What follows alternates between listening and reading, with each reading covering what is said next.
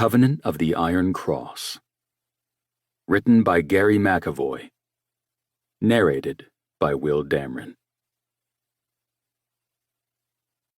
Preface. To longtime listeners, welcome to Vatican Archaeology, a new series featuring Marcus Russo, the Vatican's chief archaeologist. While this story places Marcus at the center of the action, familiar faces from the Vatican's Secret Archive thriller series, Father Michael Dominic, Hannah Sinclair, and Swiss guards Carl and Lucas, are present as needed, lending their expertise and support. You'll find Hannah's role a bit more involved, something I've wanted to do for a while.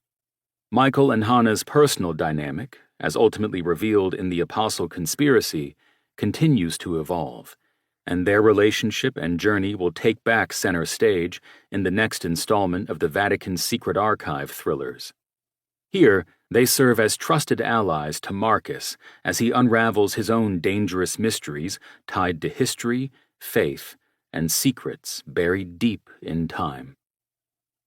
To new listeners, if this is your first step into my world of Vatican intrigue, welcome. The Vatican Archaeology series begins entirely new adventures led by the Vatican's chief archaeologist, Marcus Russo, a skilled prehistorian confronting the dark intersections of history and power. You don't need to have listened to any previous books to enjoy this one. This story stands firmly on its own, introducing new mysteries, curious characters, and a pulse-pounding narrative that unfolds independently. To all listeners, whether you're a newcomer or a returning listener, this journey will draw you into the hidden corners of the past, where every artifact tells a story, and some secrets refuse to remain buried. Prologue. Owl Mountains, Poland, 1945. The night was heavy with the weight of a collapsing empire. Across Lower Silesia, a richly historical area in southwestern Poland, the forests whispered with the sound of retreating armies and the distant, relentless thunder of artillery. The Russian Red Army was closing in, sweeping westward like an unstoppable tide, and with each mile gained, the Third Reich crumbled further into chaos. At a secluded rail yard outside Wałbrzych, under the cold gaze of the moon, an extraordinary operation was underway. Hidden from prying eyes and shielded by layers of secrecy, an armored train sat idle on the tracks. Its blackened hull, slick with condensation, loomed like a specter in the dim light of torches. Around it, a feverish dance of men and machines played out, the air alive with shouts, the groan of steel crates, and the hiss of steam. Inside the train, chaos reigned. The cars were packed with treasures, priceless artifacts looted from across Europe during the Nazi occupation. Masterpieces stolen from the Louvre Museum in Paris and the Uffizi Gallery in Florence leaned precariously against one another, their gilded frames jostled in the frenzy. Velvet-lined chests overflowed with jewels, their facets glinting like trapped starlight. Gold bars, stacked like bricks of a grotesque new cathedral, reflected the torchlight in ominous hues of yellow. At the heart of the second car, crated in sections, lay the fabled amber room, its panels of translucent, honey-hued resin painstakingly dismantled and wrapped in silk. For centuries, it had adorned Catherine Palace near St. Petersburg, a symbol of opulence and power. Now, it sat like a relic of another world, bound for oblivion. Generalfeldmarschall Hans Richter, a wiry man with hollow cheeks and piercing blue eyes, stood on the platform overlooking the operation. His SS uniform was immaculate, though it hung slightly loose after months of hardship on the Eastern Front.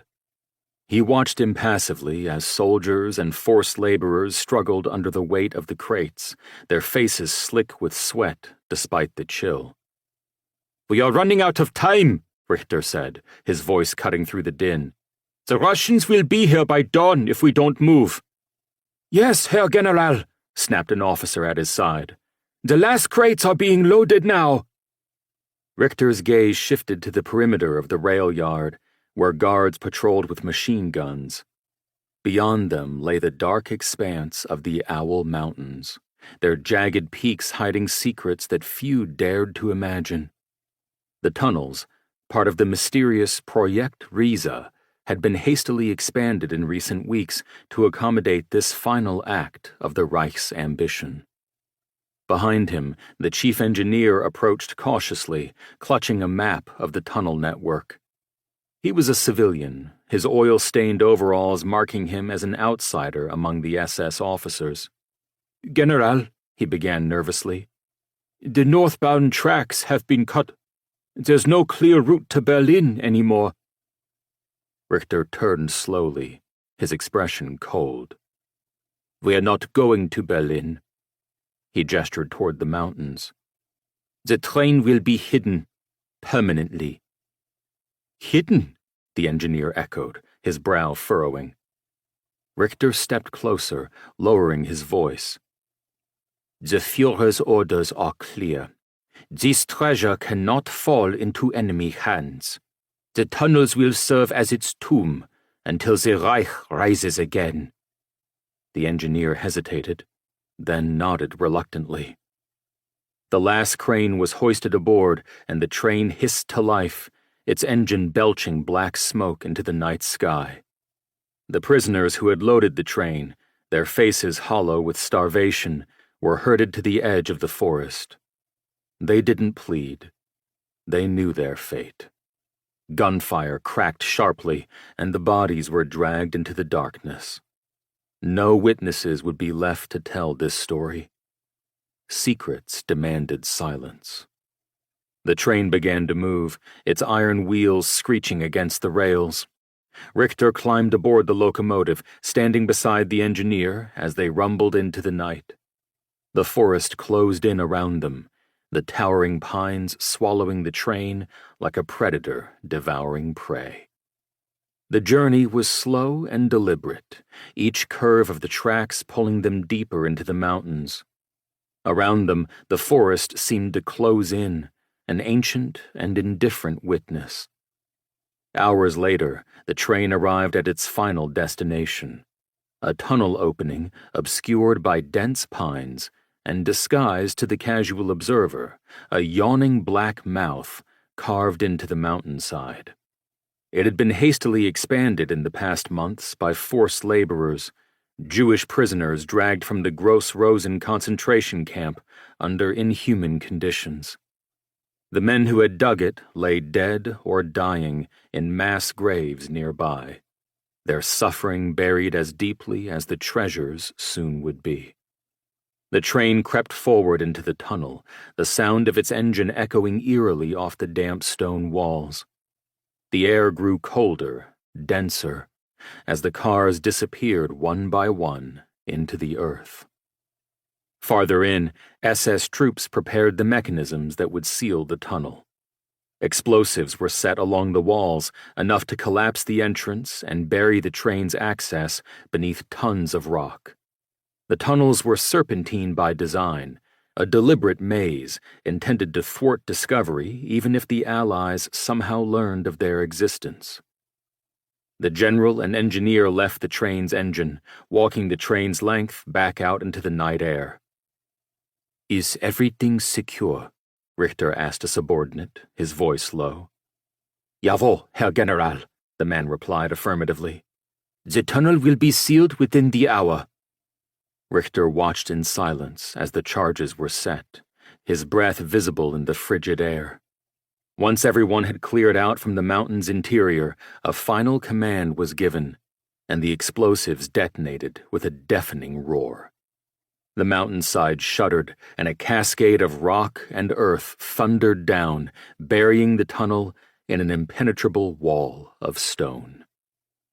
The dust settled, and the entrance was gone, replaced by jagged rock and silence. Richter lit a cigarette, the flicker of the flame briefly illuminating his gaunt face. He exhaled slowly, watching the smoke drift upward into the freezing night. "One day," he murmured to himself, "someone will come looking for it, and they'll wonder if it was ever real." As he turned away, the distant sound of gunfire echoed through the mountains. The Red Army was closer than he had anticipated. He tossed the cigarette aside and stepped into his car, leaving behind the buried treasure and the ghosts of the men who died to protect it. In the decades that followed, whispers of the hidden train refused to fade, gaining momentum with every retelling. Locals exchanged tales of strange happenings in the forest, flickering lights in the dead of night, distant metallic echoes, and the unsettling feeling of being watched by unseen eyes. The tunnels themselves became a source of fascination and fear, with some villagers claiming to have found hidden entrances only to encounter dead ends or barriers that seemed impossibly resistant to human effort. Explorers would emerge shaken, speaking of walls that felt unnaturally warm to the touch, or of an inexplicable sense of dread that drove them back. Treasure hunters from around the world descended on the Owl Mountains, armed with shovels, maps, and increasingly sophisticated technology. Ground-penetrating radar and seismic surveys offered tantalizing glimpses of hollow spaces deep below, yet no one could confirm their contents. Excavations often ended abruptly, either thwarted by the sheer impenetrability of the rock or by local authorities wary of disrupting the region's delicate balance between history and legend. The train itself slipped further into myth, its story blending historical fact with wild speculation. Some claimed it carried unimaginable wealth, gold bars stamped with swastikas and the Nazi imperial eagle, crates of priceless art, and perhaps even experimental weapons or ancient relics. Others believed a curse protected it, supernatural forces guarded it, or explosives would punish anyone disturbing it. Yet through all the theories and countless failed expeditions, the treasures of a stolen world remained hidden, untouched in the dark and airless tunnels. And so the mountains, ancient and watchful, kept their secrets.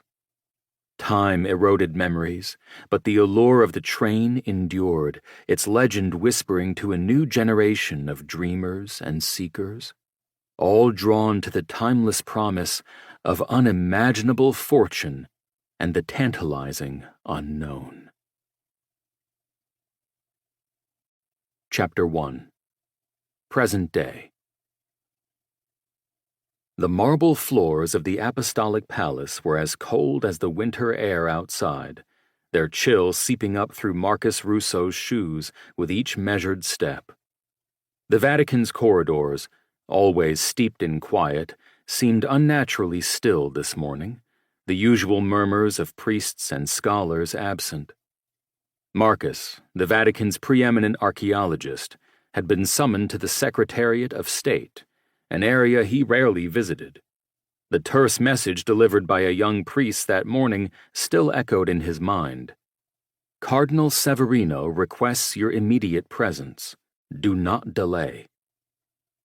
In his early 50s, Marcus Russo was a ruggedly handsome man with clear hazel eyes and salt and pepper hair that framed his lean, angular face. His tall, athletic frame reflected years of physical field work, often clad in practical attire, dusty boots, rolled-up shirts, and a well-worn leather satchel. Today he wore his one pair of pressed slacks and a shirt with a presentable tweed jacket he had hastily thrown on after the summons. He stuffed one of his calloused hands, equally skilled at unearthing delicate artifacts and solving mysteries, into his pocket, as the other held his ever-present satchel. Beneath his composed exterior lay a man deeply shaped by the weight of history, carrying the burden of both its treasures and its darkest secrets. Though not of the clergy himself, he was a man of at least some faith, coupled with a deep reverence for history. For him, it was a high privilege to have been tapped as the Vatican's chief archaeologist. He reached the ornate double doors that marked the entrance to Severino's private office. 2 Swiss guards, their halberds gleaming in the light filtering through a high window, stood as sentinels. They acknowledged him with brief nods, their impassive expressions betraying nothing. With a slight creak, one guard pulled the heavy door open, and Marcus stepped inside. The chamber beyond was unlike any other he had visited within the Vatican. The walls, lined with towering bookshelves, seemed to press inward with the weight of centuries. Scrolls, their edges frayed, lay in neat stacks alongside ancient codices bound in cracked leather. Maps, some framed and others rolled, filled every available space, their delicate lines hinting at long-forgotten journeys. The faint scent of beeswax candles mingled with the earthy aroma of aged parchment, creating an atmosphere of somber reverence. At the center of the room sat Vatican Secretary of State Cardinal Giovanni Severino, a figure who radiated authority even in stillness. He was a man of contradictions. His face bore the lines of age, but his keen, calculating eyes hinted at a mind that missed nothing. Severino gestured for Marcus to sit without rising, his gaze fixed on the younger man, as if appraising him anew. "Dr. Russo," Severino began, his voice low and deliberate. "Thank you for coming so promptly. What we are about to discuss is of the utmost sensitivity. You understand this, yes?" Marcus nodded, the weight of the cardinal's words already pressing on him. "Of course, Your Eminence. I'm here to assist in whatever way I can." With a voice low and resonant, tinged by an Italian accent, Marcus exuded quiet charisma and often a sharp wit. But there was no mistaking his relentless drive to uncover the truth, no matter the cost. Severino leaned back, his hands resting lightly on the edge of his desk. "Tell me, Marcus, what do you know of the fabled Nazi gold train?" The question hung in the air, as unexpected as it was intriguing. Marcus frowned slightly, searching for the right words. "It's more legend than fact, as I understand it. A train said to have vanished in the final days of World War II, rumored to carry stolen treasures, gold, art, jewels. Historians have debated its existence for decades, but there's never been definitive proof." Severino's lips pressed into a thin line, his expression unreadable. "So the world believes? Until now." From beneath his desk, the cardinal retrieved a leather-bound folio, its edges scuffed with age. He placed it on the desk with deliberate care, opening it to reveal a collection of documents. Marcus leaned forward instinctively, his trained eyes immediately drawn to the largest piece, a yellowed map fragment, its markings faint but legible. "This," Severino said, tapping the map, "was unearthed 2 weeks ago in a section of the Vatican secret archives that has remained unexplored for decades. Alongside it was this." He lifted another sheet, this one covered in ciphered text, its margins adorned with the insignia of the Nazi regime and, shockingly, the Vatican crest. Marcus inhaled sharply, his gaze flicking between the 2 items. This is real?" Severino's eyes narrowed. "Very much so." The map indicates a location in the Owl Mountains of Poland, a place long whispered to hold the train's final resting place. The document refers to something called Operation Iron Cross. It appears to have been a wartime agreement between a high-ranking Nazi officer and certain Vatican intermediaries. Among other things, its purpose was to obscure the train's location. Marcus felt the room grow colder. Why would the Vatican be involved in hiding the train? The reasons are speculative, Severino admitted, his voice grave. The correspondence found with these items hints at treasures aboard the train.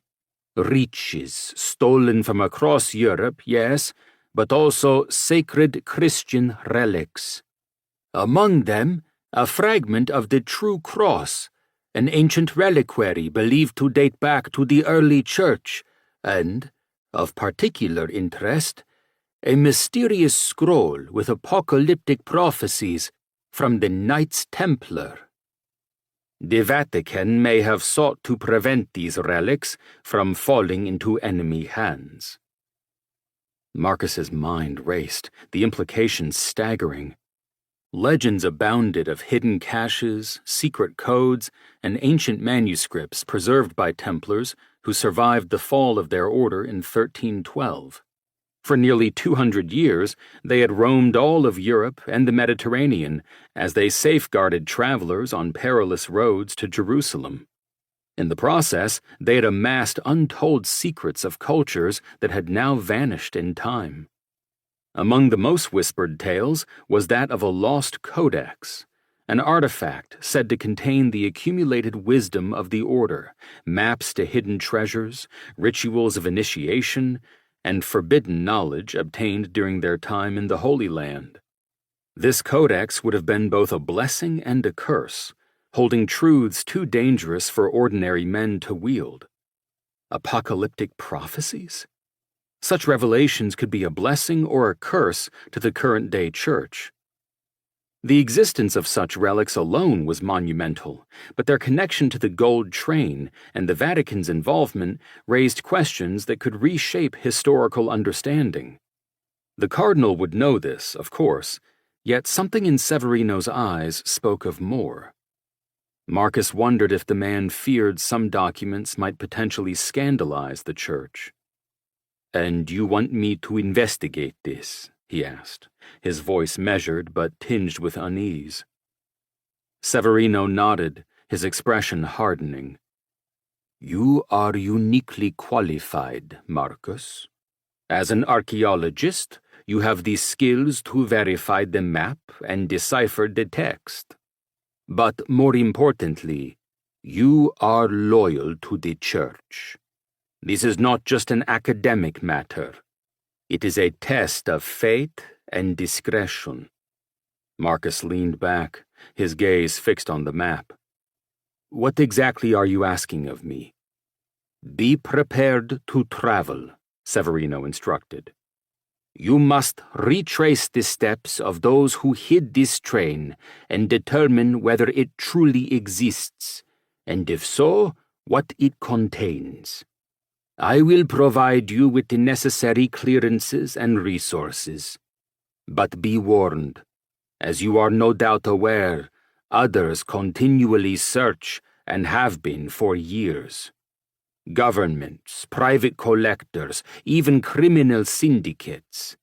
This is a race that the church cannot afford to lose."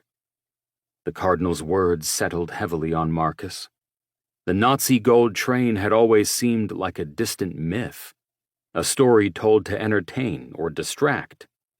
Now it loomed as a tangible, perilous reality, and he, Marcus Russo, stood at the center of it. "I'll begin immediately," he said, his voice steady despite the maelstrom of thoughts swirling within him. Severino's expression softened slightly, his voice low, almost confessional. "Be careful, Marcus. This path you are about to walk is fraught with danger, for yourself, I fear, and for the church and history itself. But I believe you are the right man to walk it." The cardinal leaned back in his chair, steepling his fingers, as he observed Marcus carefully. The map fragment and ciphered letter lay between them like silent witnesses to the monumental task that had just been handed to the Vatican's chief archaeologist.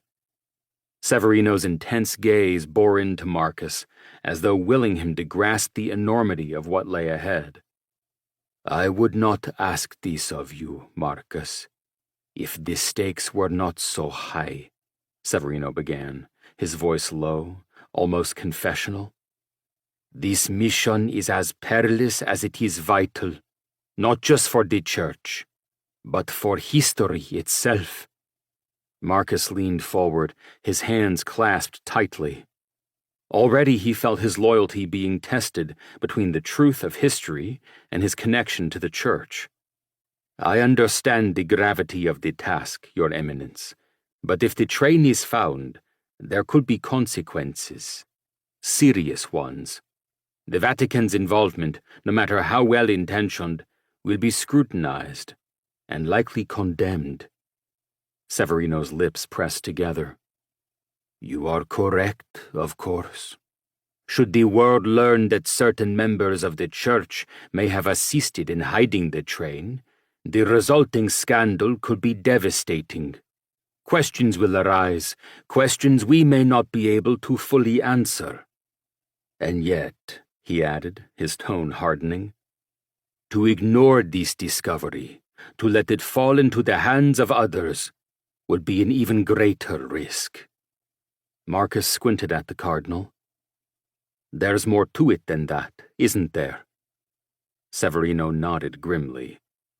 "Yes. The treasures aboard the train are not merely material. Among them, if these documents are to be believed, are sacred Christian relics, items tied to the very foundation of our faith. Their recovery would reaffirm the Church's spiritual heritage in a way nothing else could.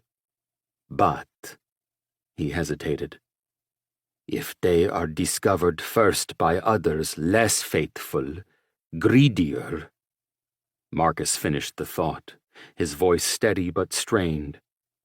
"Such relics would be used like currency in the secular world.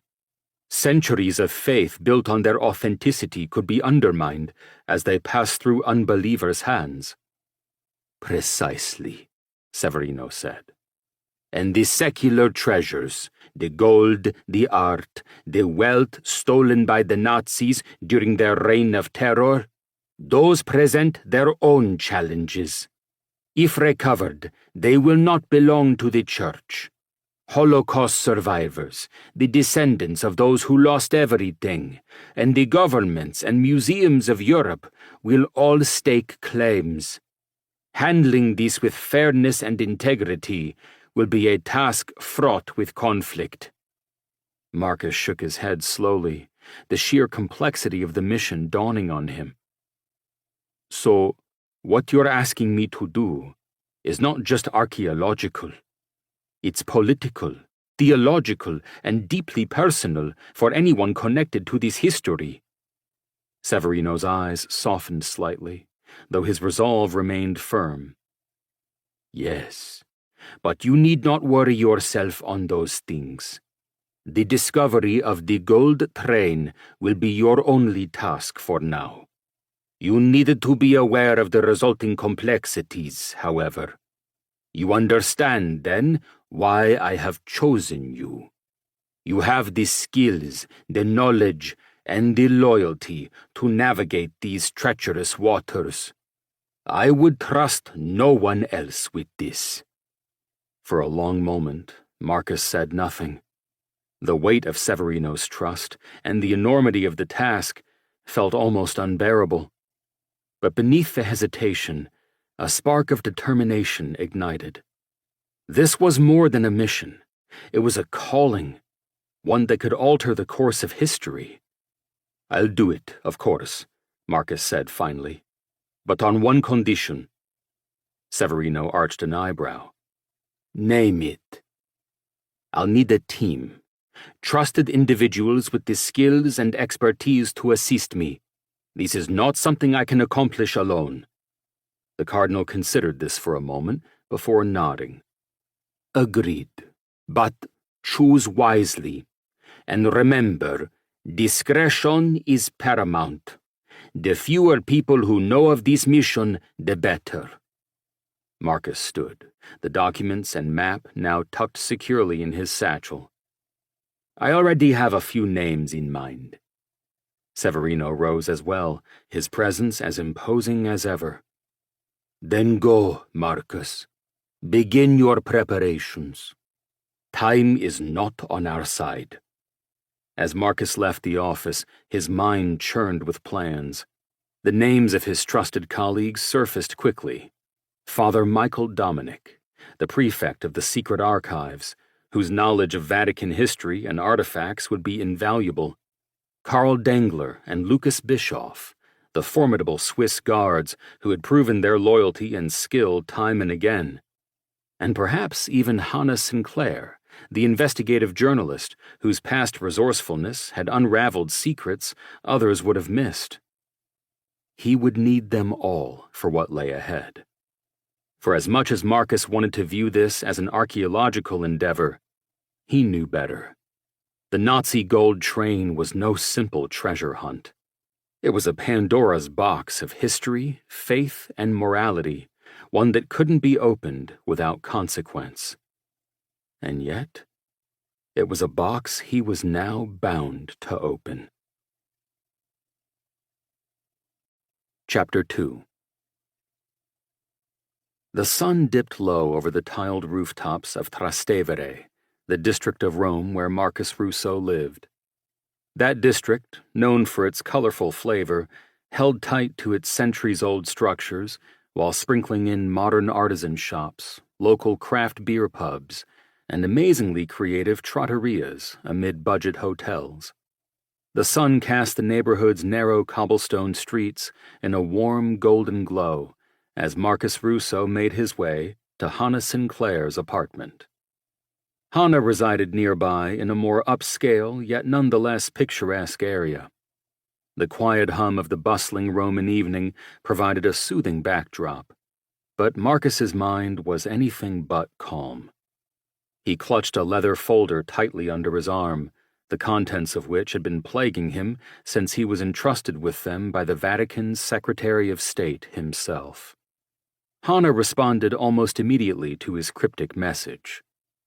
I have something that requires your expertise. Bring your cipher tools. She was known for her sharp-edged intellect and clever puzzling skills, and Marcus trusted her implicitly when it came to unraveling historical mysteries. Still, the gravity of what he carried made his pulse quicken. When he arrived at her modest building, he paused briefly to collect himself before ringing the buzzer.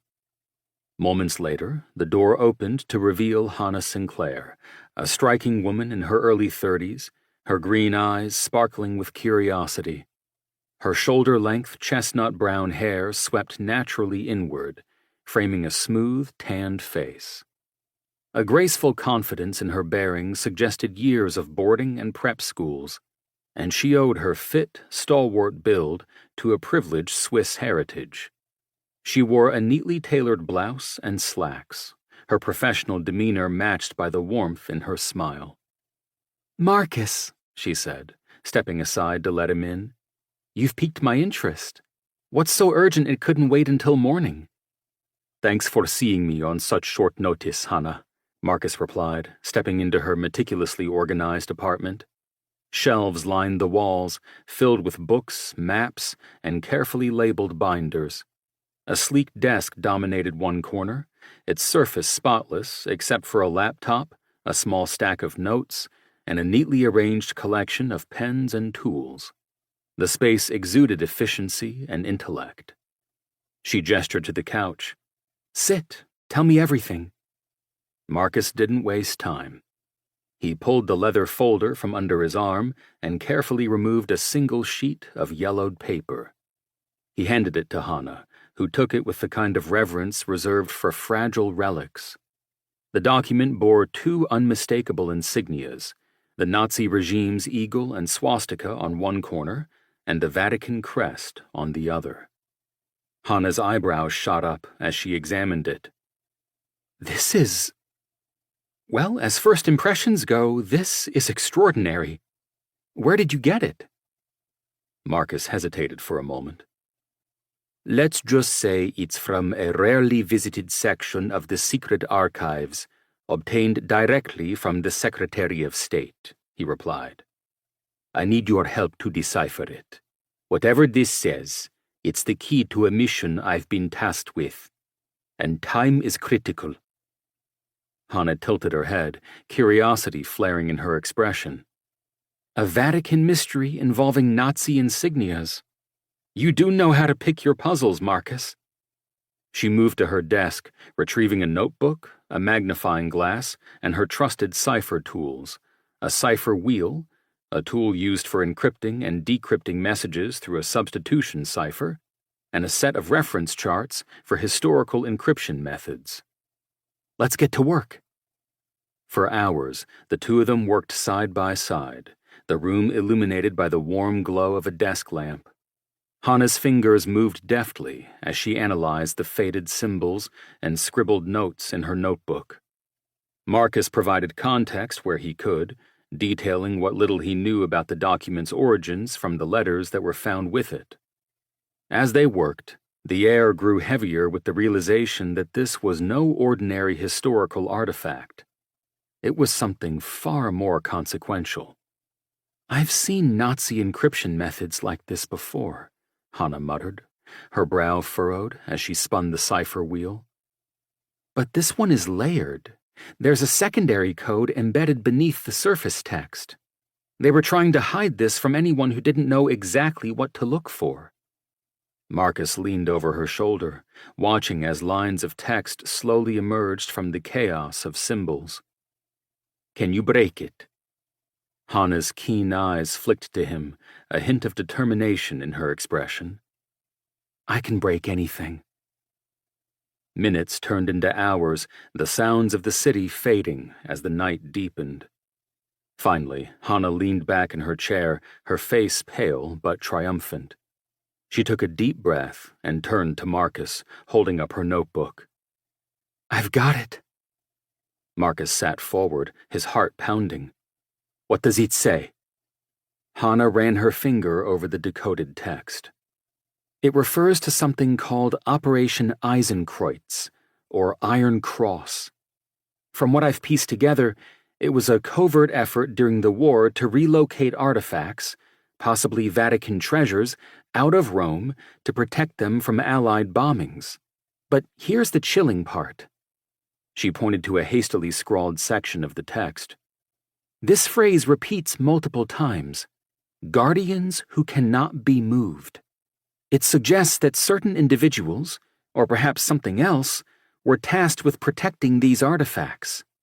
As for the cannot be moved portion, it could mean they were steadfast in their duties or in a stationary location, and they weren't relocated with the treasures." Marcus frowned, leaning closer to examine the words.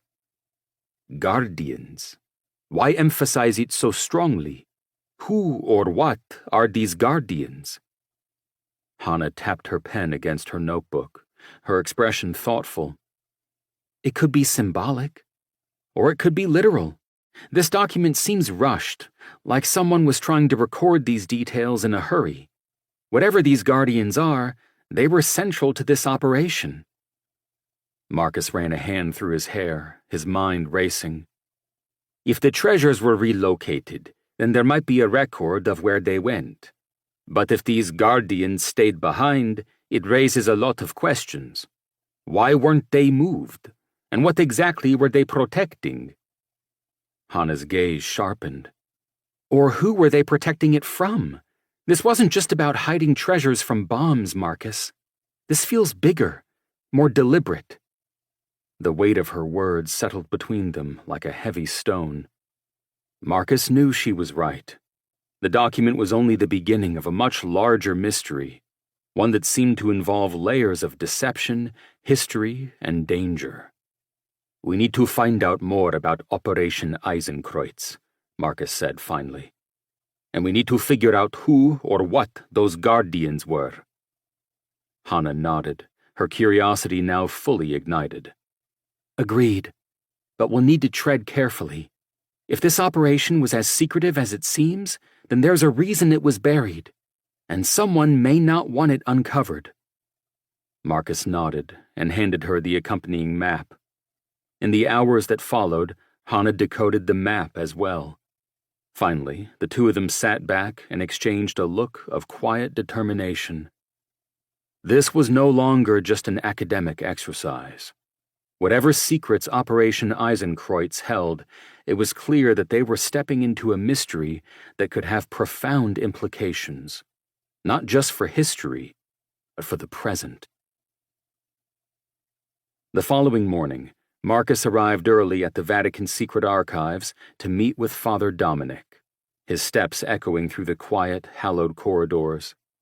The Pius XII reading room, their agreed meeting place, was an intimate chamber of oak paneling and leather chairs. The room, bathed in the warm glow of morning light filtering through high windows, featured shelves of ancient tomes and manuscripts, each radiating an aura of secrecy and the weight of history. Michael was already there when he arrived, seated at a table with a small stack of carefully arranged documents. He looked up as Marcus entered, rising to greet him with a firm handshake. These two friends had worked together many times, each well familiar with the fragility of the documents and artifacts entrusted to them. Michael served as the Vatican's prefect for the secret archives, and Marcus as the Vatican's chief archaeologist, which meant most of the time Michael worked in the dark recesses of the Vatican, while Marcus toiled in the blazing sun, but their duties coalesced on many occasions. "Good morning, Marcus," the priest said, his tone brisk but friendly. "I hear you've been busy. Cardinal Severino mentioned you might need access to some of our more restricted wartime records. Based on what he told me, I've pulled files that I think might help." Marcus offered a nod of thanks, settling into the chair across from his old friend. "You've saved me a lot of time, Michael. Thank you." Michael gestured to the table. "We'll start with these. They're from the Vatican's correspondence during the early 1940s, including personal journals and meeting minutes. Handle them carefully. Some are quite fragile." Marcus slipped on the white cotton gloves Michael provided, and together they began their work. The hours passed in concentrated silence, broken only by the faint rustle of aged paper and the occasional murmured observation. The documents painted a picture of a Vatican caught in a maelstrom of war, letters from bishops pleading for guidance, coded messages from Vatican envoys in occupied territories, and cryptic minutes from meetings held in secrecy. "This," Marcus muttered, holding up a memo dated 1943, "talks about relocating Vatican artifacts to secure locations, but it doesn't say where." Michael scanned the page, nodding. "It matches what we've seen before, hints of a coordinated effort, but never specifics. Whoever organized this operation didn't trust anyone with the full details." They continued to sift through the records, piecing together fragments of a larger narrative. The table became crowded with documents, some bearing cryptic annotations, others detailing mundane logistical concerns. Marcus's eyes burned from the strain of reading, but he pressed on, driven by the tantalizing sense that they were closing in on something significant. "Here," Michael said suddenly, holding up a faded sheet of paper. His tone shifted, carrying a note of urgency. "This might be relevant." Marcus leaned closer as Michael laid the document between them. It was a journal entry written in Latin by a priest who had attended a clandestine meeting in 1944 between Vatican envoys and Nazi officers. The handwriting was hurried, the tone anguished. The two men read in silence, their expressions growing grim. The priest described the meeting in vivid detail, heated arguments over the fate of certain sacred relics, with the Vatican envoys fiercely resisting the Nazis' demands. Yet there was an undercurrent of desperation in the account, a sense that the Vatican representatives were cornered. The phrase, "blood will seal this covenant," appears multiple times, Michael said, his voice low, almost reverent. He pointed to the line, underlined by the priest himself. It sounds almost ritualistic. Marcus's stomach tightened as he read further. The meeting ended abruptly, the Nazis storming out after failing to secure the artifacts. The priest wrote that as the officers left, one of them muttered ominously, "We will take what is ours, with or without their blessing." The final paragraph was even more chilling. The priest confessed his fear for his life, expressing doubts about the safety of the relics, even within the Vatican's walls. "This changes things," Marcus said, sitting back in his chair and rubbing his temples. "It suggests there were divisions within the Vatican. Some were working with the resistance, but others... It sounds like some were coerced, or worse, complicit." Michael nodded, his expression grim. This isn't just a simple case of hiding relics. The letters accompanying the document refer to the Covenant of the Iron Cross, yet the document itself mentions only Operation Iron Cross. I'm thinking now that the Covenant refers to a pact that predates the Nazis, something the Nazis wanted. The use of Iron Cross in the name of their operation implies that as well. Although the Nazis used that as part of their own symbolism, I'm guessing they had some interest in or access to that original covenant. I agree. So, we have an early pact involving the Vatican and likely the Templars, who used the Iron Cross as their symbol, and an agreement of sorts between the Vatican and the Nazis in Operation Iron Cross? Yes, it's a tangled web of allegiances and betrayals. And if there was internal dissent once the Nazis got involved, it raises the possibility that the operation wasn't as secure as they intended.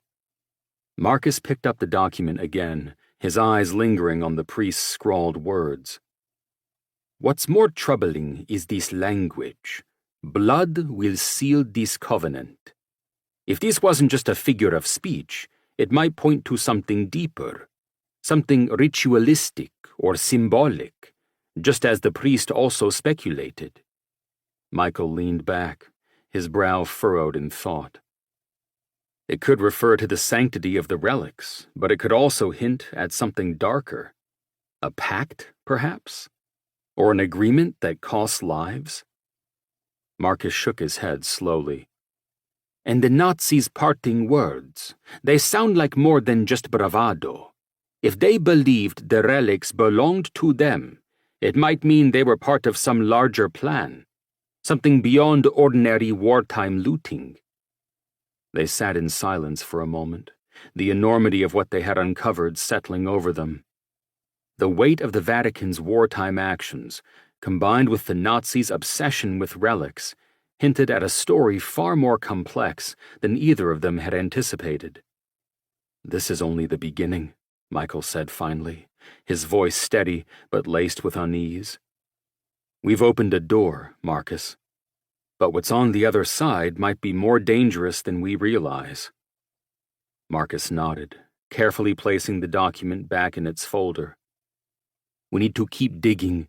Whatever this Operation Iron Cross was, it didn't end in 1944. I can feel it. This is part of something much bigger." Michael stood, crossing his arms as he gazed out the window at the distant spire of St. Peter's Basilica. "Then we keep searching. But we need to be cautious. If the answers we're looking for were hidden this carefully, there's a reason. And whoever buried them might not want us to uncover the truth." The weight of history surrounded them, pressing in from every side as the two men returned to the documents. Whatever secrets Operation Eisenkreuz and this strange covenant held, they were determined to uncover them, even if it meant stepping into the heart of a mystery that had lain dormant, for over a half-century. Later that evening, Marcus Russo stood outside Cardinal Severino's office, the faint echo of his knock dissipating in the vast corridor. A muffled voice from within beckoned him to enter. The heavy oak door creaked open, revealing the cardinal seated at his desk, bathed in the warm glow of a single lamp, an amber Murano glass ashtray perched on the corner of the desk. The room, lined with tall shelves of theological texts and historical tomes, radiated an air of both authority and secrecy. Severino looked up, and Marcus immediately noted the strain on the cardinal's face. His usual air of measured composure had frayed at the edges, his expression shadowed by something heavier than worry. "Come in, Marcus," Severino said, gesturing to the chair across from him. His voice carried an uncharacteristic weight. "Please sit. There is another layer to this mystery that you must understand before proceeding." Marcus obeyed, his curiosity sharpening with each passing second. The cardinal reached into a drawer, its lock requiring both a key and a code, and withdrew a tightly rolled scroll. The edges of the parchment were darkened with age, its surface creased and delicate. "This," Severino began, unrolling the scroll with painstaking care, "is a reproduction. The original was stolen during the war. It is one of the few remaining Templar manuscripts we allowed to remain in the Vatican's possession after the dissolution of their order." Marcus leaned forward, his eyes tracing the faded ink. The scroll was covered in intricate symbols, arcane markings, and Latin text. He recognized the unmistakable stylistic flourishes of the Templars, their cryptic blend of maps and ciphers designed to obscure as much as they revealed. "Where did these come from?" Severino sighed.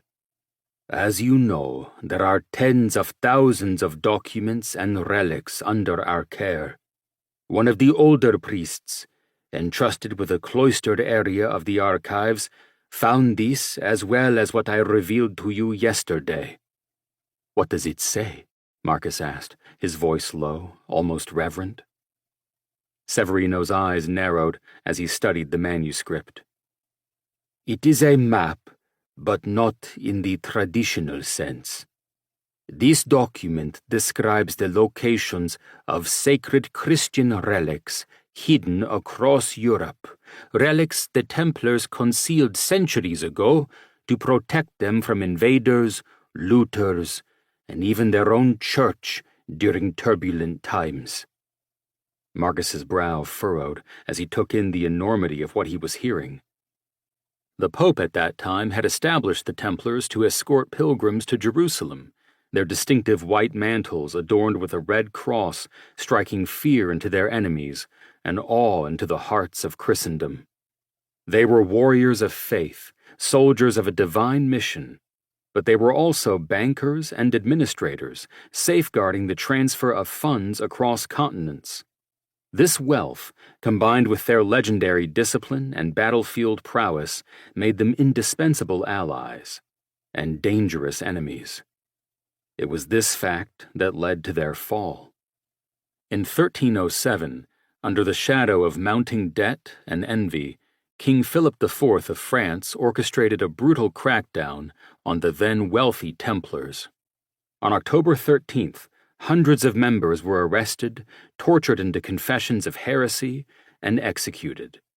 By 1312, the once mighty order was officially dissolved by Pope Clement V, their lands and assets scattered.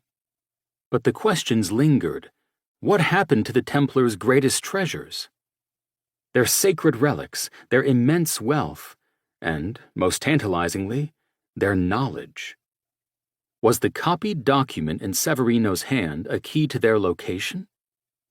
And the Nazis, did they know about this? Severino nodded, his expression grim. The Nazis were obsessed with relics, particularly those tied to the Christian faith.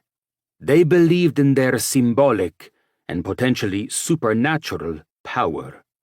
This manuscript, we believe, was used by them to locate several of these hidden treasures during the war." Marcus felt a chill settle over him. "And these treasures, are they aboard the train?" Severino paused, as if weighing the gravity of his words. "We believe so.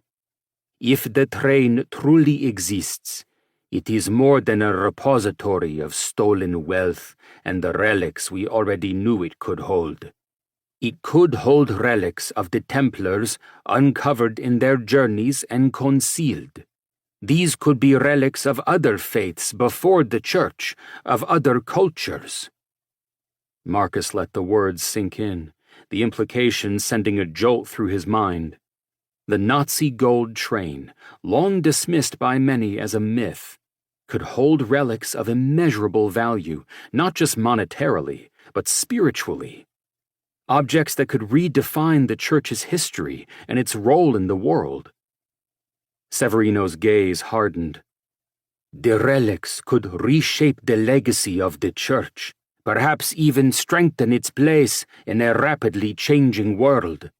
But if they contained relics of heathen religions, it could stimulate interest in them, undermine centuries of Christian faith."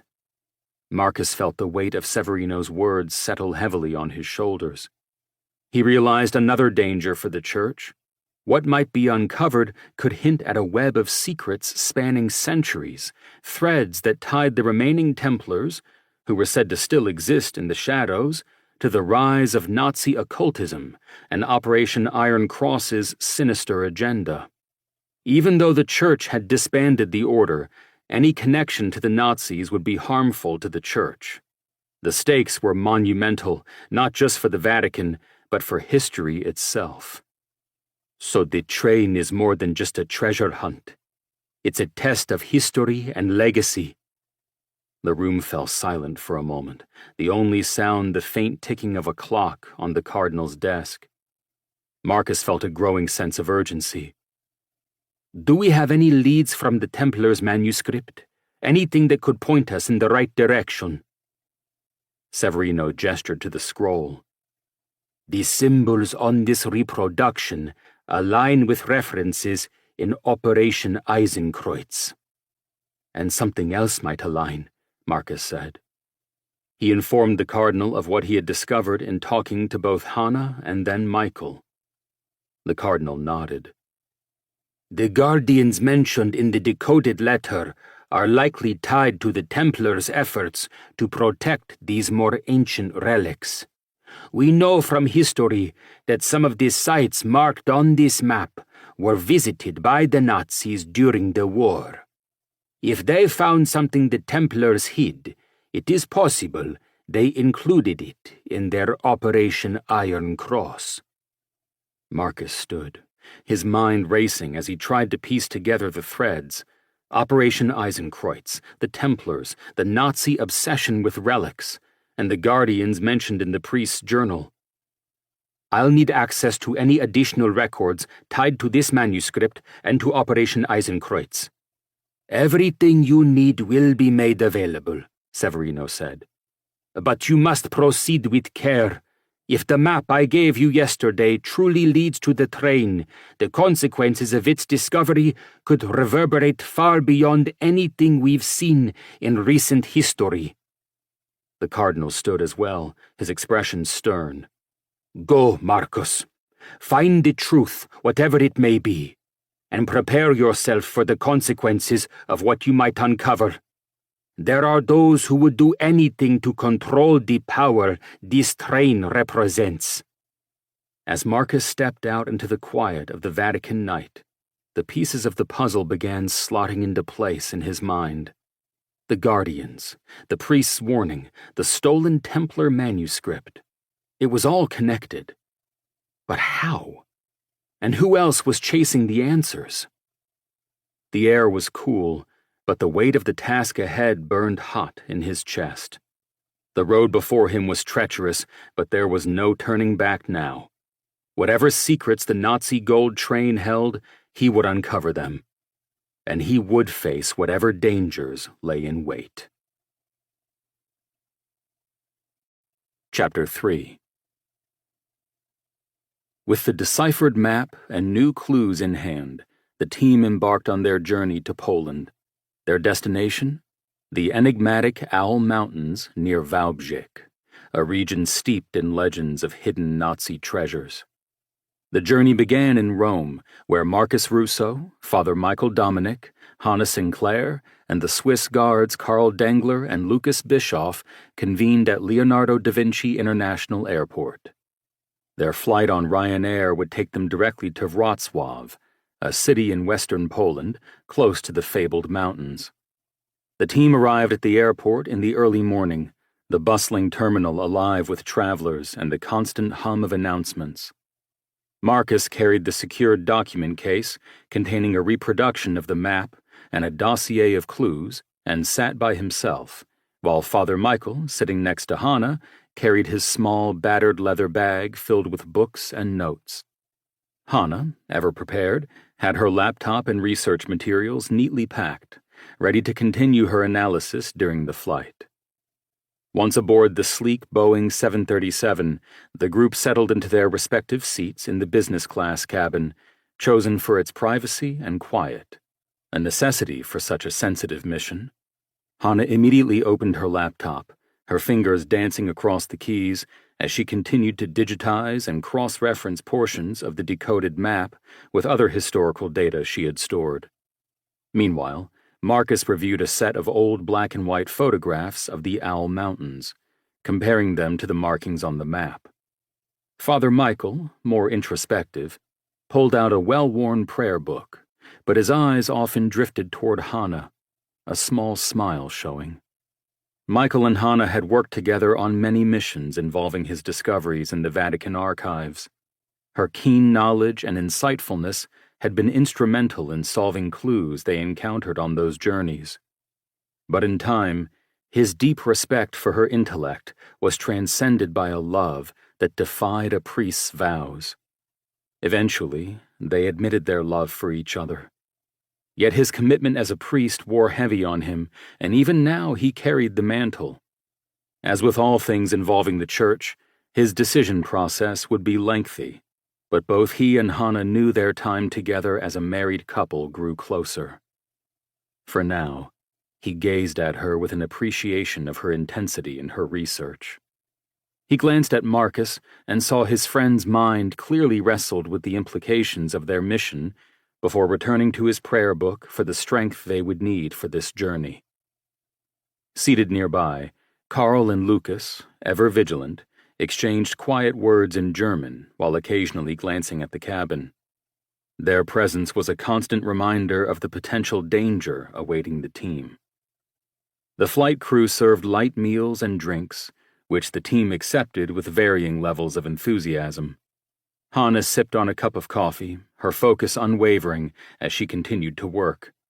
Marcus, however, leaned back after a meal of smoked salmon and a glass of sparkling water, staring out the window at the endless expanse of clouds, his brain working at a feverish pace, sorting through the possibilities. Michael remained contemplative, occasionally scribbling notes in the margins of his prayer book. As the flight progressed, the group held a brief, hushed discussion. Hannah summarized her findings, pointing out additional notations on the map that seemed to reference underground structures. Marcus speculated on the possible connections between those markings and the Nazis' suspected construction efforts in the Owl Mountains. Father Michael contributed a theological perspective, considering how the sacred relics hidden during Operation Eisenkreuz might have been tied to broader church efforts to safeguard treasures from wartime destruction. The mood was a mixture of excitement and tension. The deciphered map hinted at answers to decades-old questions, but the team knew they weren't alone in the hunt. Reports of treasure hunters and conspiracists scouring the Owl Mountains had been rampant for years. Their task would not only require uncovering hidden truths, but also navigating the risks of being pursued by those with greedier motives. As the plane began its descent into Wrocław, The sun was high in the sky, painting the landscape in hues of gold and orange. Marcus gazed out the window at the approaching city, its spires and modern buildings contrasting against the distant silhouette of the Owl Mountains. The next phase of their journey was about to begin, and the weight of history pressed heavily on their shoulders. As their convoy of 3 cars crested the final rise of the forested hills, the Owl Mountains stretched out before them, a haunting blend of rugged wilderness and hushed history. The peaks, blanketed in a dense canopy of fir and spruce, appeared like a dark green ocean frozen in time. Low-lying mist wove through the trees like pale ribbons, masking the ground below and giving the area an almost ethereal air. In the distance, jagged granite outcrops pierced the shrouds of fog, their weathered surfaces bearing the marks of centuries of erosion and whispered secrets. The narrow roads wound through sleepy villages with slate-roofed cottages, each seemingly untouched by modernity. Elderly residents watched from their porches, their eyes betraying suspicions about the passing convoy. Occasionally, the team passed dilapidated roadside shrines, their weathered crosses and saintly figures half swallowed by creeping ivy, silent sentinels to human hope darkened by time. The Owl Mountains had long been a region steeped in mystery. During World War II, the area became the focus of immense and enigmatic Nazi activity. Known as Projekt Riese, the Giant Project, this mountainous expanse saw the construction of vast underground complexes, purportedly designed to serve as secret bunkers, armament factories, and perhaps even a final redoubt for Adolf Hitler himself. Yet despite years of research and exploration, the true purpose of these maze-like tunnels remained unclear. Were they merely logistical hubs for the Reich? Or something more sinister? Vaults for stolen gold, religious relics, or even mythical treasures, like the fabled Russian Amber Room. The legends of hidden wealth ran deep. Locals spoke of freight trains laden with gold and priceless art, stolen from across occupied Europe, vanishing into mountain tunnels as the Third Reich began to crumble. Some whispered that the treasures were buried deliberately, a desperate attempt to keep them out of Allied hands. Others claimed they were booby-trapped, guarded by explosives and curses alike, to ensure their secrets died with the war. And then there were the darker tales, stories of occult rituals and experiments. The Nazis' obsession with arcane knowledge was well documented, and many believed the Owl Mountains held remnants of this pursuit. From cryptic carvings etched into tunnel walls to rumors of hidden chambers where sacrifices were made, the area's reputation as a hotspot of supernatural activity had grown over decades. As the team disembarked near a trailhead leading into the forest, the air grew heavier, laden with the pitch scent of pine and the metallic tang of earth. Drifts of snow dotted the otherwise bare forest floor, leftovers of earlier snowfalls. Father Michael stood beside Marcus, his sharp eyes scanning the horizon. He could almost feel the mountain's weight pressing down, as if the secrets buried within were whispering to him, daring him to dig deeper.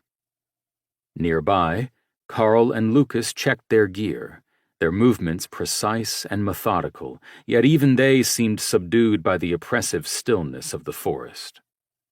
The 2 Swiss guards enjoyed spelunking throughout Europe in their off-duty time, and had coerced Michael into joining them a couple of times. Hanna, too, had briefly explored caves in the past. Marcus, the oldest of the group, had faced more than his share of nature's barriers in his life's work on archaeological expeditions, caves included. Today, the 2 guards had supplied the group from a shop near the airport with enough equipment to handle whatever the Owl Mountains brought them. Or so they hoped. Hanna stood studying the map in her hands. The deciphered map suggested that their destination lay within the labyrinthine complex beneath Wodaj Mountain, one of the most infamous sites of Project Riza. The tunnels there were said to extend for miles, a subterranean maze carved into solid rock. Local guides at the supply shop had offered their services to what they guessed was a simple expedition into the Owl Mountains. Marcus declined, and the guides then warned them of the dangers, unstable passages, hidden traps, and the ever-present risk of collapse. The locals asked again, were they certain they didn't need guides? Marcus assured them they did not, even as he avoided sharing their real purpose. But it wasn't the physical hazards that unnerved the team. It was the lingering energy of the place, the echoes of forced laborers who had died carving out the Reich's secrets, their cries trapped in the stone for eternity. As they pushed deeper into the forest, the sunlight grew faint, filtered through the dense canopy overhead. The only sounds were the crunch of boots on the ground and the occasional call of a raven, its raspy call like a warning from some unseen sentinel. "This place," Hannah finally said, breaking the silence, "feels alive, like it's watching us." Marcus nodded grimly. "The mountains have seen too much, Hannah. They remember." They veered from the path and trudged through woods, with Hannah leading the way, map and compass in hand. Twice they backtracked a few steps, turning slightly to match the coordinates she called out. And suddenly, the mountain's stone wall rose in front of them. Ahead, moss-covered rock and tangled vines covered the cold stone of the mountain. Without speaking, the team spread out along the wall, using flashlights to peer through foliage, pushing the tangles away as needed. Many minutes passed, with nothing said, until Lucas called out, "Here!" The team gathered behind him and witnessed the entrance to the Wodaj tunnels, an unassuming hole in the mountainside hidden by boulders, undergrowth, and the shadows of the trees. Yet it could be a gateway to another world, one filled with both promise and peril. Marcus used his flashlight, illuminating the darkness beyond. The light caught on something metallic embedded a meter or so farther in the wall, an ancient iron plate etched with runes that none of them recognized. "Looks like our adventure is just beginning," Michael said softly, stepping forward. They all trudged over and through the natural barriers to stand in the small opening. Marcus adjusted the beam of his flashlight, casting the stark white light deeper into the yawning void of the tunnel. The iron plate embedded in the wall was pitted and tarnished, its runes worn down by decades of damp air and neglect. He traced a finger over the strange symbols, feeling the grooves beneath his touch. "These markings," he began, his voice echoing softly in the enclosed space. "They're not German, nor are they Slavic. This is something older." Father Michael stepped closer, peering at the runes. "Older? How much older?" Marcus shrugged, his brow furrowed in concentration. "Difficult to say, but they resemble some of the Proto-European scripts I've seen, languages tied to the early Bronze Age. What they're doing here, in a tunnel constructed by the Nazis, is a mystery in itself." Hannah snapped a quick photograph, the flash momentarily illuminating the damp stone walls of the tunnel. "If this was part of Project Riza," she said, "maybe the Nazis found something they weren't supposed to, something ancient, and they made use of this older tunnel for their own purposes." Michael nodded, his mind turning over the implications. If the Reich believed they were uncovering something of immense power or significance, it would explain their obsession with this region. We know their fixation on relics and arcane knowledge wasn't just propaganda. Behind them, Carl and Lucas stood guard, their figures tense and alert in the dim light. The Swiss guards had been in hazardous situations before, but the oppressive atmosphere of the tunnel seemed to gnaw at their usually unflappable composure. "Let's move," Carl said, his voice intense but low. "I'd rather we not linger." The group pressed onward, their footsteps muffled on the uneven stone floor. The air grew warmer as they ventured deeper, and the faint sound of dripping water echoed like a slow, ominous heartbeat.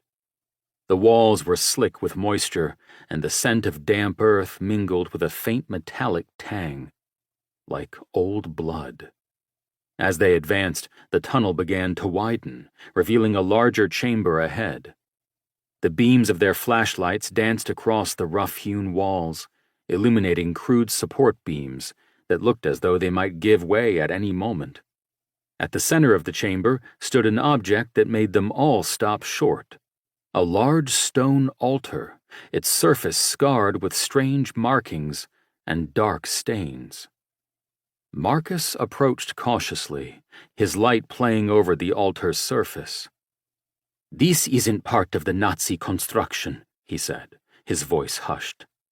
"This is much, much older." Michael joined him, his gaze fixed on the altar. "You're saying the Nazis found this and decided to build their tunnel system around it?" "Possibly," Marcus replied. "Or maybe they were looking for it. Either way, it's clear they saw some kind of significance here." Hannah stepped closer, snapping another photograph. "Those stains," she said, her voice tight. "Are we looking at evidence of sacrifices?" Marcus didn't answer immediately, but his silence spoke volumes. He leaned in, brushing away a layer of dirt from the surface of the altar. Beneath it, a faint carving became visible, a snake coiled around a tree, its fangs bared. "A serpent," Michael murmured. "A symbol of wisdom, danger, and betrayal in so many cultures, and tied to ancient rites." "And death," Marcus added grimly. "This was more than an altar. It was a place of ritual, and those rituals weren't peaceful." Hannah shivered, pulling her jacket tighter around her. "So what now? Do we keep going?" Michael straightened, his jaw set. "We have to. If the Nazis knew about this, which we can assume they did, since their coordinates led us here, and if they were trying to use it for their own ends, then whatever lies deeper in this mountain might be what we're looking for." Marcus nodded. "And it can mean more dangers as well." Carl and Lucas exchanged a glance, their hands instinctively resting on their holstered weapons. "We'll take point," Lucas said, stepping forward. "Stay close." The team continued past the altar, the path narrowing once more. The oppressive weight of the mountain seemed to close in around them, and the silence was absolute, save for the occasional drip of water. As they walked, Marcus noticed faint carvings etched into the walls, more runes, spirals, and symbols that grew more intricate and unsettling the farther they went. They rounded a corner and froze. Ahead, the tunnel opened into an enormous cavern, its ceiling lost in darkness. The light of their flashlights barely reached the far walls, but what they could see was staggering. Rows of rusted rail tracks leading from the nearby wall, where boulders swallowed the tracks in that direction, to a massive, sealed iron door set into the cavern's far wall. The door was adorned with more runes, as well as the unmistakable emblem of the Third Reich, a swastika encircled by a wreath. "Looks like we found what the map was leading us to," Hannah whispered. Marcus stepped forward, his flashlight trained on the door. "The question now," he said, "is whether what's behind that door is treasure or something we should never have disturbed." Father Michael's eyes lingered on the swastika, a bitter reminder of the horrors tied to this place. "One thing is certain," he said quietly. "Whatever the Nazis sealed in here, they didn't intend for it to be found again." He motioned to what had obviously been a much larger opening before it was buried under a carefully set explosive charge. Just enough to block the space where the rails emerged, but not enough to collapse the cavern. Clearly, Something large could have been moved in on the rails and through the massive iron door before the outside entrance had been concealed. The gold train? The team exchanged uneasy but excited glances. The only sound was the distant drip of water echoing in the vast chamber. Michael took a deep breath and nodded. Let's see what secrets the mountain is ready to reveal. Marcus stepped closer to the massive iron door, his flashlight beam gliding over its surface. Rust had crept into the edges, but the sheer size of the door and the craftsmanship of its intricate mechanisms spoke of a deliberate and calculated effort to seal whatever lay beyond. As he reached out to touch the surface, the chill of the metal seeped into his fingertips, and for a moment he swore he felt a faint vibration, as though the mountain itself were alive and breathing. "Do you feel that?" he murmured, glancing back at the others. Father Michael frowned and placed his hand on the door as well. His expression hardened. "It's humming. Faint, but it's there." Hannah took a cautious step forward, camera in hand, her eyes darting around the cavern as though expecting something, or someone, to emerge from the shadows. "Humming? Are we sure it's not some kind of seismic activity? These tunnels are pretty old." Marcus shook his head. "No, it's too localized. It's coming from behind this door." Carl and Lucas exchanged a glance, their instincts kicking in. Lucas approached the edge of the door frame, his flashlight scanning for any signs of hidden mechanisms or traps. "If this is some kind of security system, it's unlike anything I've seen before. The Nazis were meticulous, but this feels unnatural." Hannah aimed her flashlight higher, illuminating faint symbols etched into the iron above the swastika. "More runes," she said, her voice imbued with unease. "But these are different from the ones we've seen so far." Marcus stepped back and studied the symbols. "They're Nordic, but not the usual kind associated with Nazi mythology. These predate even the Viking Age. Elder Futhark, perhaps?" "Which means?" Michael prompted, his tone curious. Marcus exhaled slowly. "Which means we're looking at something ancient. Something the Nazis didn't create but found. Considering their penchant for looting ancient relics of any kind, if they sealed it behind this door, it was to protect it, to save it for their reclamation later." The air in the cavern seemed to grow colder, the silence heavier. A faint, rhythmic sound echoed through the cavern, soft at first, almost imperceptible, but growing louder with each passing second. A deep, resonant thudding, like a heartbeat amplified through the stone. The team froze, their flashlights scanning the darkness. "That's not seismic activity," Carl said, his voice tight, his hand moving to the grip of his weapon. "No," Marcus agreed, his voice barely audible. "That's coming from behind the door." The sound deepened, resonating in their chests like the pulse of some ancient force. Marcus stepped back from the door, his arms spread out, his instincts screaming at him to put as much distance as possible between his team and whatever lay beyond. "We need to rethink this," he said. "We might not be equipped to deal with—" Before he could finish, a sudden gust of icy wind tore through the cavern, their flashlights flickering as each of them staggered from the shock of it, their breaths visible in the freezing air. When they steadied the lights on the door again, it revealed a new detail they hadn't seen before. A faint glow emanating from a crack at the base of the iron door.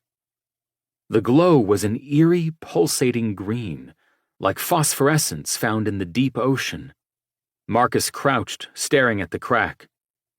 "This wasn't visible before," he said. "It's as if something on the other side is reacting to us." "Reacting?" Michael said, his voice filled with alarm. "You mean it knows we're here?" "Maybe," Marcus replied. "Or maybe we've triggered something that was dormant." Carl and Lucas stepped forward, weapons drawn. Whatever it is, we are not opening this door, Carl said firmly. We need to regroup, assess the situation. Hannah nodded quickly, taking a step back. Agreed. This isn't treasure hunting anymore. This is something else. Before they could retreat further, the glowing crack widened slightly, and a faint mist began to seep through. It swirled at their feet, unnaturally cold, and carrying a metallic scent that stung their nostrils. Marcus instinctively covered his mouth and nose with his sleeve, the others quickly following suit.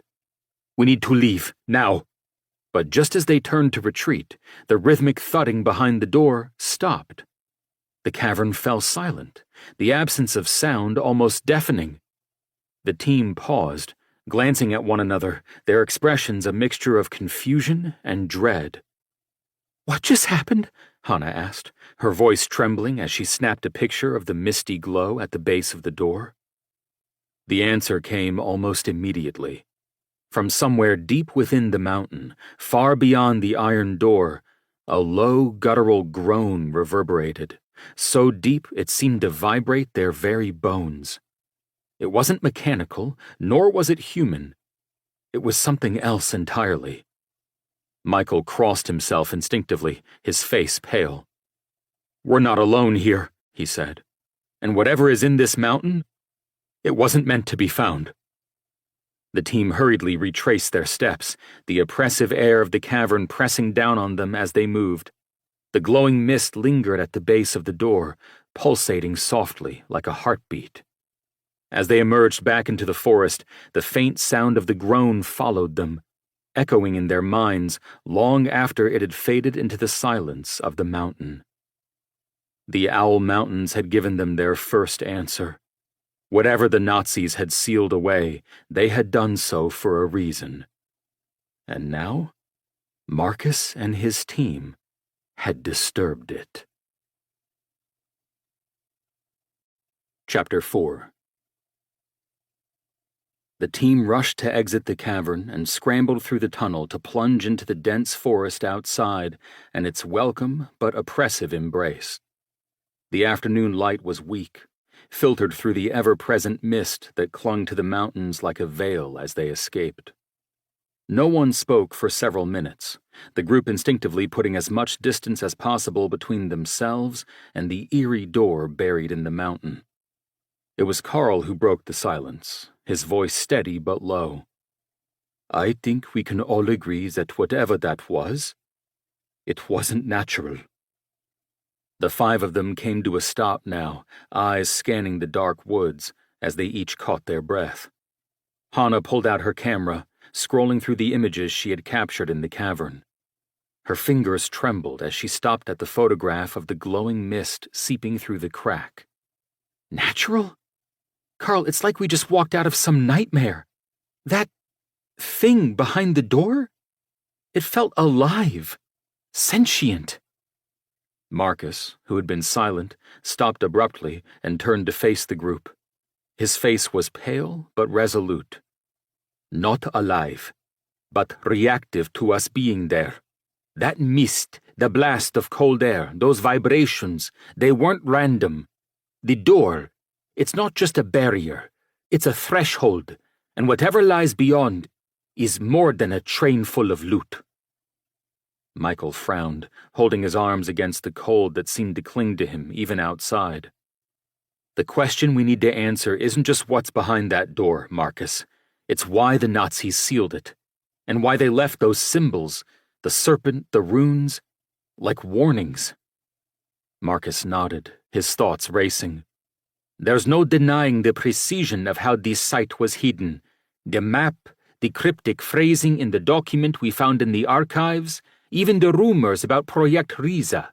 Everything points to deliberate obfuscation. Someone wanted this place forgotten. Or left as a trap, Lucas muttered grimly.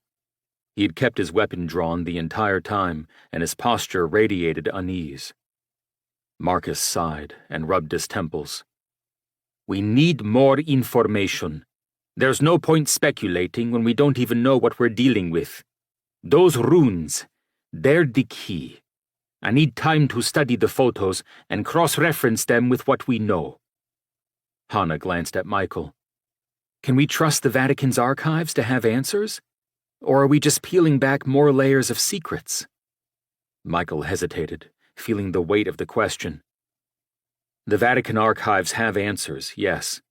But whether they'll be complete or even accessible to us is another matter. What we found in the Pius XII reading room records was difficult enough to find. If there's more, it'll be buried even deeper. A gust of wind rustled through the trees, and the group instinctively turned toward the sound. The forest seemed darker than before, the shadows stretching unnaturally. Carl motioned for them to keep moving. Let's get back to the vehicles. We can't afford to stand here like sitting ducks.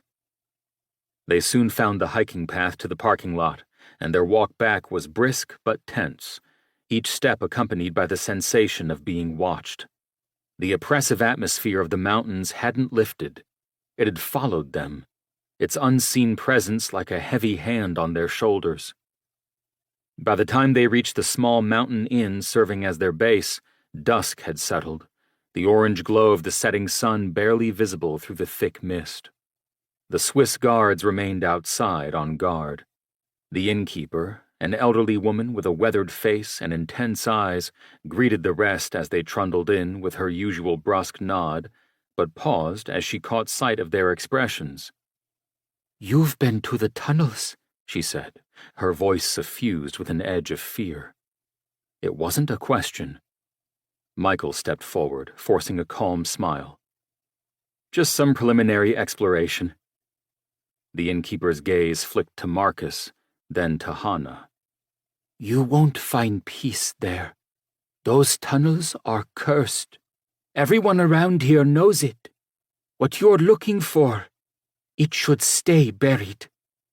Before Michael could respond, the woman turned away, muttering under her breath, as she disappeared into the kitchen. "Well, that's comforting," Hannah said dryly, collapsing into a chair by the fireplace. She pulled her laptop from her bag and began transferring the photos. "Let's see if we can make sense of what we found." Marcus joined her, flipping through his notes and cross-referencing with a digital archive he had loaded onto his tablet. "The serpent symbol. It's not unique. It's appeared in various forms across ancient cultures. It could signify protection, but just as often, it's a warning. The runes, though, are what bother me." He zoomed in on one of Hannah's photos, pointing to a specific sequence etched above the door. "This one here. It's not a letter or a word. It's a cipher. A key, maybe." Michael leaned over, frowning. "A key to what?" "Maybe to whatever is behind that door," Marcus replied. "Or to understanding it." Before they could delve further, Lucas entered the room, his face grim. "We have a problem. There's movement in the forest." Carl was close behind, adjusting his earpiece. "It's not locals. Too coordinated. I think someone followed us from the tunnels. We need to secure this place." Marcus closed his notebook, his jaw tight. "If someone else knows about this site, it means they've been watching us from the beginning. We've stirred up something much bigger than we thought." Michael nodded, his mind already racing ahead. "Bigger and possibly more dangerous." Marcus motioned to the two Swiss guards, who left again quickly to check out the situation. Then he turned to the others. "Our best course is to understand exactly what we're dealing with and what these others are looking for. Let's find the answers if we can before we take the next step." Outside, the wind howled through the trees, carrying with it the faint, haunting echo of that guttural groan from deep within the mountain. The Owl Mountains weren't finished with them yet. The faint howl of the wind outside seemed to creep through the walls of the inn, curling into the corners of the room like a living thing. The team moved with a heightened sense of urgency, their unease palpable as they prepared for what could only be described as the unknown. Lucas and Carl swept the outside perimeter of the inn, their training guiding their movements. The forest shadows encroached on the building like a silent army, the shifting forms of the trees appearing almost humanoid under the moonlight. Lucas motioned to Carl, pointing toward a disturbance in a plot of snow, a patch that had been recently disrupted. "Tracks," Lucas murmured, crouching to inspect them. His gloved hand brushed the outline of boot prints, larger than any they had seen on the locals. "Military issue. Whoever it is, they're professionals." Carl's jaw tightened. "We're not alone. Let's double back. We don't want to lead them right to the team." Inside, Marcus had commandeered a corner of the room, books and printouts strewn around him as he compared Hannah's photographs with ancient texts stored in his tablet. "Look at this," he said, beckoning Michael and Hannah closer. He pointed to a runic sequence in the photograph from the iron door and held up an old illustration from a scanned manuscript. "This sequence here is tied to an old Nordic myth about something called Jormungandr's Vault. It's obscure, but there are references in apocryphal texts that suggest it's not just a myth. Some accounts tie it to artifacts or relics of great power, the serpent's treasures." Hannah leaned in, her brow furrowing. "Artifacts of power? That sounds a little fantastical." "Fantastical, yes," Marcus admitted. "But the Nazis were obsessed with this kind of thing. We know they scoured the world for anything they thought might give them an edge, historical, religious, even mystical. If they believed they'd found something buried here that fit the bill, they'd have built an entire mountain complex to secure it. However, if it truly was a thing of power, I think the Nazis would have used it, weaponized it in some way." Michael nodded thoughtfully. "Unless they didn't have time to harness it yet, so they sealed it away rather than risk using it." "Exactly," Marcus said. He hesitated, his eyes darting to the photos again. "And there's more that fits this concept. The carvings, especially the serpent coiled around the tree, suggest this might not be a treasure at all. It might be a warning, something meant to be left undisturbed." Hannah leaned back, crossing her arms. "And now we've cracked open the metaphorical tomb." Michael sighed, pinching the bridge of his nose. "If it's a warning, then what's behind that door could be far more dangerous than we anticipated." Before Marcus could respond, Carl and Lucas burst into the room. "We've got company," Carl said sharply. "There are at least 3 of them in the forest, maybe more, armed and tracking us." Hannah's eyes widened. "Who are they?" "Not locals," Lucas replied. "They're professionals. Military boots, coordinated movement. Someone's been watching us, and they waited until we were vulnerable." Michael's mind raced. "If they've been watching us, then they know we've been inside the tunnels." Marcus nodded. "In which case, if they were only hoping we'd lead them to the tunnel, they would already know the access to it.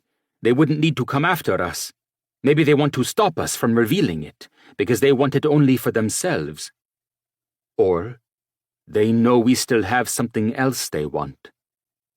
His eyes scanned the folder of documents and maps they had from the archives that had led them here in the first place. He added grimly, "This isn't a coincidence." Hannah grabbed her laptop, quickly shutting it and packing it into her bag. "Do we stay and fight, or do we move?" "We move," Carl said decisively. "We can't risk a confrontation here. We'll retreat to the vehicles and regroup." Michael nodded, his expression resolute. "We'll need to keep the map and photographs safe. If they're after the same thing we are, they'll try to take anything that gives them a lead." The team moved swiftly, packing their gear and extinguishing any signs of their presence. Outside, the wind had picked up, obscuring any sound. Every shadow seemed to move, every creak of the forest magnified in the tense silence. As they approached their vehicles, parked under the cover of a copse of trees, Lucas raised a hand, signaling for them to stop. He scanned the area with his night vision scope and cursed under his breath. "They're ahead of us. 2 figures near the vehicles." "Options?" Michael whispered as he moved up to wrap an arm around Hannah's shoulders. "Flank them," Carl said. Lucas and I can distract them while you head for the backup vehicle we stashed farther down the road. Marcus glanced nervously at the forest, the weight of the day's discoveries and dangers pressing heavily on him. And if they're not the only ones? Carl's expression was grim. Then we make sure they don't get what they came for. Hannah clutched her bag of precious documents and maps tightly, her knuckles white. She looked up at Michael beside her, and he gave her a comforting nod as his hand squeezed her shoulder. Marcus said, "Let's move." The team split as planned, Carl and Lucas disappearing into the shadows like wraiths, their movements silent and precise. Michael, Hannah, and Marcus hurried through the dense undergrowth, the cold biting at their faces as they navigated the uneven terrain. Behind them, a faint commotion broke the quiet, shouted commands, the muffled crack of a silenced weapon. Lucas's voice crackled over the comms. "Go! We've got them pinned!" Michael quickened his pace, his heart pounding, pulling Hannah behind him. The faint outline of the backup vehicle came into view, partially concealed by snow-dusted branches. They piled in, Hannah sliding into the driver's seat, and, with the key already in the ignition, started the engine. As the vehicle roared to life, Marcus glanced back toward the forest, his gut twisting. For a split second, he thought he saw movement, something large and sinuous weaving through the trees, illuminated faintly by the moonlight. "Did you see that?" Marcus asked, his voice barely audible. But before he could say more, Hannah hit the gas, and they sped away into the night. Michael turned to him, his expression grim. "See what?" Marcus hesitated, his gaze lingering on the darkened forest. "Nothing. Let's just get out of here." But he couldn't shake the feeling that the soldiers after them weren't the only things stirring in the mountains. Chapter 5. The road out of the mountains was a jagged ribbon of ice and gravel, barely wide enough for their vehicle to pass without skidding dangerously close to the drop-offs that bordered it. The headlights carved thin, pale tunnels of light through the darkness, illuminating the dense forest that seemed to close in tighter with each passing kilometer. Inside the car, the tension was suffocating, the silence broken only by the hum of the engine and the occasional crunch of loose stones under the tires. Marcus sat in the back, his fingers nervously flipping through the photographs Hannah had transferred to a tablet before they fled. The glowing mist from the crack beneath the iron door seemed to pulse on the screen as if alive, even in still imagery. He kept glancing at it, a gnawing sense of unease tightening in his chest. Something about the light, the color, felt wrong, unnatural in a way that defied explanation. Hannah gripped the wheel with white-knuckled intensity, her eyes locked on the winding road ahead. "How far to the safe house?" she asked, her voice strained but steady. "Another 30 minutes, give or take," Michael replied from the passenger seat, his gaze flicking between a map, the forest outside, and the side mirror. "Assuming we weren't tailed." "We weren't," Marcus said absently, his attention still on the photos. "Carl and Lucas would have warned us if anyone got past them." Michael didn't look convinced. "Unless whoever or whatever is following us isn't bound by normal rules." Hannah shot him a searing look. "Let's not go there, Michael." But Marcus glanced up, his expression troubled. "What if he's right? What if this isn't just about treasure hunters or rival factions? What if it's something older?" Michael turned to face him fully, his tone firm. "Older doesn't mean supernatural, Marcus. You're the one who always insists on logic and evidence." "Exactly," Marcus shot back, his voice rising slightly. "And the evidence we've seen so far doesn't fit into any logical framework. Those runes, that mist, even the vibrations we felt from the door. This isn't just history, Michael. It's something else." The car hit a rough patch of road, jostling them violently and cutting off the conversation. Hannah tightened her grip on the wheel, muttering a curse under her breath. "Focus, people. Let's argue about the impossible after we're somewhere safe." The safe house Marcus had arranged through a Polish colleague was a dilapidated farmhouse tucked into a secluded hollow at the base of the mountains. Its weathered exterior and sagging roof gave the impression of abandonment, but the reinforced doors and security cameras hidden among the surrounding trees told a different story. Hannah killed the engine, and the three of them climbed out, shivering as the icy wind bit through their coats. Marcus punched in a code on the keypad beside the front door, and the lock clicked open. They stepped inside, the warmth of the interior a stark contrast to the biting cold outside. The farmhouse was sparsely furnished but functional, its main room dominated by a large table cluttered with maps, documents, and survival gear provided by previous tenant operatives. "We'll set up here," Marcus said, dropping his bag onto the table. "Michael, check the perimeter cameras. Hannah, you go through those photos again. Look for anything we might have missed." "And you?" Michael asked, already moving to the monitor bank in the corner. "First, I'll set up our satellite dish so we have internet access. Then I'm going to check in with Carl and Lucas. We need to be sure they made it out," Marcus replied. Reaching into his backpack, he withdrew a 25 by 30 centimeter Starlink mini satellite dish and set it, facing north, outside on a weathered picnic bench, enabling the built-in wireless Wi-Fi access point for their electronic gear. Then he pulled out his phone, his fingers moving quickly over the keypad as he sent a message to Carl. The minutes stretched into what felt like hours as each of them worked. Michael cycled through the camera feeds, his eyes scanning the darkened forest for any sign of movement. Hannah reviewed the photos on the tablet, cross-referencing the runes with every resource they had available. Marcus paced the room, his phone in hand, waiting for a reply that didn't come. Finally, Michael broke the silence. "Nothing on the cameras. Either we're alone, or whoever's out there is good enough to avoid detection." "Let's hope it's the former," Marcus muttered. Hannah straightened, her eyes locked on one of the photos. "I think I found something." Michael and Marcus joined her at the table, leaning over the photo she had highlighted. It showed the runes above the iron door, but Hannah had overlaid them with a digital enhancement that revealed faint, almost invisible etchings in the stone surrounding the symbols. "These weren't visible in the cavern," Hannah explained. "The light wasn't strong enough, but when I boosted the contrast, this popped up."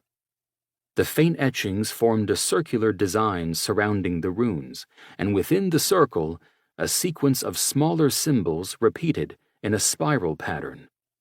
"It's a seal," Michael said, his voice quiet. "The door isn't just a physical barrier. It's part of a containment system." "A containment system for what?" Hannah asked, her voice low. "That's the question," Marcus replied. "But whatever it is, the Nazis didn't just lock it away. They used ancient methods, runes, seals, because they believed those were the only things that could hold it." Hannah stared at the photo, a chill running down her spine. "You're saying they believed it was alive?" "I'm saying," Marcus said carefully, "that the Nazis didn't take chances. And neither should we." Before anyone could respond, Marcus's phone buzzed. He snatched it up, reading the message that had just come through. "It's from Lucas," he said. "They're alive, but pinned down near the tunnels. They think reinforcements are coming." Hannah's expression hardened. "Reinforcements? For who?" "Sadly, not for us. For whoever's after us," Marcus replied, his voice grim. "And likely they're not just after us. They're after what's behind that door." Michael looked up from the photo, his expression resolute. "Then we need to decide. Do we stop them, or let them open the door and face whatever comes next?" Hannah countered. "How could we even stop them if we wanted to?" The room fell silent as the weight of the decision settled over them. Outside, the wind howled, carrying with it the unshakable sense that time was running out. Chapter 6. The dense forest around the tunnels was eerily quiet, the kind of silence that set Carl's nerves on edge. He crouched behind a fallen tree, his weapon raised, scanning the area through the night vision scope. Beside him, Lucas was equally tense, his eyes flicking from one shadow to the next. "They're moving in a standard pincer," Lucas whispered, his voice barely audible over the faint rustle of leaves. "3 on the left, 2 circling right. Tactical, but not flawless." "Mercenaries," Carl muttered. "Too precise for amateurs, but not trained enough for elite operatives. Could be hired muscle." Lucas nodded, his movements deliberate and methodical as he adjusted his position. "Whoever they are, they knew about the tunnels, and now know its location, thanks to us. And I'd bet they're after the same thing we are. Only they don't realize what we actually found instead of treasure." Carl glanced over his shoulder, his gaze drawn toward the faint glow of the cavern entrance in the distance. "If they get inside, we'll have a much bigger problem. We can't let that happen." Lucas said faintly, checking his ammunition. "We won't." The 2 Swiss guards moved silently, their years of training in the alpine forests of Switzerland allowing them to blend seamlessly with the shadows. They flanked the advancing group, positioning themselves between the intruders and the cavern. Carl raised his fist, signaling a halt as they neared the edge of a clearing where the mercenaries had paused, regrouping. 5 figures moved through the darkness, their outlines barely visible against the trees. They wore black tactical gear, their faces obscured by masks. One of them carried a small device, some kind of scanner, its faint beeping the only sound in the stillness. "Tech savvy," Lucas murmured. "Probably tracking heat signatures." Carl's jaw tightened. "Then they know we're here." The leader of the mercenary group raised a hand, signaling the others to spread out. 2 figures peeled off to the left, their movements careful but deliberate. The other 3 moved forward, heading directly toward the cavern entrance. "We take out the scanner first," Carl whispered. "They lose their edge without it." Lucas nodded, sighting down his weapon. "On your mark." Carl exhaled slowly, his mind racing through the calculations. The trees provided cover, but the mercenaries were too close to the cavern for comfort. A single mistake could give away their position, or worse, draw the enemy closer to whatever lay behind the door. "Now," Carl said, his voice a whisper of command. Lucas fired, the silenced round cutting through the night and striking the mercenary holding the scanner. The man dropped silently, the device falling from his hands and skittering across the ground. The others froze, their heads snapping toward the sound. Carl didn't hesitate. He shifted his aim and fired at the nearest figure, the shot catching the mercenary in the leg. The man crumpled with a muffled grunt, his weapon clattering to the ground. The remaining 3 sprang into action, returning fire in the direction of Carl and Lucas. Bullets tore through the undergrowth, splintering branches and kicking up dirt. Carl ducked behind the fallen tree, his movements smooth and practiced. 2 down, he murmured into his comms. 3 to go. Lucas moved to a new position, circling wide to flank the remaining mercenaries. He fired again, taking out another figure with a precise shot to the shoulder. The man dropped his weapon, shouting in pain.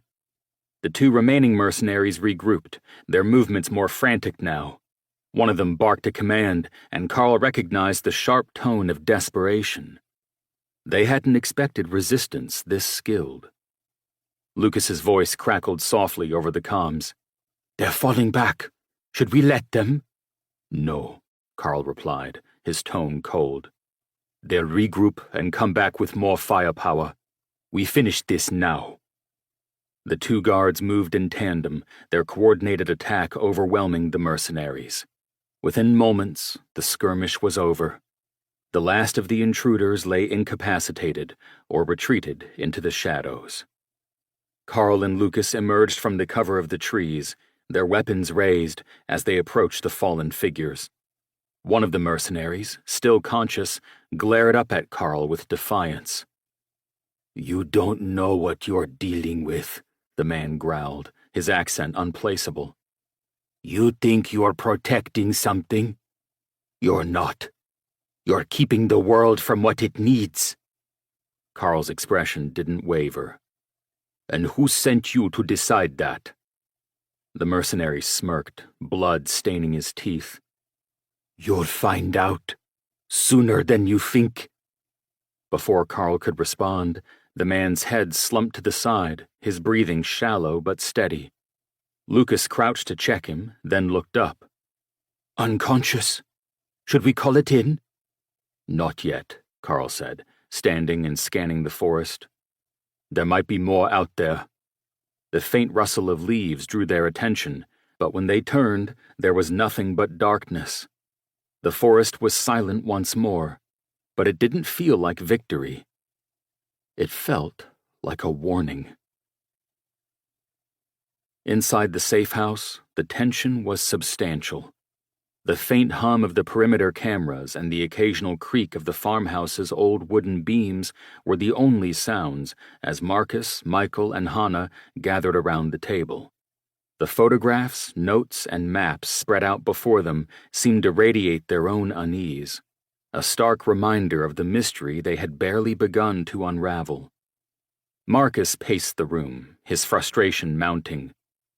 "We're missing something," he said, running a hand through his hair. "Something obvious. Those runes, the seal. It's not just about locking something away. It's a message." Michael leaned against the edge of the table, his arms crossed. A message to whom? The people who built it? The Nazis? Or us? "All of the above," Marcus replied.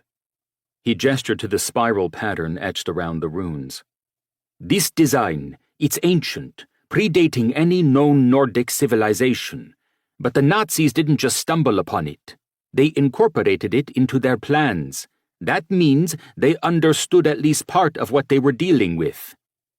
Sitting with her laptop open, Hannah tapped a few keys and brought up a grainy archival image. It showed a Nazi officer standing in a cavernous room, holding what appeared to be an artifact, an ornate disc etched with similar symbols. "This was taken in 1944, she said. Vodage Mountain, same location as the tunnels we just left. They were already excavating when they found whatever this is." Michael squinted at the image. A disc? Could it be connected to the seal? "It's possible," Marcus said, leaning in for a closer look. "If it's part of the mechanism, it might be a key, or a trigger." Hannah shook her head. "The real question is, if the Nazis had this key, why didn't they use it? They could have opened the door."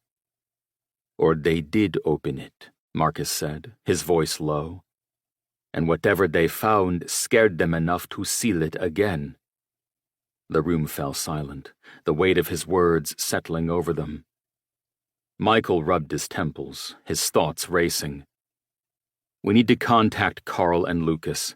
If they're dealing with whoever's after us, they might have intel we can use." Hannah nodded and switched the laptop to the secure communications channel. A crackle of static filled the room before Lucas's voice came through, strained but clear. "We're secure for now," Lucas said. "Engaged with a hostile group near the tunnels. 5 men, well-equipped, but not professional military. We took some of them down. Others escaped." "Casualties?" Michael asked. "None on our end," Lucas replied. "One of theirs was still conscious. Said we don't know what we're protecting. Claims it's something the world needs." Michael exchanged a glance with Marcus, who frowned deeply. "Did they say who sent them?" "No," Lucas said. "But their gear suggests significant funding. Not your average treasure hunters." Hannah leaned forward, speaking into the microphone. "Did they mention the door, or what might be behind it?" There was a pause before Lucas answered. "No specifics, but the way they talked. It's not treasure. It's something else. Something they think is powerful." Michael's voice hardened. "Can you hold your position? We may need to regroup." "We'll hold," Lucas said. "But whatever you're doing, Father Michael, do it fast. We're not alone out here." The line went dead, and Hannah leaned back, her expression grim. "They're not wrong. If other people know about the door and are already after us to find it or stop us, we're out of time." Marcus tapped the photograph of the disc. "This artifact, it might be the key to everything. If it's still in the tunnels or somewhere nearby, we need to find it. Otherwise, whoever's after us will. Hannah, check the archives for anything on this artifact. Nazi documents, Vatican records, anything. Michael, cross-reference those runes with other ancient seals. There has to be a precedent." Marcus's gaze was steady.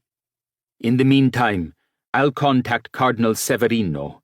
If the Vatican knows anything more about what the Nazis were doing in these mountains, we need to access it now." Hannah opened a new search program, her fingers flying over the keyboard. "Let's hope the Vatican hasn't buried this one too deep." Michael spread out his notes, flipping through pages and muttering to himself. "If this seal is as old as I think it is, we're dealing with something pre-Christian, maybe pre-civilization. That's not just history, it's mythology." Marcus's phone buzzed before he could place his call to the Cardinal, pulling his attention. He glanced at the screen, his brow furrowing. The message was short, but it made his heart sink. "You are not alone." He looked up at Michael and Hannah, his voice steady but grim. "We have to move faster. Someone's watching us." He held up his phone, showing Michael and Hannah the message. "It's untraceable. No sender, no number, nothing. Someone knows where we are, and they want us to know it." Hannah stared at the screen, her expression tightening. Could it be from Lucas or Carl? A warning? Marcus shook his head. No, they'd have identified themselves. This feels deliberate, calculated. Michael closed his notebook with a heavy thud, his voice low. Whoever's watching us, they're playing a psychological game. They want us rattled. Well, it's working, Hannah muttered, standing abruptly. She paced to the nearest window, pulling back the heavy curtain just enough to peer outside. The forest was a wall of darkness, impenetrable and silent, save for the occasional whisper of wind through the trees. If they're out there, they're not making it easy to spot them. Michael crossed to her side, pulling her away from the dark scene outside, and held her close as his gaze scanned the shadows. They're waiting for us to make a move. If we stay here too long, we'll be exposed. We're not leaving without a plan, Marcus interjected, his tone firm. He gestured to the photos and notes spread across the table. This artifact, the disc, we must confirm it's real and locate it. If the Nazis left it behind, it's either in the tunnels or somewhere nearby. Hannah turned back from the window, her arms crossed. You're assuming it wasn't left behind, or if it was, it wasn't then taken away decades ago. Marcus met her gaze, his expression resolute. If it is still here, and we don't find it first, we risk letting it fall into the wrong hands. Hannah tapped her fingers against her arm, her mind sharpened, sifting through facts at lightning speed. So how do we split our efforts? You contact Cardinal Severino, while Michael and I search the archives and keep scanning for leads? Marcus hesitated, his instincts warring with the need for haste. No. If we're moving, we move together. We can't risk splitting up when we're being tracked. Agreed, Michael said. But where do we go? Back to the tunnel? It's too dangerous with those mercenaries in play. Marcus turned to Hannah, his brow furrowed in thought. What do we have on the surrounding area?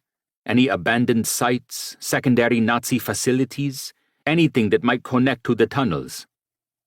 Hannah returned to her laptop, pulling up satellite maps and overlaying them with historical records. After a few moments, she pointed to a location a few kilometers from the tunnels. Here, it's a smaller site, listed in some Nazi records as a support station for Projekt Riese. If the artifact wasn't left in the main complex, It could have been stored there. Marcus leaned over her shoulder, studying the map. The terrain looks rough. If the facility's still intact, it'll be hidden, likely underground.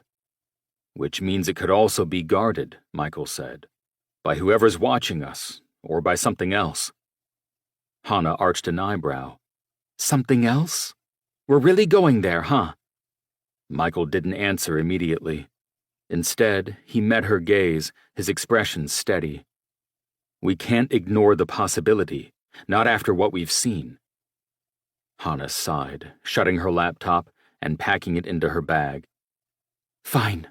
Let's go find this thing before someone else does. Michael automatically crossed himself as he muttered a prayer for guidance. Marcus grabbed his gear, slinging his bag over his shoulder, glancing with respect at his priestly friend. He understood Michael's lifelong career in the church had instilled in him a grasp of how things like faith and spirit, things beyond science, beyond logic, can not only exist, but influence the world. But Marcus believed only in what he could see and prove. Still, Michael had a point. What they had seen contradicted anything Marcus could explain. For now, anyway. And it opened new possibilities. We'll need to move fast. If Carl and Lucas can hold off the mercenaries, we might have a small window to work with. Marcus checked his phone again, the untraceable message still glowing ominously on the screen. He tapped a quick reply to Lucas, informing him of their plan and urging caution. Then, slipping the phone into his pocket, he turned to the others. Let's move. The longer we wait, the more time we give them. The trio stepped out into the cold night, the wind biting against their faces as they hurried to their vehicle. The forest loomed around them, the shadows seeming to shift and writhe in the dim moonlight. As Marcus slid into the back seat, his thoughts lingered on the door in the tunnels, the ancient runes, and the faint groan that had echoed through the mountain. Whatever they were chasing, it wasn't just history, and it was waiting for them. Chapter 7. The forest road to the secondary site was narrower and more treacherous than the team had anticipated. Hannah gripped the steering wheel tightly, her eyes fixed on the twisting path ahead, while Marcus juggled the maps and documents on his lap, cross-referencing their location. Michael sat in the passenger seat, scanning the darkened woods through the window, his thoughts a storm of questions and unease. Are we close? Hannah asked, her voice tight with concentration. Marcus tilted the map, his flashlight casting a pale glow over its surface. Almost. The site should be just ahead, near a bend in the road. Michael shifted, his gaze still locked on the forest. Do we have any indication of what's there? Any structures, access points? Marcus shook his head. The records are vague. Just mentions of a storage facility tied to Project Riza. If the Nazis had stored something there, it would have been underground. A bunker, maybe. Perfect, Hannah muttered, her voice laced with sarcasm.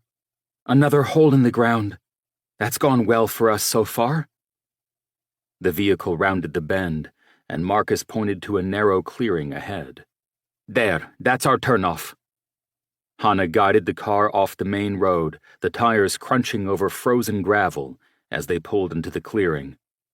The trees grew denser here, their skeletal branches forming a canopy that blocked out what little moonlight there was.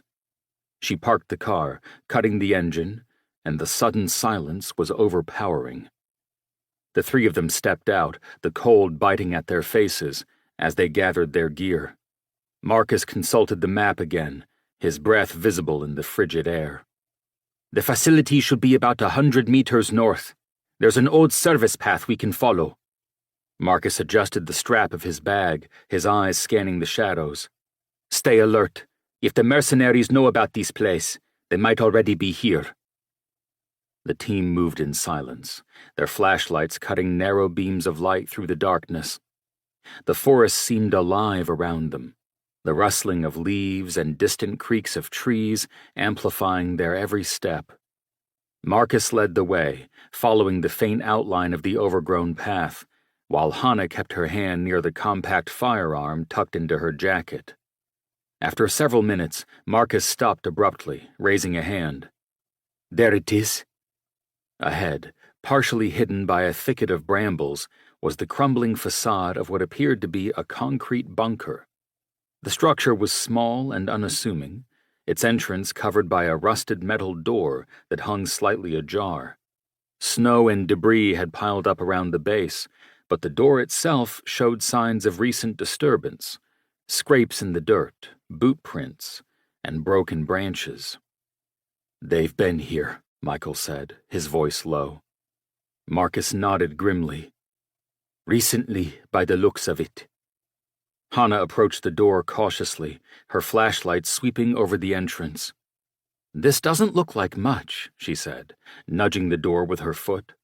It creaked loudly, swinging inward to reveal a dark, narrow corridor descending into the ground. Michael stepped forward, peering into the darkness. "Looks can be deceiving. Let's see what they left behind." The trio entered the bunker, the temperature increasing slightly as they descended the staircase.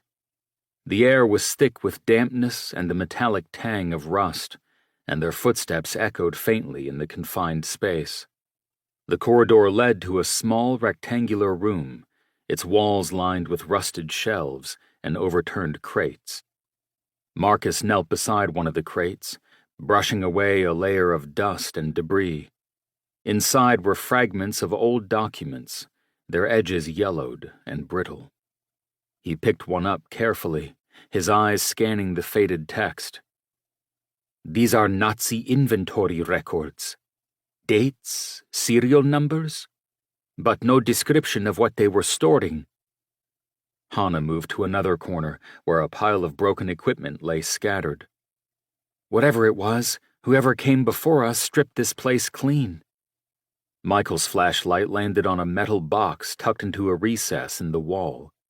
He stepped closer, inspecting the box carefully before opening it.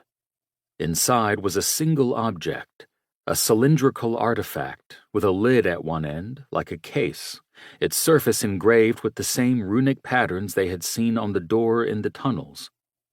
"Marcus," Michael said, holding up the container. "Does this look familiar?" Marcus approached, his eyes widening as he studied the runes. "It's the same pattern, the seal design." Hannah joined them, her expression wary. "What's inside?" Michael carefully unscrewed the top of the cylinder. A faint hiss escaped as the seal broke, and he tilted it to reveal its contents. A rolled piece of parchment, brittle but intact. The paper was covered in symbols and text written in an archaic script. Marcus took the parchment gingerly, his excitement tempered by caution. "This is incredible," he said, his voice hushed. "It's a blueprint, schematic instructions for the seal. This might explain how the door works." Michael frowned, his unease deepening. "Or how to open it." Hannah glanced toward the entrance, her hand tightening on her weapon. A faint sound echoed from the corridor, soft, distant footsteps. The three of them froze, their flashlights snapping toward the doorway. Michael's voice was barely above a whisper. "We've got company." The faint footsteps grew louder, accompanied by the subtle scrape of boots against stone.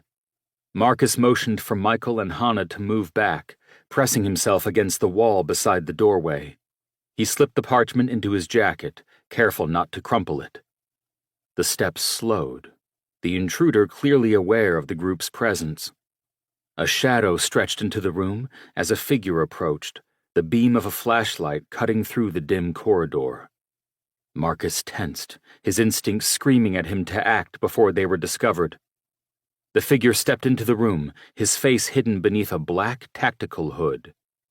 He paused, his light sweeping over the overturned crates and shelves before landing on the three waiting figures. Before the intruder could react, Marcus lunged, slamming his shoulder into him and knocking him off balance. The assailant's flashlight clattered to the ground, its beam spinning wildly as the two struggled. Hannah moved quickly, training her weapon on the fallen figure. "Don't move!" she barked, her voice sharp and commanding.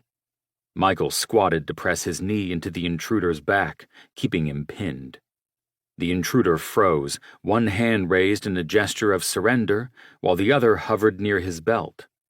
Marcus knelt, snatching away a knife the intruder had been reaching for and tossing it aside. Then he grabbed the flashlight to train on the assailant. "Who are you?"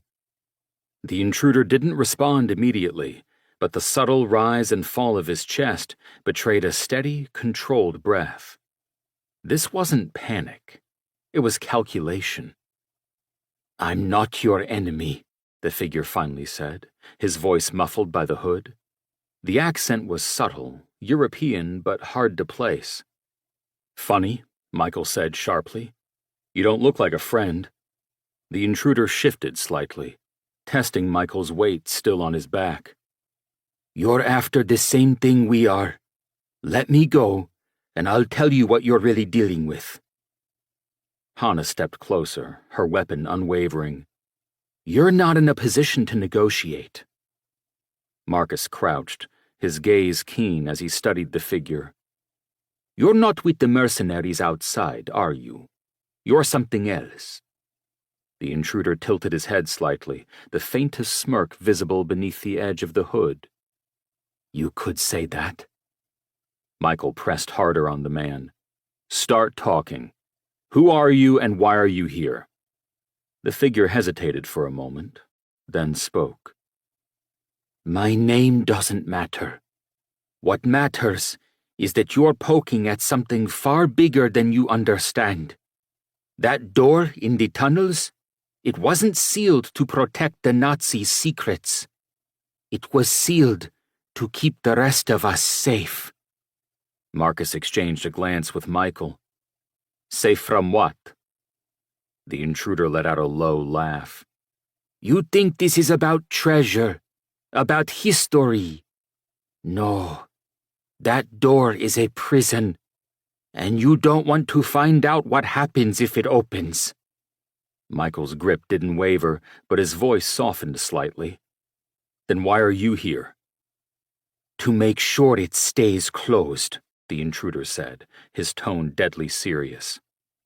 "And if you're smart, you'll stop digging before you let something out that can't be put back." Hannah frowned, her weapon lowering slightly.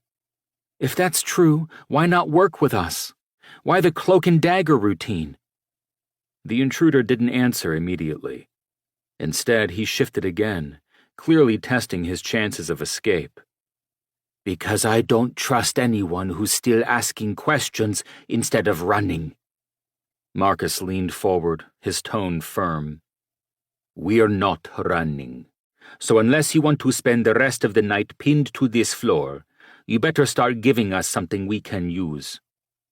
The figure sighed, his resistance fading slightly. "Fine. You want the truth? That door is one of 7. Each one was built to contain something powerful, something ancient. The Nazis didn't create it, they found it, and apparently it's something they needed. And they barely understood what they were dealing with." Michael's stomach tightened. Something ancient? Like what? The figure's voice dropped, his tone grim. "Something older than your gods. Older than history. You've seen the runes, the seals. Those weren't made to keep people out, they were made to keep it in." Hannah's grip on her weapon tightened again. "And you're saying it's still alive?"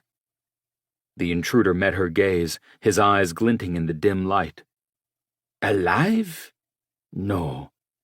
But awake? Maybe. And if it's awake, then we're already too late." Before anyone could respond, a sudden noise from the corridor drew their attention, a sharp metallic clang, followed by the unmistakable echo of approaching footsteps. More intruders. The pinned figure seized the distraction, twisting and breaking free of Michael's hold. He sprang to his feet, retrieving his knife from the ground with a fluid motion. "We're out of time," he said.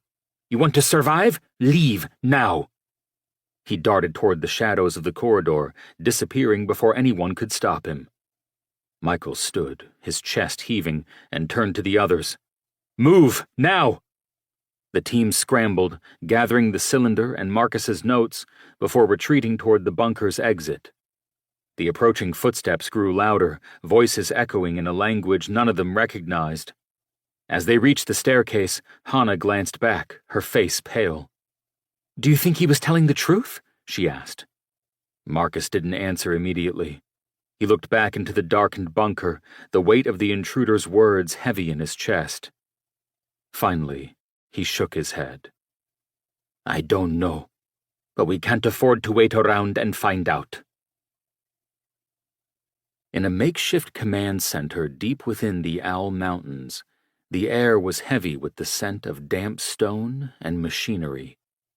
A series of monitors cast pale, flickering light across the cavernous room, displaying feeds from drones, thermal imaging, and satellite overlays of the surrounding terrain. At the center of it all stood a man in a tailored black coat, his silhouette outlined against the glow of the screens.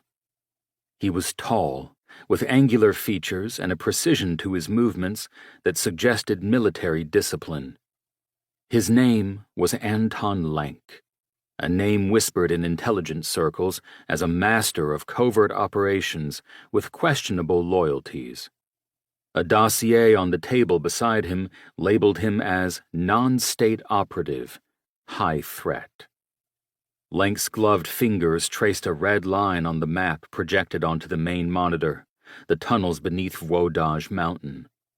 They're getting too close, he said, his voice calm but edged with steel. They've already accessed the secondary site and retrieved the schematics. Behind him, another figure stepped forward, a woman with auburn hair tied back in a tight bun and piercing green eyes.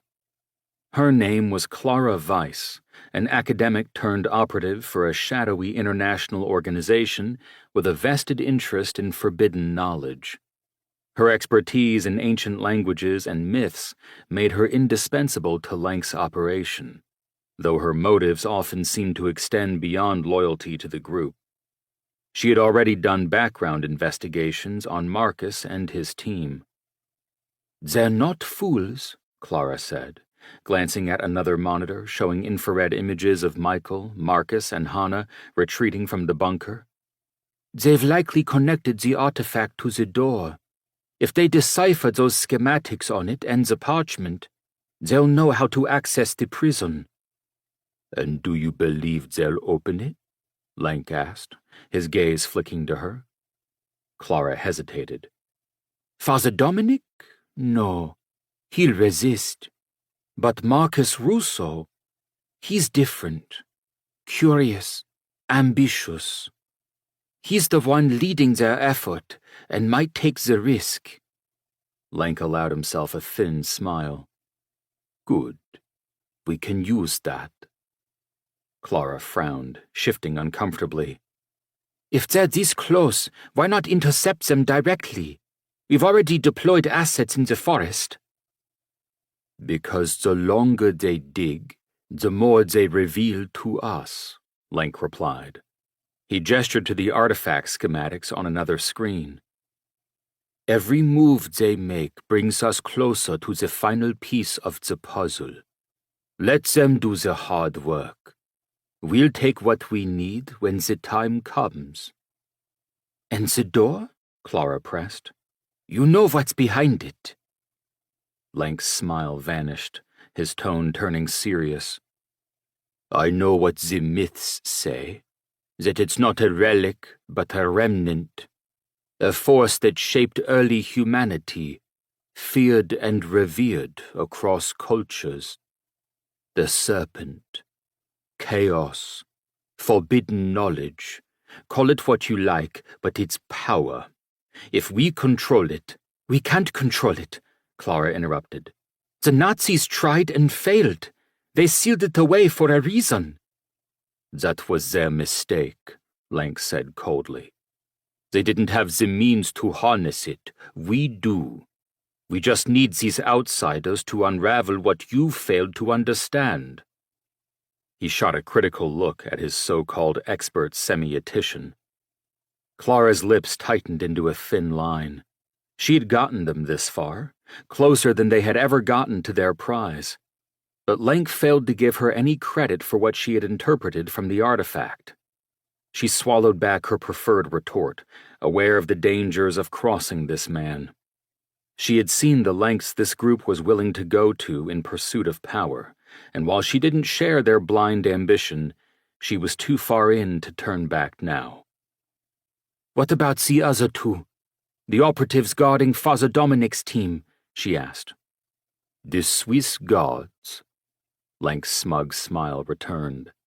"They're well-trained, dangerous even, but they're not infallible. If they rejoin the team, we'll deal with them." "And if the team retreats?" Clara asked. Lenk turned back to the monitors, his eyes narrowing. "Then we give them a reason to stay. Contact the field unit. Force them towards the tunnels. The closer they are to the door, the closer we are to opening it." Clara hesitated, her stomach twisting at the implications. "And if the entity wakes, before you can harness it, as you claim?" Lenk's voice was quiet but resolute. "Then we'll find out if the stories are true." Chapter 8. Carl and Lucas trudged through the dense forest, the snow crunching beneath their boots, as they moved swiftly but cautiously. They had evaded the remaining mercenaries after their earlier skirmish, but the danger hadn't passed. Both men knew that the forces hunting them were part of something larger. "Do you think they've reached the secondary site?" Lucas asked, his breath visible in the icy air. "They'd better have," Carl replied, scanning the treetops for any sign of drones. "If we are being tracked, they're targets as well. I only hope they weren't detected getting there." The two men quickened their pace, following the coordinates Marcus had sent them earlier. After nearly an hour, they heard the sound of hushed voices carried through the trees. Michael, Marcus, and Hannah turned sharply as the two guards stepped into view, weapons drawn. Relief flashed across Michael's face as he lowered his flashlight. "Carl, Lucas," he said, exhaling. "We thought we'd lost you." "You almost did," Carl replied, his voice grim. "The mercenaries aren't the only problem. Whoever's running this operation has resources. They're tracking you." "We know," Marcus said, his expression dark. "They followed us to the bunker. Well, one of them did. Apparently there are two groups after this same thing besides us." Lucas's gaze swept over the group as they all headed for the vehicle the trio had driven here. "What did he say?" "He thinks the door holds something that shouldn't be released, and that the others after it want it no matter the consequences," Michael said. "And if he's right, this is far worse than we imagined." Carl asked, "Did you find anything there?" Marcus nodded, holding up the cylindrical artifact. It's a schematic, a guide to the door. These runic buttons on it must relate to the symbols we found on the door." Carl exchanged a glance with Lucas. "Then we need to move, now." Michael shook his head. "No, we need to figure out how to stop this before they get to the door." Hannah glanced nervously at the surrounding trees. "And what if stopping it means opening the door ourselves?" The silence hung heavy as Hannah's question reverberated in their minds. Marcus exhaled slowly, his gaze sweeping over the group. "We won't open the door," he said firmly. "Not unless there's absolutely no other choice." "And if there's no other choice?" Michael pressed, his tone skeptical. Marcus hesitated, his jaw tightening. "Then we make sure we're prepared for whatever comes next. But right now, our focus is keeping it sealed." Carl stepped closer, his voice low but commanding. "We can't stay out here debating. Whoever these people are, they'll likely have reinforcements soon. We need to regroup somewhere more secure." Marcus gestured toward the cylindrical artifact. If we want answers, we need to decipher this fully. The schematics might not just tell us how the door works, they might reveal why it was built in the first place. And where exactly do we do that? Hannah asked, glancing nervously at the dark forest around them. We're running out of safe places. There's one option, Michael said after a pause. He pulled a folded map from his jacket and spread it on the hood of the vehicle. He pointed to a location not far from their current position. An old monastery, abandoned for decades, but it's solid and defensible. Marcus frowned, studying the map. Are you sure it's abandoned? Michael nodded. I checked its status on my phone earlier. The Vatican stripped it of all assets years ago. It's been left to the elements ever since. Lucas leaned in, examining the terrain. Looks like a good fallback point. High ground, limited access routes. Carl nodded in agreement. We can hold it if we're tracked. Hannah crossed her arms. And if we're walking into a trap? Michael met her gaze evenly. We don't have many options. If we stay here, we're easy pickings. The monastery gives us a chance to regroup and figure out our next move. Reluctantly, Hannah nodded. Fine, but if this goes south, I'm holding you personally responsible, Michael. The priest managed a faint smile as he grabbed her hand and gave it a squeeze. I wouldn't expect anything less. The drive to the monastery was tense, the vehicle crawling over snow-laden roads that wound ever higher into the mountains. The forests thinned as they ascended, replaced by jagged rock formations and sheer cliffs that dropped into shadowy ravines. The higher they climbed, the colder the air became, their breaths fogging the windows as silence settled over the group. Hannah broke the quiet, her hands gripping the wheel tightly. You think this monastery has some connection to the door? It's possible, Michael said, watching the road ahead. The Vatican often built over sites of historical or spiritual significance. If the monastery was placed here, it might not be a coincidence. Marcus, seated in the back between the guards, flipped through his notes. If that's true, there might be records or symbols hidden in the monastery itself, something the Vatican didn't know about or chose to overlook before abandoning it. Carl's voice cut in. Or something they deliberately left behind. The thought sent a chill through the group, though none of them voiced their agreement. The Vatican's history of secrecy was both an asset and a curse in their current predicament. Sadly, they had all witnessed that before during their various associations with the Vatican. As the monastery came into view, it loomed like a shadow against the starless night. The stone structure was imposing, its walls weathered but still standing strong against the elements. Narrow windows stared out like empty eye sockets, and the arched entryway was flanked by crumbling statues of saints whose faces had been eroded by time. Home sweet home, Hannah muttered, parking the vehicle near the entrance. She killed the engine, and the silence rushed in, oppressive and thick. The group exited cautiously, weapons drawn and flashlights cutting through the dark. The wind howled through the mountain pass, carrying with it faint, eerie whispers that might have been nothing more than tricks of the mind. Carl took point, his weapon at the ready as he approached the monastery's heavy wooden door. He tested it, and it creaked open with an ominous groan. It's clear, for now. Inside, the monastery was cold and dark, its air thick with the scent of damp stone and decay. The main hall stretched before them, its vaulted ceiling disappearing into shadows. Broken pews littered the floor, and the faint outlines of faded frescoes clung to the walls, their religious imagery barely discernible. Marcus stepped inside, his breath visible in the frigid air. We'll set up here.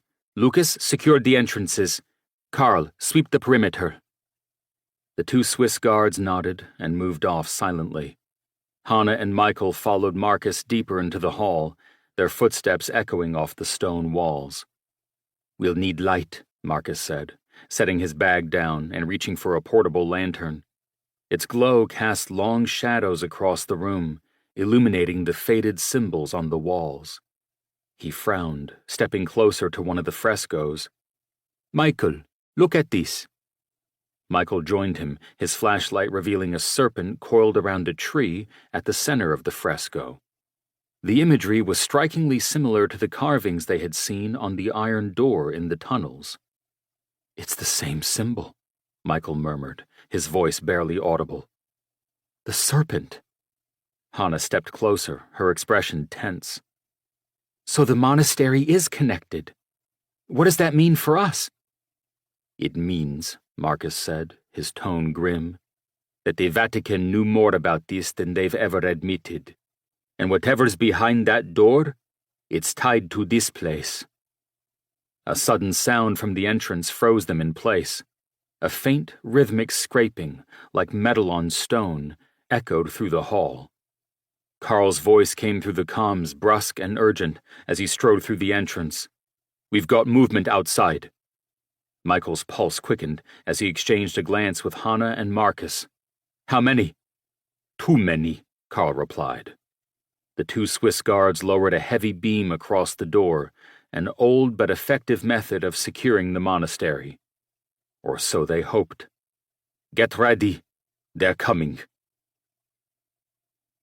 Marcus stepped toward the table in the monastery's main hall, the artifact and parchment still laid out before him. "Whatever happens," Marcus said, his voice calm but commanding, "we can't let them take this. It's the key to understanding what we are dealing with, and keeping it contained." Carl, now positioned near the door with Lucas, gave a curt nod. "We'll hold them off, but it won't be for long. If they've got reinforcements nearby, we're outnumbered." Marcus turned to Hannah, who was scanning the walls of the monastery with a flashlight. "Anything? Symbols, hidden compartments, anything that could help us understand why this place is connected to the door?" Hannah shook her head, frustration etched across her face. "Just these frescoes. The serpent, the tree. It's all the same imagery we've seen before. Nothing new." Michael stepped closer to Marcus, his expression serious. "You need to decide, Marcus. Do we fight them here, or do we fall back? If they breach this monastery, we lose the high ground, and the artifact that might be the key to it all." Marcus hesitated, the weight of leadership pressing heavily on his shoulders. He glanced at the frescoes, the serpent coiled tightly around the tree. The Vatican knew something about this place, about the connection to the ancient seals and the danger they represented. But how much? How many layers of truth were buried beneath the myths? "We stay," he said finally. "This is defensible, and we have the artifact. If we run, they'll follow us, and we'll lose any chance of understanding what we're up against." Hannah shot him a wary glance. "And if we can't hold them off?" "Then we make sure they don't leave with anything," Marcus said firmly. He turned to Michael. "Get ready. We'll need to destroy the artifact if it comes to that." Michael hesitated, but nodded. Understood. The distant sound of boots crunching over frozen ground grew louder, accompanied by faint voices issuing clipped commands in an unrecognizable language. Carl motioned for the group to take cover, his weapon raised. "They're closing in." Marcus grabbed the cylindrical artifact and parchment, stuffing them into his satchel. "Lucas, get to the upper levels. Find a vantage point and cover the entryway from the outside. Carl, you're with me at the door in here." Hannah moved to the far side of the hall, taking a position behind an overturned pew. Her hands shook slightly as she gripped her weapon, but her voice was steady. "Let's hope they're not packing more than we are." Michael stayed near Marcus, his hand on his crucifix. "If they breach, we can't let this escalate into a bloodbath. There has to be another way." "Right now," Marcus said, his tone intense, "the only way is survival. If you've got a miracle up your sleeve, Father, now's the time." The door shuddered suddenly, a loud crack echoing through the hall as something heavy slammed against it. Carl braced himself, glancing back at Marcus. "They've got a battering ram." Marcus's mind raced. "We need to funnel them. Limit how many can get in at once." He turned to Hannah. "Can you shoot out the supports on that balcony? Block their path if they breach?" Hannah peered at the crumbling stone balcony above the door and nodded. "It'll buy us time. Just say the word." The battering ram struck again, splintering the door slightly. Marcus stepped back, his grip tightening on his satchel. "Everyone, get ready. If they get past us, we might not get another chance to stop them from getting to whatever is behind that tunnel door." The next impact sent shards of wood flying into the hall. The door groaned under the strain, the ancient hinges threatening to give way. Carl glanced at Marcus, his expression grim. "They're here." Chapter 9. The ancient door exploded inward with a deafening crack as the beam securing it broke, scattering fragments of wood and iron across the monastery's stone floor. "Hold your fire!" Marcus shouted, motioning to Carl. "Wait until they're bottlenecked." The first wave of intruders surged forward, silhouetted against the pale moonlight streaming through the broken doorway. They moved with precision, tactical gear gleaming and weapons raised, their movements tense and calculated. Carl and Lucas had flanked the door, taking cover behind the thick stone walls. The mercenaries hesitated for a fraction of a second, realizing the vulnerability of the narrow entryway. That hesitation was all Carl needed. He opened fire, the sharp crack of his weapon echoing through the hall. The first intruder crumpled, and the others scrambled for cover, their carefully orchestrated assault disrupted. From her position near the overturned pews, Hannah aimed upward and fired at the weak wooden supports of the crumbling balcony above the doorway. The bullet struck true, and with a thunderous crash, the balcony collapsed, sending a cascade of stone and debris into the entryway. A cloud of dust billowed outward, obscuring the view and forcing the intruders to retreat temporarily. "That'll slow them down," Hannah called out, reloading quickly. Marcus moved to the center of the hall, his satchel clutched tightly. He could feel the weight of the artifact pressing against his side, a constant reminder of what was at stake. "Michael, check the other entrances. Make sure they're secure." Michael nodded, disappearing into the shadows with a flashlight in hand. Lucas, perched on the upper level of the monastery, called out over the comms. "More movement outside. They're regrouping." Carl glanced at Marcus, his jaw tight. "They might bring explosives next. This place won't hold forever." Marcus's mind raced. They needed a way to neutralize the threat without risking the artifact falling into enemy hands. He turned to Hannah, who was already scanning the room for their next move. "Hannah," he said, his voice urgent. "Is there another way out of here? Anything in the Vatican records about an escape route?" Hannah bit her lip, her thoughts churning. Michael had known about this monastery. She hadn't. "Many monasteries have hidden passages, especially ones this old." "Then find one," Marcus said. "If we can't hold them off, we'll need a way out." As Hannah moved toward the far end of the hall, scanning the walls for hidden seams or symbols, the mercenaries regrouped outside. Through the dust and debris, Marcus could hear their leader shouting orders, his voice fierce and authoritative. "They're coming again," Lucas called from above. "Looks like they've got something else this time."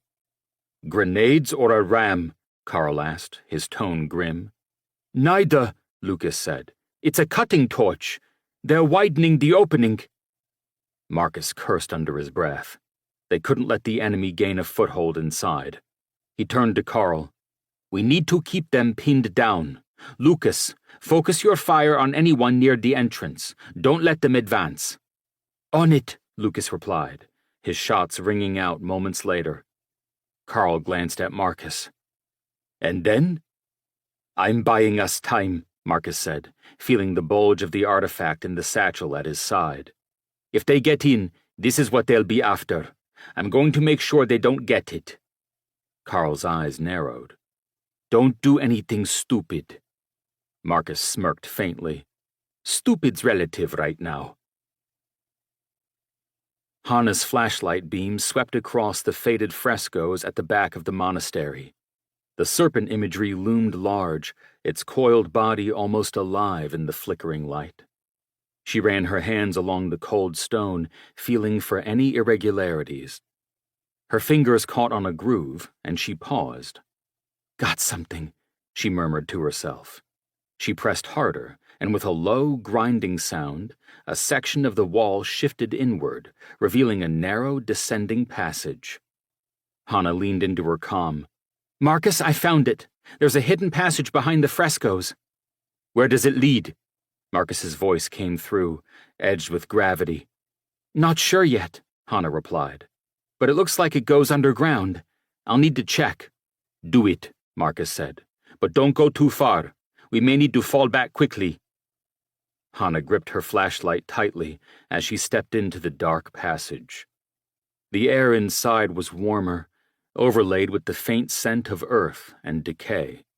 The walls were rough-hewn, the kind of work that spoke of centuries-old workmanship. Her footsteps echoed faintly as she descended, the passage sloping deeper into the mountain. Suddenly, her light caught on something glinting faintly in the darkness. An ancient metal gate, its surface covered in runes nearly identical to those on the artifact. Her heart raced as she approached, her fingers brushing over the carvings. Marcus, she said, her voice steady despite the adrenaline surging through her veins. You're going to want to see this. Marcus crouched as he heard the sounds of the mercenary's cutting torch grow louder, the glow of molten metal visible through the debris at the door. Carl fired another round, keeping their attackers pinned. They're pushing harder. Whatever they're after, they're not giving up. Marcus's comm crackled. It was Hana. Marcus, there's a gate down here. Ancient, like the door in the tunnels. It's covered in runes. I think it's connected. Marcus's pulse quickened. Is it another seal? Maybe, Hana said. But it's intact, and it looks like it's been untouched for centuries. Marcus's mind raced. The gate could be their answer, or their doom. Either way, it was their only chance to shift the odds. Stay there, I'm coming to you. He turned to Lucas. Hold them off as long as you can. We might have a way out, or something to end this. Carl gave him a curt nod. Go, we'll buy you time. Marcus bolted toward the passage Hana had found, his heart pounding as he plunged into the unknown. He hurried down the narrow passageway, the weight of the artifact and parchment in his satchel pressing against him with each step. The air grew warmer and damper as he descended, the faint light of his flashlight catching on jagged rock walls and uneven steps. Hana's voice had been steady, but he could sense her urgency. Whatever she had found wasn't ordinary. When he reached the bottom, Hana was standing in front of an ancient metal gate. Rubble obscured a portion of it, from ceiling rock fallen over decades and left over excavation when the gate was first placed. Her flashlight beam illuminated the gate's visible, intricate carvings, the runes etched deep into the corroded surface. The gate was imposing, taller than either of them, and set into the stone as if it had grown there over centuries. This is it, Hana said, not looking away from the gate. It's not just another seal. This is something bigger. Marcus stepped closer, running his fingers over the runes. They were unmistakably similar to those on the artifact and the door in the tunnels, but the craftsmanship was older, more primal. His academic instincts kicked in, his mind sharpened to piece together what he was seeing. The gate isn't just a barrier, Marcus murmured. It's part of the same system as the door in the tunnels. A secondary containment, or maybe a backup if the first fails. Hana shot him a wary glance. You think whatever's behind that door could reach this far? It's possible, Marcus said, his voice tight. If the entity, or force, behind the door isn't fully contained, it might be able to project itself. These seals could be stopping it from spreading. Hannah squinted in thought, her hand on the cold metal.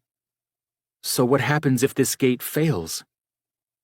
Marcus didn't answer immediately.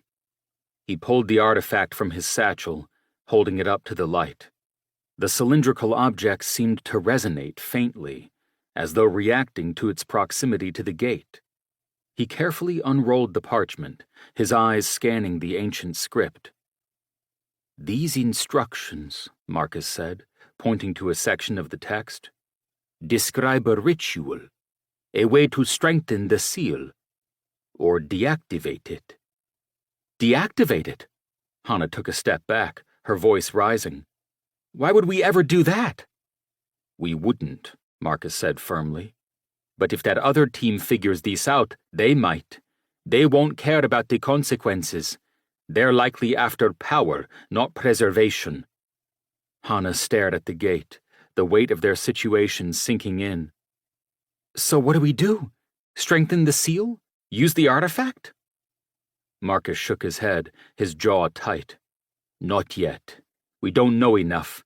Strengthening the seal might trigger something, and deactivating it is out of the question.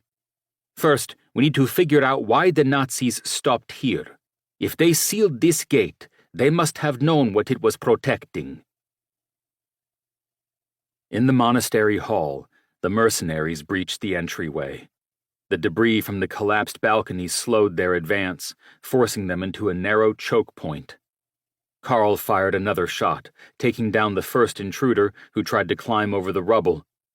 They're regrouping, he said, his voice steady but strained. Lucas, keep that flank pinned. Lucas, stationed on the upper level, picked off another attacker with a precision shot. They're bringing in heavy gear, he called down. We can't hold this much longer. Carl grimaced, glancing back toward the passage Marcus and Hannah had disappeared into. We just need to buy them time. Another explosion rocked the monastery, this one closer. A section of the wall near the doorway crumbled, creating another entry point. More mercenaries poured in, their tactical gear glinting in the dim light. Fall back to the inner hall, Carl shouted, his voice cutting through the chaos. Lucas scrambled down to the main hall, and they retreated, using overturned pews and rubble as cover. The mercenaries advanced methodically, their leader barking orders in clipped tones. As Carl reloaded, a thought struck him. They're not shooting to kill.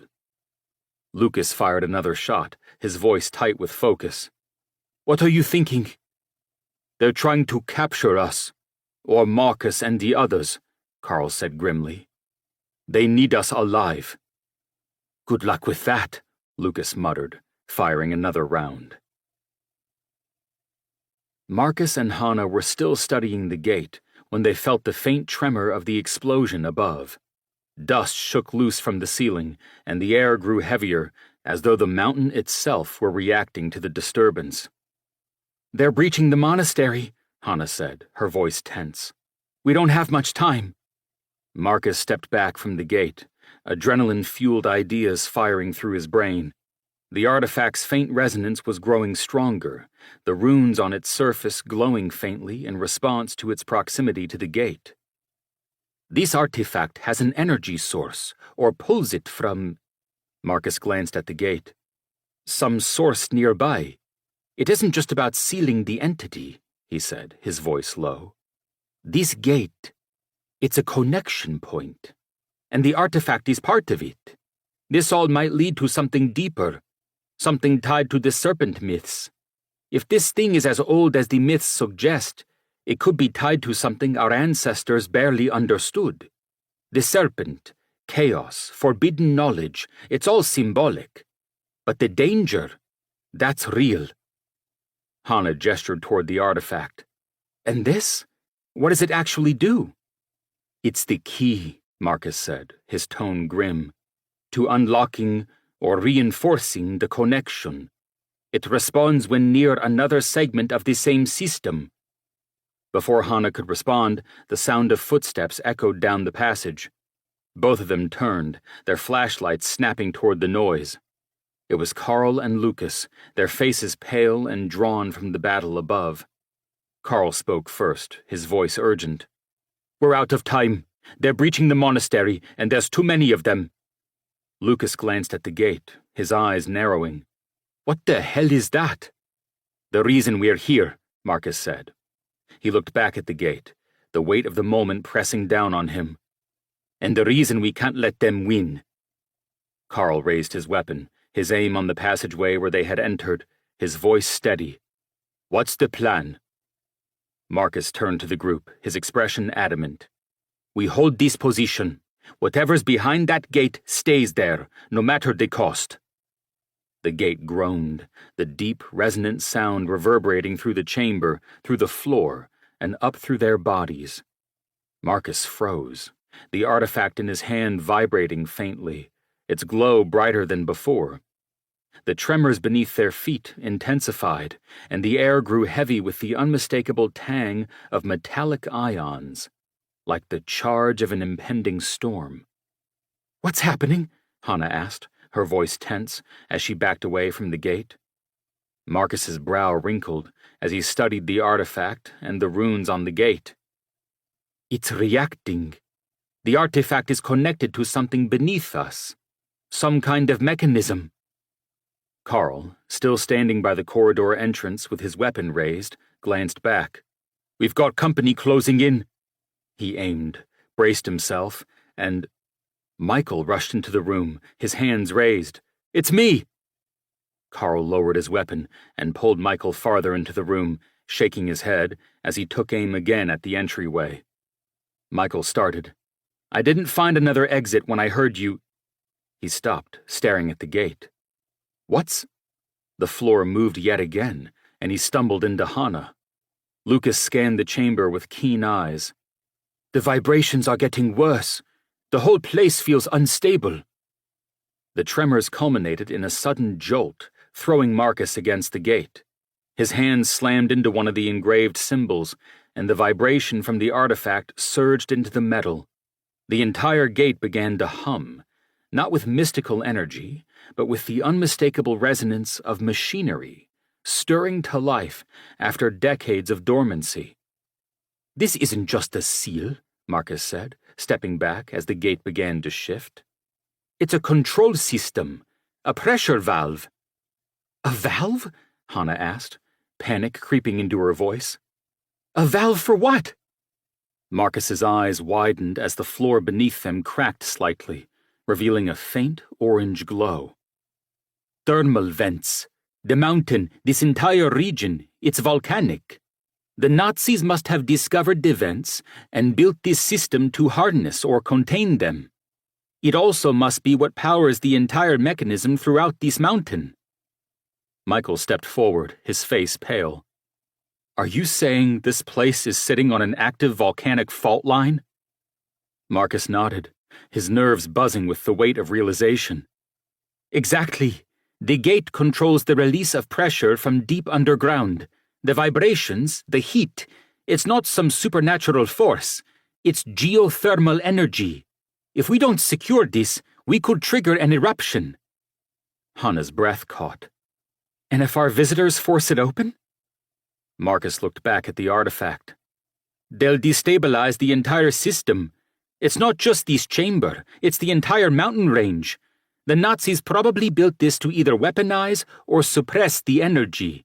Either way, the consequences could be catastrophic." Another tremor rocked the chamber, followed by the distant echo of explosions from above. Carl shouted from the corridor, "They're breaching the monastery! We need to move, Marcus!" "No," Marcus said, his voice determined. "We stay here. If we leave this unchecked, we might not get another chance to stop it." He grabbed the artifact and pressed it against the gate again, this time deliberately aligning it with the runic patterns. The artifact clicked into place, and a low mechanical hum filled the chamber. The gate began to shift, revealing ancient gears and pistons hidden beneath its surface. "What are you doing?" Hannah demanded. "Reinforcing the system," Marcus said. "If I can align the artifact with the gate's mechanism, it might stabilize the pressure and prevent an eruption." "And if you're wrong?" Lucas asked, glancing nervously at the glowing cracks in the floor. Then we all go up with the mountain, Marcus said, not looking up. Above, the mercenaries advanced through the shattered remains of the monastery's main hall. Debris and dust filled the air as their cutting torches and explosive charges widened the entry points. Anton Lank stood at the center of the chaos, his penetrating eyes fixed on a handheld device displaying seismic readings. "Keep moving," Lank ordered, his voice calm despite the tremors beneath his feet. "They're in the lower chambers. Secure the artifact at all costs." Clara Weiss, standing beside him, hesitated as she watched the seismic readings spike. "This isn't just about the artifact, is it?" she asked. "You're trying to activate the system." Lank smiled faintly. "The Nazis were ahead of their time. They built this as a fail-safe, a weapon of last resort. If we can control the geothermal energy under this mountain, we'll have a power source unlike anything the world has ever seen." Clara's expression darkened. "Or you'll destroy everything in the process." Lank's smile didn't falter. "Progress always comes with risks." The gate groaned again, this time louder, as the artifact clicked into place and the vibrations intensified. Marcus worked furiously, aligning the symbols on the artifact with the runes on the gate. "I think I've got it," Marcus shouted. "The system is stabilizing, but it's fragile. We can't let them force the gate open until this is complete." Carl fired a shot into the corridor, slowing the advancing mercenaries. "They're almost here! Whatever you're doing, finish it!" Hannah crouched beside Marcus, her voice urgent. "Are you sure this will work?" Marcus didn't look up. "No, but it's better than doing nothing." Another explosion rocked the chamber, followed by the sound of footsteps closing in. Carl and Lucas retreated toward the gate, their weapons trained on the dark corridor. Lucas warned, "We can't hold this much longer." Suddenly, the vibrations ceased, and the gate clicked into place with a resounding thud. The faint orange glow from the cracks in the floor dimmed, and the air grew still. Marcus stepped back, his chest heaving. "I think we did it," he said. But before anyone could respond, a voice echoed from the corridor, calm and controlled. "Congratulations, Dr. Russo. You've stabilized the system, for now." Marcus turned, his heart sinking as a tall man stepped into the chamber, flanked by heavily armed mercenaries. "Allow me to introduce myself," he said, his smile cold. "My name is Anton Lenk." Chapter 10. "I must admit, I wasn't sure you had the skill," Lank said, his voice still calm, but edged with menace. Carl and Lucas raised their weapons, positioning themselves protectively in front of Marcus and Hannah. "Don't take another step," Carl warned, his voice a low growl. Lank smiled smugly, motioning subtly to his men. "Please, let's not waste time with theatrics. It's clear to everyone you're vastly outnumbered." 10 men, flanking Lank, all had their weapons aimed at the team. Hannah's hand hovered near her weapon, her eyes darting between Lank and his men. "What do you want, Lank?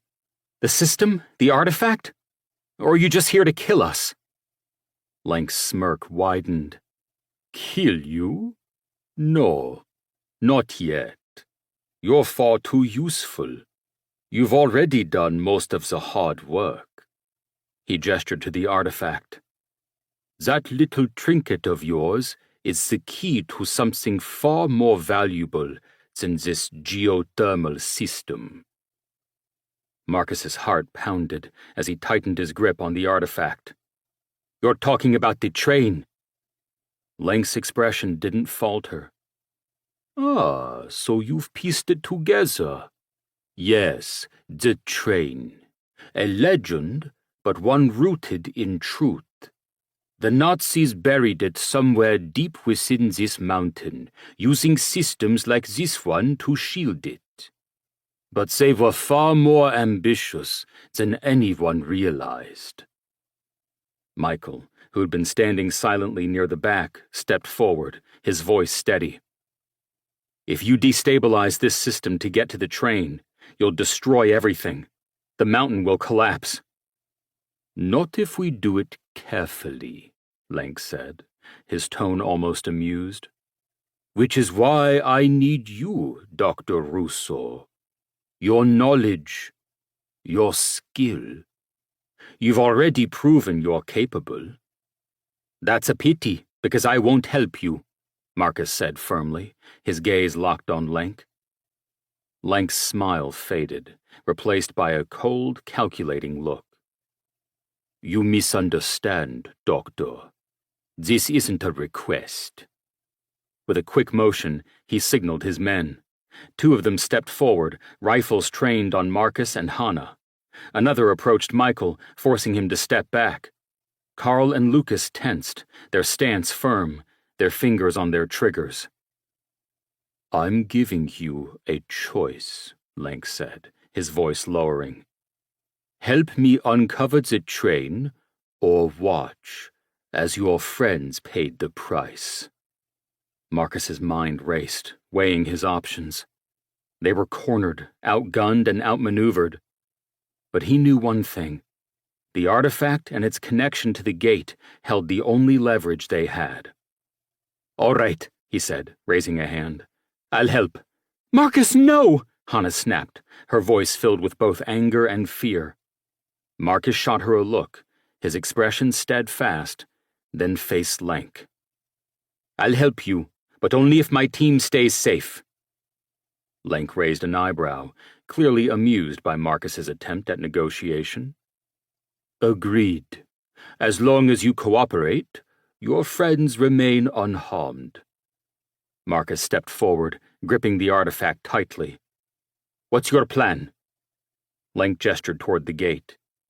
This gated system serves a purpose beyond containment of geothermal power. It functions as a marker as well. The key to the train's location lies beneath us, accessible only through this system. You've stabilized it, and now you'll help me unlock it. Marcus glanced at the gate, then back at Lank. If I'm going to do this, I need access to the schematics. The artifact alone isn't enough. Lank nodded to one of his men, who produced a tablet displaying digital scans of Nazi documents. Marcus took it, his heart sinking as he realized the depth of Lank's preparation. As Marcus studied the schematics, Lank stepped toward him, then leaned closer, his voice low. Do you know why the Nazis hid the train here, Dr. Russo? It wasn't simply a matter of gold and art. There's something aboard that's far more valuable. Marcus's gaze snapped to Lank. What are you talking about? Lank smiled faintly, his eyes glinting. Ah, so you don't know. Records, research, projects they couldn't risk falling into Allied hands. Imagine the secrets buried with that train. Weapons, technology, even truths about the war that could rewrite history. Michael stepped forward, his voice accusing. Or secrets that were meant to stay buried? The Nazis didn't abandon that train out of strategy. They left it here because it was too dangerous. Lank turned to Michael, his slight smile returning. That's where you and I differ, Father Dominic. I see danger as opportunity. Before anyone could respond, the ground trembled faintly again, the vibrations echoing through the chamber. Marcus frowned, staring at the gate and then back at the tablet. If you push this system too far, the entire structure will collapse. The train will be lost forever. Then you'd better not fail, Lank said smoothly. A shared glance between Marcus, Hanna, Carl, and Lucas communicated a silent understanding. Survival wasn't the only issue. It was about stopping Lenk, no matter the cost. Marcus crouched near the gate, the artifact still in his hand, and Lenk's mercenaries looming over him. His flashlight cast a tight beam onto the runes and gears hidden within the metal. The hum of the geothermal system was faint but constant, like the ticking of a clock counting down to an inevitable disaster. Lenk stood behind him, arms crossed, his cold gaze fixed on Marcus. "You'll need to work quickly, Dr. Russo. The longer we delay, the greater the chance the system destabilizes." Marcus didn't respond immediately, his eyes scanning the Nazi schematics on the tablet he had been handed. He could feel the weight of Hanna's, Michael's, and the guards' stares, their silent trust in him to find a way out of this alive. "The system is more complex than you realize," Marcus said finally, his voice steady but calculated. "If you push it too hard, it won't just collapse the chamber, it'll seal off any access to the train permanently. Which is why you're here. I trust you'll avoid any such complications." Marcus forced himself to nod, though inside, his mind churned with possible ways to turn this situation around. "I'll need full access to the mechanism. That means clearing out any obstructions and recalibrating the artifact." Lenk gestured to his men. "You heard the doctor. Assist him." The mercenaries moved to clear debris from around the gate and the chamber floor. Marcus handed the tablet to Hanna to hold so he could refer to the schematics on it as he held the artifact in both hands. This gave him the opportunity to speak softly to Hanna, who had inched closer under the pretense of helping. "Whatever I do," Marcus murmured, his voice barely audible, "be ready to act. I'll buy us time, but we'll need a plan to take back control." Hanna nodded, her expression tight. "I'll signal Carl and Lucas. If we get an opening, we'll take it." Michael, who stood nearby with 2 mercenaries guarding him, spoke suddenly, his voice cutting through the tension. "Lenk, you think you're in control here, but you're tampering with forces you don't understand." Lenk chuckled, turning toward Michael. "Forces I don't understand. Father, I'm simply continuing what your precious Vatican chose to bury. The Nazis were innovators. Their methods may have been crude, but their vision was unparalleled." Michael's eyes narrowed. "Their vision led to death and destruction on an unimaginable scale. You're walking the same path." Lenk shrugged. "Perhaps. But history remembers those who take risks." As Lenk and Michael argued, Marcus examined the artifact and the gate's mechanism more closely. He found the artifact controlled the system, but it was a stabilizer, not merely a seal. If the artifact was removed or its configuration altered, the system would default to an emergency state, sealing off the chamber entirely. It was risky, but it could work. Marcus called out, his voice steady. "Lenk, I've made progress. I'll need the artifact aligned with the mechanism for a controlled release." Lenk approached, nodding to the men guarding Marcus to allow him closer to the gate. "Proceed." Marcus stepped forward and carefully adjusted the artifact, aligning its glowing runes with the gate. He moved with deliberate slowness, buying time as he studied the schematics further. Beneath the gate, he spotted a hidden panel still partially obscured by dust and debris. "Hanna," Marcus whispered, tilting his head subtly toward the panel. "That panel. It might be a manual override. If I distract them, see if you can access it." Hanna glanced toward the panel, then gave the slightest nod.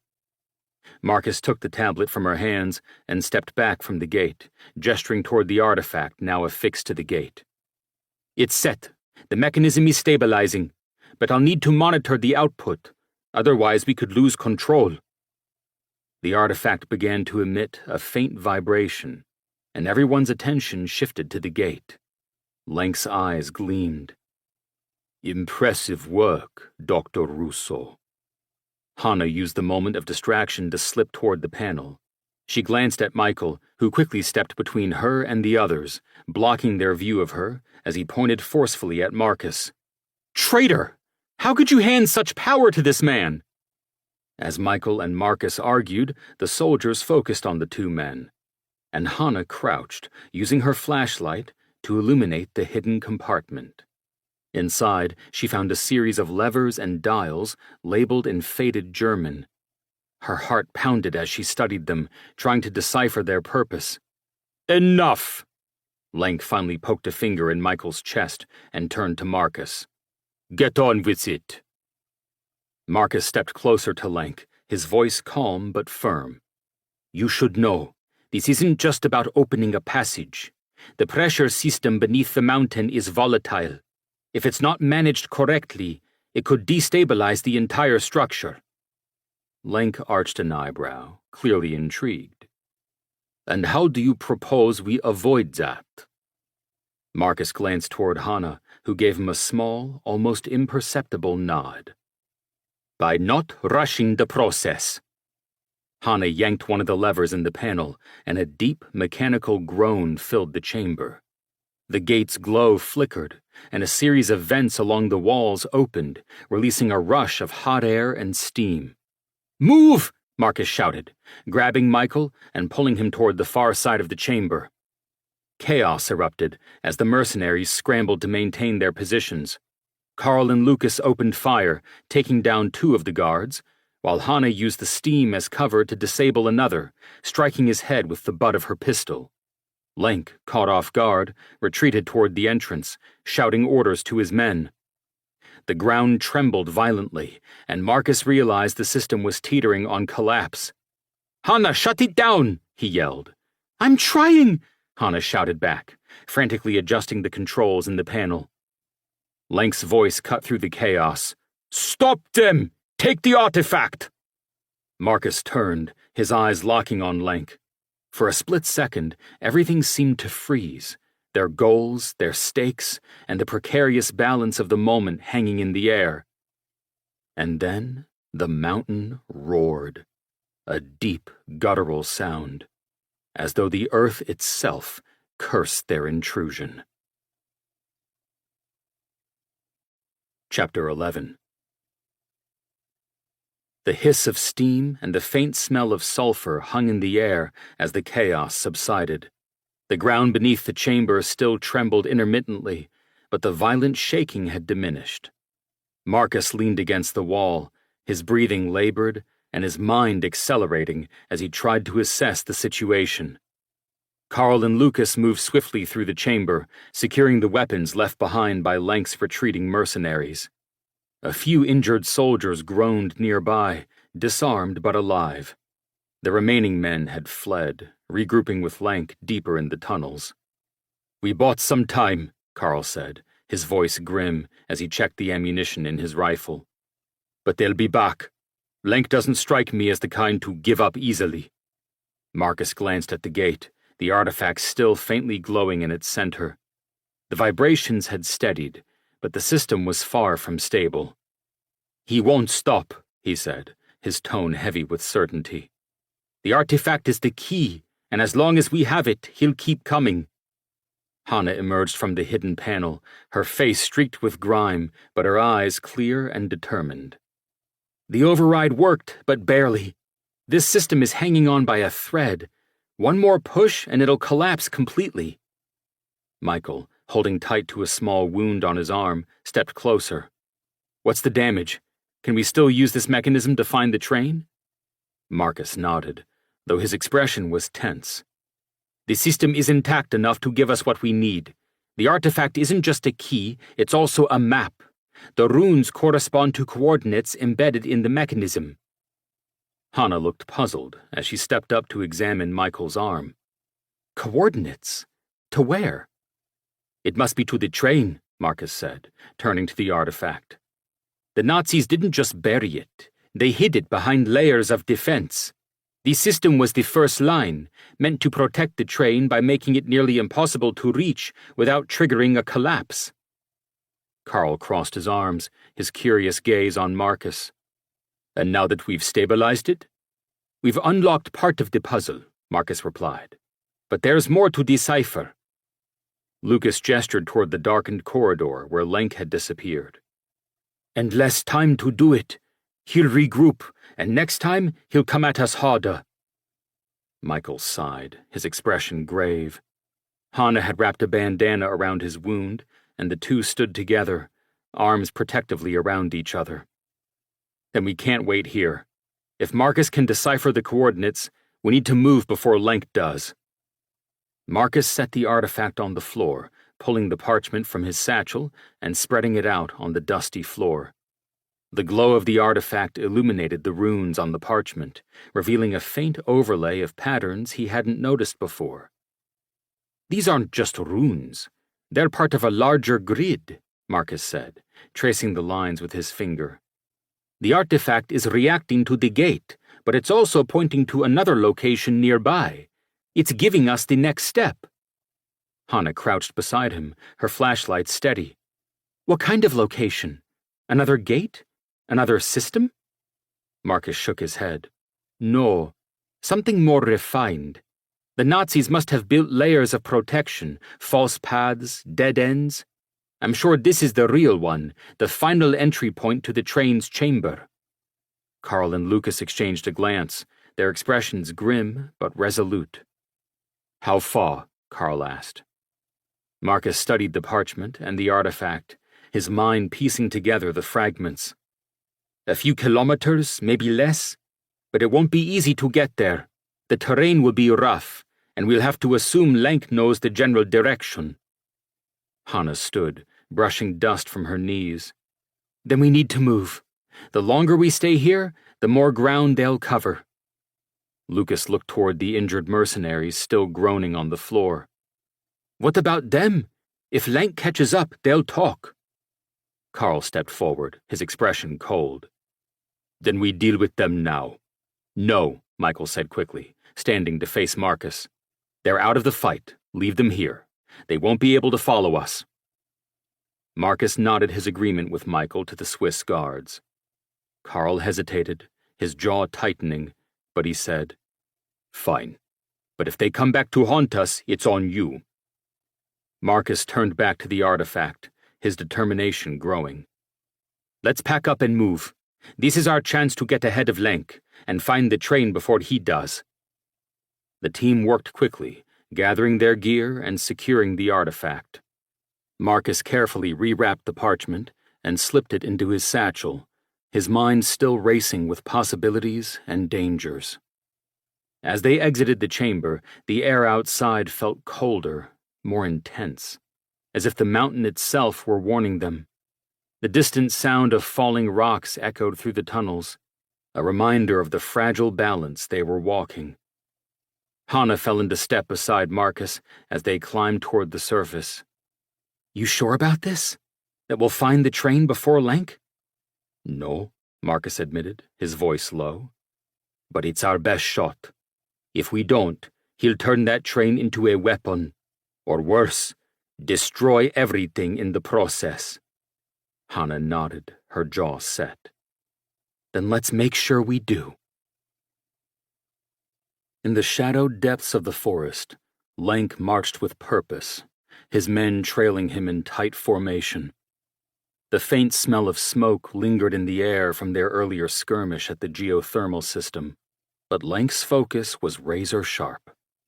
His handheld device flickered with data, thermal readings, seismic scans, and a crude digital map of the Owl Mountains, overlaid with the Nazi schematics his team had decoded. Clara Weiss kept pace beside him, her jaw tight. Lenk had explained what had happened inside the monastery. He had ordered her to remain outside, to contact base on their progress, and now she wondered if he had really explained to her everything that happened in there. Lenk had agendas beyond what he had admitted to her. She studied the readings on her own device and reported, They're ahead of us. See the artifact's vibrations? Marcus must be using it to guide them. Lenk didn't break stride, his voice calm and measured. Good. Let him. He's clearing the path for us. Clara glanced at him, her unease evident. You're assuming he won't sabotage the system. Rousseau's not stupid. He knows what's at stake. Lenk smiled faintly, his eyes scanning the terrain. He's pragmatic. As long as his team survives, he'll keep moving forward. And when he reaches the train, we'll be there to collect the prize. One of the mercenaries approached, his face grim. Sir, tracks ahead. They pass this way within the hour. Lenk paused, crouching to examine the faint impressions in the dirt. The uneven tread of boots and broken branches painted a clear picture of Marcus's route. He glanced up at the ridge ahead, the jagged peaks outlined against the sky. They're heading for the old bunker, he said, his tone confident. It's the next logical step. If they plan to use the artifact to triangulate the train's location, they'll need the bunker's schematics. Clara frowned. And if they find the train before we catch them? Lenk rose, his expression hardening. Then we take it by force. The train isn't going anywhere, and neither are they. As the team continued their ascent, Lenk motioned for his men to halt. They had reached a narrow pass, the trail ahead winding upward toward the plateau where the bunker lay hidden. The steep cliffs and dense forest provided ample cover for an ambush. Lenk turned to his second-in-command, a grizzled veteran named Victor. Position the snipers here and here, he ordered, pointing to two elevated outcroppings overlooking the trail. We'll force them into the open. Victor nodded, signaling the snipers to move into position. The rest of the mercenaries began setting up along the pass, their movements efficient and practiced. Lenk turned to Clara. Contact base. Give them our coordinates. I told you, communications aren't working from this close to the mountain. These cliffs aren't helping matters. The geography here, or maybe the energy this mountain emits, something, scrambles the signals. I'll need to go back to our earlier camp to get anything. Then do it, he snapped, his gaze on his men, long-range rifles in their hands. At least you can accomplish that much. Clara hesitated, her voice low, looking over the scene. If you trap them here, you risk damaging the artifact, or worse, the schematics in the bunker. Lenk gave her a harsh look. If Rousseau is as resourceful as you believe, he'll protect the artifact at all costs. The schematics are secondary. The train is what matters. And if they fight back? Clara asked, her tone skeptical. They will, Lenk said, his smile cold. But they're outnumbered and outgunned. This ends here. As Marcus and his team exited the forest onto the rocky plateau, everyone felt tense. The bunker loomed ahead, its concrete walls blending into the craggy mountainside, but the oppressive silence of the trail set Marcus's nerves on edge. Carl, scanning the ridges with his binoculars, muttered under his breath, "We're being watched." "Where?" Hannah asked, her hand hovering near her weapon. Carl pointed subtly toward a rocky outcrop. "There. And there." He gestured to another position on the opposite ridge. "Snipers." Lucas moved closer, his voice low. "We can't go back. They'll pin us down." Marcus's mind raced. The bunker was so close, but the ambush had tightened the noose around them. He glanced at the artifact in his hand, its vibrations steady but urgent. "Keep moving," he said, his voice calm but firm. "If we stop, we're soft targets. The bunker is the only cover." A shot rang out, the crack echoing across the plateau. The bullet hit the ground near Carl, kicking up dirt and rock. The team dropped to the ground, taking cover behind boulders and fallen trees. Snipers have us pinned, Carl shouted. We need to move. Hannah pulled Marcus behind a large rock, her breathing heavy. They've got the high ground. What's the plan? Marcus glanced toward the bunker, calculating the distance. We need to create a distraction. If we can draw their fire, the rest of us can make a run for the bunker. Carl nodded, his jaw tight. I'll take Lucas. We'll draw their attention. You and the others head for the door. No, Marcus said quickly. It's too dangerous. Carl met his gaze, his voice steady. It's the only way. If we don't, they'll pick us off one by one. Before Marcus could argue, Carl and Lucas sprinted toward a cluster of rocks, firing their weapons as they moved. The snipers' attention shifted, their shots following the two guards as they zigzagged across the plateau. Now! Hannah shouted. The three of them sprinted toward the bunker, bullets whizzing past them. Michael stumbled but caught himself, keeping pace as they reached the door and ducked inside. Marcus turned, his heart pounding. Carl! Lucas! We're good. Carl's voice came through the comms, strained but steady. We've got their attention. Get what you need and get out. Inside the bunker, the air was cold and musty, the walls lined with rusted equipment and faded Nazi insignia. Marcus knelt near the central desk, pulling out the parchment and artifact. This is it, he said, his voice trembling with both adrenaline and determination. The final piece. Chapter 12. The dim beams of their flashlights swept across the room, revealing a chaotic scene of overturned furniture, rusted filing cabinets, and faded maps pinned to the walls. The Nazi insignias were barely visible beneath decades of grime, but the room's purpose was clear. This had been a command post, the nerve center of operations for whatever the Nazis had hidden in the Owl Mountains. Marcus didn't waste a second. He set the artifact on the central desk, its faint glow illuminating the scattered papers and faded blueprints, its light indicating its connection to this area. He carefully unrolled the parchment, aligning it with the artifact's runes. Start looking, Marcus said, his voice tense but focused. Anything that mentions the train, coordinates, or schematics. Hannah moved to the filing cabinets, yanking open drawers that groaned with age. Michael began scanning the walls, his fingers tracing the edges of maps, searching for hidden compartments or annotations. This place looks ransacked, Hannah muttered, tossing aside a stack of brittle papers. Someone's already been through it. Not everything, Marcus replied, flipping through a bound logbook. The pages were fragile but intact, the handwriting meticulous. This is a manifest. Supplies, personnel, notes about the geothermal system. This bunker was more than a checkpoint. It was an operations hub. Michael turned from the wall, his flashlight illuminating a large map pinned to a board. Here, he said, his voice determined. This map is marked. Coordinates, look. Marcus hurried over, his eyes scanning the faded markings. The map showed the mountain range, with several locations circled in red. Each was labeled with a site number. Marcus pointed to additional notes scrawled in the margins. Each of these sites include defenses. They're layered. So every site is defended, and there is no way of knowing which is the real train site and which are the decoys. They wanted anyone following to think they'd found the train and likely set off the defenses of a decoy first, thwarting their efforts.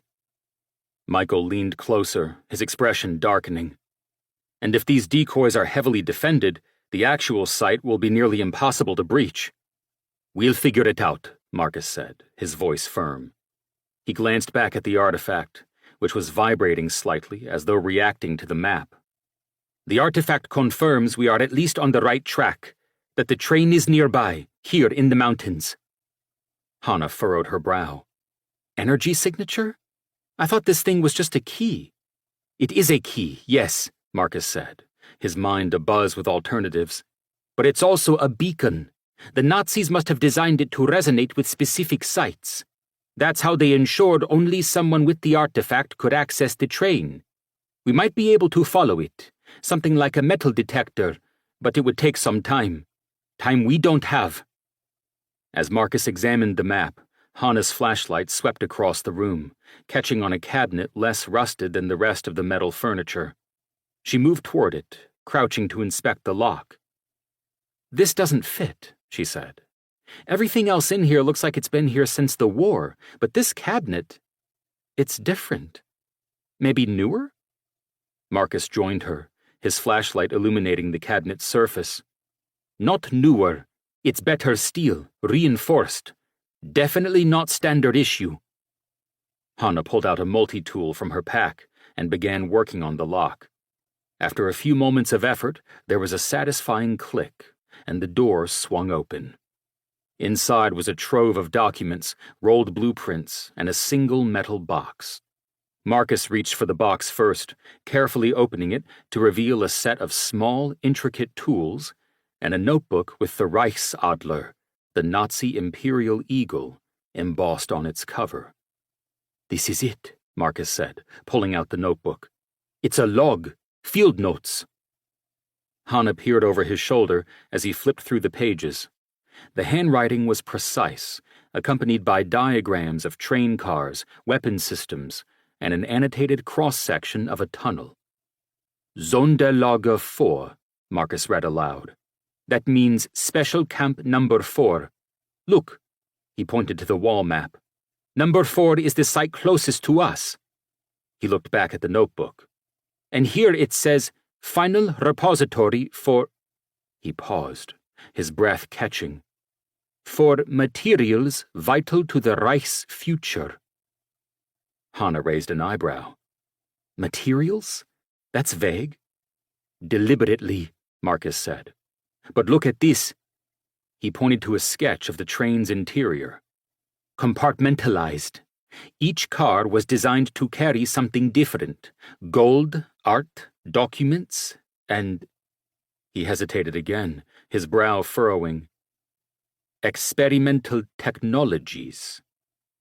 Michael, who had been scanning another corner of the room, pivoted. "Experimental technologies? What does that mean?" Marcus shook his head. "I don't know, but whatever it is, it's important enough that they buried it with untold treasures and under every layer of defense they could." Hana gestured to the blueprints in the cabinet. "What about these?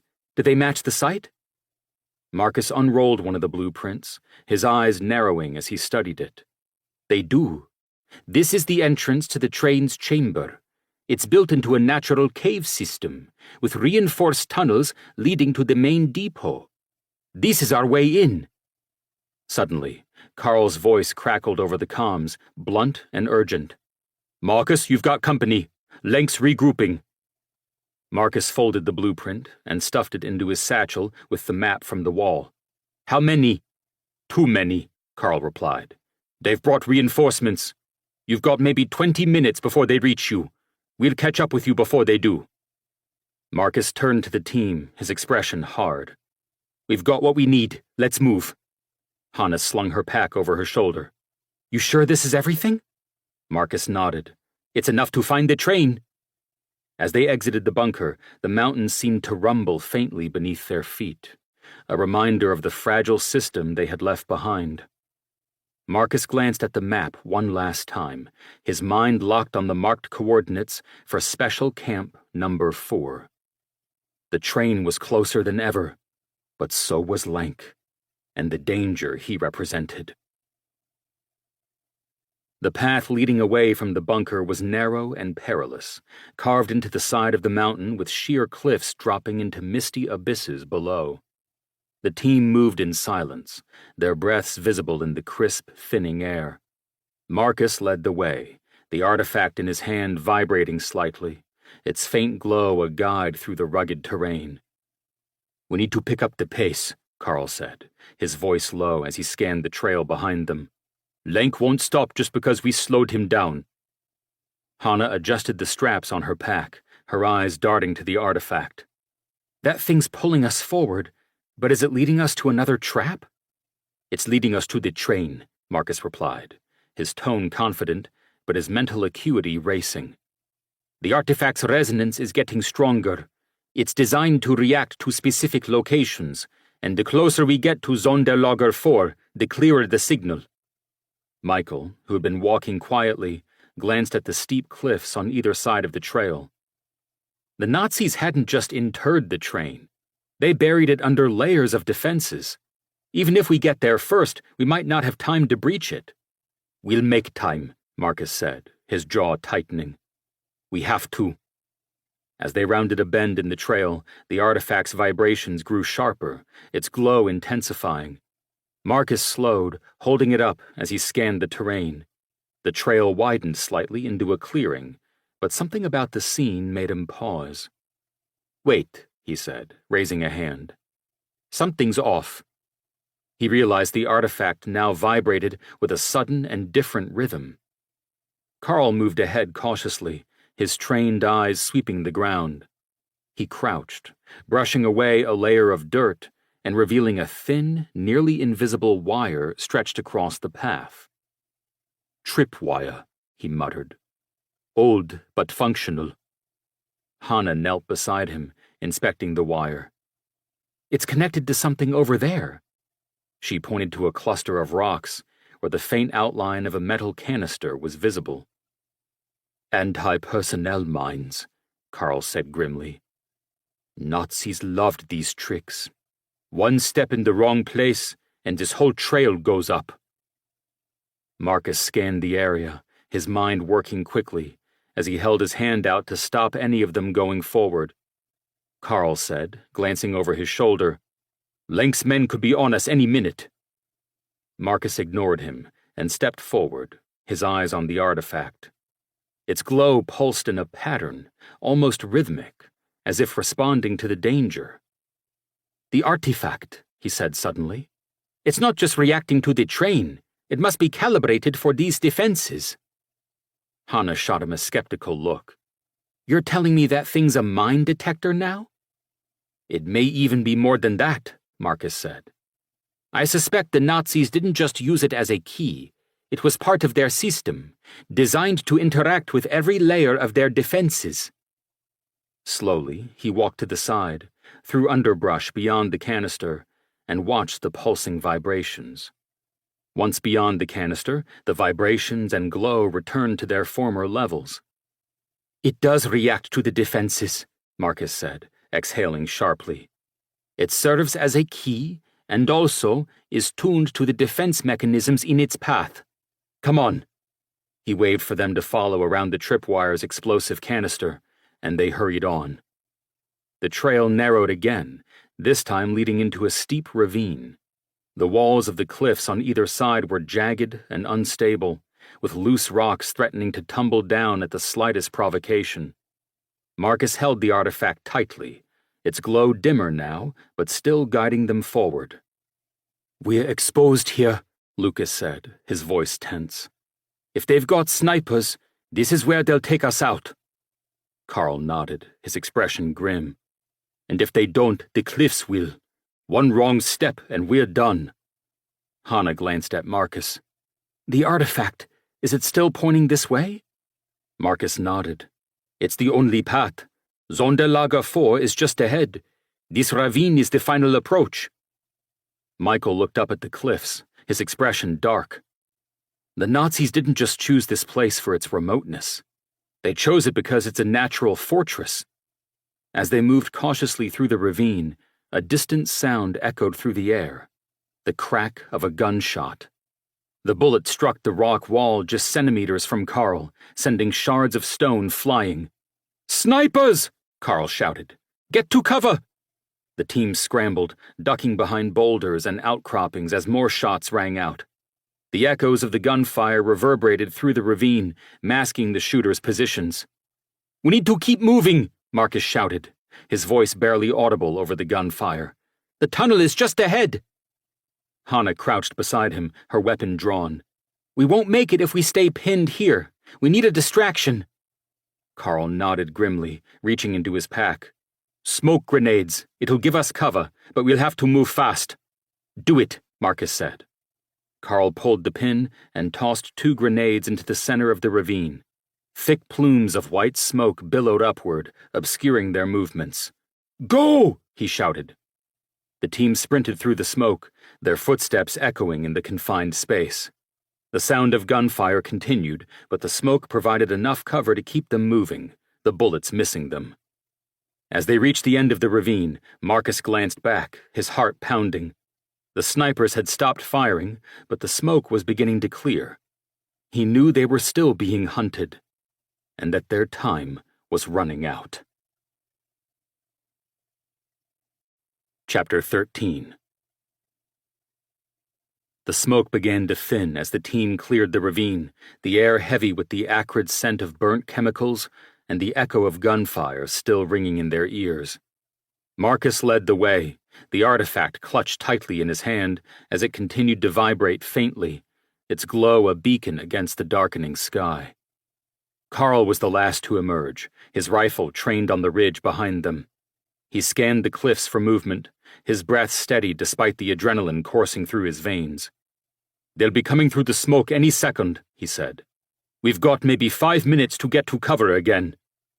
Marcus nodded, his eyes fixed on the dense forest ahead. "The artifact's pull is stronger now. We're close.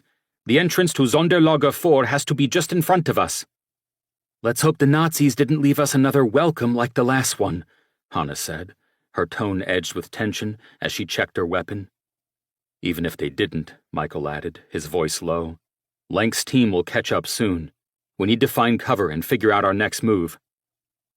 As they pushed deeper into the forest, the artifact's vibrations intensified, its glow pulsing in a steady rhythm. The terrain became rockier, the trees thinning to reveal jagged outcroppings that jutted from the ground like broken teeth. Marcus stopped suddenly, his gaze locking on a large boulder partially obscured by moss and vines. "This is it," he said, his voice filled with certainty. Carl moved to the side, his eyes scanning the area. "A rock? That's what we came for?" "Not just a rock," Marcus replied, crouching to examine the base of the boulder. He brushed away a layer of moss to reveal faint carvings etched into the stone. The runes matched those on the artifact and the parchment. "It's a marker," Marcus continued. "The Nazis built their systems to blend into the landscape. This isn't just a boulder. It's a hidden door." Hannah stepped closer, her brow furrowing as she studied the runes. "A hidden door? How do we open it?" Marcus held up the artifact, aligning its glowing runes with the carvings on the stone. As he adjusted its position, the vibrations grew stronger, and a low, mechanical groan echoed from beneath the ground. "Whatever you're doing, do it fast," Carl said, his tone urgent. "Lank's men won't wait." With a final adjustment, the artifact locked into place, and the ground beneath the boulder shifted. They jumped back as the stone slid aside with a deep, grinding sound, revealing a dark passageway that descended into the earth. A faint rush of cool air spilled out, carrying with it the metallic tang of old machinery and the slight scent of oil. "Bingo," Marcus said, a hint of relief in his voice. "This is the entrance." Michael peered into the darkness, his expression wary. If the defenses up here were this well hidden, I can't imagine what they've built down there. "Only one way to find out," Marcus said, stepping toward the opening. The passageway was narrow and steep, the walls carved from rough stone and reinforced with rusted steel beams. Their footsteps echoed faintly as they descended, flashlights cutting through the darkness. The air grew warmer with each step, the silence broken only by the distant hum of machinery. "This isn't natural," Hannah said, her voice hushed. "The Nazis must have hollowed this out." "They didn't just hollow it out," Marcus replied. "They engineered it. Look at the walls, vents, drainage systems. This place was designed to last." "And to keep people out," Carl added, his weapon raised as he scanned the shadows. "Keep your eyes open. If they've got defenses down here, we'll walk right into them." The passage leveled out, opening into a wide chamber that took their breath away. The ceiling arched high above, supported by massive steel girders. Tracks ran along the floor, leading deeper into the mountain, and rows of rusted crates lined the walls. At the far end of the chamber stood a massive steel door, its surface adorned with more runes and the faded insignia of the Third Reich. "This is it," Marcus said, his voice barely above a whisper. "The entrance to Sonderlager 4. Hannah stepped forward, her flashlight illuminating the steel door. "Looks like it hasn't been touched in decades." "Which means it's probably rigged," Carl said, his tone grim. "They wouldn't leave this unprotected." Marcus examined the door, the artifact's glow illuminating faint seams and mechanisms hidden within its surface. "The artifact will open it," he said, "but it might take time." Michael glanced back toward the passage they had come through. "And what about Lenk? If they're behind us, we don't have time. We'll be trapped." "We don't have a choice," Marcus said, his eyes locked on the door. "If we don't get in now, they'll take everything." Chapter 14. The chamber was eerily silent, except for the faint hum of the artifact in Marcus's hand. The massive steel door loomed before the team, its surface cold and smooth, etched with faded runes and symbols that told of its purpose: to guard whatever lay beyond. The door's edges were seamlessly fused with the walls, a testament to the precision engineering of the Nazi architects. Marcus crouched before the door, the artifact glowing brighter as he held it near the carvings. The vibrations were strong now, pulsing in a rhythmic pattern that resonated through his hands. He glanced back at the team, his voice low but steady. "This is it. The artifact should unlock it, but we need to be ready. If it's connected to the defenses, activating it could trigger anything." Carl nodded, his rifle raised. "We'll cover you. Just don't take too long." Hannah knelt beside Marcus, her flashlight illuminating the door's intricate mechanisms. "Any idea what we're looking at? It doesn't look like a simple lock." "It's not," Marcus said, his fingers tracing the runes. "It's a system. The artifact acts as a key, but the runes indicate some kind of sequence. If I activate the wrong one—" He trailed off, the implication clear. "Then don't," Hannah said dryly, her eyes scanning the room. "We've had enough explosions for one day." Marcus aligned the artifact with a central indentation in the door, the glow of the runes intensifying as it clicked into place. The vibrations stopped, replaced by a low, resonant hum that seemed to emanate from the walls themselves. A light emanated from behind the runes on the door and began to shift from one to another in a sequence. Marcus studied them intently, his mind striving to match the sequence with the inscriptions on the parchment. He reached out, pressing one of the illuminated symbols. The hum grew louder, and the door shuddered slightly. "Is that supposed to happen?" Michael asked, his voice tight with apprehension. "Hopefully," Marcus replied, pressing another rune. As he activated the sequence, a sharp metallic click echoed through the chamber, followed by the sound of gears grinding deep within the walls. The door began to move, sliding upward with a slow, deliberate motion.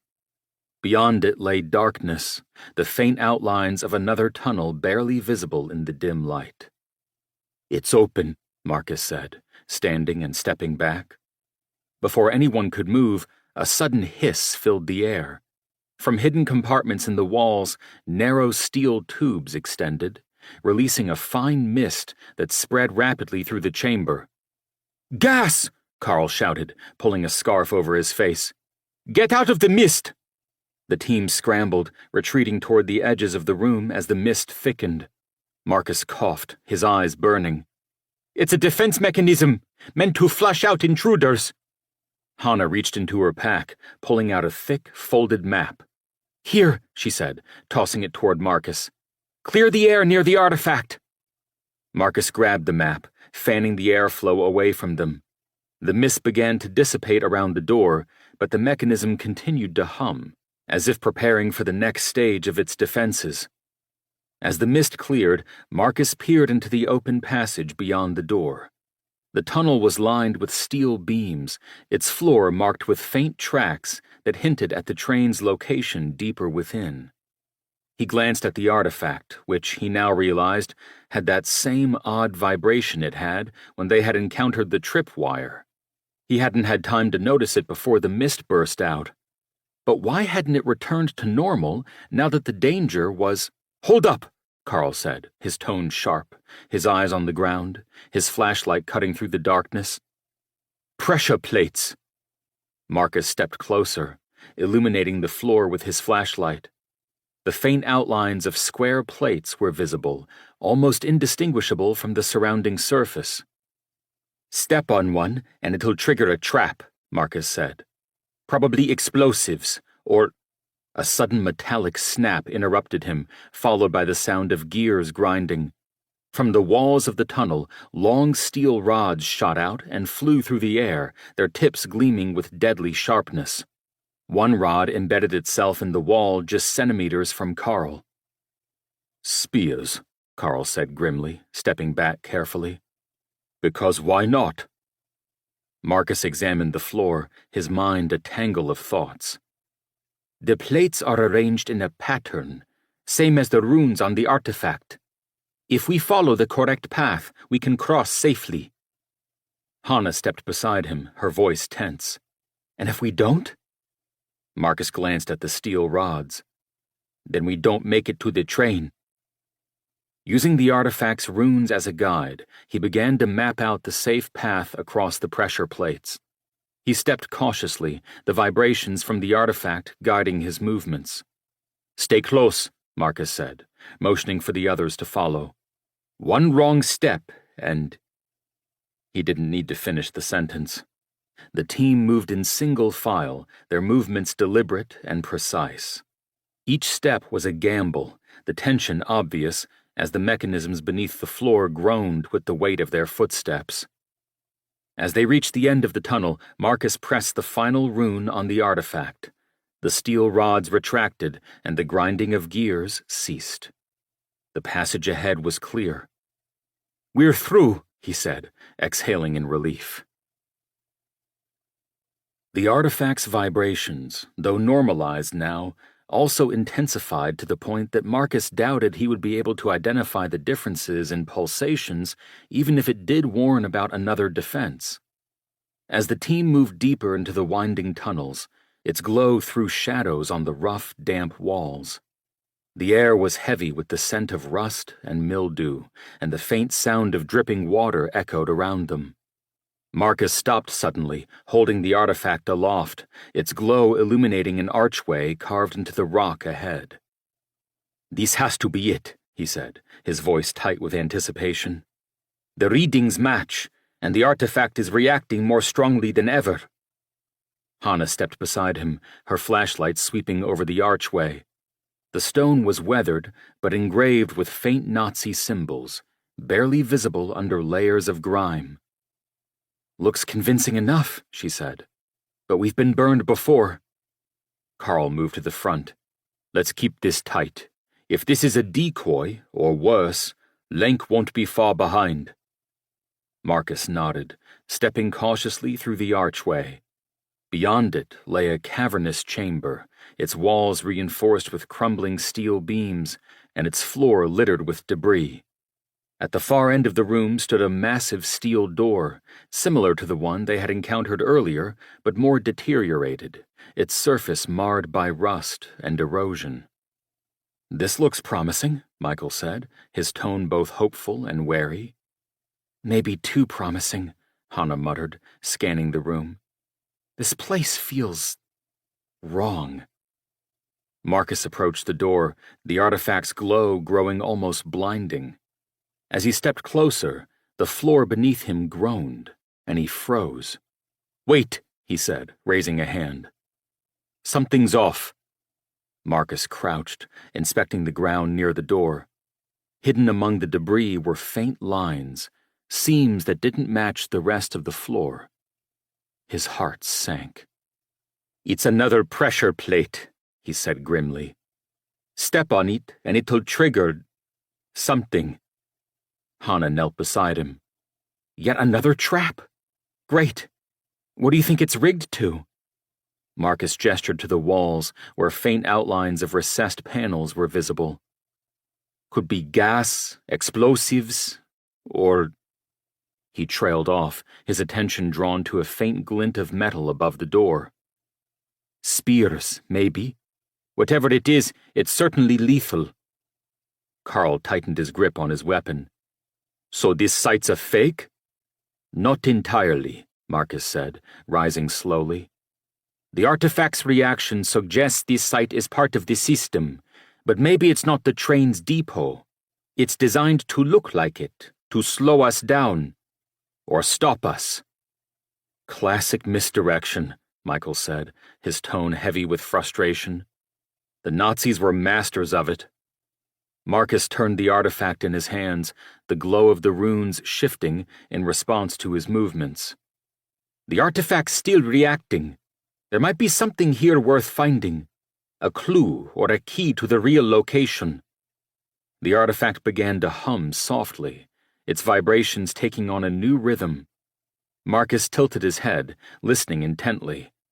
The pattern was different, not the steady pulse they had followed before, nor the warning pulse that indicated defenses, but something more intricate. "It's signaling something," Marcus murmured. "It's a different sequence." Hana frowned. "A sequence? Like a code?" Marcus nodded, stepping away from the pressure plate and toward the side of the room. The artifact's glow shifted, dimming and brightening as he moved. He followed its guidance to a section of the wall where a faint outline of a compartment was visible. "Here," he said, pressing the artifact against the wall. The vibrations intensified, and with a soft click, a hidden panel slid open. Inside was a small steel box, its surface engraved with the same runes as the artifact. Marcus carefully removed it, his pulse quickening as he lifted the lid. Inside lay a series of intricate metal pieces, each marked with symbols that matched those on the artifact. "What is that?" Hana asked, peering over his shoulder. "A calibration kit," Marcus said, his voice filled with wonder. "The artifact isn't just a key, it's modular. These pieces can change its function, probably to interact with different parts of the system." Carl glanced at the kit, then back at Marcus. "You're saying this thing can do more than just open doors?" Marcus nodded, already examining the pieces. "It's designed for more than one purpose. The Nazis must have built multiple sites like this, each requiring specific configurations." Michael crossed his arms, his expression dark. So this was all just another step in their game. How many more of these places are there? Marcus set the box down, his mind sharpened, sifting through facts at lightning speed. "This kit might tell us. If I can decode the sequence, it could reveal the locations of the other sites, or even lead us directly to the train." Before the team could move, the faint sound of voices echoed through the tunnel. Carl stiffened, raising his weapon. "Lenk, he's here." Marcus grabbed the box, carefully placing it in his satchel along with the artifact. "We need to move, now." Hana pointed toward a side passage they hadn't explored. "This way. It might loop back to the main tunnel." The team moved quickly, the sound of Lenk's forces growing louder behind them. As they slipped into the side passage, Marcus felt a renewed sense of importance. The artifact's deeper mysteries were beginning to unfold, and he knew the stakes were higher than ever. "We're not just racing for the train anymore," Marcus said, his voice low but steely. "We're racing to stay ahead of a game the Nazis started, and that Lenk is determined to finish." The atmosphere in the narrow tunnel was stifling, every sound amplified by the cold, unyielding stones surrounding them. The faint glow of Marcus's flashlight flickered over the uneven walls, and the vibrations from the artifact in his satchel seemed to mirror the pounding of his heart. Behind them, the sounds of Lank's forces echoed ominously, harsh commands, hurried footsteps, and the faint clatter of equipment. The pursuit was relentless. "They're gaining on us," Hannah said, her voice low but urgent. She glanced over her shoulder, her flashlight sweeping the darkness behind them. "We need to pick up the pace." "We can't afford a misstep," Marcus replied, his tone tense as he navigated the winding passage. "These tunnels might be unstable. One wrong move and we could bring the whole place down." "That might not be the worst idea," Carl muttered. "If we can trap Lank in here." "Not if we trap ourselves, too," Michael countered, his voice tight with strain. The tunnel forked abruptly, splitting into two narrow paths. Marcus hesitated, his flashlight moving between the options. The left path descended steeply, its floor slick with moisture, while the right veered upward, its incline marked by jagged rocks and crumbling walls. "The artifact," Hannah prompted. "Does it say which way?" Marcus pulled the artifact from his satchel, its glow brightening as he pointed it toward the descending path. "Left," he said, "but let's exercise caution." Carl scanned the path to the right with his flashlight. "And this one isn't exactly inviting either. If they're following us, they'll have to split up to cover both." "Which gives us an advantage," Lucas said, his tone grim. "We can funnel them into a choke point." Marcus nodded, already moving toward the left path. "We'll take the lower route. It's riskier, but the artifact's guiding us." "What about the other path?" Michael asked. "If Lank sends his men that way, they'll flank us." Carl adjusted his pack. "I'll lay some surprises." From his pack, he pulled a handful of small, crude charges, their timers set manually. He worked quickly, attaching them to the unstable walls of the lower passage. 3 minutes, Carl said, stepping back. "I'm thinking they'll assume we booby-trapped the path we took in order to stop them. At the very least, it might buy us time as they try to unblock it or figure it out. Yet this will leave us an exit for later." The team descended the left path, the air growing warmer and damper with each step. The sound of dripping water echoed through the tunnel, mingling with the creak of shifting rock. The slope was steep, forcing them to move carefully to avoid slipping on the slick surface. Marcus held the artifact tightly, its vibrations intensifying. "We're heading deeper into the mountain. This path must connect to another site." Hannah steadied herself against the wall, her flashlight revealing faint carvings etched into the stone. "Look at this," she said, motioning for Marcus to join her. "Symbols, like the ones on the artifact." Marcus examined the carvings, his fingers tracing the weathered lines. "They're markers. We're on the right track." A distant rumble shook the tunnel, followed by a distinct crack that echoed through the passage. "The charges," Carl said, his voice clipped. "That'll slow them down, but it won't stop them." Only the rumbling didn't stop. Loose stones fell from the ceiling, and the ground beneath their feet trembled violently. Marcus's stomach sank as he realized the danger. "The charges destabilized both paths of the tunnel. Move!" Carl shouted, pushing the team forward. They sprinted down the passage, their footsteps echoing over the roar of collapsing stone. The vibrations grew stronger, the walls groaning under the strain.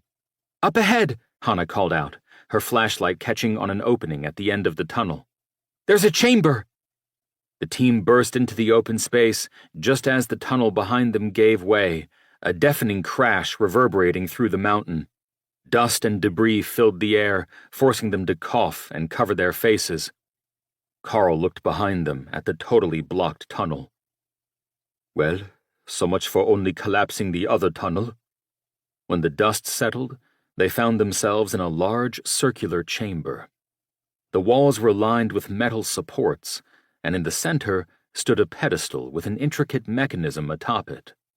The artifact in Marcus's hand pulsed brightly, as if recognizing its counterpart.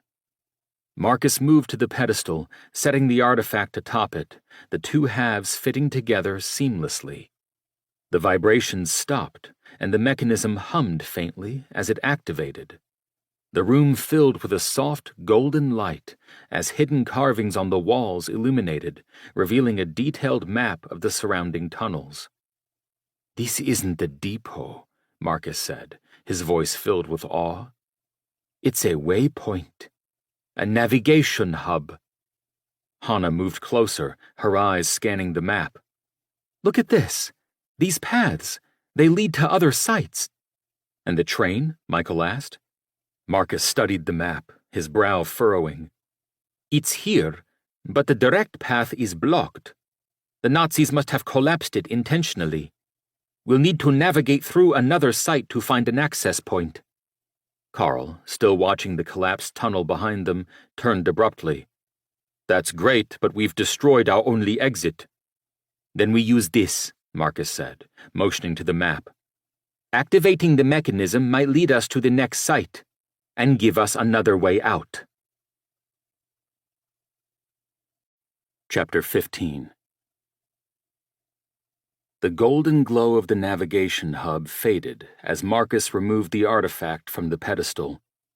The intricate map etched into the walls dimmed, leaving only the faint outlines of tunnels burned into their memories. The team stood in silence, the weight of their next move settling over them like the cold, damp climate of the chamber. "This way," Marcus said, pointing toward one of the passages marked on the map.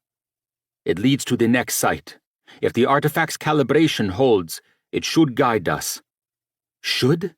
Hannah asked, her eyebrow arching skeptically.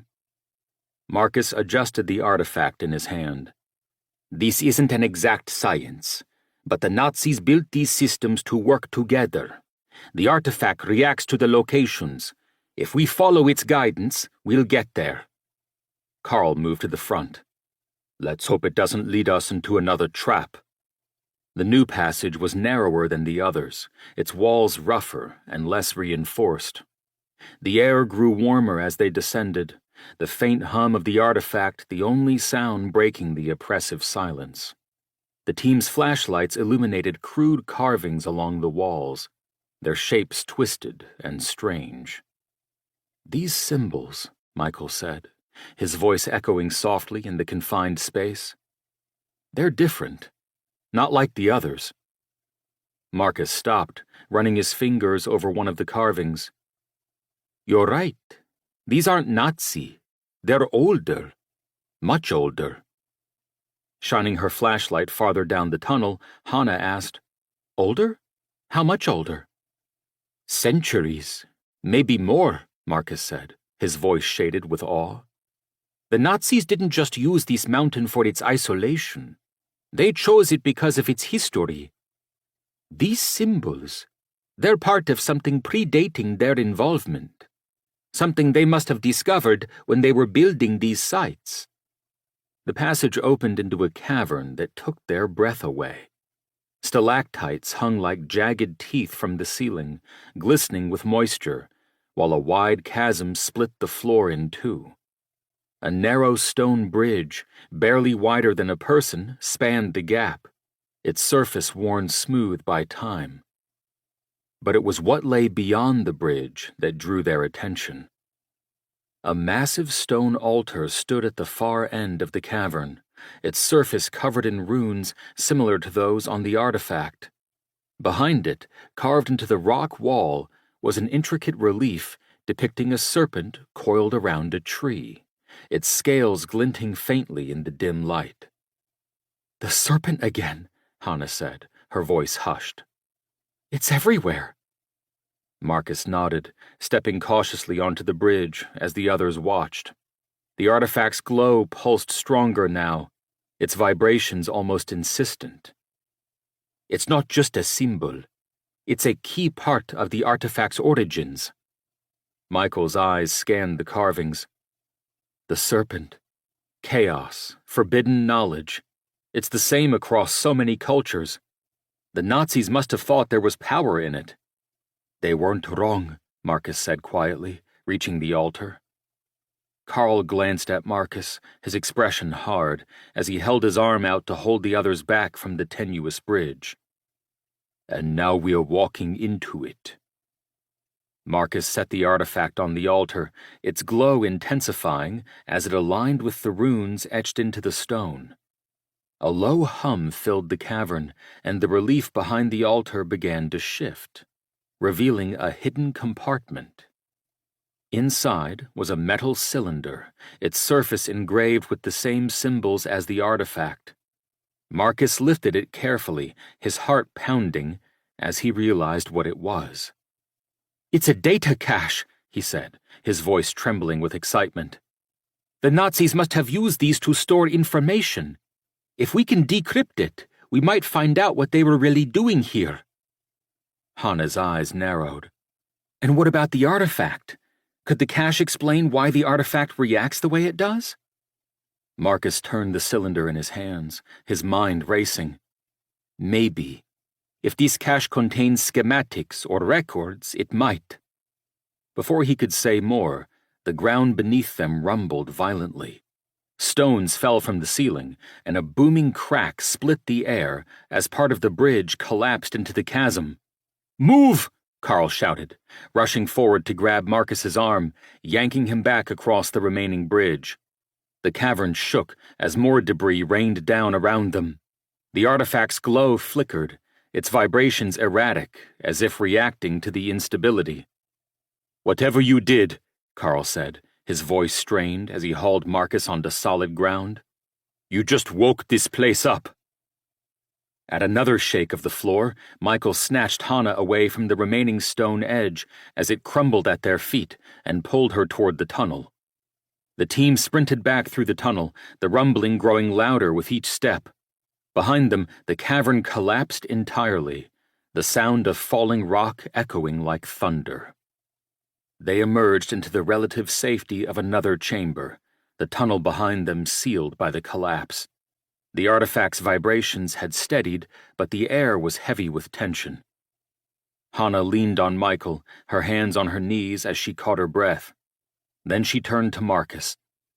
"We found a data cache, collapsed half a mountain, and nearly died. And for what? What did we learn?" "It's the cache," Marcus said, clutching it tightly. "The system's responding to the artifact's activation of the cache. We triggered something." "Like what?" Hana demanded. "I don't know," Marcus admitted, his voice tight. He looked at the cache in his hands, his expression resolute. "This isn't just about the train anymore. The Nazis weren't just hiding treasures. They were hiding knowledge they thought could change the course of the war." Michael leaned against the wall, an arm still around Hana, his tone grim. "Knowledge like what?" Marcus met his gaze, his voice low. "That's what we need to find out. The artifact, it's not just a tool. It's a map, a key, and a trigger. And whatever's on this cache might tell us how to use it." Carl, ever pragmatic, glanced toward the sealed tunnel. "And if Lenk finds out what we're carrying?" "Then we'll be racing him to more than just the train," Marcus said. "We'll be racing to stop him from unlocking something far worse." The team moved cautiously through the twisting tunnels, taking turns that led to what the map indicated was yet another site. Marcus held the artifact tightly, its glow steady but subdued, as if waiting for the next step. The metal data cache was secured in his satchel, its mysterious contents adding another layer of mystery to their mission. As they emerged into a wider chamber, the walls around them grew smoother, the rough-hewn stone giving way to precisely cut surfaces. Faded Nazi insignias adorned the walls, interspersed with inscriptions and runes that matched those on the artifact. "This isn't just another tunnel," Marcus said, his flashlight sweeping across the room. "This was a central point, another operations hub." Carl scanned the room, his rifle at the ready. "Doesn't look like anyone's been here in a long time, but that doesn't mean it's not dangerous." Hana moved to a large, rusted control panel embedded in the wall. The buttons and levers were labeled in German, and a faint layer of dust covered the surface. "This looks like it controlled something big. A door, maybe?" Marcus joined her, his eyes narrowing as he studied the panel. Not a door, a lift system. He pointed to a schematic etched into the metal beside the controls, showing a series of interconnected shafts and platforms. This was how they moved materials and people through the mountain at different levels. Michael, standing near a stack of crates marked with more faded Nazi symbols, added, "If this is a hub, there might be records or blueprints here, something to tell us where the train is." As Marcus examined the control panel, the artifact began to vibrate again, its glow intensifying. He held it near the panel, and a low hum emanated from the machinery. "It's responding," Marcus said, his excitement tempered by caution. "The artifact's activating something." Carl scowled at him, not at all pleased that yet another activation could be happening. With a snapping click, a hidden compartment in the wall slid open, revealing yet another cylindrical tube, this one wrapped in metal bands. Marcus carefully removed it, recognizing the engravings as similar to those on the data cache. "It's another cache," he said, his voice filled with awe. "This one might be linked directly to the lift system." Hannah tilted her head, her flashlight fixed on the panel. "Can it tell us where the train is?" Marcus studied the runes on the cylinder, aligning them with the artifact's glowing symbols. "Not directly, but if we combine the data from both caches, it might give us coordinates. Or another piece of the puzzle." Working quickly, Marcus placed the new cache beside the artifact on a makeshift table. He opened the first cache and carefully removed a series of small, intricately carved metal plates. The engravings on the plates shimmered faintly, reflecting the glow of the artifact. "These plates," he said, arranging them into a grid. "They're part of a map, an overlay that interacts with the artifact." Hannah leaned in. "So where does it point?" Marcus adjusted the plates, aligning their symbols with the artifact's vibrations. As the grid clicked into place, the artifact pulsed brightly, projecting a faint holographic image onto the wall. The projection showed a series of interconnected tunnels and chambers, with one location marked prominently at the center. The inscription beside it read, "Hauptlager." "There's the main depot," Marcus said, pointing to the marked site. "That's the train's true location." Michael crossed his arms, his expression skeptical. "And how do we get there? It's not on the lift system map." Marcus nodded, already examining the projection. "It's not connected directly, which means the main route was probably destroyed or blocked. But there's another path." He traced a secondary line on the map. "Here. It's longer, but it's our only way in." Carl studied the map, his expression grim. "If this path exists, it's probably rigged with more traps, or worse." "Worse?" Hannah asked, raising an eyebrow. "Collapses, floodgates, maybe even chemical traps," Carl said. "The Nazis didn't just bury the train, they buried everything around it." Marcus nodded, his determination unwavering. "We don't have a choice. If we can reach Hauptlager, we'll find the train, and everything the Nazis hid with it." Michael gestured to the lift system. "And what about Lank? If he takes another route and sees this hub, he'll know exactly where we're going." "Then we make it harder for him to follow," Lucas suggested, motioning to Carl. His partner nodded, moving toward the control panel. "We can disable the lift system, or rig it to collapse. We know the alternate way to the train, they'll assume the lift would be the access." Hannah glanced at Marcus. "That'll likely slow them down, but it won't stop them. If the lift is destroyed, they'll look for an alternate route, and find the one we're taking." "It'll buy us time, though," Marcus said, already packing away the caches and the artifact.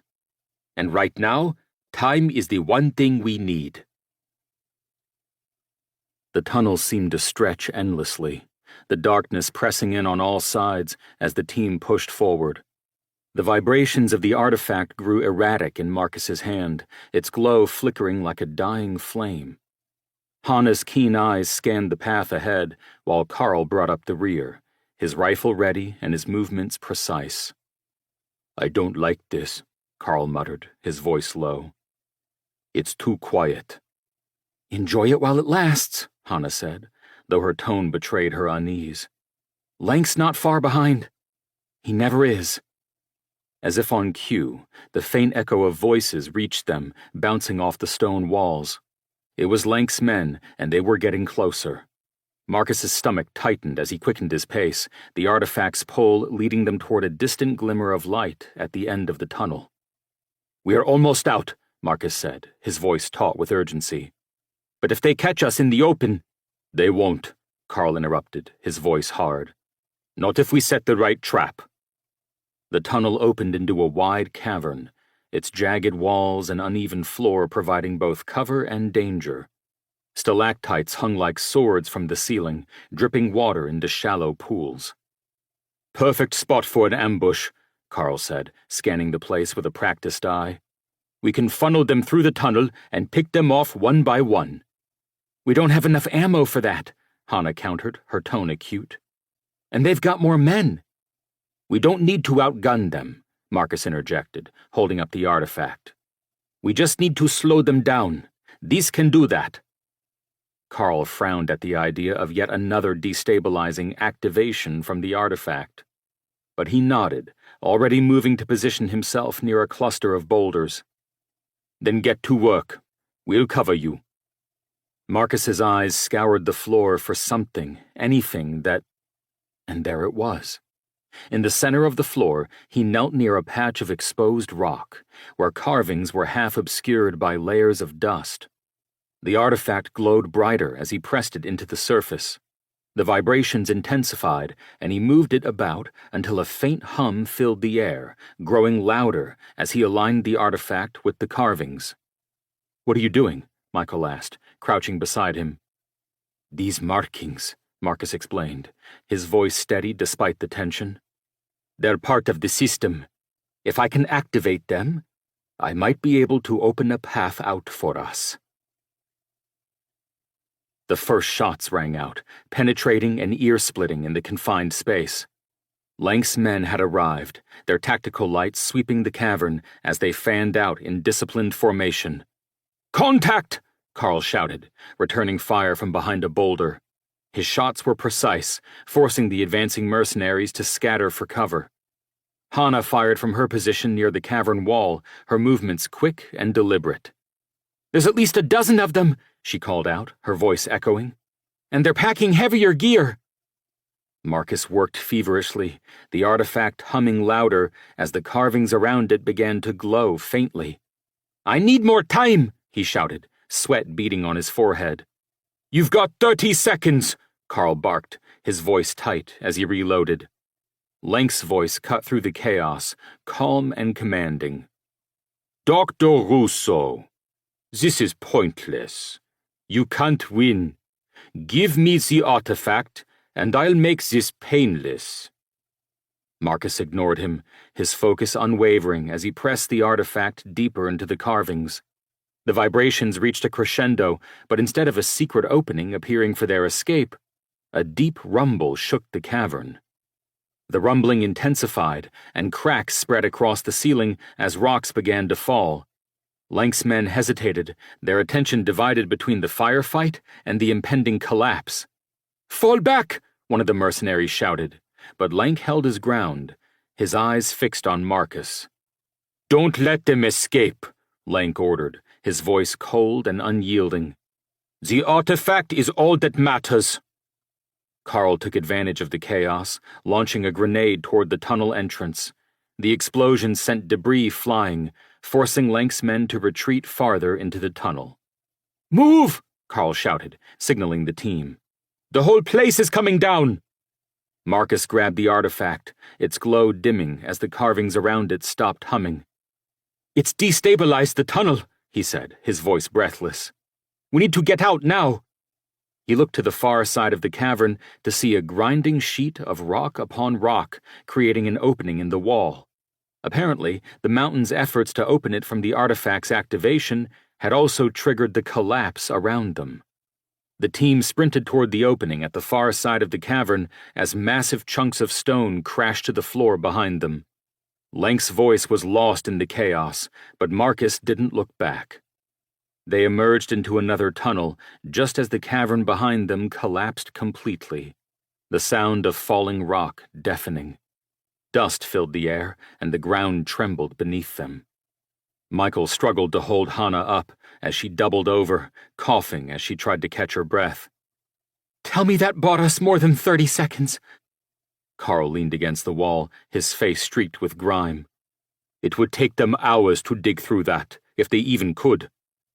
Marcus held the artifact tightly, its glow faint but steady. It's good enough for now. We'll find the next location while they're stuck behind us. Hannah straightened, her sharp eyes fixed on Marcus. Like you said, for now, because Lank will be back, and next time, he won't ask for the artifact. He'll shoot first, and then just take it. Clara felt the ground beneath her tremble, then heard the thunderous roar. Her head snapped up as a crack appeared in the side of the mountain and a few boulders tumbled away. Her heart thudded in her chest. This was the third such disturbance after Lank had entered the tunnel. Were they from his own explosives, or had he activated the device that he wanted so dearly? Or was this the mountain itself belching at his presence? This time, consequences be damned, Clara wasn't about to wait to find out. She quickly gathered her communications devices, radio, cell phone, satellite system, which had all been useless to communicate anyway, and threw them in her backpack, rushing down the mountain path toward town. Chapter 16. The new tunnel was eerily quiet, the only sounds the distant groans of shifting rock and the team's labored breathing. The air was cooler here, the dampness clinging to their skin as they slowed their pace, finally stopping at a small, widened section of the tunnel. Marcus set his satchel on the ground, pulling out the artifact and the 2 caches they had recovered. "Let's figure out where this thing wants to take us next," Marcus said, his voice steady but tinged with doggedness. Carl slung his rifle off his shoulder, his sharp gaze scanning the boulder-blocked tunnel behind them. Lucas took up watching the tunnel as his partner sat down on the dusty tunnel floor. Michael took hold of Hannah's hand, and the 2 of them, likewise, sat for a moment's reprieve. Marcus still stood, focusing on the artifact. Its glow was faint but constant, and as he turned it in his hands, the vibrations aligned with a subtle rhythm that seemed to pulse in harmony with the surrounding rock. He opened the first cache, carefully extracting the metal plates they had found earlier. "These plates form a puzzle," Marcus explained, kneeling to arrange them in a grid. "The runes on the artifact interact with them, like a key fitting into a lock." Hannah crouched beside him, her flashlight illuminating the intricate engravings on the plates. "So what's the next move? Another hidden chamber? Another dead-end booby trap?" Marcus adjusted the plates, aligning their markings with the artifact. The grid clicked into place, and a faint holographic projection flickered to life, displaying another map of the mountain, this time the images slightly distorted from the angles of the tunnel wall.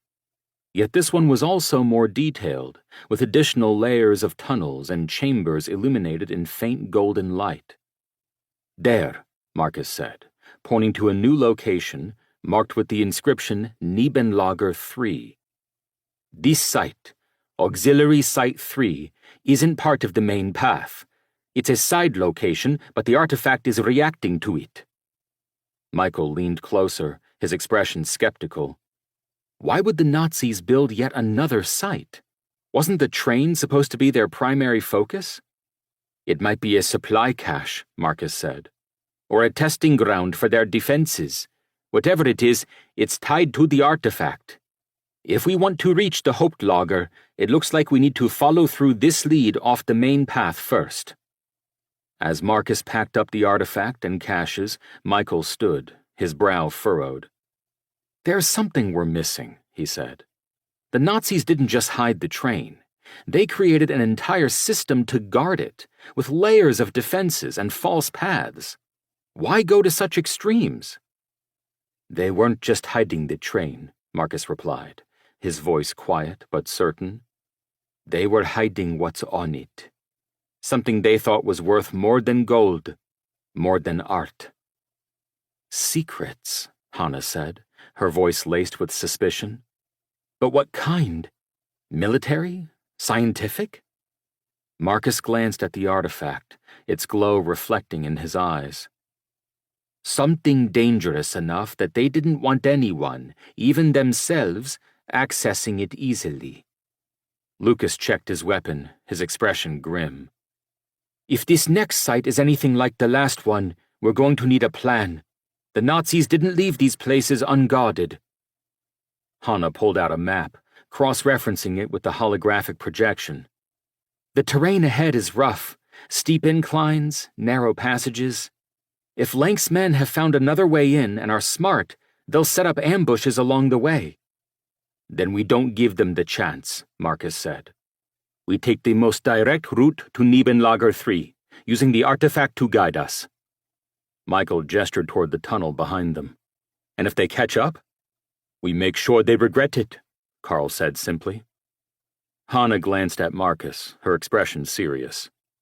And this next site, whatever we find there, it's not going to give us all the answers, is it? Marcus shook his head. No. But it'll get us closer. Every piece we uncover brings us one step closer to understanding what the Nazis were protecting and why. The team moved quickly, their pace steady as they navigated the narrow tunnel. The artifact's glow grew stronger as they progressed, its vibrations guiding them like an invisible compass. The path ahead was uneven and treacherous, forcing them to climb over jagged rocks and squeeze through tight passages. The deeper they went, the more the air changed, warmer, heavier, and tinged with a faint metallic scent that set Marcus's nerves on edge. This place feels different, Hannah said, her voice hushed. Like we're walking into something we're not supposed to find. We are, Marcus replied, his tone determined. And that's exactly why we have to keep going. The tunnel widened as the team descended, its rough-hewn walls giving way to smoother, reinforced stone. The artifact in Marcus's hand pulsed with rhythmic vibrations, its glow illuminating the path ahead. He found the side path that had been indicated on the map, and the artifact reacted positively as he led them that route. We're close, Marcus said, his voice cutting through the silence. The artifact's reaction is getting stronger. Hannah shone her flashlight ahead, catching the faint glint of metal embedded in the rock. Look at that, she said, stepping closer. The metal was part of a door, massive, reinforced, and marked with faded Nazi insignias. It was partially hidden behind layers of rockfall and debris, but its presence was undeniable. This is it, Marcus said, examining the door. Nebenlager 3. Carl approached, his rifle at the ready. What's the plan? Another key and lock situation? Marcus held up the artifact. If this site is like the others, the artifact should trigger the mechanism to open. Carl lifted an eyebrow. Without a cave-in this time. Marcus grimaced. Right. He stepped forward, the artifact glowing brighter as he held it near the door. A faint hum filled the air, and the runes etched into the metal began to glow faintly. He aligned the artifact with an indentation in the center of the door, and the vibrations intensified. With a deep, resonant groan, the door began to shift, sliding slowly into the rock wall. Dust and debris fell from the ceiling as the hidden mechanisms creaked to life, revealing a dark passage beyond. Hannah stepped back, her flashlight fixed on the opening. That wasn't ominous at all. Carl scanned the shadows ahead. Let's move. Whatever's in here, we need to find it and get back on the main path before Lenk catches up. The passage led to a large, circular chamber, its walls packed with shelves and cabinets filled with rusted equipment, yellowed documents, and decaying crates. "This was a storeroom," Marcus said, his flashlight sweeping over the contents. "But for what?" Michael moved to a nearby table, brushing away a thick layer of dust to reveal blueprints and diagrams. "Look at this," he said, holding up one of the papers. "Schematics for something. Engines? Machines?" "Not just machines," Marcus said, studying the drawings. "These are rail systems. They were designing something to move through the mountain. Something massive." Hannah crouched beside a crate, prying it open with her multi-tool. Inside were metal containers, their surfaces engraved with the same symbols as the artifact. She held one up, her expression cautious. "What do you think these are?" Marcus examined the canister, his brow furrowing. "I'd guess fuel cells, but not for any technology we're familiar with." Carl gestured toward a far corner of the room, where a rusted locker stood partially ajar. "Over here." Marcus approached, his flashlight revealing what was inside: tattered uniforms, faded photographs, and a stack of journals. He pulled one of the journals out carefully, the leather binding cracking under his touch. Flipping through the pages, he frowned. "These are personal logs, written by someone stationed here." "What do they say?" Hannah asked, peering over his shoulder. Marcus translated aloud, his voice low. "We've completed the final tests on the containment unit. The energy is volatile, unstable. We've lost 3 men already, but the Führer insists it's worth the risk." Michael's face darkened. Containment unit? For what? Marcus continued reading. "Without the containment key, the train cannot be accessed, and the power within cannot be harnessed." "Containment key?" Carl questioned. Marcus and Michael both nodded, Marcus holding up the artifact. "Power?" Hannah asked, her voice sharp. "What kind of power?" Marcus set the journal down, his mind processing every detail with relentless precision. "The Nazis weren't just hiding treasures. They were experimenting with something they may have thought could turn the tide of the war." He returned to the table, his focus on the journal and the artifact. "This site was a testing ground," he said. "The Nazis were experimenting with something tied to the artifact. Whatever they were trying to contain, it's connected to the train." Michael gestured to the schematics. "And the train's location?" Marcus nodded. "This confirms it. The train is at the Hauptlager, but they didn't just bury it. They locked it behind layers of systems designed to not just protect it, but contain some unstable power." The team moved cautiously back to the main tunnel. Marcus clutched the artifact tightly, its glow pulsing with a new rhythm. He shuddered to think what this new rhythm threatened. Yet just another level of danger, or the green light to a finale no one wanted. "This thing's been leading us around like a treasure map," Hannah said, her voice low and laced with frustration. "But it's starting to feel more like a ticking time bomb." "It's both," Marcus replied, his tone grim, his feelings mirroring hers. "The Nazis didn't just design it to guide. It's part of the system. Whatever they built, it's tied directly to this." Walking a few steps behind, Michael added, "If it's tied to the train, what happens if Lenk gets his hands on it?" Marcus hesitated, then shook his head. "He won't." The tunnel opened into another chamber, this one smaller, but intricately carved with runes and symbols that glowed faintly as the artifact's light touched them. The room was dominated by a circular dais in the center, surrounded by faintly luminescent panels embedded into the walls. As Marcus stepped closer, the artifact in his hand began to vibrate violently, its glow intensifying to a blinding brilliance. He fought the visceral instinct to drop it, to run. "Marcus," Hannah warned, taking a step back. "What's it doing?" "I don't know," Marcus said, his voice now filled with trepidation. But it's connecting to something. The artifact hummed louder, and the panels on the walls flared to life, projecting not just images on the walls, but fully formed holographic images into the air. The images were chaotic, a series of blueprints overlaid with symbols, fragmented diagrams of a train car's interior, and what looked like a glowing containment chamber at its core. "This is the train," Marcus said, his eyes darting between the projections.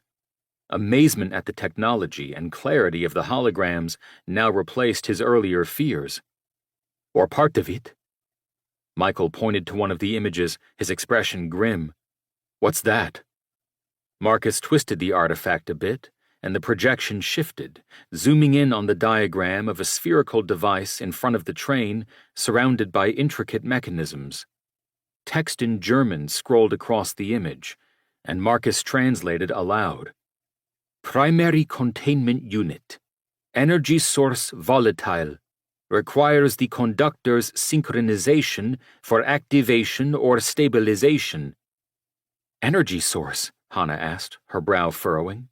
"What kind of energy?" Marcus's stomach sank as he read further. "Classified substance. Potential catastrophic release if improperly accessed." He looked up, his voice dropping. "The artifact isn't just a key. It apparently also acts as a failsafe.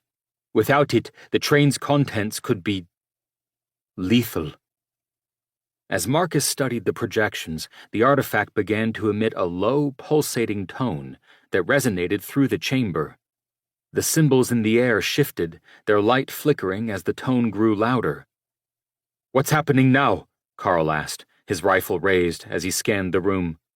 Lucas stood with his back to his partner, so the two had full visibility, but all they could see moving were the holograms. "It's activating another layer of the system," Marcus said, his voice tense. "It's responding to something, likely to the artifact's presence in this chamber, but I don't know what it's triggering. The artifact isn't just a key, it's a regulator. Without it, whatever's in that containment unit could—" He hesitated. "Could destroy everything." Michael crossed himself, his voice grim. "God help us. So now we're carrying a potential bomb." "Not a bomb," Marcus corrected. "A fail-safe. If we keep it and stop it from being misused, we can control the system. But if Lenk gets his hands on it—" Carl finished the thought. "Then he has the power to release whatever the Nazis were hiding and weaponize it." The team stood in silence.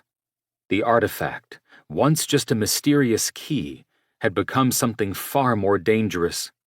It was both their greatest asset and their greatest liability. "We need to move," Marcus said finally, packing the artifact and the caches they had found carefully into his satchel. "If this is what they were hiding, the Hauptlager isn't just a storage site. It's a containment facility." "And Lenk wants to open it," Hannah said, her voice grim. "Not if we stop him first," Carl said, his rifle at the ready. Marcus nodded, his resolve hardening. "Then let's make sure we stay ahead of him, before he unleashes something none of us can control."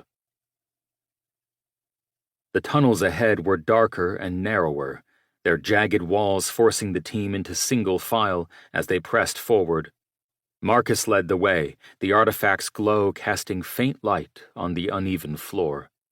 Its vibrations had steadied, now guiding them with an unerring precision toward the Hauptlager. "We're getting close," Marcus said, his voice tight. "The artifact's resonance is stronger here. It's leading us straight to the depot." "Then we've got to pick up the pace," Carl muttered, glancing over his shoulder. "Lenk's men won't be far behind." The sound of distant echoes pulled them all to a stop.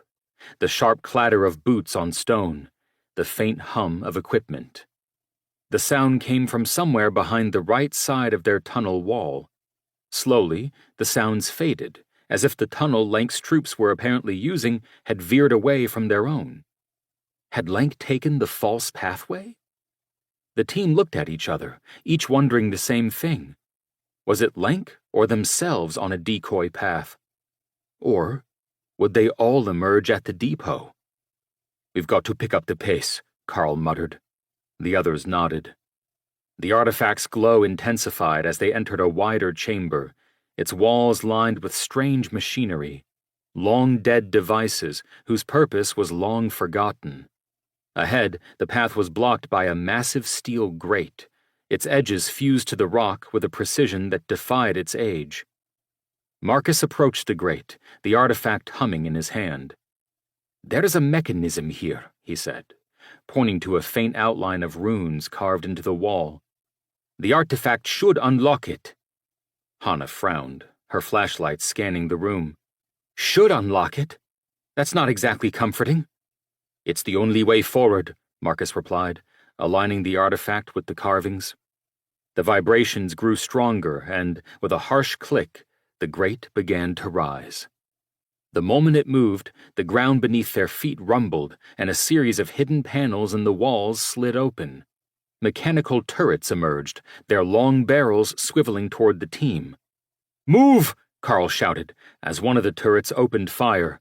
Bullets ricocheted off the walls, the thunderous sound filling the chamber. Marcus scrambled toward the grate, the artifact still glowing as he worked to open the grate. "Keep them off me!" he yelled, his voice barely audible over the gunfire. Hannah and Carl flailed their arms, their movements swinging the turrets in their direction as they dodged the turrets' attacks. Michael joined in the distraction, his breathing ragged, as he shouted, "How much longer?" "Almost there," Marcus called back, the vibrations of the artifact intensifying. With a final adjustment, the grate slammed open and the turrets powered down, their barrels retracting into the walls. "Go!" Carl barked, ushering the team through the opening. The path beyond the chamber was steep and treacherous, forcing the team to climb over jagged rocks and navigate narrow ledges. The artifact's glow guided their way, its vibrations quickening as they drew closer to their destination. The air grew colder as they climbed, the sound of their footsteps swallowed by the oppressive silence. At last, the tunnel opened into a cavern with a massive door, its top disappearing into darkness. They spied rail tracks beneath them that came out from under a wall of boulders to one side and went under that massive door just as they had seen in the first cave they had encountered. Surely, this was the Hauptlager, the depot of the Nazi gold train. "We're here," Marcus said, his voice a mix of relief and dread. "This is it." As the team neared the Hauptlager's towering doors, the artifact in Marcus's hands began to vibrate with a deep, resonant hum, its tone so powerful it seemed to echo in their very bones. The air around them grew charged, prickling with static electricity as the artifact pulsed brighter, casting eerie golden light across the ancient runes etched into the colossal doors. Marcus's breath hitched as the runes, dormant for decades, suddenly flared to life, glowing from an unknown energy that bathed the chamber in a soft light. "It's the key," Marcus murmured, his voice barely audible over the rising hum. He stepped forward, his movements deliberate despite the weight of awe and tension hanging in the air. "But it's more than that. It's connected to whatever lies inside. It's part of this place." He carefully aligned the artifact with a central slot on the door, a perfect fit, as if it had always been meant for this moment. The instant it locked into place, the humming deepened, reverberating through the stone walls and shaking loose small clouds of dust. The doors groaned in protest, their ancient hinges straining as they began to creak open. Light spilled out through the widening gap, dim and diffused, but enough to hint at the enormity beyond. When the doors fully parted, the team froze.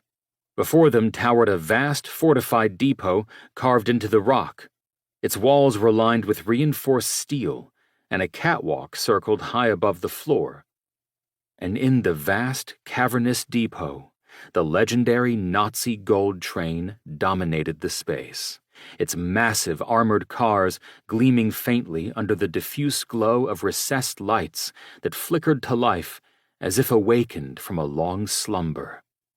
The air seemed to hum with latent energy, as though the train itself were alive, its menacing iron and steel presence a testament to both power and secrecy. Insignias of the Third Reich adorned its sides, half obscured by grime and the passage of time, yet still potent enough to send a chill through the group. Marcus took a hesitant step forward, the echo of his boots swallowed by the dismal stillness. The train wasn't just massive. It radiated an almost magnetic pull, a sinister allure that seemed to draw them closer. But even as the view of this mammoth train gripped the team, something else then seized their attention. The object at the heart of the depot, the sphere they had seen in the hologram. Suspended within a shimmering, golden containment field, a spherical device hovered less than a meter above the floor in defiance of gravity. Its surface was covered in intricate runes and shifting patterns that writhed like living things, morphing too quickly for the eye to follow. The artifact's energy had awakened it, and the low hum emanating from the sphere was now palpable, reverberating in their chests like a heartbeat. "What is that?" Hannah whispered, her voice trembling as her gaze locked onto the sphere. Marcus's fingers twitched, an almost magnetic need to understand pulling at him.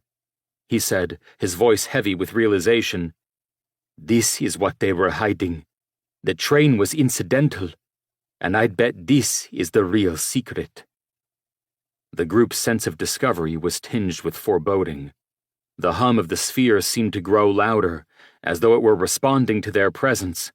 Whatever this device was, it wasn't just a relic of the past. It was alive with power, a relic of dangerous knowledge meant to stay buried. Yet here it was, and they had awoken it. Marcus stepped closer, his gaze fixed on the device. "It's the containment unit," he said. "The Nazis weren't just hiding the train. They were hiding this." Michael's voice was tense. "And what exactly is it?" Marcus hesitated, the weight of realization settling over him. "It's power. Pure, unstable energy. The artifact was probably designed to control it, to stabilize it. Like its name, the conductor or director implies." "Or to release it," Carl said, his rifle raised.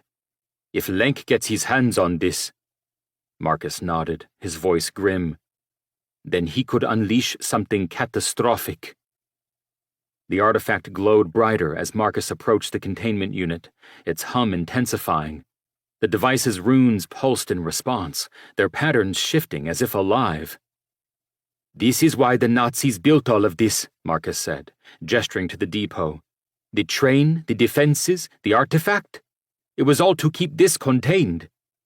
Hannah stepped closer, her expression serious. "And now it's our responsibility." Before Marcus could respond, the sound of boots on stone echoed through the chamber. Lenk's voice cut through the air, cold and commanding. "Indeed, Dr. Rousseau. But that responsibility doesn't belong to you." The team turned to see Lenk's men entering the depot from a side tunnel that had been unnoticed in the shadows, their weapons trained on them. The tension was electric, the stakes higher than ever. Marcus tightened his grip on the artifact, his consciousness crackling with restless energy. The choices before him were impossible, but the consequences of failure were unimaginable. Chapter 17. The Hauptlager was bathed in an eerie golden light as the containment unit pulsed faintly, its shifting runes casting strange shadows across the cavern. The team stood frozen, their breathing visible in the chilled air, as Lenk and his mercenaries spread out across the depot.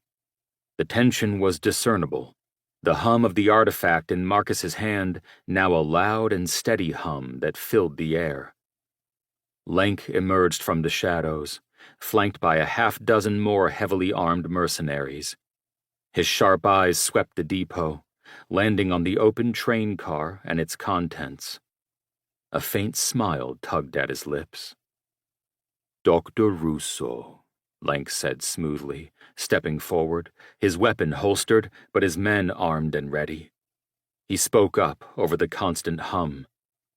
"You've done remarkably well to get this far. We've succeeded just as we'd planned.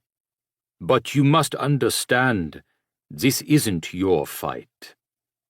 "This isn't anyone's fight," Marcus replied, his voice steady despite the weight of the moment. "Whatever's in that containment unit was buried for a reason." "And now it's time to unearth it," Lank said, his eyes fixed on the artifact. "The Nazis understood its value, even if their methods were crude. But with modern resources, its potential is limitless." Hannah snorted, her weapon raised and steady.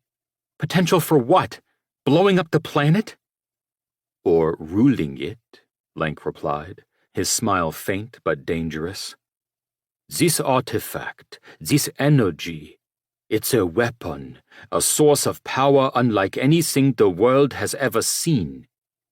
And it will be mine." Carl's gaze swept over the mercenaries, noting their positions. "He's got at least 10 men," he muttered to Marcus, under the pervasive hum. "Snipers on the catwalks, and the rest spread out. They've got us pinned." Marcus nodded, his mind processing every detail. "We can't let him have the artifact. If he uses it to access the containment unit, then the whole world's screwed," Hannah finished grimly. "So what's the plan?" "We stall," Marcus said quietly. "Buy time to figure out a way to secure the unit or destroy it." Lank, seeing the whispered exchange, inclined his head. "Dr. Russo, you don't seem eager to cooperate. That's disappointing. But no matter. You'll hand over the artifact, one way or another." Marcus straightened, holding the artifact aloft. Its glow intensified, projecting shadows across the cavern. "You don't know what you're dealing with, Lank. This isn't just a key. It's a regulator. Without it, that containment unit will destabilize." "Then you'll have to stay close, won't you? Lucky you. I need you alive." "But not them," Lank replied, his tone icy. "Now, hand it over, or your friends die." Marcus saw the numerous gun sights aimed at his team. "No, none of this belongs to you," he replied. "This treasure was stolen. It belongs to the families and nations the Nazis plundered, not to you. And this containment unit needs securing, not detonation." Lank's smile faded, replaced by cold determination. "You're naive, Dr. Russo. The world isn't kind to idealists. Hand it over, or my men will take it by force." Before Lank could give the order, Carl fired the first shot, the sound deafening in the enclosed space. Chaos erupted as Lank's mercenaries scattered, diving behind steel supports and crates. Lucas and Carl took the advantage, opening fire and forcing the mercenaries to scatter in the depot. Gunfire echoed off the steel walls, and the acrid scent of gunpowder filled the air. Lank, undeterred, moved toward Marcus, his weapon drawn. "You can't win, Dr. Russo," he shouted. "This is bigger than you." Marcus ignored him, his focus on the artifact and the unit. Lank raised his weapon, aiming directly at Marcus. Before he could fire, Lucas turned, his rifle trained on Lank. "Drop it," Lucas commanded, his voice cold. Lank hesitated for a moment, then smirked. "You think killing me changes anything? My men—" A sharp crack echoed through the depot as Lucas fired. Lank staggered, his weapon falling to the ground as he collapsed. His mercenaries, disoriented and leaderless, ran off or fell quickly under Hannah and Michael's precise fire. A final shot rang out, and the depot fell silent. As the smoke cleared and the ringing in their ears lessened, the team slowly stood, assessing the damage. Lank and a couple of his men lay still on the cavern floor. None of their team appeared injured, and they nodded to each other in recognition of the battle being over. Then a movement caught their eye. Lenk had moved. Carl looked to Marcus for orders, but Marcus shook his head as he approached and knelt beside the dying man. "It's over, Lenk." Blood dribbled from the man's lips as a sneer reached his eyes. "Oh, but you are mistaken, Rousseau. Do you think this was my task alone? The New Order has its tentacles everywhere, and my superior, Klaus Jäger, won't stop until he has what he wants.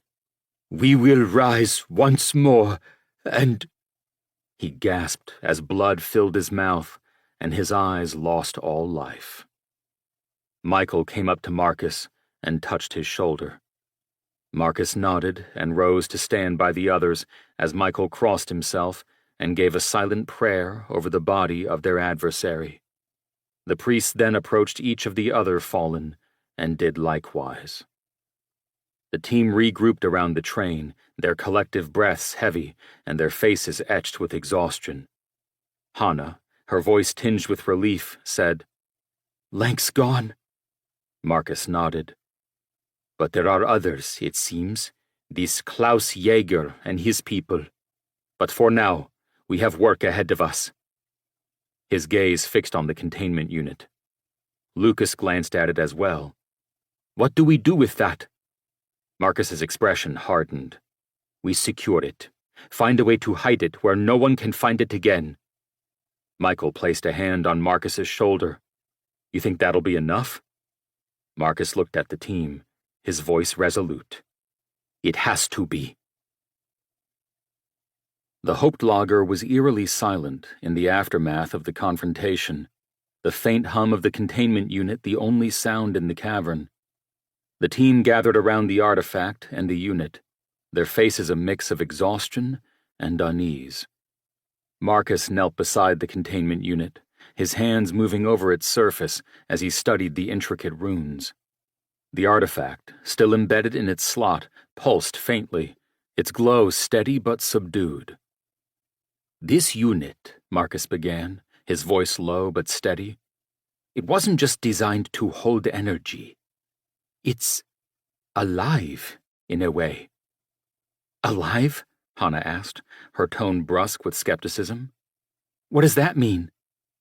"The energy inside. It's not just power. It's a fragment of something greater, something ancient." Michael stepped closer, his expression dark. "Ancient like what? A weapon? A machine?" Marcus shook his head. "Not exactly. The Nazis must have believed it was a manifestation of something that defied the laws of nature. They didn't understand it fully, but they were terrified of it. That's why they built all of this, to contain it." Carl crossed his arms, his face grim. "And now we're the ones stuck with it." Marcus removed the artifact from the unit, its glow intensifying as he held it aloft. The runes on the containment unit shifted, forming new patterns that pulsed in rhythm with the artifact. "The artifact isn't just a key or a regulator," Marcus said, his voice filled with awe. "It's a conduit. It interacts with the unit, but it also connects to something beyond it." "Beyond it," Hannah repeated. "Like what? Another unit? Another thing?" "Maybe," Marcus replied. "Or maybe it's part of a larger system, something the Nazis never fully uncovered. But they knew enough to be afraid." Michael's voice was quiet but firm. "And now, like Carl said, we're the ones stuck with it. So what do we do?" The team sat in a rough circle around the containment unit, the artifact hovering between them. The cavern's golden light gave the moment an almost sacred quality, but the weight of their discovery felt anything but holy. "If we destroy it," Hannah began, "we could eliminate the promise for its good uses, but we could also trigger whatever fail-safes the Nazis built into this thing." "And if we don't destroy it?" Michael asked, his tone heavy. "What then? Do we bury it and hope no one ever finds it again? Because that worked so well for the Nazis. Carl leaned forward, his voice measured but firm. We can't just leave it. This new order isn't going to stop, and if Jaeger gets his hands on this, he'll weaponize it, Marcus finished. Or worse, unleash it. Hannah tilted her head, her gaze fixed on Marcus. But what if he's right? What if this thing really is a source of power? Something that could change the world? Marcus hesitated, the weight of her question pressing on him. It could, but that's exactly why it's too dangerous. The Nazis thought they could control it, and look where that led them. Some things simply aren't meant to be used. As the others continued their debate, Marcus stood and walked to the edge of the cavern, the artifact clutched tightly in his hand. He stared into the darkness, his thoughts racing. Hannah joined him, her voice soft. You're thinking about keeping it, aren't you? Marcus shook his head, though his expression betrayed his conflict. No, but I can't stop thinking about what it could mean. For science, for history, for us. Hannah placed a hand on his shoulder. For us, it's a nightmare waiting to happen. You've seen what it can do, shake an entire mountain, and that is before it's actually released. You've seen what people like Lenk are willing to do for it. Marcus turned to her, his eyes filled with uncertainty. What if we are wrong? What if there's a way to use it safely, to understand it without unleashing it? Hannah's gaze hardened. And who decides that? Us? Some government? The man Lenk called Jaeger? There's no version of this where it doesn't get abused. Marcus returned to the group, his resolve clear. We need to take the artifact and the unit out of here. If there's a way to secure them permanently, we'll find it. But we can't leave them for anyone else. Michael looked at the containment unit, his expression tense. And if we can't secure it? If there's no way to contain this thing for good? Marcus's jaw tightened. Then we destroy it, no matter the cost. The team exchanged heavy glances, the enormity of their task sinking in. The artifact's glow seemed to pulse in agreement, as if acknowledging the weight of their decision. Chapter 18. The containment unit hummed faintly, its golden glow displaying long shadows in the cavern. The team stood silently, each of them lost in their own thoughts. The artifact rested in Marcus's hand, its vibration steady, but its purpose now a question that gnawed at them all. Michael broke the silence, his voice cutting through the tension.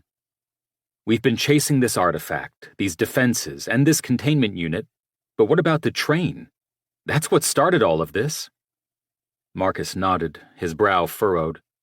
You're right. The train is at least part of the reason the Nazis built all of this. Whatever's in it, treasure, artifacts, documents, weapons, could be connected to the containment unit. Hannah crossed her arms, her expression skeptical. So we open the train and hope we don't find another ticking time bomb?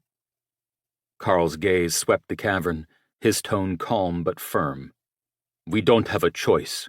If we leave the train untouched, someone else will find it. We have to know what we're dealing with. With a new imperative, the team approached the train. Its massive cars loomed in the dim light, their reinforced ironclad surfaces marked with faded swastikas and runes that mirrored those on the artifact. The sense of history and danger was palpable. This isn't just a train, Marcus said, running his hand along the cold metal. It's a vault on wheels. Whatever's inside, the Nazis didn't want anyone getting to it.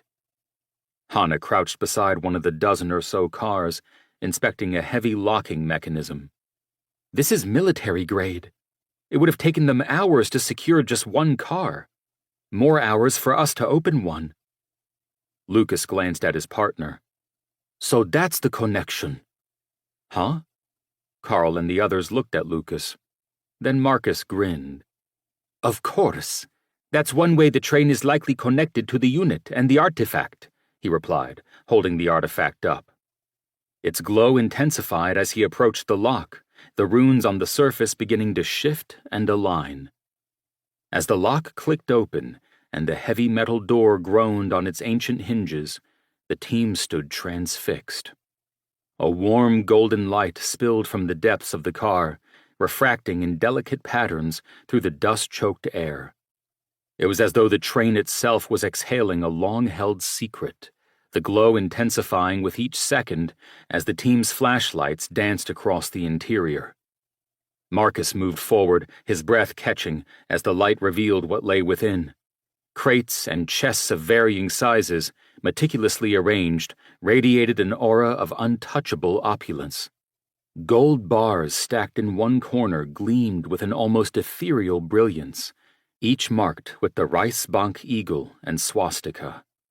Their polished surfaces seemed to hold the weight of stolen futures, glinting in accusation and awe. Hannah knelt beside an open crate, her hands trembling as she lifted a delicate goblet, its surface encrusted with rubies and emeralds that glimmered like fire in the glow. "These aren't just treasures," she whispered. "They're relics of unimaginable value, pieces of history stolen and buried in the dark." Michael's flashlight swept to the back of the car, catching the edge of a large, open wooden container revealing a fresco, an intricate depiction of a saintly figure haloed in gold. The painting, impossibly intact despite its journey, bore the unmistakable strokes of a Renaissance master. Marcus approached the artwork, reverently brushing away a layer of dust. "This is a Caravaggio," he murmured. "One of the lost ones. They must have taken it from an Italian church." Moving on to the next car, Carl and Lucas pried open another crate, revealing a collection of shimmering jewelry, tiaras encrusted with diamonds, ceremonial crowns, and necklaces that looked as though they had been forged from liquid sunlight. The craftsmanship spoke of dynasties and empires long past, treasures that belonged to nations, not men. But it wasn't only the gold and jewels that captivated them. Deeper into the car, they uncovered stacks of manuscripts bound in ancient leather, their spines bearing Latin inscriptions. Hannah delicately opened one, revealing illuminated pages depicting biblical scenes, the colors as vivid as the day they were painted. These are priceless," she said, her voice almost breaking. "They belong in a museum, not in this tomb." Michael's light caught on another container, slightly ajar, and he stepped closer. Inside, a golden reliquary lay cradled in velvet, its intricate carvings glinting as though lit from within. He recognized the style immediately, a sacred artifact, likely stolen from a cathedral or abbey during the war. "These aren't just museum pieces," he said, his voice heavy with realization. "These are pieces of faith, stolen and desecrated." Hannah walked up to Michael and placed her hand on his arm, recognizing the anguish of a priest seeing sacred relics so violated. "This train, it's not just a treasure trove. It's a monument to everything they destroyed." Marcus nodded, his eyes lingering on the gold bars and priceless artifacts. He shivered as the reality hit him that this wealth had been amassed not through triumph, but through atrocity. "And now it's our responsibility to ensure it's never hidden again." As they stood among the train's luminous contents, the weight of their discovery bore down on them. The glow of the treasure seemed to pulse like a living thing, illuminating not just the car, but the enormity of what had been stolen. Lives, history, and faith, all waiting to be reclaimed. "Look further," Michael urged, his flashlight catching on a set of larger containers at the back of the car. "What's in those?" The team pried open the larger containers, revealing objects that defied easy explanation. Strange devices, meticulously preserved documents, and diagrams that hinted at experimental technology. Marcus sat on the edge of a metal crate, his fingers carefully turning the pages of a fragile document he'd retrieved from one of the train's sealed containers.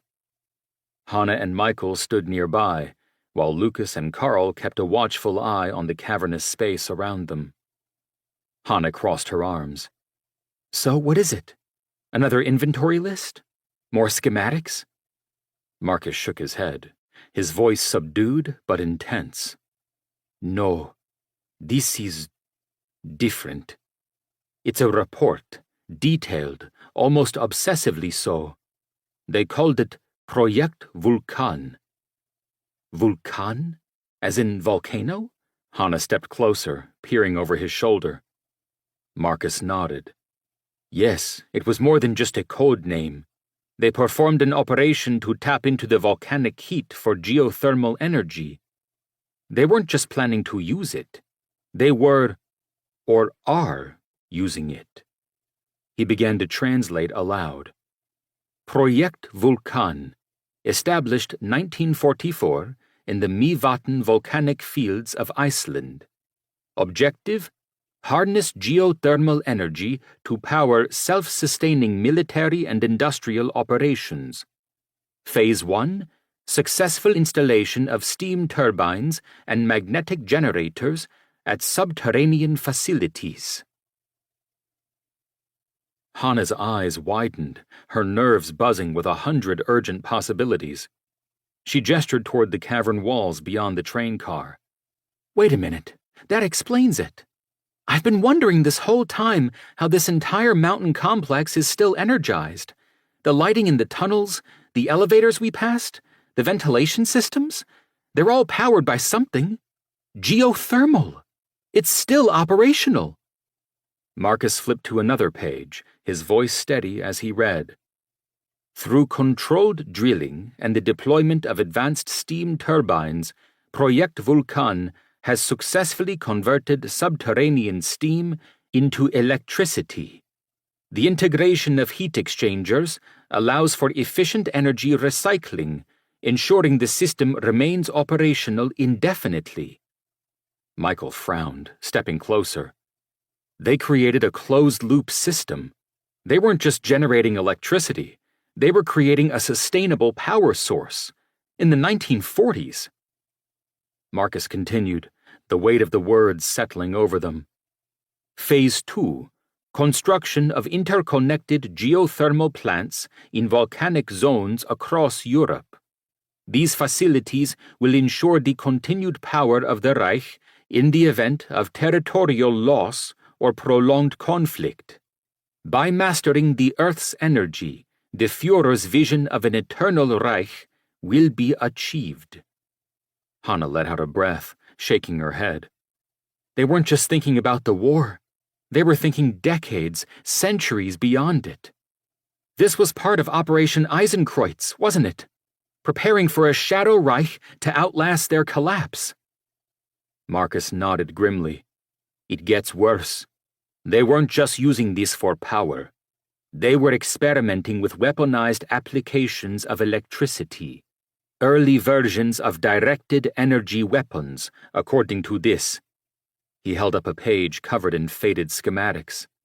This is their blueprint for a high-energy discharge system. Crude by today's standards, but for 1944, revolutionary.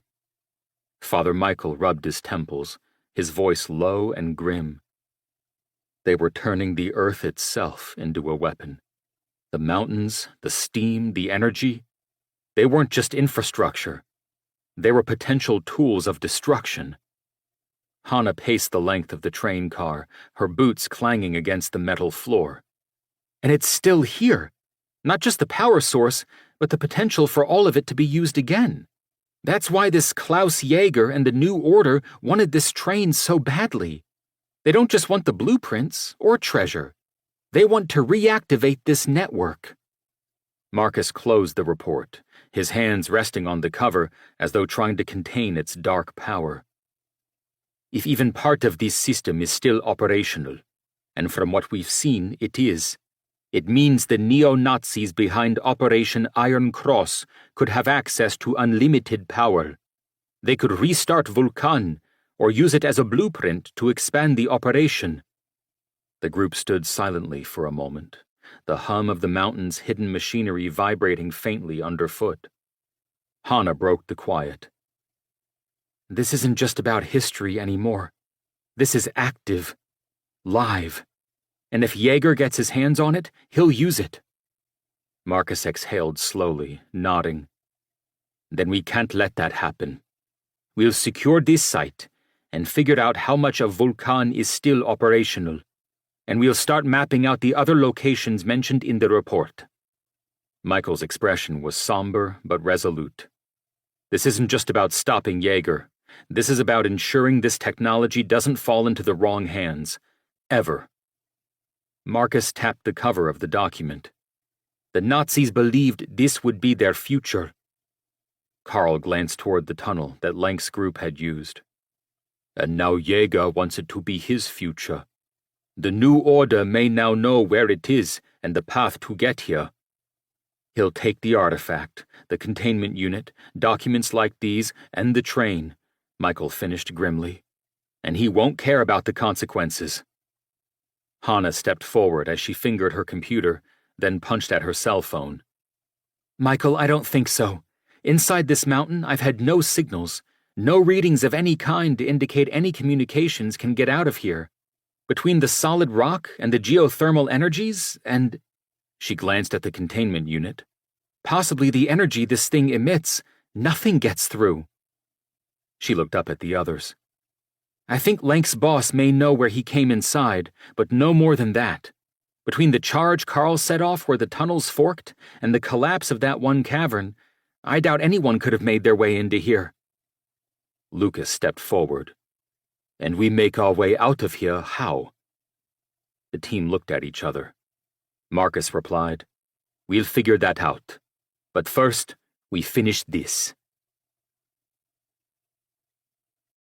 Chapter 19. The air in the Hoped lager was thick with dust and tension as the team worked in silence. A heavily secured crate sat near the back of the train car. Unlike the others, this one was lined with thick steel, its edges marked with the faded insignia of the SS.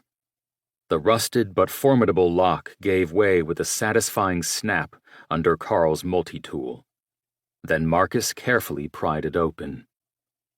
The team stood in stunned silence, their flashlight beams sweeping over the treasure trove of meticulously preserved documents.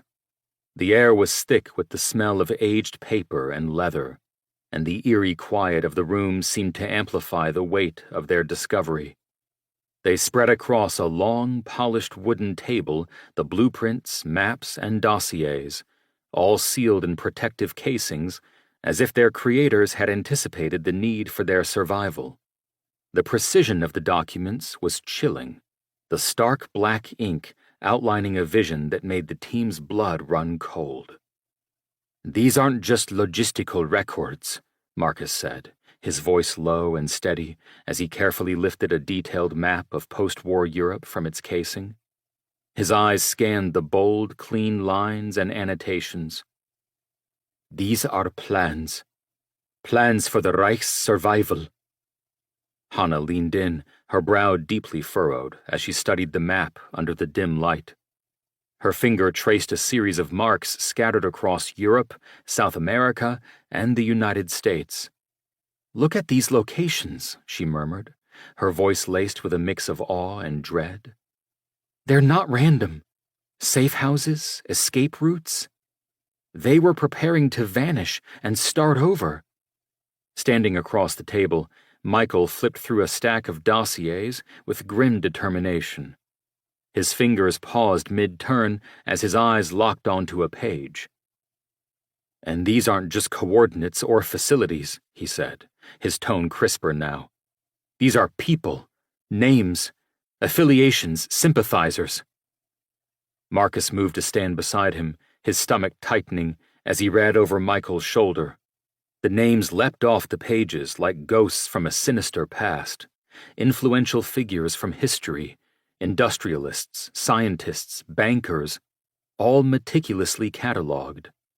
Alongside the names were cryptic notes, scrawled in a shorthand Marcus could only partially decipher, but that he recognized as the ominous fingerprint of a far-reaching conspiracy. Loyal until Phase 2, Marcus read aloud, his voice barely a whisper.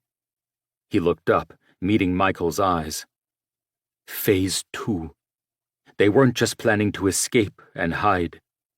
They were planning to rebuild. Hannah's eyes flicked to another dossier, her journalist instincts kicking in.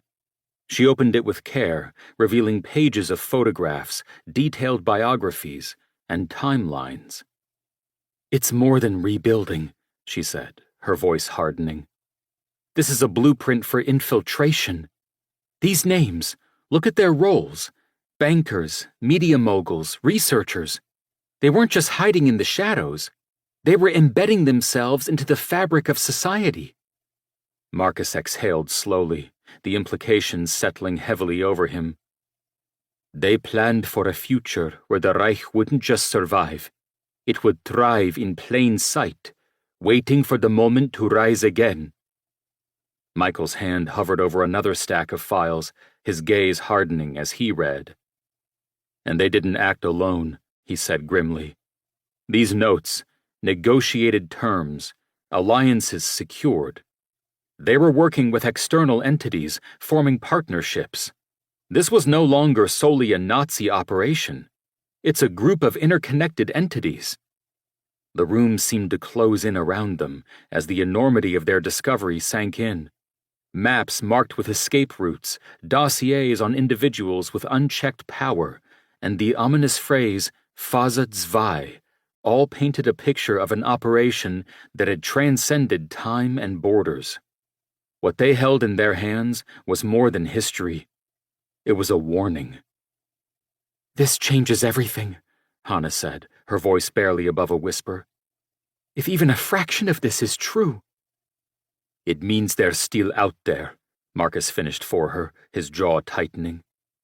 And they've been preparing for decades.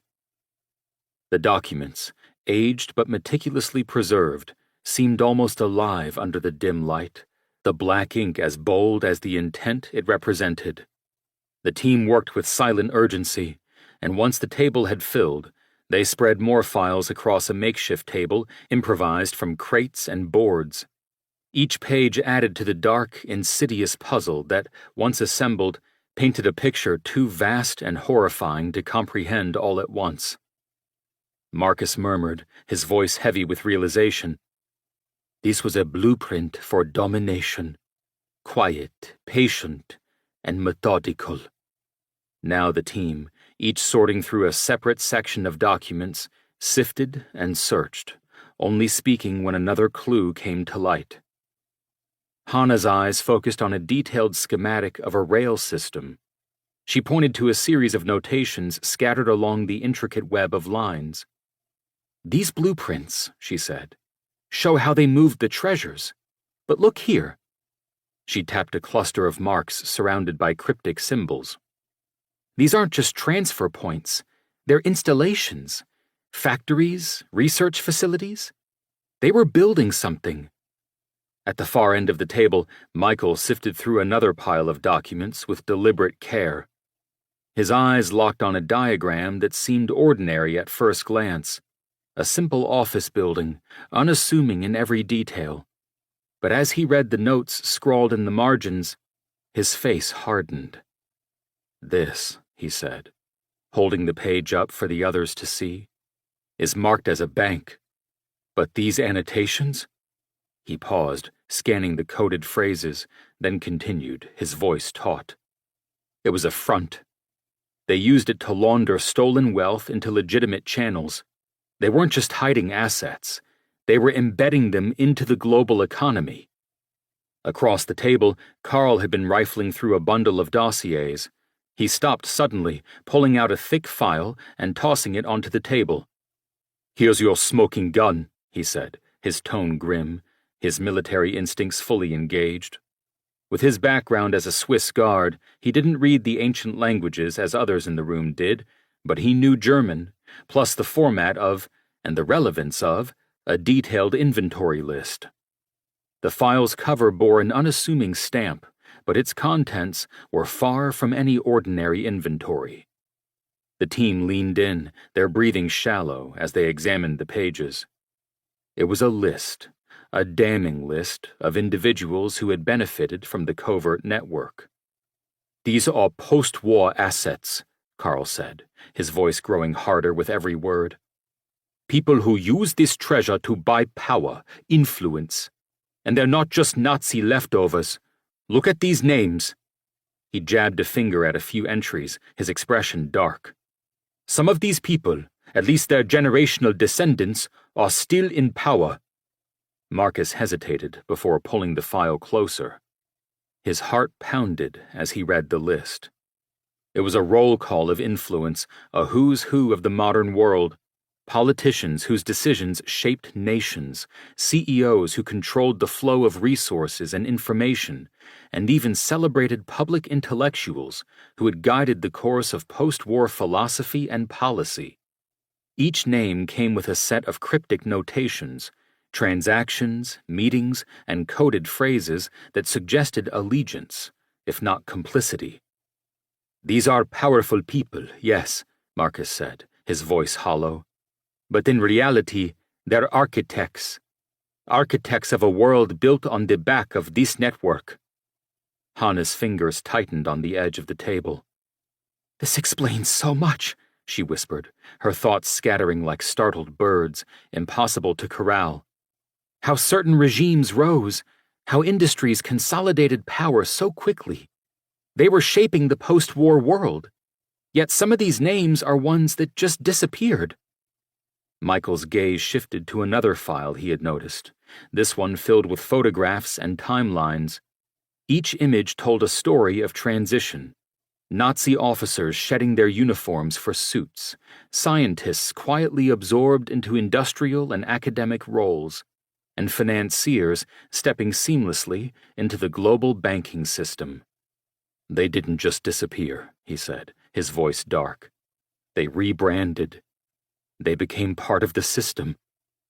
Carl grunted, picking up another sheet. "And the system didn't just let them in. It welcomed them. Look at this," he said, holding up a memo stamped with the insignia of an Allied intelligence agency. "Some of them were protected, used as assets in exchange for their knowledge or resources. The West turned a blind eye because it suited them." The air grew heavy as the implications sank in. This wasn't just history.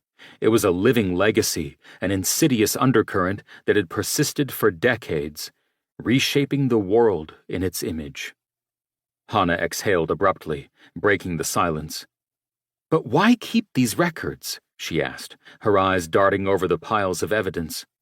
"Why not destroy them?" Marcus's expression hardened. "Because they believed in it," he said. "They believed they were building something that would survive, and that this would document their legacy." Michael's fingers traced the edge of a dossier, his thoughts racing. "And now we're holding their playbook," he said, his voice low. "The question is, what do we do with it?" As they all pondered the question, Marcus swept his flashlight over the train car's shadowed interior, and something caught his eye. A leather-bound volume tucked into the corner of a crate, its cover adorned with an intricate insignia that gleamed faintly in the dim light. His breath caught as he stepped closer, carefully lifting the codex from its resting place. The symbol on the cover was unmistakable, the red cross of the Knights Templar, embossed in worn gold leaf. "This can't be," he murmured, running his gloved fingers over the aged leather. The codex was thick, its edges frayed, and the faint scent of old parchment rose as he unbuckled the strap holding it shut. Inside, the pages were covered in Latin script, the text dense and precise, interspersed with diagrams and maps that hinted at something far more significant than a simple historical record. Hannah, drawn by his tone, stepped up beside him. "What is it?" "A Templar Codex," Marcus replied, his voice hushed. "It's a record, or a guide. These symbols, he traced one with his finger. They match some of the notations from Operation Eisenkreuz. The Nazis must have used this as part of their plan to locate and secure relics. I wonder if this is what Cardinal Severino was hoping to find. He tucked the codex under his arm. We need to make sure this codex doesn't end up in the wrong hands. The team exchanged glances, the weight of their discovery settling on their shoulders. They had unearthed a conspiracy that spanned continents and generations, one that had quietly rewritten the rules of power. And they had to wonder, to what degree did that conspiracy now run the world? The oppressive silence in the room was broken only by the rustle of paper as the team pored over the documents, their unease deepening with every page. What they held in their hands wasn't just evidence of a hidden trove of treasure, but the blueprints of a shadowy network that had wormed its way into the fabric of modern society. Each gold bar, each piece of priceless art, and each rare manuscript listed in the records came with an annotation, details of payments made to specific individuals and institutions. The notes were chilling in their precision, marking not just the transfer of wealth, but its weaponization. Hannah's voice, tight with tension, broke the heavy silence. 1946. Transferred to neutral accounts via Zurich, she read aloud, her finger tracing the line. Funds allocated to key sympathizers in Allied nations. She handed the journal to Marcus. Michael's face was pale, his jaw clenched. The Nazis bought their way into the new order. These people they paid off aren't just remnants of a defeated regime. They and their descendants are now part of the foundations of our modern system. Carl, who had been studying another stack of dossiers with the methodical precision of a soldier analyzing an enemy's strategy, looked up. His expression was as hard as his voice when he spoke. And if this gets out, if people learn how deep this goes in today's society. Standing over the table with a grim expression, Marcus let out a slow breath. He flipped through a document that listed names and corresponding payouts, his finger stopping on a familiar name, one that carried significant weight even in the present day. It would tear governments apart, he said heavily. The fallout could destabilize entire countries. Alliances would crumble. Economies could collapse. Hannah, her reporter's instincts firing on all cylinders, picked up another dossier, her sharp eyes scanning the pages. Which, she said, her tone laced with dread, is why they hid all this under so many layers of security. Michael nodded slowly, his mind working through the implications. If even half of this is true, it explains so much. The rise of certain political movements, the inexplicable consolidation of wealth in specific industries. They weren't just infiltrating, they were manipulating. Carl's gaze darkened. And what about the rest of the treasure? The rest? Lucas asked. Yes. If this much was used to buy influence, and we found so much here as well, who is to say how much is still out there, waiting to be found? Marcus picked up a blueprint of the rail system they had found earlier. It detailed not just transportation routes, but also hidden depots and supply caches. He tapped the map with his pen, a sinking feeling growing in his gut. He said, I don't know if this is the main cache or only one of many, but this network, these depots, factories, safe houses, they're still out there, and they could hold more of what we see here. This wasn't just a contingency plan or storage plan. It's a system, and it's still operational. Hannah's eyes narrowed. Which means someone's still pulling the strings. Michael leaned heavily on the table as he tried to steady himself. So someone, or some group, is playing a very long game. They're not interested in rebuilding the Reich as it was. They've evolved. This is about power on a global scale without a shot being fired. We can't let this stay buried, Hannah said firmly, her reporter's confidence overriding her fear. The world deserves to know. But at what cost? Carl countered, his tone acute. If this goes public, it won't just be the guilty who suffer. Innocent people will pay the price, economically, politically, socially. You can't tear down a foundation this deep without collapsing the whole structure. That's what they're counting on, Marcus said, his voice heavy with resignation. That no one would dare risk the fallout. It's their ultimate insurance policy. Michael straightened, his resolve hardening. Then we have to find another way, he said. This isn't just a fight for the truth of the past. It's a fight for the future.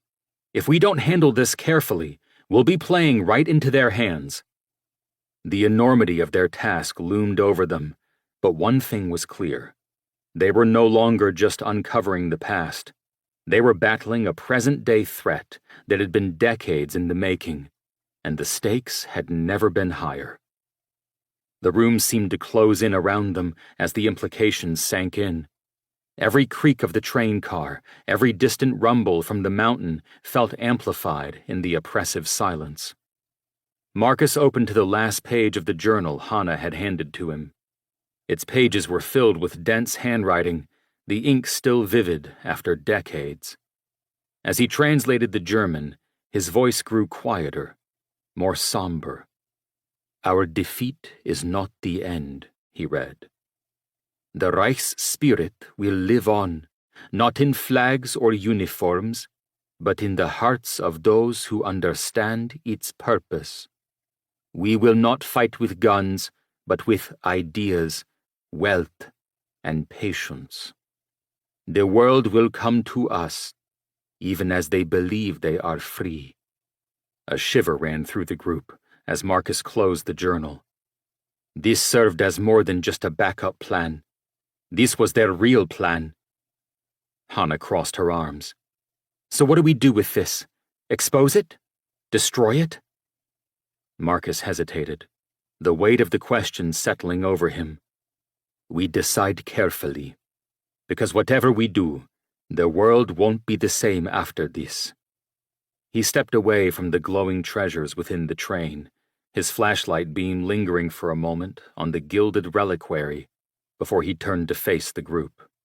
His expression, usually marked by the excitement of discovery, had grown somber. The magnitude of what they had uncovered was undeniable, but so too was the danger of staying any longer. Let's gather up as many of these official Nazi documents as we can carry, especially those revealing connections to the Vatican, Marcus said. There's got to be much more in here that merits closer inspection. This changes everything, my friends, he continued as he gathered up a passel of documents, his voice steady but laced with persistence. But we can't do anything for this train or its contents down here. We need to get back to Rome, regroup, and figure out how to handle this without blowing it wide open. We don't even tell Cardinal Severino we found the train. Not yet, anyway. Hannah, still kneeling beside a stack of manuscripts, glanced up. You're right. If we stay, we risk drawing more attention, or worse, getting trapped. Whoever orchestrated this horde won't want us to walk away with the knowledge we've gained. Carl and Lucas, always alert, exchanged a quick nod. The way we came in is blocked from our defenses against Lenk, Lucas said. But they found a side tunnel, and there may be others branching off before the main cavern. We need to find another way out.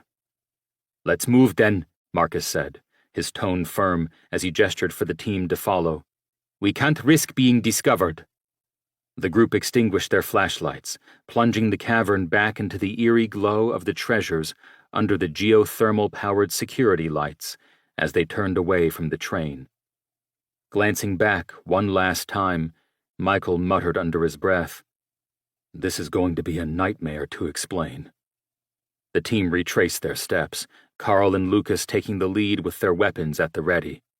The tunnels twisted and turned, the cold air thick with the damp scent of earth and stone. The echoes of their footsteps were their only company until Carl raised a hand, signaling for the group to halt. Before them, a wall of rubble stood in their way. Whether from the cave-in earlier or the charge that Carl had set at the fork in the tunnel, they couldn't tell. But this was the end of their path. "Okay," Marcus said. "Let's backtrack, but keep an eye for other offshoots too." They turned and spent untold minutes searching the way they had come and other side tunnels, often encountering more rubble. Some of it was old, dust-covered rock, speaking to decades of time. Other blockages showed the fresh signs of their recent interference with this formidable mountain. "Here," Carl said at last, breaking the silence. Near yet another of the recently tumbled boulders, he pointed to a narrow passage marked by faint scratches on the wall. "This could lead to the surface. It's tight, but it looks clear." One by one, they slipped through the passage, its rough walls brushing against their shoulders as they navigated the incline. After several tense minutes, the tunnel opened into a larger chamber, where a faint shaft of moonlight filtered down through a crack in the rock above. "A camouflaged exit," Hannah breathed, relief evident in her tone. The team climbed carefully, Carl and Lucas ensuring the path was stable. Finally, they emerged onto the mountainside, the crisp night air filling their lungs. Below them, the Owl Mountains stretched out in shadowy waves, the distant lights of civilization blinking like stars. "We'll make for Wrocław," Marcus said, scanning the terrain. "From there, we'll secure transport back to Rome. We need to review all this information back in the Vatican immediately." Chapter 20. The first light of dawn spilled through the arched windows of St. Peter's Basilica, casting a golden glow across the cobbled courtyards outside. But the team's thoughts were far from the serene beauty of the Vatican. Deep within the Vatican's secret archives, in a chamber fortified with centuries-old security, they convened around a large oak table. The room was dimly lit, the shadows of its vaulted ceiling adding to the solemnity of the moment. Marcus unfolded a map and spread out a series of photographs, aged documents, and hastily scribbled notes across the table's polished surface. Each piece was a fragment of the puzzle they had uncovered. Photographs of the train's treasure, faded manifests of stolen art, and dossiers of individuals whose lives had been touched or tainted by the Horde's legacy. Michael leaned over, his fingers tracing the edge of an image depicting a gilded reliquary, its surface encrusted with jewels and its design unmistakably medieval. His brows furrowed as he studied the intricate carvings. "This piece alone is priceless," he murmured, his voice reverent. "But it's not just about its value, it's what it represents, and its connections to the Church and Vatican is undeniable." Across the table, Hannah sat with her laptop open, typing furiously as she cross-referenced notes on what they had found. Her face was illuminated by the screen's pale glow, her expression a mixture of awe and determination. Michael explained further. "The Vatican's involvement in this discovery places us at the heart of a moral and spiritual dilemma. We need to approach this with absolute caution. This isn't just a historical artifact, it's a revelation. And if it falls into the wrong hands, even within these walls—" He paused, his voice tinged with unease. "The consequences could be catastrophic." Hannah looked up from her laptop, her gaze meeting Michael's with unwavering resolve. "Then we make sure it doesn't," she said firmly. "This isn't just about exposing the truth, it's about protecting it. If we don't control how this information is handled, someone else will. Someone with an agenda." Carl, standing by the door, crossed his arms and leaned against the stone wall. Secured now back within the walls of the Vatican, Marcus had suggested both guards could resume their normal duties, but Carl and the others felt safer having him still accompany them. Lucas had resumed his Swiss guard duties for the time being. "You're talking about keeping this under wraps," he said, his tone skeptical. "But how long can you suppress something like this? Sooner or later, someone will dig too deep." Michael's gaze shifted to Carl. "I'm not talking about suppression. I'm suggesting stewardship, This is more than a discovery, it's a responsibility. One we didn't ask for, but one we can't ignore. Marcus, still studying the map before him, pointed to a cluster of locations marked in faint ink. These depots and safe houses, they're more than hiding places. They're strategic points, part of a larger network. And from what we found, this network didn't end with the war. It adapted and evolved.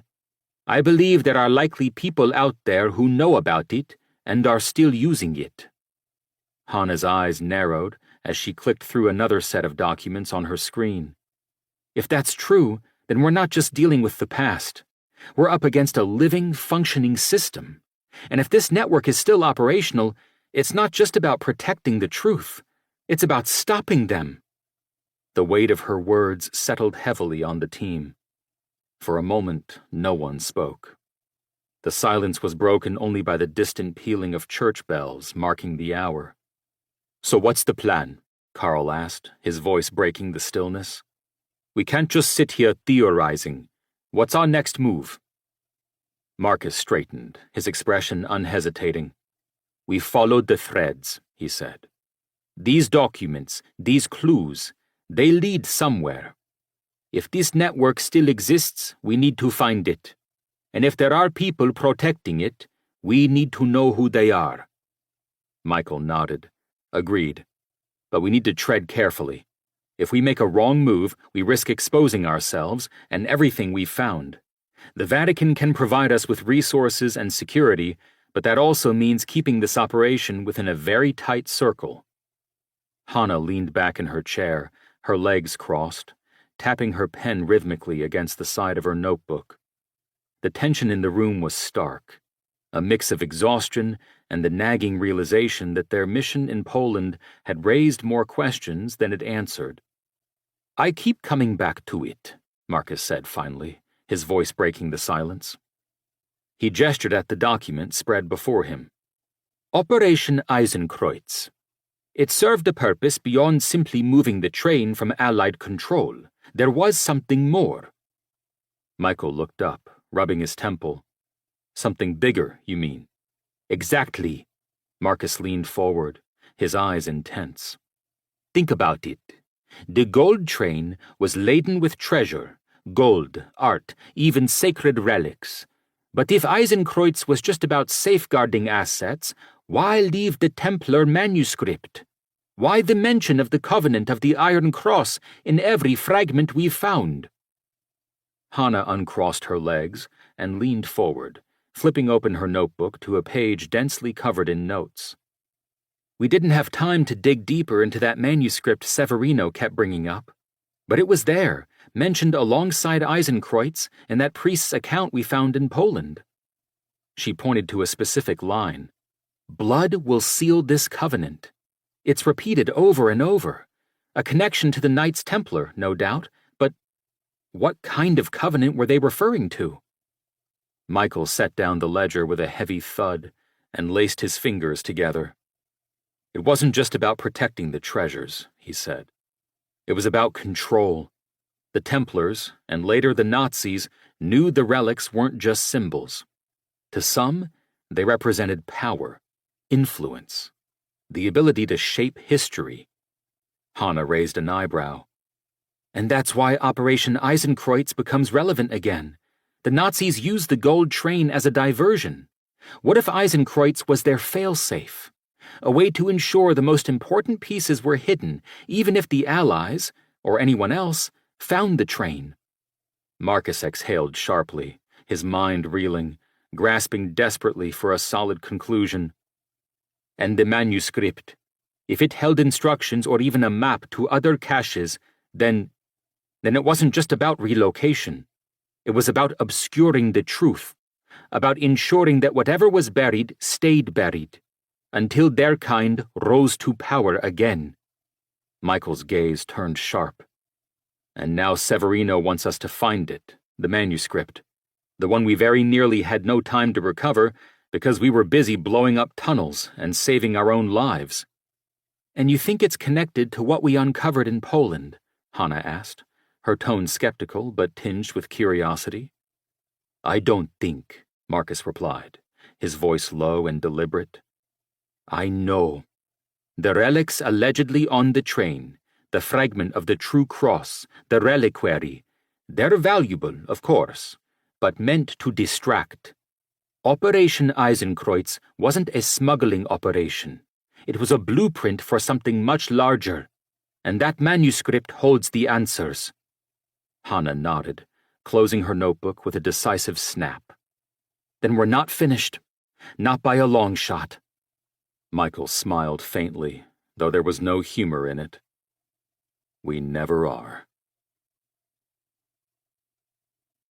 Chapter 21. The following evening, Marcus, Hannah, Michael, and Carl reconvened, and the tension in the room was tangible. What had started as a unified mission was beginning to splinter under the weight of their discoveries. Michael sat at the head of the table, his fingers steepled as he considered the growing mountain of facts. His expression was grave, and his voice was steady but firm when he finally spoke. I think we need to consider the consequences of what we're doing here, he said, his gaze shifting from Marcus to Hannah. Some of these secrets, they've been buried for a reason. Unearthing them now could cause more harm than good. Standing near the table, arms crossed, Marcus turned to Michael. Buried for a reason. Michael, you're a historian. Isn't it our job to uncover the truth, no matter where it leads? Michael leaned back, his jaw tightening. There's a difference between uncovering the truth for understanding and wielding it recklessly. This isn't just about artifacts or wealth, it's about power. Power that could destabilize everything if handled poorly.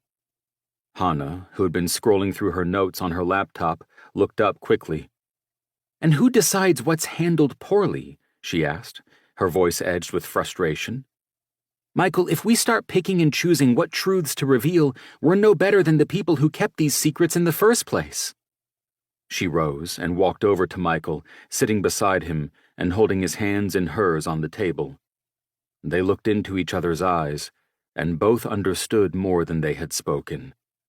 Michael had publicly chosen Hannah as his life partner only recently, but he still functioned for the time being as a priest and chief archivist of the Vatican archives. The church hierarchy knew of his plans to concentrate on a married life, but had yet to authorize his leave. The resultant limbo that he and Hannah lived in had been awkward. Yet their time together, now open and fulfilling, had been worth the sacrifice he knew he would make in choosing this new life with her. But now his religious background, his priestly duties, and his guardianship of Vatican history warred with his new partner's journalistic desire to expose the church in what would be negative, even disastrous terms. They both understood his dilemma. He wanted to safeguard the church that had been his home and was his spiritual anchor. Yet the logical, analytical side of him believed the truth should supersede ignorance. How this all might end was the big unknown. Michael's gaze met hers, his voice calm but unwavering. I'm not saying we suppress everything, Hannah. I'm saying we need to think about the consequences. A revelation like this could destroy lives, institutions, faith itself. Marcus stepped closer to the table, his frustration mounting. And what about the lives that have already been destroyed because this network was allowed to persist? What about the people who deserve to know how their histories, their nations, were manipulated? You can't just bury that. Michael's voice rose slightly, his frustration beginning to show. This isn't about what I want to bury. It's about understanding the bigger picture. If we release this without caution, it's a Pandora's box. Do you think the Vatican, or any institution for that matter, is equipped to handle the fallout? Hannah stood, her chair scraping back loudly. And what's the alternative, Michael? Pretend we never found it? Let this network keep operating in the shadows, influencing the world? You're asking us to perpetuate the very thing we're trying to expose. Marcus gestured toward the documents. We've seen the evidence, Michael. These people infiltrated governments, industries, and yes, the church. If we don't do something about it, We're complicit. Michael's voice was pointed now. Doing something doesn't mean throwing everything into the public eye without a plan. You're thinking like an archaeologist, Marcus, and you like a journalist, Hannah. I'm thinking about what happens next. And you're thinking like a priest, protecting the church at all costs, Marcus countered. No one spoke for a moment. Michael felt his cheeks heat, as there was some truth to his longtime friend's words. But there was more as well. Think, Marcus.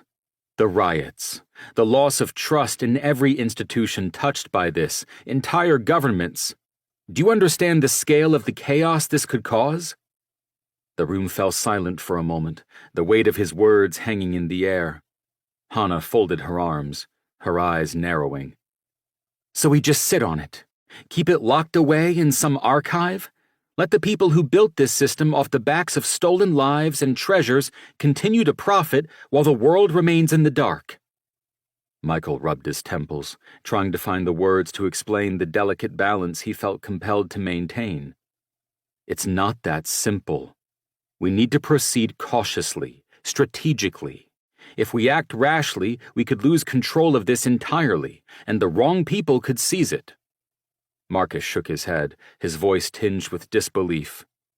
Caution is one thing, Michael. Paralysis is another. You're so focused on what might happen, you're ignoring what already is. The tension was thick enough to cut with a halberd. Carl cleared his throat, drawing their attention. You're all making good points, he said gruffly.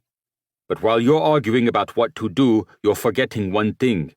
Lenk was working under the rule of Jaeger and the New Order. They are watching, and if we don't move fast, they will. Hannah exhaled sharply and sat back down. Fine, she said, but I'm not stopping. We find a way to reveal this responsibly, but we do reveal it. Michael's lips pressed into a tight grimace, but he gave a reluctant nod. Then we need to do it the right way. No rash decisions. Every step has to be deliberate. Marcus nodded, his frustration giving way to determination. Agreed. There's too much at stake to let fear dictate our choices. The uneasy truce left them still a team, but the cracks in their unity were beginning to show. And as they turned back to the mountain of evidence before them, each knew the path forward would not only challenge their enemies, it would test their bonds. Marcus reached for the leather-bound codex he had recovered from the gold train. Its brittle parchment pages were filled with meticulous script in a blend of Latin and Old Zutherland German, along with symbols and diagrams that defied immediate interpretation.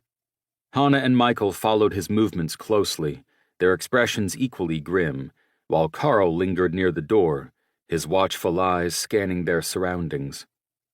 Marcus carefully opened the book, revealing a page marked with the title Operation Eisenkreuz, written in ornate script.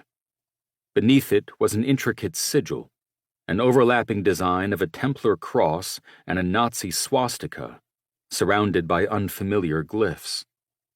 Eisenkreuz, Marcus began, his voice low but steady. We've seen references to it in other documents, always tied to the treasure and those safe houses. But this... He tapped the page, his finger skimming a line of text. This is different. It wasn't just about protecting treasures. It was about protecting something else. Something they considered too dangerous to leave unguarded. Hannah leaned forward, her pen poised over her notebook. The sphere energy unit we found? Marcus shrugged, his expression conflicted. I don't think it's that simple. Look here.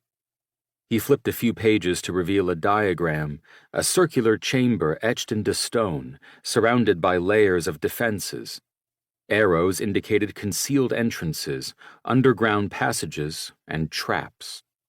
At the center of the chamber was a pedestal bearing a symbol Hannah recognized immediately. An Ouroboros, the serpent devouring its own tail. That's not Nazi, she said, her voice sharp. That's much older, from the Egyptian culture. Exactly, Marcus said, meeting her gaze. "This design predates them by nearly 3 millennia. The Nazis didn't create Eisenkreuz. They inherited it. It was built by someone else long before the war. And from what I can gather here..."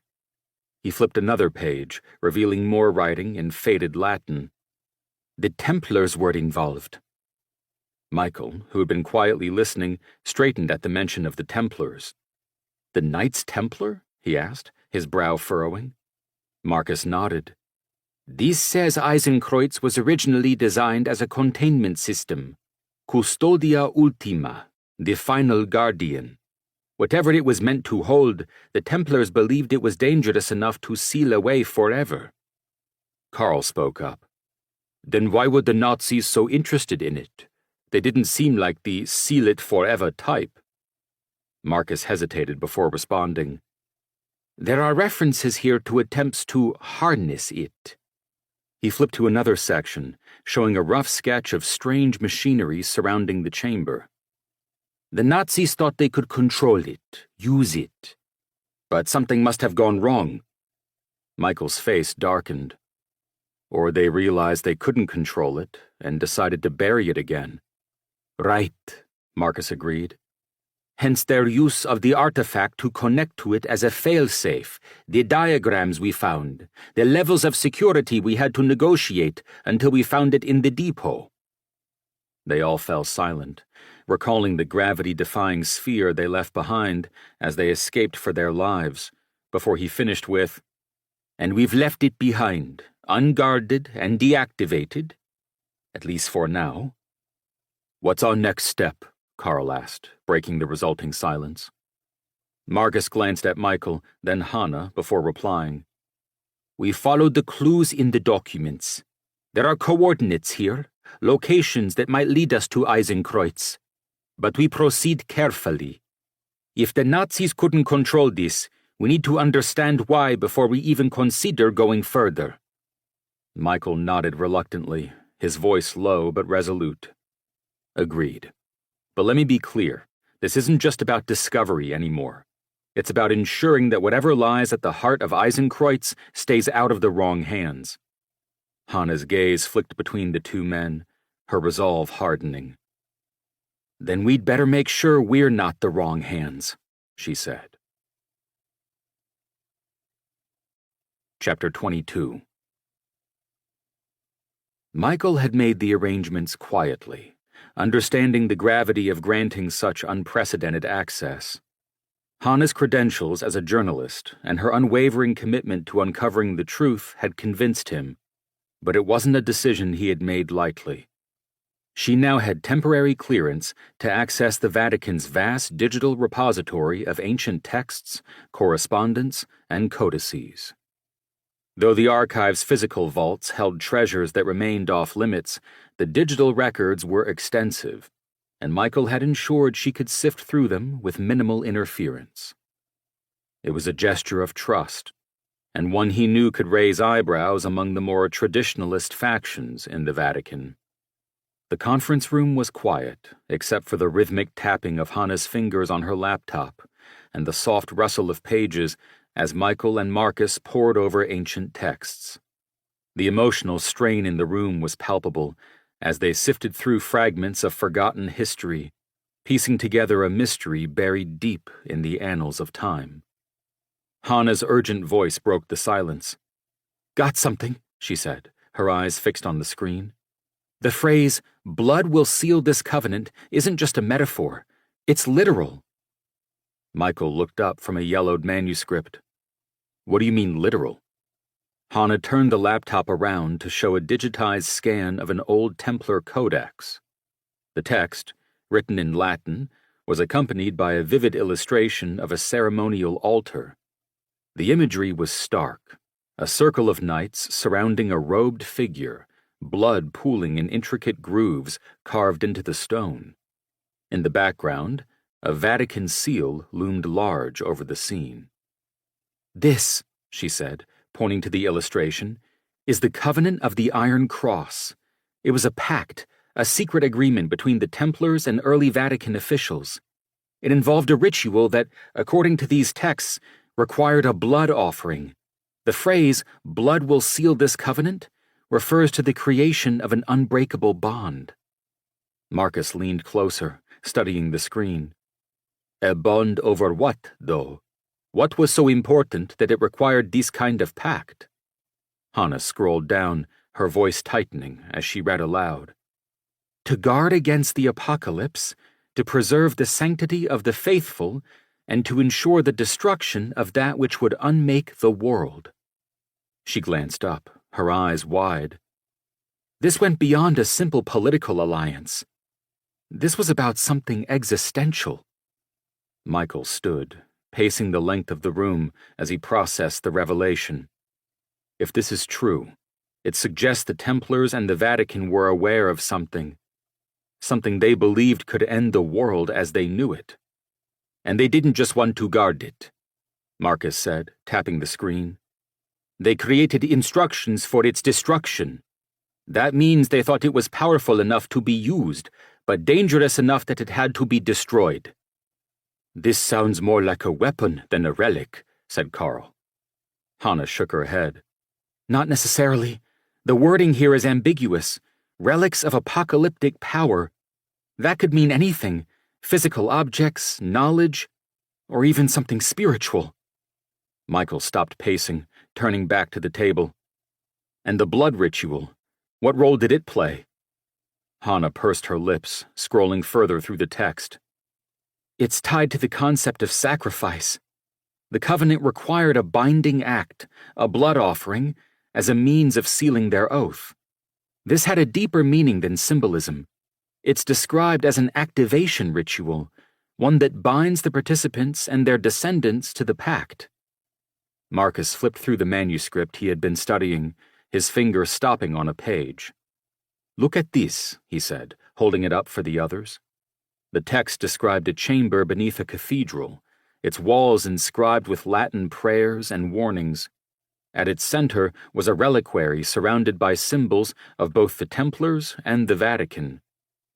The covenant's heart lies where light cannot reach, sealed until the day of reckoning. Michael's face clouded over. That sounds like a hiding place. Or another failsafe, Marcus countered.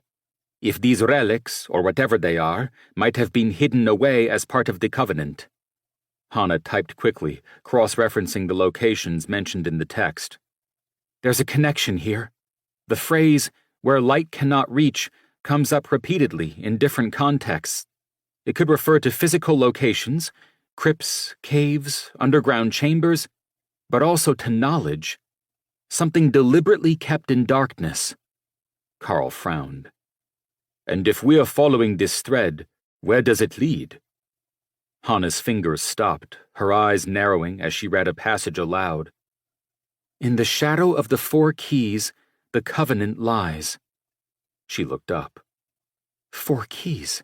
That's gotta mean something. Marcus nodded. Templar symbolism often used keys to represent access, both literal and metaphorical. They could be locations, artifacts, or even people tied to the covenant. Michael folded his arms, his mind racing. If the covenant is tied to relics of apocalyptic power, and there are instructions for their destruction, we need to understand what we're dealing with.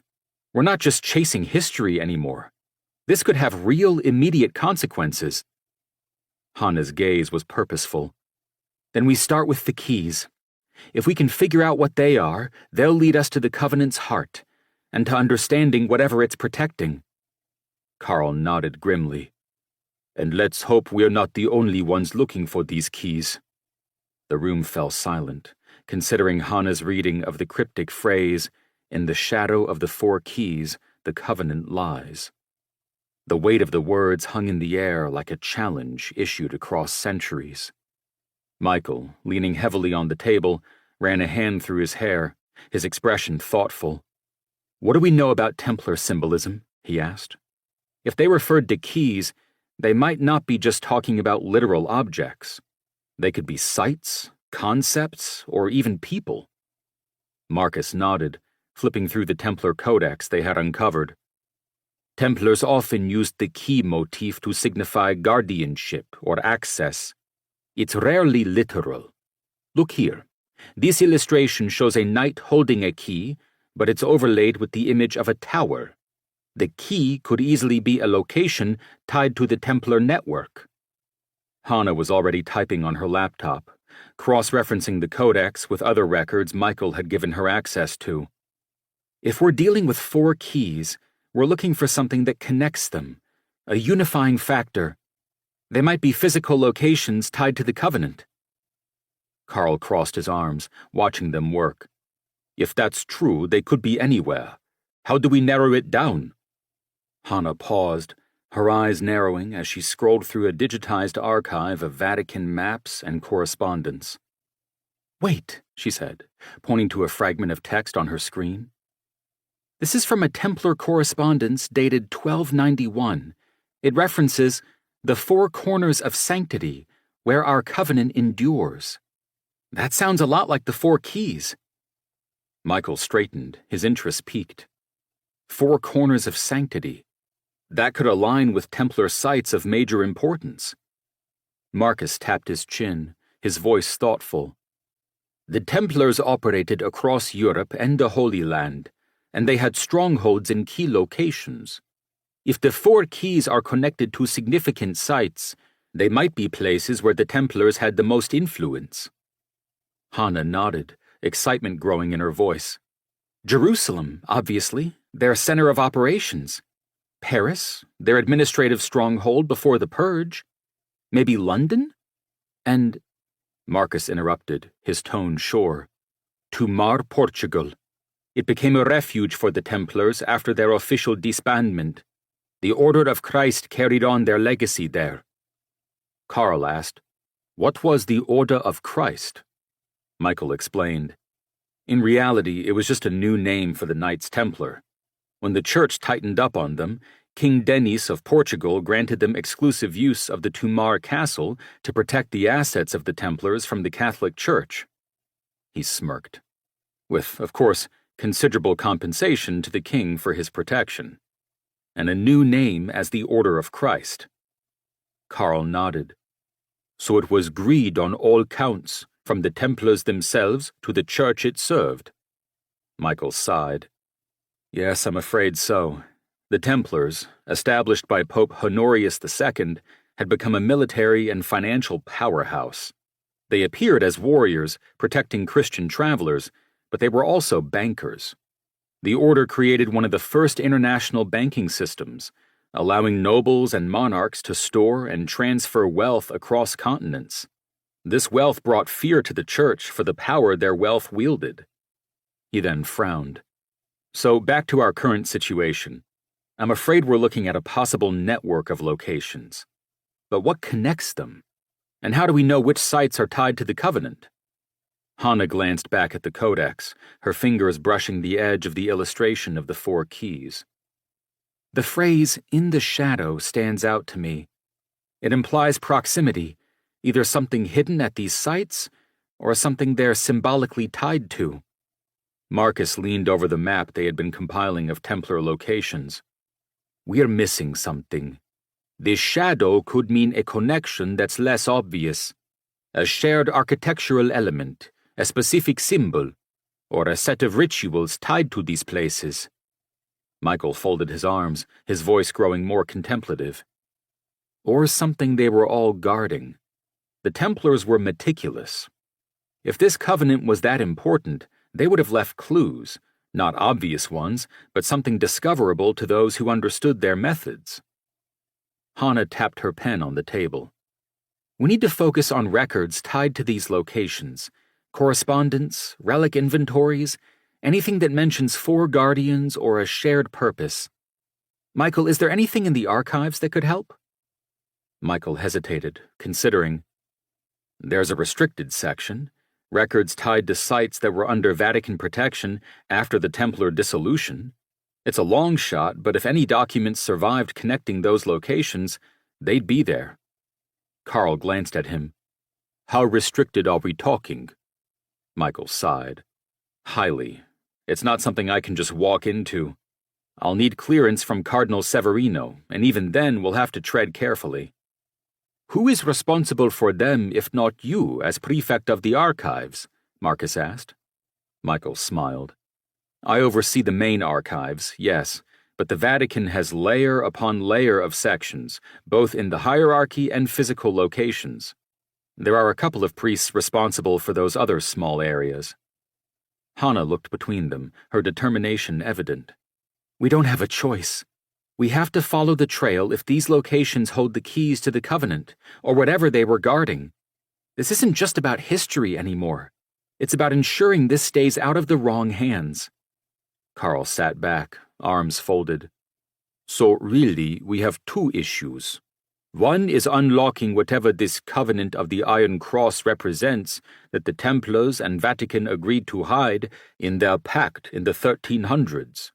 Then, fast forward, the Nazis in the 1940s stumble on some of those hidden things in their travels, and they effectively made an agreement with the Vatican to hide those things, plus more from the Vatican, as well as their looted items. This was their Operation Iron Cross." Michael said, "Right. Likely the Nazis came across that original Covenant pact and realized the Vatican was holding more pieces of the puzzle to unlock even more power for their regime's plans. Now we have a neo-Nazi group resurrecting all this for their goals." Marcus nodded. "Agreed. So, let's start at the beginning of that scenario. We start with those Templar sites: Jerusalem, Paris, London, and Toumar.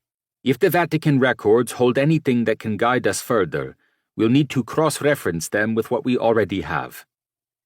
Michael groaned, his responsibility as both a custodian of the Vatican archives and a member of the team weighing heavily. "I'll speak to Cardinal Severino. But once we open this door, there's no turning back. We'll be dealing with secrets some people would kill to keep buried." The team exchanged a solemn glance, the magnitude of their task crystal clear.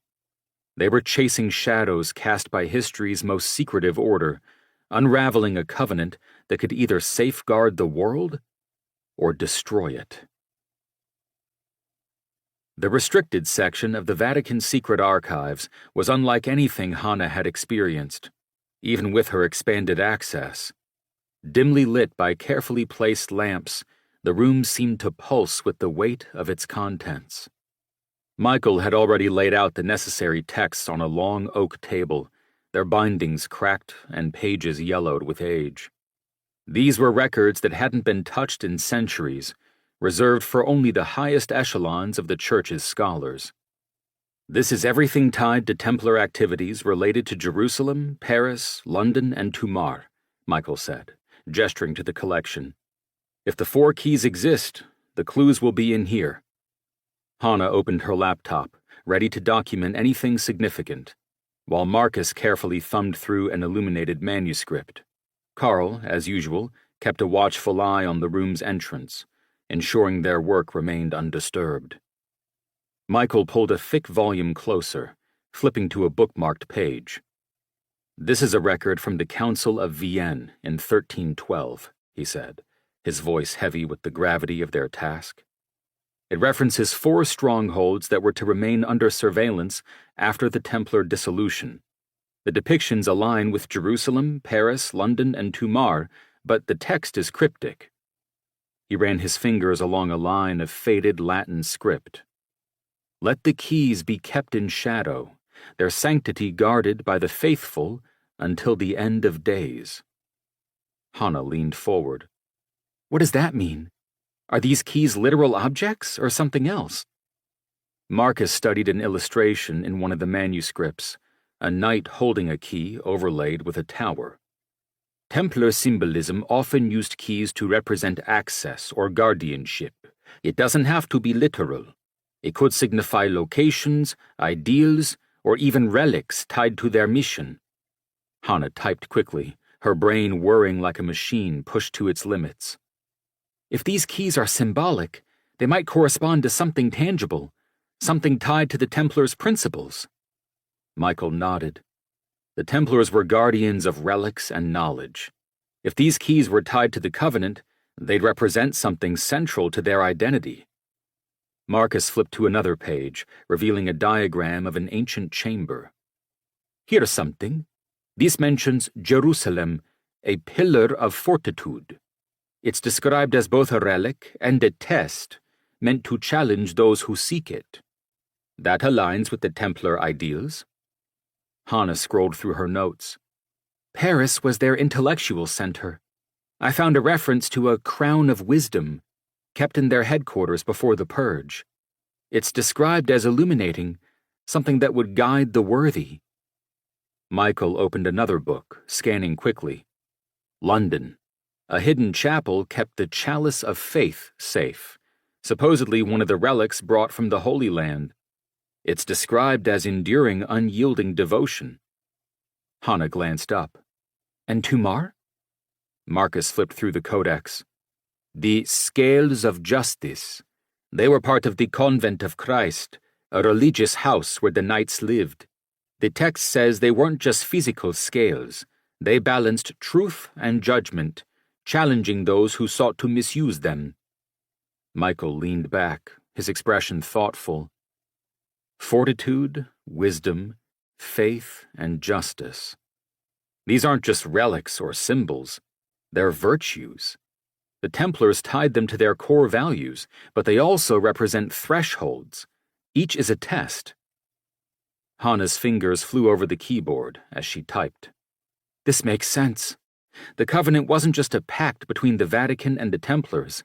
It served as a safeguard within the Templar Order itself, a way to ensure that only those who embodied these virtues could access its secrets. Carl frowned from his post near the door. And what happens if someone unworthy tries? Michael's expression became somber. The Templars wouldn't have left that to chance. They would have built fail-safes, traps, destruction mechanisms. Their entire purpose was to guard whatever they were hiding against misuse. Hannah scanned another document, her eyes narrowing. Here's something else. The phrase, in the shadow of the 4 keys, it doesn't mean the locations themselves. It's symbolic. The shadow is their combined meaning. Together, they unlock understanding of the Covenant. Marcus nodded, his archaeologist instincts kicking in. So the keys aren't objects we need to retrieve. They're concepts we need to understand. By combining the virtues, the Covenant's purpose becomes clear. Michael leaned over the table, pulling a final document into the light. It was a weathered letter from a Templar knight. To unlock the Covenant, one must embody the keys in thought and deed, he read aloud. Fortitude to face the challenge, wisdom to uncover the truth, faith to endure the trial, and justice to act righteously. Hannah exhaled deeply. That's it then. We found the 4 keys, and what you just read confirms it. It's a moral code. The Covenant was hiding something not just guarded by the Templars. It was designed to make that hiding place inaccessible to anyone who didn't uphold their principles. Michael closed the book in front of him, his expression resolute. Which means, this isn't just about understanding history. If this hiding place still exists, in order to access it, we'll be tested by the Covenant that protects it. The room fell into silence as the enormity of their realization sank in. The 4 keys weren't objects to be found. They were ideals to be proven. The Templars had created a system that ensured only the virtuous could access the Covenant's secrets, leaving the team to confront not just the mysteries of the past, but the strength of their own characters. Chapter 23. Marcus's study in his Trastevere apartment was a space that balanced academic order with the chaos of an ongoing investigation. The room was lined with tall, dark wood bookshelves, crammed with texts ranging from ancient theology to modern archaeology, their spines faded from years of use. A wide oak desk dominated the center, its surface scattered with open journals, maps, and folders filled with hastily translated Nazi documents recovered from the Hauptlager. The faint scent of aged paper mingled with the aroma of strong espresso that lingered from the kitchen nearby. A large window overlooked the cobblestoned streets below, its curtains partially drawn, letting in shafts of golden sunlight that contrasted sharply with the somber weight of the work inside. Despite its clutter, the study felt insulated, almost sacred, a refuge where history's ghosts could be confronted without distraction. The quiet hum of the study's air conditioning barely masked the tension in the room. Marcus sat at the desk, the recovered documents spread out before him, blueprints, names, and notes that hinted at a far larger Nazi network than he had ever imagined. Hanna stood near the window, her arms crossed, gazing out at the narrow Roman street. Michael lingered nearby, scanning a stack of dossiers. A harsh knock at the front door startled them all. Marcus and Michael exchanged a glance. "Expecting someone?" Michael asked. "No," Marcus replied, his voice tense. "Stay quiet." Reaching for the phone, he pressed the intercom button. "Who's there?" he called out. The voice replied, smooth and faintly accented. "Klaus Jäger, Dr. Russo. I represent an interested party. Trust me, you will want to hear what I have to say." Marcus stiffened, glancing at the team. Neither Carl nor Lucas had joined them at his apartment. The team had felt secure in this private residence. But now, Michael and Hanna both nodded to Marcus, and he then pressed a button to open the electronic lock on the door. He got up and went to meet the man as he entered the apartment. Klaus Jäger was a tall man in a perfectly tailored suit, his movements deliberate. He had strong features, pale blonde hair, and icy blue eyes that seemed to take in the entire apartment with a single glance. "Dr. Russo," Jäger said, his faint smile almost polite. "It's a pleasure to finally meet you." The two men shook hands as Marcus silently sized up the man. Then he gestured toward the hallway. "Please, join us in the study." Marcus made introductions, then said, "So you've got our names? Who are you?" Jäger inclined his head slightly, introducing himself to the group. "Klaus Jäger, a representative of an organization you've recently encountered, although indirectly. We call ourselves Die Neue Ordnung, the New Order."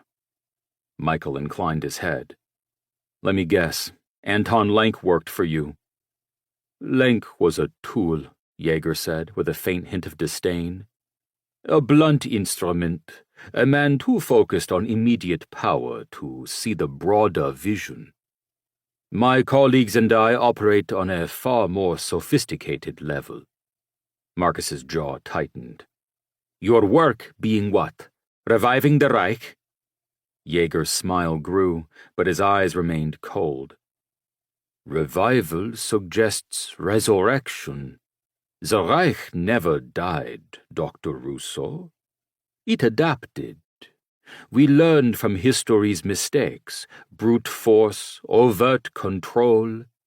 The new order is built on influence, on embedding our collective ideals within the structures of power. Governments, corporations, research institutions, you name it, we are there." Jäger stepped closer to the desk, his eager gaze scanning the documents. "What you've uncovered is just the surface. A fragment of the network we've spent decades perfecting. The names you see in those files, they are only a few of the countless allies who serve our vision. Many don't even know they do." Marcus's heart pounded as Jäger continued. "Your discoveries at the Hauptlager weren't just remnants of the past. They were the foundation of a global infrastructure. Wealth transferred, influence secured, alliances built. All to ensure the ideals of the Reich persist in every corner of the modern world." Michael crossed his arms. "That's a bold claim." Jäger turned his icy gaze to him. Bold, yes, but undeniable. We've shaped elections, steered research, and controlled industries. Do you think the chaos of the modern world is a coincidence? The chaos we control creates opportunity, and the new order thrives in it. Marcus's voice was low but firm. If your network is so powerful, why come here? Why not just take what you want? Jaeger's faint smile returned. The exact location and access to the train, the containment unit. These are critical to our work. We needed you to translate what we'd failed to in order to locate them. And you did. But you've complicated things, Dr. Russo, by keeping that to yourself. You mean by not letting your henchman Lank take it from us? Jaeger shrugged. In a manner of speaking. And now, thanks to your interference, what we seek is at risk of falling into the wrong hands. Marcus leaned forward slightly. And by wrong hands, you mean anyone but yours? Precisely, Jaeger replied. You see, Dr. Russo, the new order doesn't rely on loyalty alone. It relies on necessity. The artifacts and documents you've recovered are more than just relics. They are tools. With them, we can maintain stability, ensure control, and prevent unplanned chaos from destroying what we've built. Michael's voice was harsh. You mean enslave the world? Jaeger waved a hand dismissively. We mean to save it. The world is already controlled by greed, by indecision, by weakness. We simply offer a more efficient system. Marcus's stomach churned as he stared at the man across the table. And you think we're just going to hand over the location of the train and the containment unit? Jaeger's expression didn't falter. I think you'll consider the alternatives carefully. Resistance is admirable but futile. You've made yourself a target, Dr. Russo. Others are watching, some less diplomatic than I. Aligning with us ensures your survival. Marcus narrowed his eyes. And if we don't? Jaeger's smile faded, replaced by a steely intensity. Then you will face the full weight of an organization embedded in every aspect of your world. We don't employ just mercenaries like Lank did. We use systems, bureaucracies, scandals. We dismantle lives, reputations, careers. You will lose everything, and when you do, we will still take what is ours. Hana, silent until now, stepped forward. That sounds like a threat. It's a promise, Jaeger said coldly. But one I'd prefer not to fulfill. You have something we need, Dr. Russo, and I have the resources to ensure its safe use. The train's exact location and access, the containment unit. Give them to us, and this ends cleanly. Marcus's jaw clenched. You're not getting anything from me. Jaeger studied him for a long moment, then nodded slowly. I expected as much. Very well. You've chosen your path. Let's see where it leads. Without another word, Jaeger turned and exited the room, his footsteps echoing in the corridor. The front door clicked shut behind him, leaving the team in heavy silence. Michael exhaled slowly, breaking the tension. We just made a very dangerous enemy. We already had one, Marcus said, his voice firm. Now we know how big they are. Hana turned back to the window, her gaze watching Jaeger get into a waiting Mercedes limousine. And how far they'll go. Marcus looked down at the documents, the weight of Jaeger's words pressing on him. This isn't just history anymore. It's war. Chapter 24. Cardinal Severino sat at his ornate mahogany desk in his private quarters in the Vatican, the soft glow of a brass desk lamp leaving faint shadows across the gilded walls.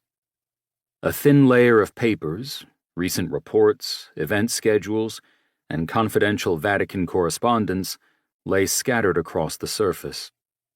Despite the late hour, he showed no signs of fatigue, his restive eyes fixed on a folder marked with a discreet, faintly embossed symbol along with the title for the new order in German, Die Neue Ordnung. The quiet hum of his secure phone interrupted his concentration. The cardinal reached for it without hesitation. The call was expected, and the name on the encrypted display confirmed it. Klaus Jaeger. Severino answered, his voice calm but laced with authority. Jaeger, I trust you have news. On the other end of the line, Klaus Jaeger's voice was smooth, precise, and unhurried. Good evening, Cardinal Severino. It seems our mutual friend, Dr. Russo, has been rather industrious.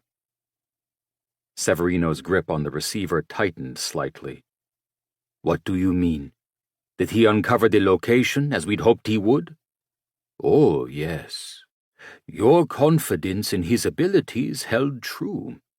He found the entrance and route we'd searched for in vain using his apparent knowledge of the runes and the artifact we knew he'd find. But did he reveal that to you? Report to you, as instructed? The cardinal sat back, his jaw tight. No, I've heard nothing from him. Exactly. And now he has his own agenda, not yours, or I should say ours, that he follows. How serious is it? Serious enough, Jaeger replied. He has uncovered not only the location of the train, but also documents that tie our organization to post-war activities. His possession of these materials presents a risk that cannot be ignored. The cardinal leaned back in his chair, his gaze drifting to the frescoes on the ceiling above. Russo is intelligent, but he doesn't fully understand what he's dealing with. That may be true, Jaeger said, his tone hardening. But intelligence and idealism make for a dangerous combination. He's already sharing his findings with his team, and his next steps could bring unwanted attention to our work. If he exposes even a fraction of what he's uncovered, it will be catastrophic for all of us. Severino closed his eyes briefly, considering the weight of Jaeger's words. What are you asking of me? Pressure him, Jaeger said, his voice cold but deliberate. You have the influence to sway his decisions. Appeal to his sense of loyalty to the Church, if you must. Convince him that continuing on this path is not only dangerous, but unnecessary. And if he refuses... Jaeger let the silence hang for a moment, his meaning clear. Severino sighed softly, his voice lowering. I will handle it. But Russo is not a fool. If I push too hard, he will suspect my motives, perhaps maybe even my affiliation. Then tread carefully, Jaeger replied. But ensure he understands the consequences of defiance.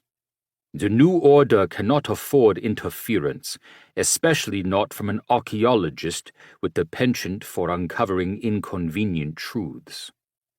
After the call ended, Severino placed the phone down gently and rested his hands on the desk. For a moment he sat in silence, his mind a whirlwind of questions and half-formed conclusions. Marcus Russo had often been a thorn in his side, though his discoveries frequently proved useful to the Church. But this was different. The cardinal opened a drawer and retrieved a rosary, running the beads through his fingers absently as he stared at the folder before him. The new order's interests aligned with his own ambitions: order, control, and the preservation of certain truths. But Marcus's idealism threatened to upend decades of carefully constructed influence. He leaned forward and pressed a button on his intercom. "Sister Beatrice, arrange a meeting with Dr. Russo. I want him in my office tomorrow morning." "Yes, Eminence," came the crisp reply. Severino released the button and stood, his silhouette framed by the dim light. He would use all his authority, all his cunning, to steer Marcus away from this path. And if the archaeologist refused? Well, even the Church had its limits.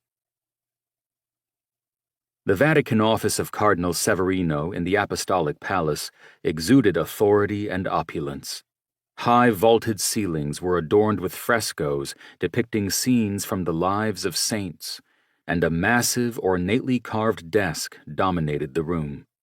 Shelves lined with centuries-old books framed the cardinal as he sat in a high-backed chair, his hands folded calmly in front of him. Marcus entered with measured steps, his satchel slung over one shoulder. Despite the grandeur of the setting, he had always felt at ease here. Until now. Severino's summons had been uncharacteristically urgent, and he felt a tension in the air as he approached. "Dr. Russo," Severino greeted him warmly, rising from his chair and extending a hand. "Thank you for coming on such short notice." Marcus shook the offered hand, noting the cardinal's firm grip. "Of course, Your Eminence. How can I help?" "Please, sit," Severino said, gesturing to a chair across from his desk. As Marcus settled in, the cardinal's gaze lingered on the satchel. "I had hoped for a report, and then I heard you were already back in Rome, and, well..." He lifted an eyebrow, as if curious at the lack of any word of their journey. Marcus understood that Severino had given him the document that set him on this journey under the condition that Marcus report back only to him. Yet every fiber in Marcus wrestled with whether to believe the cardinal's interests were sincere. "Yes, I returned only recently, and my team and I are still sorting out our discoveries." Russo offered a pleasant smile, watching the eyes of the cardinal carefully. Severino nodded, as if accepting the excuse. "So I trust your recent endeavors in the Owl Mountains were enlightening?" "They were challenging," Marcus replied carefully. "Rewarding in small ways. But we have more to understand, more to learn." "Rewarding," Severino repeated, leaning back slightly. "That is what I hoped to speak with you about." He steepled his fingers, his tone calm and measured. "You are an exceptionally gifted archaeologist, Dr. Russo, with a deep respect for the Church and history. It is precisely because of your talents that I requested this task of you. But I must caution you. There are some discoveries, some truths, should you come across them, that are better left undisturbed." Marcus raised an eyebrow, his curiosity piqued. "Are you referring to the gold train, Your Eminence?" "Among other things," Severino replied, his gaze steady. "You know as well as I do that these endeavors are not just about history. They attract interest from dangerous individuals and organizations, many of whom would stop at nothing to exploit what you uncover." "That's true," Marcus said. "But isn't it the Church's role to protect the truth? To ensure that treasures and knowledge are preserved and used wisely?" "Preservation," Severino said softly, "is not the same as exposure. The gold train and the myths surrounding it carry a weight that could destabilize far more than you realize. Entire nations could be drawn into chaos. Since requesting your assistance, I have pondered these factors, and now believe this is best not exposed to the public." Marcus straightened in his chair. "With all due respect, Your Eminence, The train isn't just a collection of stolen artifacts. It's a part of history, and history demands accountability. If I stop now at unraveling the secrets behind the document you entrusted me with, someone else, someone far less scrupulous, will take up the search." While Severino's expression grew somber, his voice held its composure. "And if you succeed, what then? Do you believe you can control what happens next? That those treasures and truths won't be used for destruction instead of good?" "I can't control everything," Marcus admitted, "but I can ensure that what I do uncover is handled responsibly." Severino's chair creaked faintly as he leaned forward. "Responsibly. An admirable sentiment, but naive. You see only the surface, Dr. Russo. The gold train is not just a repository of stolen artifacts. It is a symbol, a beacon to those who would use its discovery to reignite old ambitions." When Marcus didn't reply immediately, Severino's tone sharpened. "Do you think the Nazis' influence vanished with the end of the war? That their wealth and plans evaporated with their defeat? That train represents more than gold. It is a legacy of power and ideology that persists even now." A chill ran down Marcus's back at the Cardinal's words, but he kept his voice steady. "I'm aware of those dangers, Your Eminence. That's why it's so important to uncover the truth. We can't fight shadows." Russo knew now that the Cardinal himself had concealed himself in one of those shadows. Severino's eyes hardened. "No, but we can ensure that those shadows remain buried. Dr. Russo, I am asking you, no, I am advising you strongly to abandon whatever additional pursuits you may have in mind. Give me whatever information you have gathered, which had been my request from the outset. I will handle it with the utmost responsibility. Focus your considerable talents elsewhere." "And if I don't?" Marcus asked, his tone still respectful but firm. For the first time, a flicker of frustration crossed Severino's face. He rose from his chair, the full weight of his authority emanating from his stance. "Then you risk far more than your career, Dr. Russo. You risk opening doors that should remain closed. I urge you to consider the consequences of your defiance." Marcus rose as well, meeting the Cardinal's gaze evenly. "With all due respect, Your Eminence, I believe it's my responsibility to bring those consequences into the light. Secrets like these fester in the dark." Severino's lips pressed into a thin line, and for a moment the room was silent. Then, with a nod, he gestured toward the door. "Very well, Dr. Russo. You've made your position clear. But I pray you reconsider. The Church has always valued your contributions, and it would be unfortunate to see you stray into dangerous waters." Marcus inclined his head politely. "Thank you for your concern, Your Eminence." Without another word, he turned and exited the room, the weight of Cardinal Severino's warning lingering heavily in his mind. As the door closed behind Marcus, Severino returned to his chair, his expression dark and contemplative. He reached for the secure phone on his desk and dialed a familiar number. The voice on the other end was calm and precise. "Yes, Cardinal." "He refuses to back down," Severino said grimly. "Prepare the next steps. Dr. Russo needs to be redirected." "Understood," came the reply. Severino hung up and leaned back in his chair, his fingers steepled once more. "May God forgive you, Marcus," he murmured, "for what your defiance will cost." Chapter 25. The late afternoon light filtered through the large window of Marcus's study in Trastevere, casting mottled sunbeams over the cluttered desk. Maps, documents, and translation notes were scattered in organized chaos, remnants of their work on the discoveries from the Hauptlager. Hanna leaned against the bookshelves, arms crossed, her expression tense.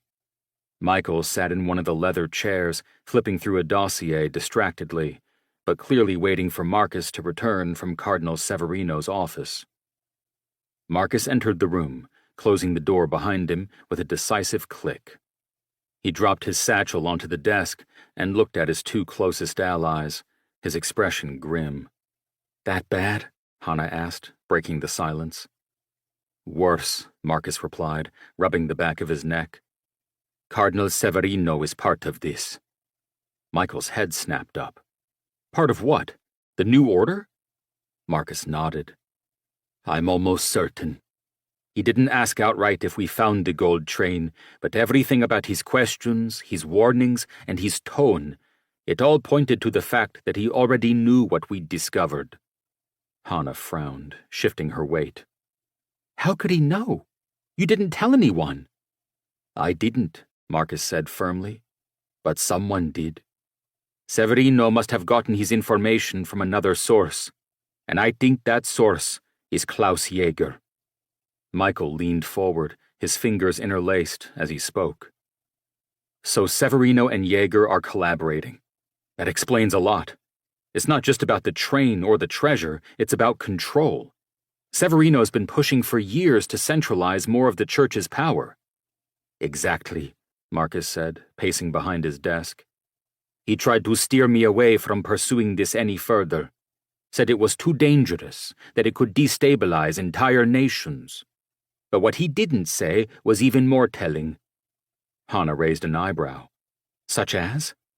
"I told him we'd made discoveries and found small rewards. Yet he never asked for specifics," Marcus replied. "That means he already knew. He didn't need to ask. He just wanted to warn me off." Michael nodded, his expression dark. "Because if you push too hard, you risk exposing him and the New Order. If Jaeger and Severino are working together, they've been watching us for a while." Hanna uncrossed her arms and moved to the desk, tapping one of the open documents. "If Severino's involved, we've got a bigger problem than we thought.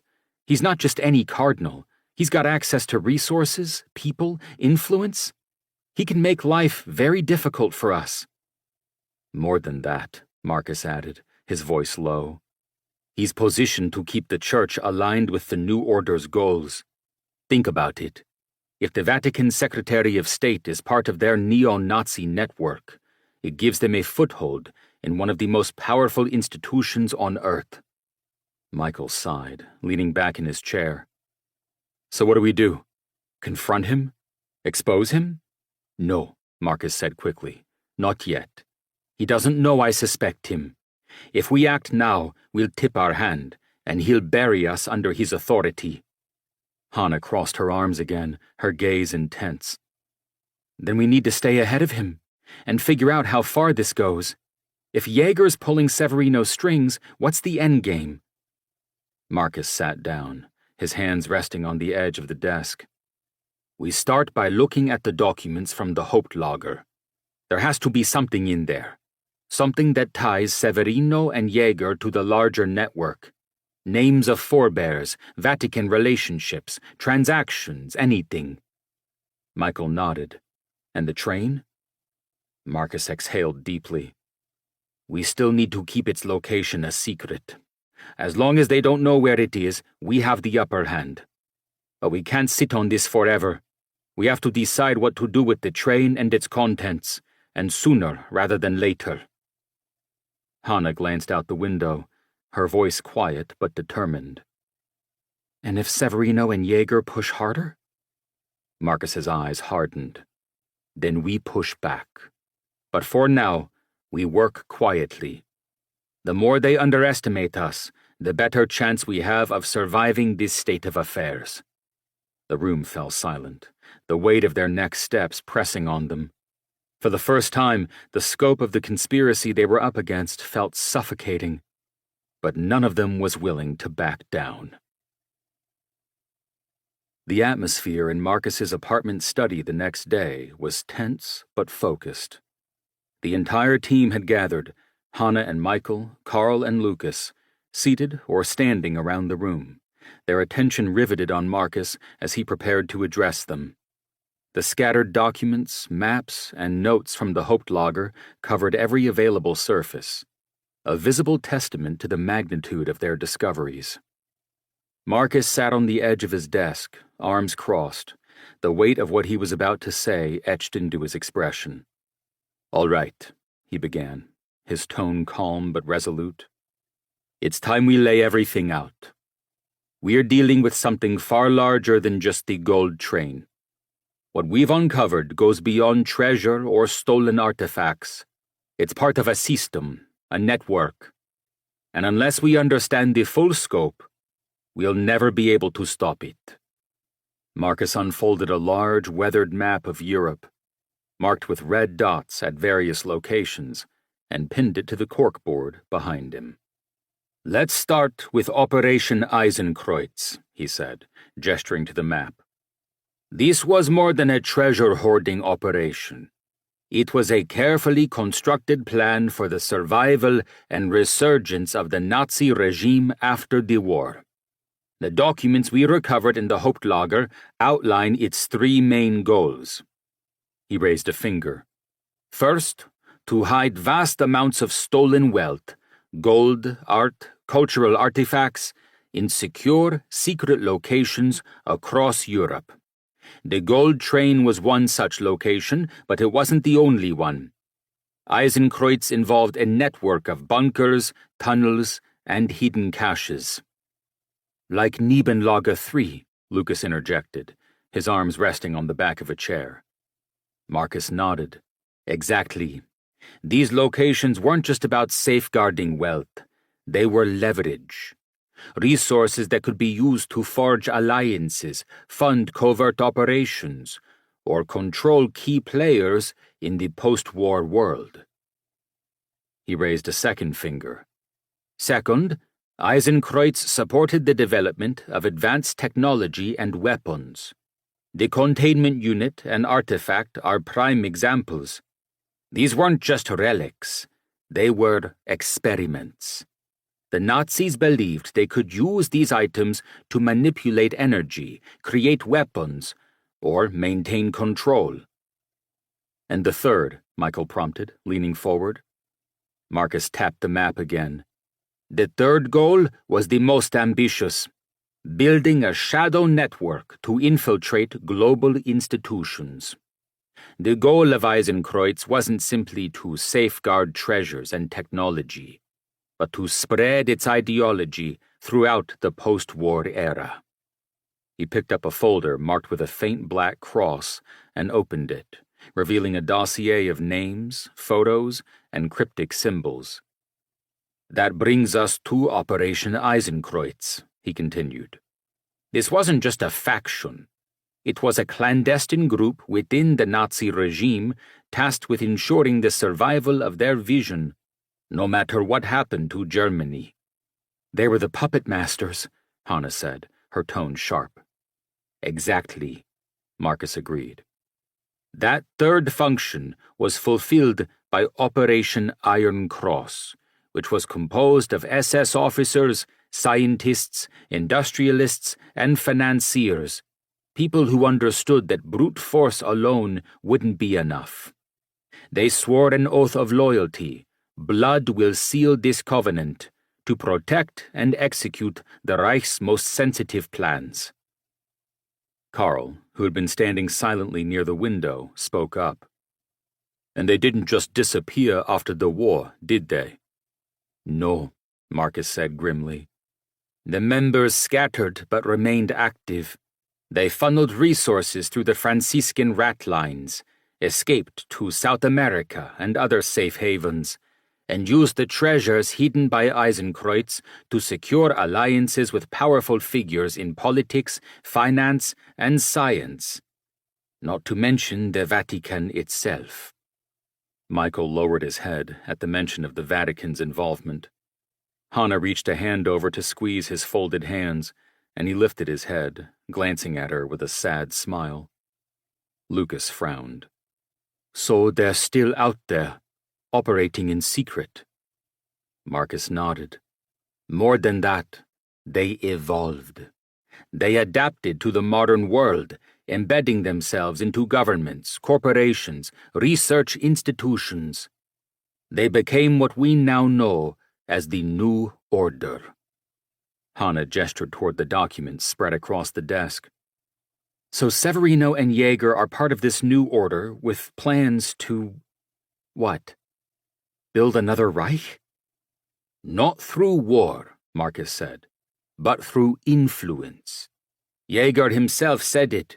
The New Order isn't trying to revive the past. They're shaping the future.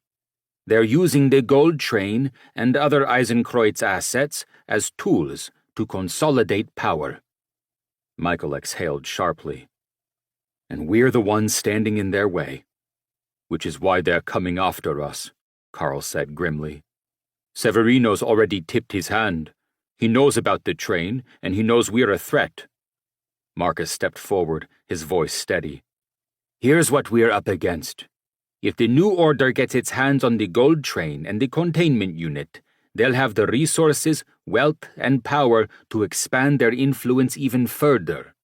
They've spent decades embedding themselves into the world's systems, and this could push them over the edge. And if we expose them, Hanna asked. It could destabilize everything, Marcus admitted. The names we've uncovered, the connections, would implicate people and institutions at the highest levels. Entire governments could fall. Economies could collapse. So what do we do? Lucas asked, his tone serious. Marcus looked around the room, meeting each of their gazes. We keep moving. We stay ahead of them. The Gold Train, the documents, the containment unit. They're all pieces of a larger puzzle. If we can uncover enough, we can stop them before they consolidate their power.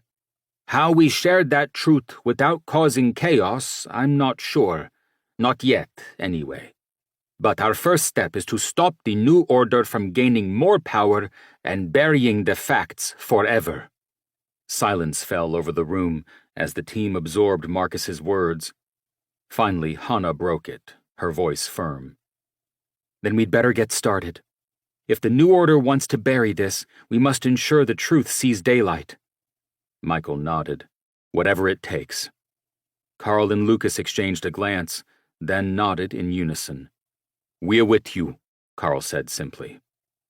Marcus felt a swell of determination as he looked at his team.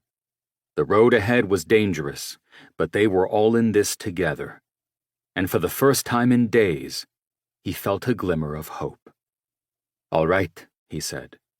We better get to work. Chapter 26. The small, unmarked envelope sat on Marcus Russo's desk when he returned to his working quarters in the Vatican. Its plain appearance might have gone unnoticed if not for the absence of any identifying marks. No sender, no official seal, not even a name scrawled on its front. Marcus's first instinct was to leave it untouched, but curiosity tugged at him. Who would leave something so nondescript in such a secure place? The weight of the day, long hours spent poring over manuscripts in the Vatican archives with Michael and Hanna, pressed heavily on him. But this was new. He glanced around the room, ensuring he was alone, before cautiously opening it. Inside was a folded sheet of thick paper and a small thumb drive. Marcus unfolded the paper first, his pulse quickening. The handwriting was elegant but unfamiliar, the Latin precise yet unsettling in its message. The past is not what you believe it to be. Your work endangers everything, faith, truth, and the lives of those closest to you. If you truly seek to understand the covenant, consider what it may bring: salvation or ruin. His breath hitched as he read the final line. See for yourself. He stared at the note for a long moment before reaching for his laptop, his fingers brushing the small thumb drive. Could this help explain more about the containment unit they had discovered? Sliding it into the port, he waited, the hum of the machine filling the silence of the room. A folder opened automatically on the screen, its title stark: Sanctum Records. Marcus's heart raced. The folder contained several scanned documents, some appearing to be Templar manuscripts, others modern reports. Among them was a grainy photograph of what looked like an excavation site. A chamber partially unearthed, its walls carved with intricate symbols he didn't immediately recognize. In the center of the chamber stood a pedestal, and on it rested a gleaming black object that defied clear definition. He cocked his head. A black, cube-like object. Not the shining sphere containment unit they had found in the Owl Mountains at all. What was this? He clicked on the accompanying text file, its contents detailed yet ominous. The artifact was described as an engine of corruption, a relic capable of twisting the minds of those who sought to wield it. The Templars hadn't sealed it merely to protect humanity from its misuse. They had sealed it to stop its destructive influence from spreading. The file claimed that even indirect exposure had driven men to madness, their actions sparking chaos and violence in their wake. Another document caught his eye, dated 1942. It was a report, purportedly written by a Nazi officer, detailing an attempt to harness the artifact's power. The language was clinical, yet laced with fear. It defies our understanding. Those exposed to its presence have succumbed to uncontrollable impulses. We have lost 3 men already. The Führer's directive is clear, but I fear this will destroy us before we can control it. The final item was a video file. Marcus hesitated, his cursor hovering over it. Something in the pit of his stomach told him not to open it, but his curiosity overruled his caution. He clicked the play button. The footage was old, grainy, and silent. It showed the same chamber from the photograph, the camera's perspective jerky, as if held by an unsteady hand. Figures in military uniforms, German officers, moved through the space, their faces grim. The camera focused on the pedestal, zooming in on the black object. Even through the poor resolution, Marcus felt an almost magnetic pull emanating from the screen. Suddenly, chaos erupted. The figures began gesturing wildly, one clutching his head as he fell to the ground, convulsing. Another grabbed a weapon, turning it on his comrades before collapsing himself. The video ended abruptly, leaving Marcus staring at the blank screen, his chest tight. He leaned back in his chair, his mind like a room full of shouting voices, each one growing louder. The materials were compelling, but something about them felt off. If this new artifact was as dangerous as the files suggested, why hadn't they found any record of such incidents in the Nazi archives on board the train? Why would these documents show up now, and why anonymously? The warning in the note echoed in his mind. Your work endangers everything. For the first time since they began unraveling the mystery of the Covenant, doubt crept into Marcus's thoughts. What if they weren't meant to uncover this any more than they had been meant to discover the containment unit? What if their pursuit of truth was leading them toward a disaster even greater than they already realized? He closed the laptop and stared at the envelope, its plainness now menacing in its simplicity. Someone wanted him to see this. But the real question loomed larger. Why? Who had sent this, and why now? The materials felt both meticulously curated and strangely incomplete, as though designed to provoke a reaction rather than provide a full picture. He reached for the grainy photograph again, his eyes scanning the chamber's walls. The carvings seemed familiar, but he couldn't place them. Were they Templar symbols? Something older? A loud knock on the door shattered his thoughts. Marcus jumped, adrenaline coursing through him. He shoved the laptop shut and slid the envelope and thumb drive into his desk drawer before crossing the room. "Who is it?" he asked, his voice more tense than he intended. "It's me, Hannah," came the reply, her tone clipped. "We need to talk." Marcus opened the door, his face carefully neutral. Hannah stepped inside, her laptop tucked under one arm, her expression a mix of irritation and insistence. She set her laptop on the desk and turned to him. "I just got an alert from the Vatican's digital archives," she said, crossing her arms. "Someone accessed restricted files connected to the research areas we'd scoured and didn't log their credentials. It's like they knew how to bypass the system entirely." Marcus stiffened, his pulse quickening. "And you think it's related to what we're working on?" "I do, yes," she shot back. "The timing's too perfect. We're closing in on the Covenant, and suddenly someone's pulling data on Sanctum? Whoever it is, they're ahead of us." He hesitated, the weight of the thumb drive in his drawer almost tangible. Should he tell her? Show her what he had found, or rather, been shown? Or would that play directly into whoever sent the material's plans? Hannah tilted her head, her eyes narrowing. "You're quiet. Something wrong?" Marcus shook his head, trying to mask his internal conflict. "Just tired. We've been running ourselves ragged with all this." She frowned, but didn't press. Instead, she flipped open her laptop and gestured to the screen. "Look at this. These files are sanitized. Whoever accessed them left almost nothing behind, but I found fragments in the metadata." She pulled up an image of partially reconstructed text. "Core of the Iron Cross. That's all I could recover." Marcus frowned. "Core of the Iron Cross. What does that mean?" Hannah shrugged, frustration flashing across her face. "I don't know, but it's got to mean something important. The core of the Templars' covenant with the Vatican? Whatever it is, if they went to these lengths to hide it, it's worth following." The phrase, "core of the Iron Cross," echoed in Marcus's mind, intertwining with the ominous warnings from the thumb drive. He felt the gnawing tug of doubt again. What if this was all connected? What if their search wasn't illuminating history, but disturbing something best left untouched?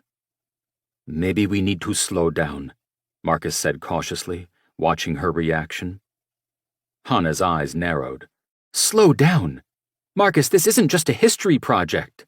There are people out there, powerful people, who don't want us to find what the Covenant hid. We can't let them win." "And what if they're right?" The words were out before Marcus could stop them. Hannah froze, her expression shifting from determination to incredulity. "Right about what?" she asked, her voice low. "What if the Covenant's purpose isn't what we think it is? What if it's dangerous, not just to the people chasing it, but to the world? Maybe the Templars sealed it away for a reason." Hannah took a step back, studying him carefully. "Where's this coming from? You've never been the one to back off, Marcus. What changed?" He hesitated, debating whether to show her the materials. If he did, she would push forward without hesitation, convinced it was another clue. But if he didn't, he would carry the burden of what he had seen alone, and the doubt that came with it. "It's just a feeling," he said finally, his voice subdued. "We need to be sure we are not opening something we can't control." Hannah crossed her arms, her frustration evident. "You sound like Michael. I didn't expect that from you." Marcus's jaw tightened. "Maybe Michael has a point." Her smart retort died on her lips as her phone buzzed. She pulled it out and glanced at the screen, her frown deepening. "It's Michael.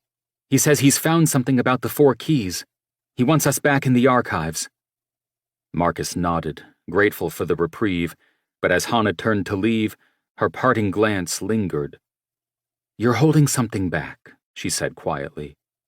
"I can feel it. Whatever it is, You'd better figure out which side you're on, Marcus, because the people we're up against won't wait for you to make up your mind." As the door closed behind her, Marcus exhaled, the weight of the thumb drive in his drawer heavier than ever. He had a choice to make: trust his instincts and the warning he had received, or stay the course and risk stepping into a trap. Either way, the stakes were growing higher with every passing moment. Chapter 27. The Vatican archives were eerily quiet, the soft hum of ancient air circulation systems blending with the faint rustle of parchment as Michael waited in the secluded study room. The atmosphere was heavy with centuries of concealed truths, but tonight it felt even more oppressive. He had uncovered something that would force the team to reconsider everything. When Marcus and Hannah arrived, Michael motioned for them to sit. A worn manuscript bound in faded red leather lay open on the table before him, its edges frayed from centuries of handling. Beside it sat a modern binder filled with neatly typed pages and annotated diagrams. "Thanks for coming," Michael began, his tone low but urgent. "I've been piecing together additional context around Operation Eisenkreuz and also the Covenant's 4 keys. What I've found is significant." Hannah pulled out her laptop and immediately began setting up. "Let's hear it." Michael leaned forward, his hands resting on the manuscript. "We know the Templars had a pact with the Vatican to protect something, some form of dangerous knowledge or artifact, which we've already discovered is that geothermal energy containment unit in the Owl Mountains. For now, we know it's secure. But for how long? And what I didn't fully understand until now is how deliberately they tied the 4 keys to more than just virtues or trials in order to protect it." Marcus frowned. Although his friend's summary seemed correct on the surface, the Templars wanted that unit secured to avoid its dangers. He didn't know about the dangers of yet another object, that black cube. He tried to refocus on Michael's point, asking, "You're saying the keys have a deeper purpose?" Michael nodded. "Yes, but not in the way we assumed. The keys are metaphysical as much as they are symbolic. They represent humanity's potential to either preserve or destroy what that covenant guards." He tapped the manuscript. "This is a rare Templar document, one of their reflections on why they chose to seal the covenant. It describes the keys as threads in a loom, a metaphor for how fortitude, wisdom, faith, and justice weave together. Without balance, the tapestry unravels. That unraveling, they believed, could doom humanity." Hannah narrowed her eyes, her fingers pausing over her keyboard. "And what does that mean for us? We're not just solving a puzzle, we're untangling something designed to resist being understood." Michael hesitated, his expression troubled. "There's more. The covenant wasn't just establishing a vault or hiding place. It was a test of moral readiness. The 4 keys weren't created to open it. They were created to stop it from being opened." Marcus's brow furrowed.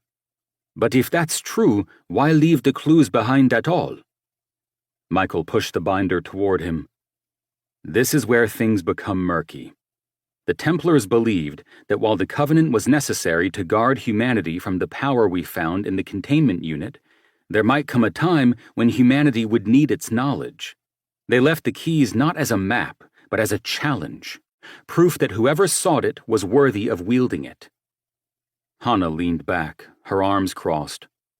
"So the Templars, even though they created a covenant with the Vatican, didn't trust them, and therefore left clues for those they deemed worthy to reveal these objects if need be? And what if someone who isn't worthy, like the New Order, finds it first?" "That's what they feared most," Michael admitted. "The tests aren't foolproof. They can be bypassed or misunderstood. And from what I've found, there are already groups trying to find these hidden Templar sites, groups who don't care about proving their worth." Marcus stiffened. "Like the New Order." Michael nodded grimly. "And whoever sent us chasing this now, if it wasn't them, Hannah sighed, the weight of the revelation settling on her shoulders. So what's next? How do we approach this without playing into their hands? Michael stood, retrieving a folded map from a nearby shelf. He spread it across the table, pointing to markings that corresponded to Jerusalem, Paris, London, and Tumar. The Templars scattered their knowledge across these locations. But here's the twist.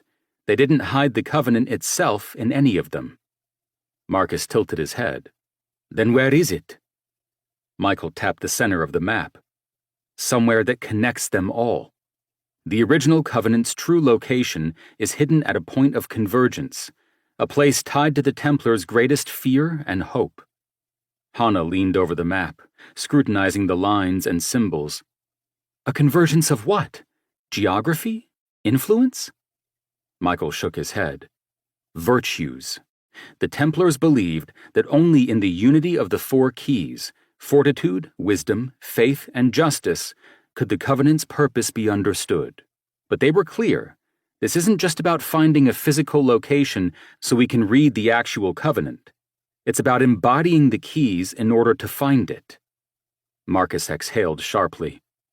So even if we find the convergence, if we're not ready, if we're not balanced, it could destroy us.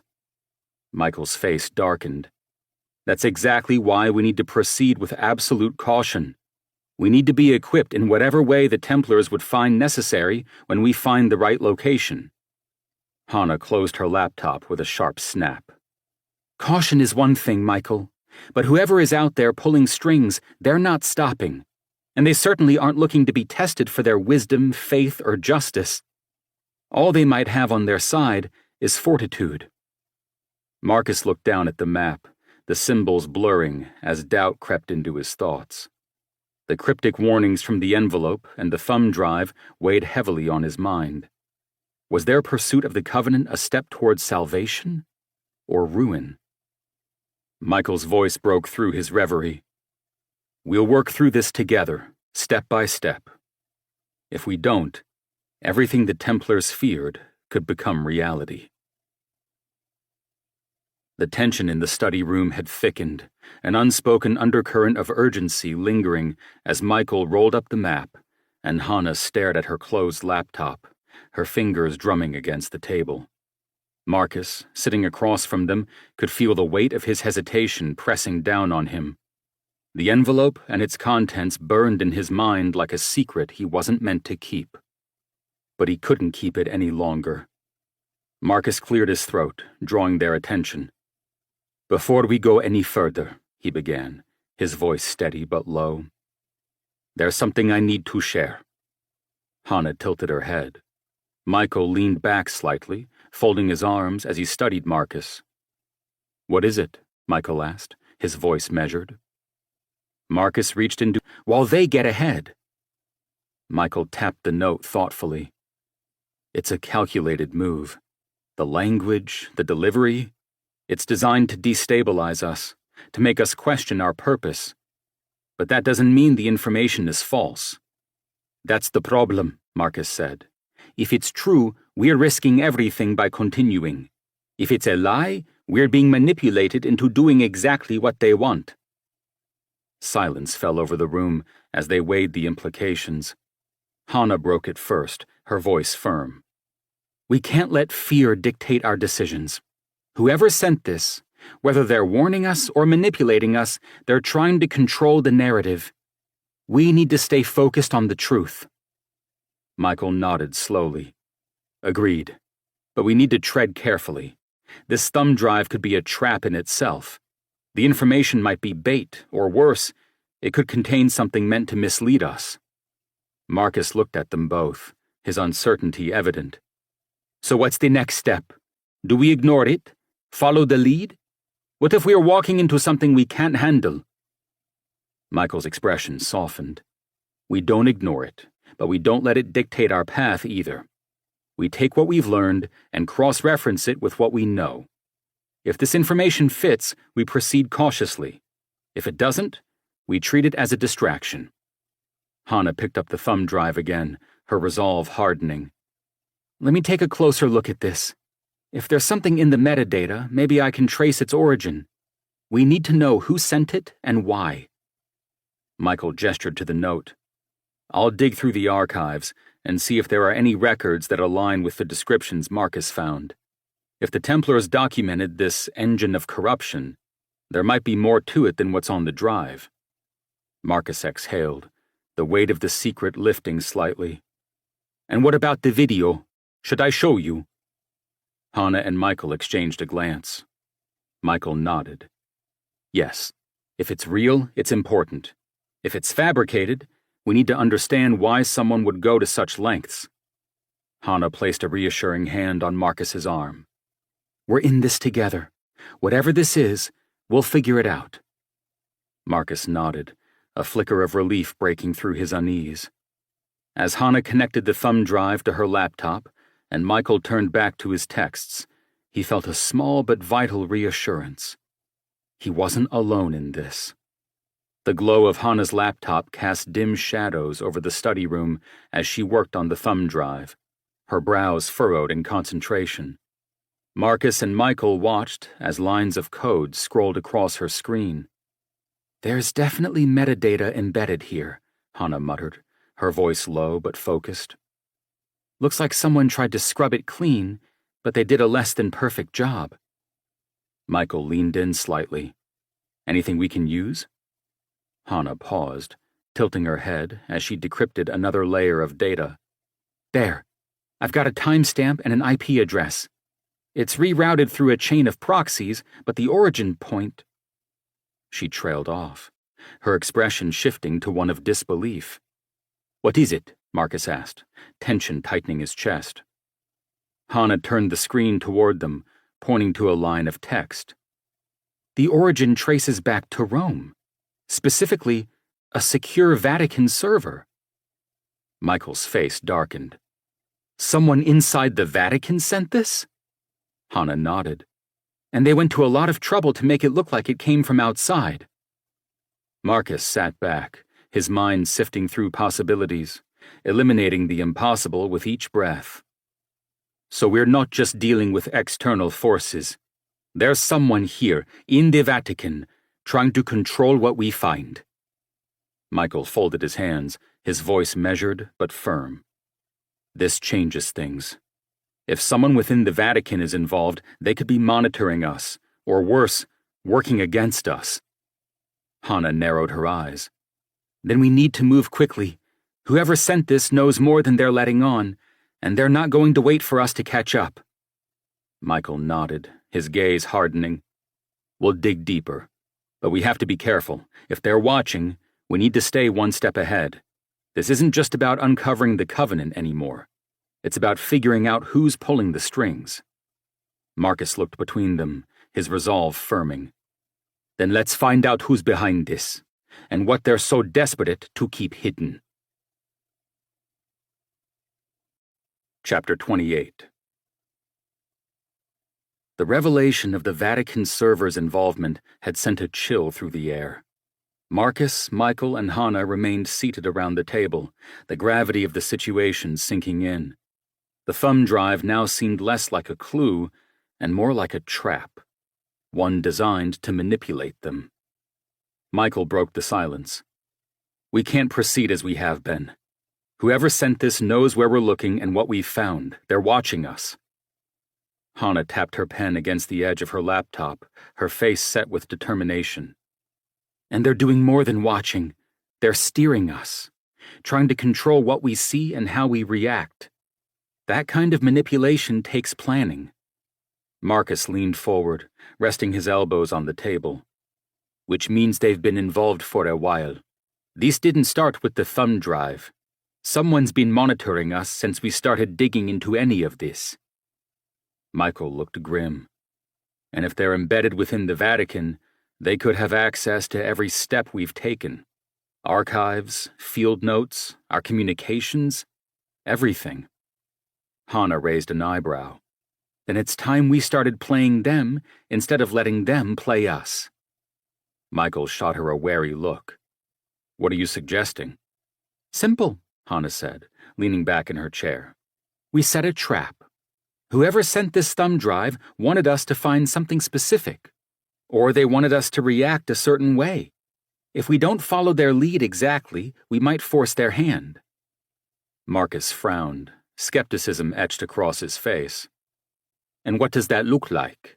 How do we outmaneuver someone who's clearly been planning this for years?" Hannah smiled faintly, the glint of a seasoned journalist in her eyes. "We mislead them. We act like we're following their breadcrumbs, but we pivot, dig deeper into what they're not showing us." Michael considered this for a moment. "It's a risk. If they realize we're onto them, they could retaliate." "That's a chance we'll have to take," Hannah countered. "Right now we're being reactive. If we don't shift the balance, they'll stay ahead of us." Marcus sighed, rubbing the back of his neck. "Fine. But we can't ignore the information on that drive. If it's real, it could tell us what Eisenkreuz is, and why they're so desperate to keep it buried." Michael nodded. "We'll split our efforts. Hannah, you follow the digital trail. See if you can pinpoint who accessed the server and planted the data. Marcus, focus on the video and the documents. Cross-reference them with the archives. Look for inconsistencies, anything that could suggest fabrication." "And you?" Marcus asked. Michael's gaze was steady. "I'll go higher up. There are cardinals I trust, ones who've been involved with the archives for decades. If there's a faction operating within the Vatican, someone will know." Hannah looked doubtful. "And if they don't? Or worse, if they're a part of it?" Michael hesitated, his voice softening. "Then we'll know exactly how far this conspiracy reaches." Later that night, in Marcus's apartment, the study was silent save for the faint hum of his laptop. He sat at his desk, the screen glowing faintly, as he replayed the video from the thumb drive. Each time, the same sequence unfolded: the excavation site, the pedestal, the gleaming black object. The soldiers pacing nervously, the sudden eruption of chaos. He paused the video on the pedestal, leaning closer to examine the carvings. Something about the symbols nagged at his memory. He had seen them before, but where?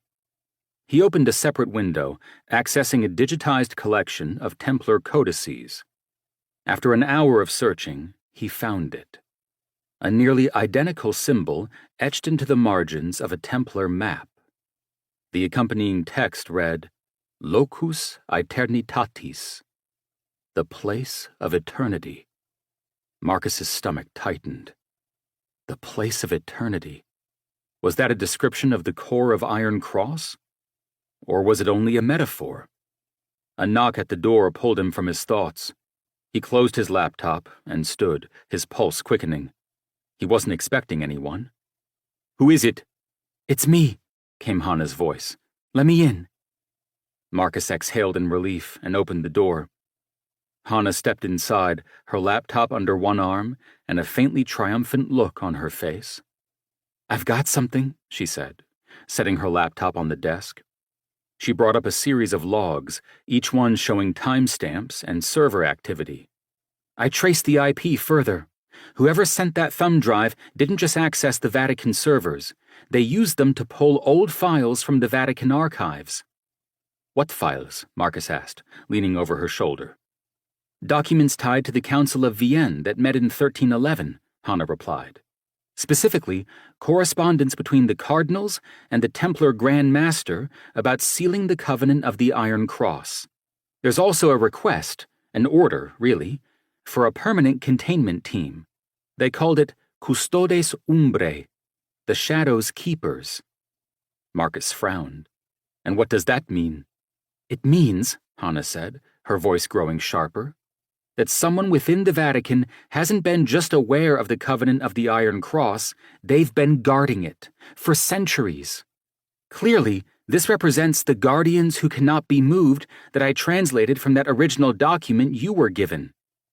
Marcus leaned back, the revelation settling heavily in his chest. "So whoever sent this, they're not just trying to stop us. They're part of the system that's been protecting whatever the covenant is hiding all along." "Exactly," Hannah said.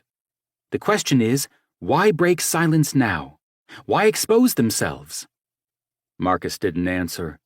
Instead, his mind drifted to the video and the warning embedded in the note. Eisenkreuz. The following morning, the weight of the previous night's revelations hung heavily over the team. Marcus and Hannah joined Michael in the same secluded study room deep within the Vatican archives. The air was colder, the silence more oppressive. They had all slept fitfully, their thoughts consumed by the shadows Eisenkreuz now cast over their mission. Michael was already at the table when they arrived, an array of manuscripts, maps, and codices spread before him. He looked up as they entered, his expression grim but focused. I spoke to one of the cardinals last night, he began, skipping any preamble. Someone I trust. Hannah raised an eyebrow as she dropped her bag onto a chair. And? Michael exhaled briskly. He confirmed what we suspected. Custodes Umbrae, the Shadow's Keepers, is real. It's not just a historical note. It's an active group within the Vatican, tasked with guarding the Covenant. Marcus stiffened. Guarding it or hiding it? Michael's eyes darkened. Both. They see it as their sacred duty. The cardinal didn't say much. He was cautious. But he mentioned that what the Covenant safeguards represents a threat unlike any other. They've been watching anyone who comes close to uncovering it, and they've been silencing those they consider a risk. Hannah leaned forward, her voice acute. Silencing? You mean permanently? Michael nodded reluctantly. It's possible. The cardinal didn't confirm it outright, but he implied that their methods are absolute. The words hung in the air like a storm cloud. Hannah broke the silence first, her voice tight with anger. So we're being stalked by a secret faction within the Vatican that thinks they're the last line of defense against the apocalypse. Great. What else? Michael tapped the manuscript before him. This. It's one of the oldest Templar texts we've found. It outlines the creation of the Covenant seals, what they called the clavis exilis. He gestured to the text. The exiled keys. The Templars believed that no one could control this object they'd found, not even themselves. They scattered the seals to prevent anyone from activating it. Each key was meant to act as both a safeguard and a warning. Marcus leaned over the manuscript, his eyes scanning the faded Latin script. The keys were symbolic, tied to those virtues we already knew were connected somehow: fortitude, wisdom, faith, and justice. But this suggests they were also physical artifacts, doesn't it? Michael nodded. Yes. The text describes them as tangible objects, each one containing a piece of the Covenant's purpose. But here's the catch. They weren't just symbols of virtues. The Templars believed each key contained part of the danger they were trying to contain. Hannah frowned. So they scattered the danger instead of locking it all in one place? Essentially, yes, Michael said. They thought it was safer that way. Each key was entrusted to a different location and guarded by their own tests and traps. But if someone were to reunite them, they'd have the power to unlock this powerful object, Marcus finished grimly. Hannah tapped her fingers against the table, her journalist's instincts kicking in. This Custodes Umbrae group, they're protecting the seals, aren't they? Making sure they stay separate? So they could be the ones warning us with the video to keep back. Possibly, Michael said. But the faction isn't unified. There are those who believe whatever this object is should be destroyed entirely, and others who think it's too important, too powerful, to lose forever. Marcus clenched his jaw. And we are caught in the middle again. Exactly, Michael said. He paused, his expression hardening. There's something else. The cardinal mentioned a recent fracture within Custodes Umbrae. A splinter group has broken away, believing the seals must be reunited to reveal the Covenant's true purpose. Hannah's eyes widened. A splinter group? So maybe they sent the thumb drive. They're trying to entice us to now search out and find those 4 keys. Michael nodded.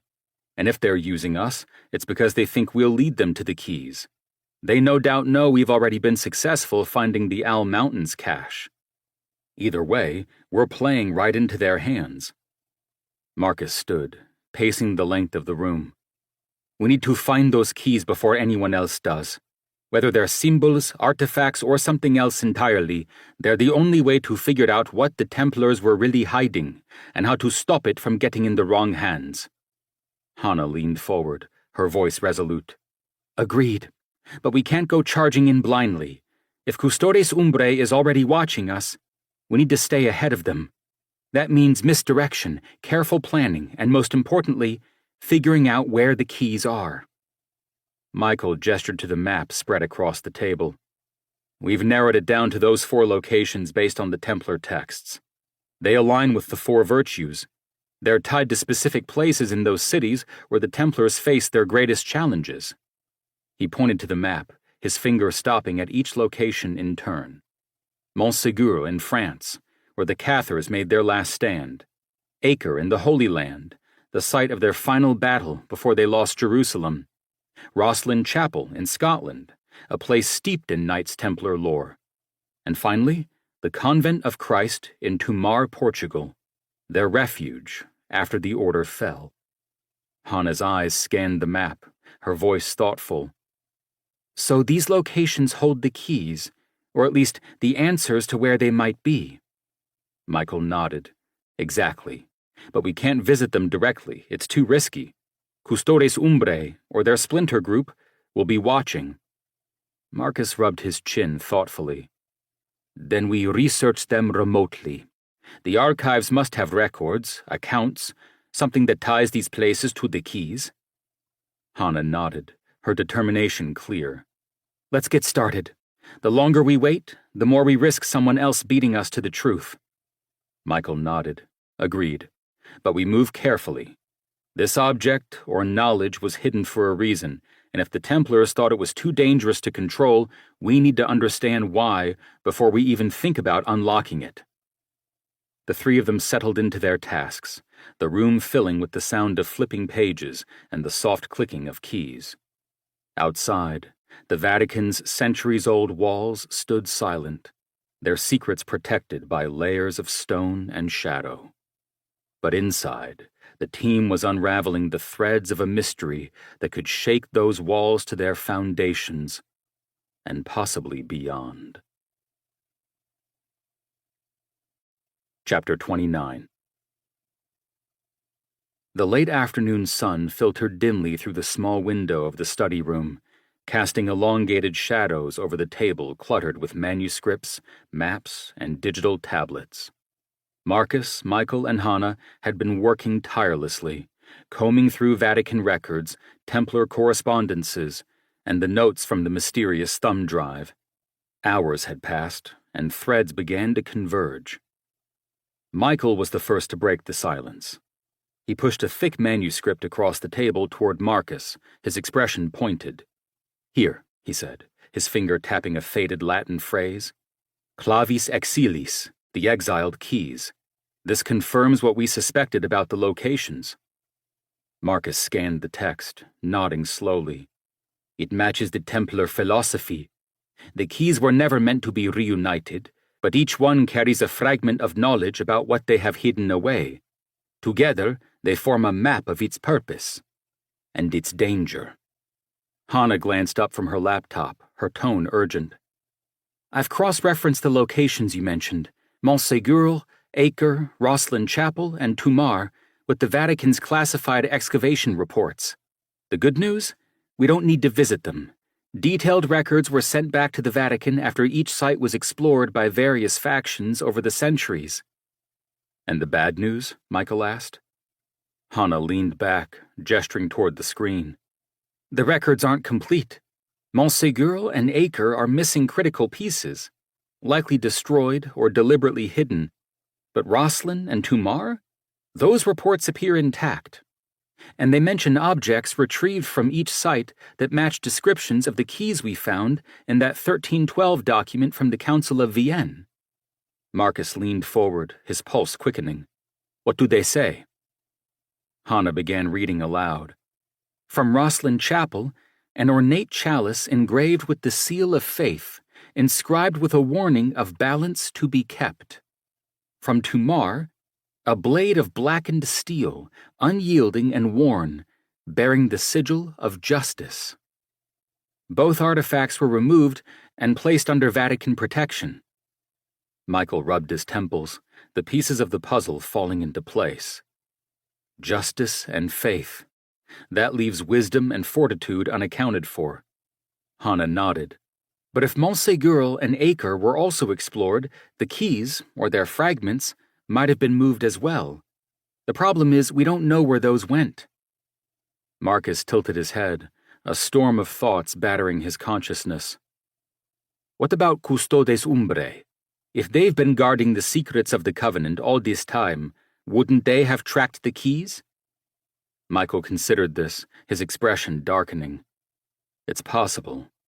If they see the keys as essential to keeping this sealed, they would have kept them close.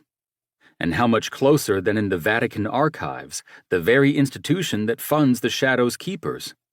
But if the Splinter faction broke away, they might have taken some of the keys, or their knowledge of them, with them. Hannah tapped her laptop, her voice tight with determination. Then let's focus on Rosslyn and Tumar. If the artifacts were moved to the Vatican, there must be records, and if Custodes Umbrae has them, we'll need to find a way to access their archives. Michael stood abruptly, pacing the length of the room. This changes things. If the Splinter Group has part of the keys, and the Loyalists have the rest, then the Covenant's seals are already compromised. The factions are playing a game of cat and mouse, and again, we're caught in the middle. One or both sides are using us to pull these pieces together. Marcus frowned, his thoughts returning to the video on the thumb drive. And the thumb drive, what if it was a warning from one of the Loyalists? A way to scare us off before we inadvertently help the Splinter Group? Michael paused, considering this. Then why wouldn't they eliminate us outright? But they didn't. Or maybe they want us to reveal the Splinter Group's next move. Hannah's eyes narrowed. Then we need to decide which side we're really on. The Loyalists want to keep the Covenant sealed, but the Splinter Group thinks it should be understood, maybe even controlled. Which one is right? Marcus exhaled slowly. Until we know what it is, how can we say which is right? Hannah leaned forward, her voice firm. Then we need to find those key artifacts. Hopefully they're still in Vatican custody. Michael nodded, his resolve hardening. I know where to start. There's a restricted section of the Vatican treasury, artifacts too sensitive even for the main archives. If the chalice and the blade are here, that's where they'll be. And you have access? Michael hesitated. Not directly, but I know someone who does. Marcus stood, his voice steady. Then let's move. Every moment we wait, the Splinter Group gets closer to reuniting the keys. The Vatican treasury was a fortress within a fortress. Hidden beneath layers of security, it was said to house relics so powerful or controversial that even their existence was denied by the Church. Later that night, Michael's contact, an aging priest named Father Bernard Corvey, slowly escorted them through a maze of corridors, each turn taking them deeper into the heart of the Vatican's secrets. Finally, they reached a heavy iron door, its surface etched with ancient prayers. Father Corvey stopped, catching his breath. Then he placed his hand on a scanner, muttering a prayer as the door groaned open. Inside, the air was cold and still. Shelves lined with relics stretched into the shadows, each item carefully catalogued and preserved. Michael led the way, his steps deliberate as he scanned the labels on each shelf. There, he said, pointing to a case near the back. Inside rested an ornate chalice, its surface gleaming even in the dim light. The sigil of faith was unmistakable, etched deep into the silver. And there, Hannah added, gesturing to a second case. Within lay a blackened blade, its edges jagged and worn, the sigil of justice etched into the hilt. Marcus stepped forward, his breath catching as he stared at the artifacts. "These are the keys." Michael nodded. 2 of them, at least. Before anyone could say another word, the lights flickered and a low hum echoed through the chamber. Father Corvey turned abruptly, his face pale. "My friends, it seems we are not alone." Hannah's hand instinctively went to her bag, where she kept a small but sturdy recorder. Marcus clenched his fists, his instincts screaming danger. From the shadows, a voice echoed, calm and precise. "You've come far, but your journey ends here." The splinter group had arrived. Chapter 30. The voice was calm yet cold, echoing ominously throughout the chamber. Marcus, Hannah, and Michael froze, their eyes darting into the shadows. Father Corvey muttered a prayer under his breath and crossed himself, retreating toward the entrance. But the heavy iron door had already closed behind them. "Who's there?" Michael called, his voice steady but tense. A figure emerged from the darkness, draped in black robes, edged with crimson embroidery. The sigil of Custodes Umbrae gleamed on the front of the robe, unmistakable in the faint light. Behind him, 2 more figures appeared, their faces partially obscured by the hoods of their robes. They moved deliberately, their presence radiating authority and menace. "You shouldn't have come here," the first figure said, stepping closer. His tone was authoritative, but there was no anger, only resolve. "You've stumbled into matters far beyond your comprehension." Hannah took a step forward. "If that's true, why not stop us earlier? Why leave breadcrumbs and send cryptic warnings? You wanted us here." The man tilted his head slightly, a faint smirk curling at the edge of his lips. "Observant, Miss Sinclair. Yes, you were brought here, but not by us." He glanced toward Michael. "You've been led astray, Father Dominic, manipulated by forces that seek to end what we have guarded for centuries." Michael's jaw tightened. "Led astray? It is the Custodes Umbrae who have gone astray. Your sacred vow is to protect the Covenant's charge, to ensure the keys remain separate. But instead, you misunderstand." The man's expression darkened. "We have not failed. The splinter group you speak of is a corruption within our own ranks that has distorted our purpose. You have been manipulated by forces that seek to end what we have guarded for centuries. Your meddling has accelerated their plans. And now you have given them the opportunity they have been waiting for." The team glanced at one another. This was not the splinter group? Marcus stepped forward, his frustration boiling over. "Then help us stop them. This has been our aim all along. You claim to be protectors, yet you've done nothing but obstruct us." The man's gaze shifted to Marcus, his tone cool and calculating. "And you, Dr. Russo, have been reckless in your pursuit of truth. You have no idea what the Covenant is meant to protect, no comprehension of the destruction it could unleash. Yet here you stand, ready to pry open the seals, believing you are immune to the consequences." Marcus bristled, but said nothing. The memory of the video on the thumb drive, soldiers succumbing to madness, flashed in his mind. An unwelcomed specter. Hannah cut in, her voice sharp. "We're not here to unlock anything. We're here to ensure the powers held by the Covenant remain out of the wrong hands. Already some of those secrets slipped out of your hands into those of the Nazis generations ago in Operation Eisenkreuz. Now the New Order wants to relocate a unit of immeasurable danger plus gain access to even more of the secrets you say you protect. But you seem more interested in gatekeeping than solving the problem." The man's smile returned, but it carried no warmth. "And what solution do you offer, Miss Sinclair? Exposure? Transparency? That would only hasten the world's descent into chaos. This is not a problem to be solved.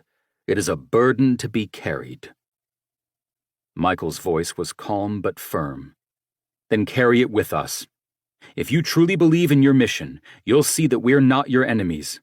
We want to protect the world as much as you do." The man studied Michael for a long moment, his expression unreadable.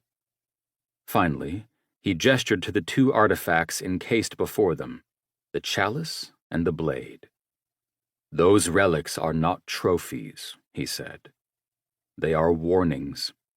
Each represents a fragment of the burden the Templars sought to bear alone.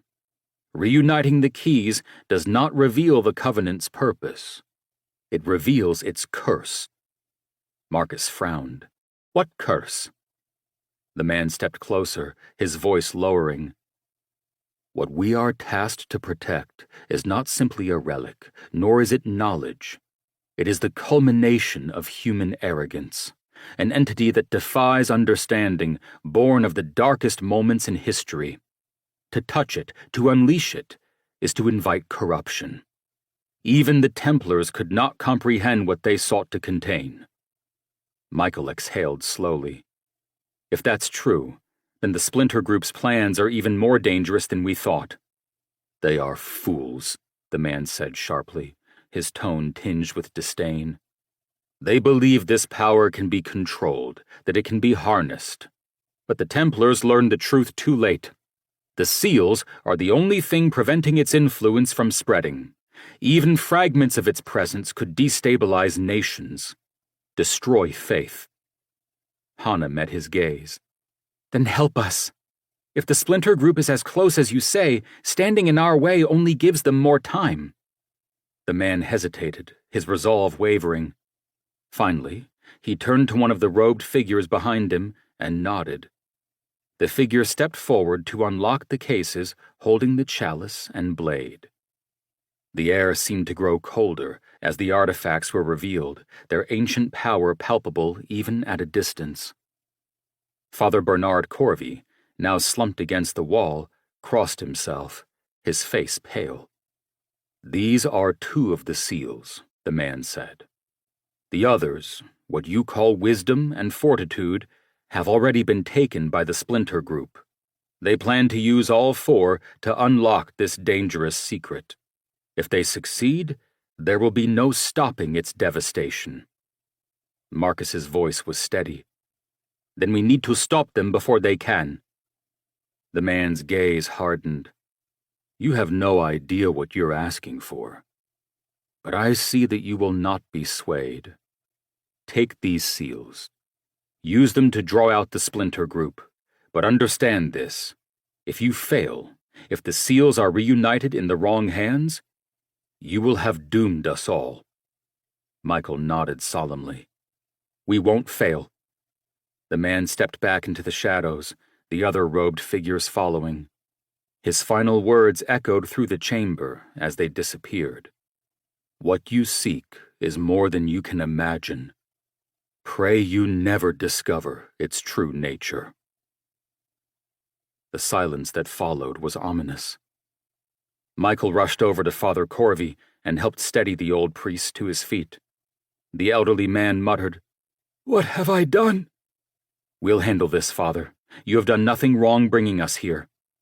But Michael saw both guilt and fear in the old man's eyes.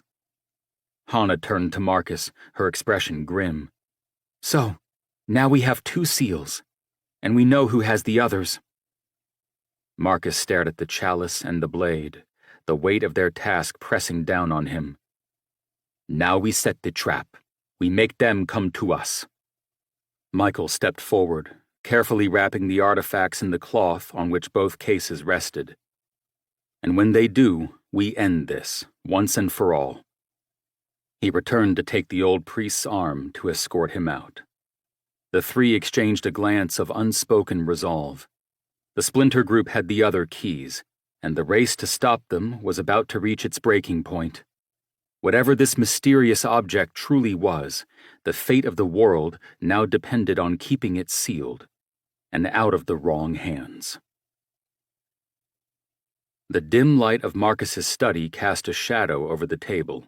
where the chalice and the blade now lay, wrapped carefully in protective cloth, the weight of the artifacts pressing on the team like an unrelenting tide.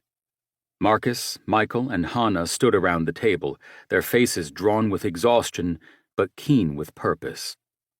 "We can't wait for them to make the first move," Marcus said, breaking the silence.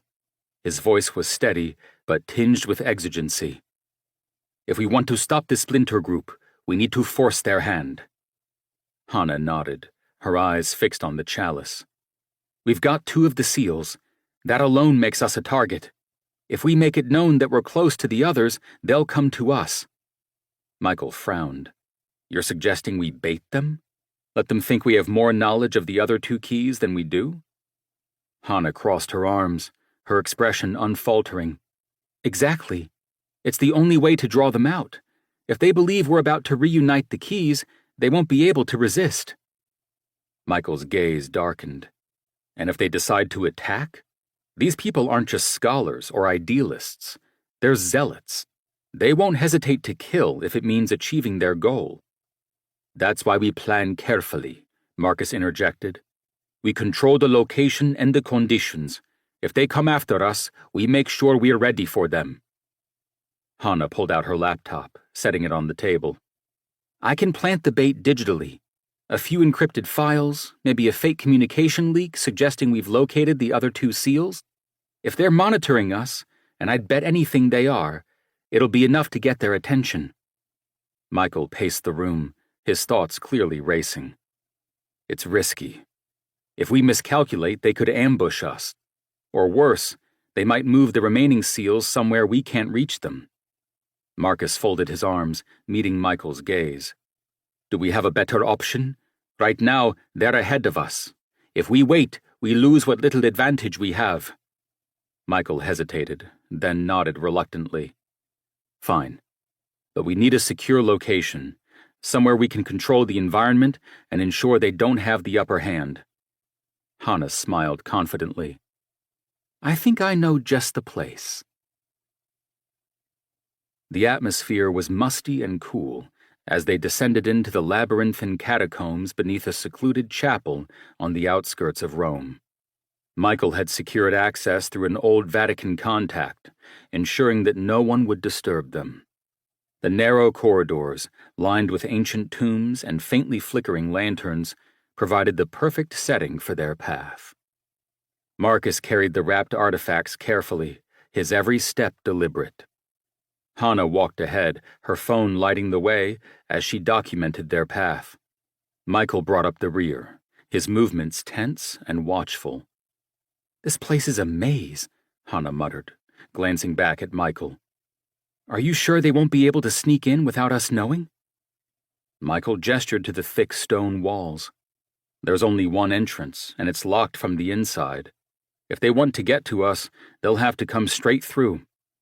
Marcus set the chalice and blade on a small stone altar at the center of the chamber they had chosen.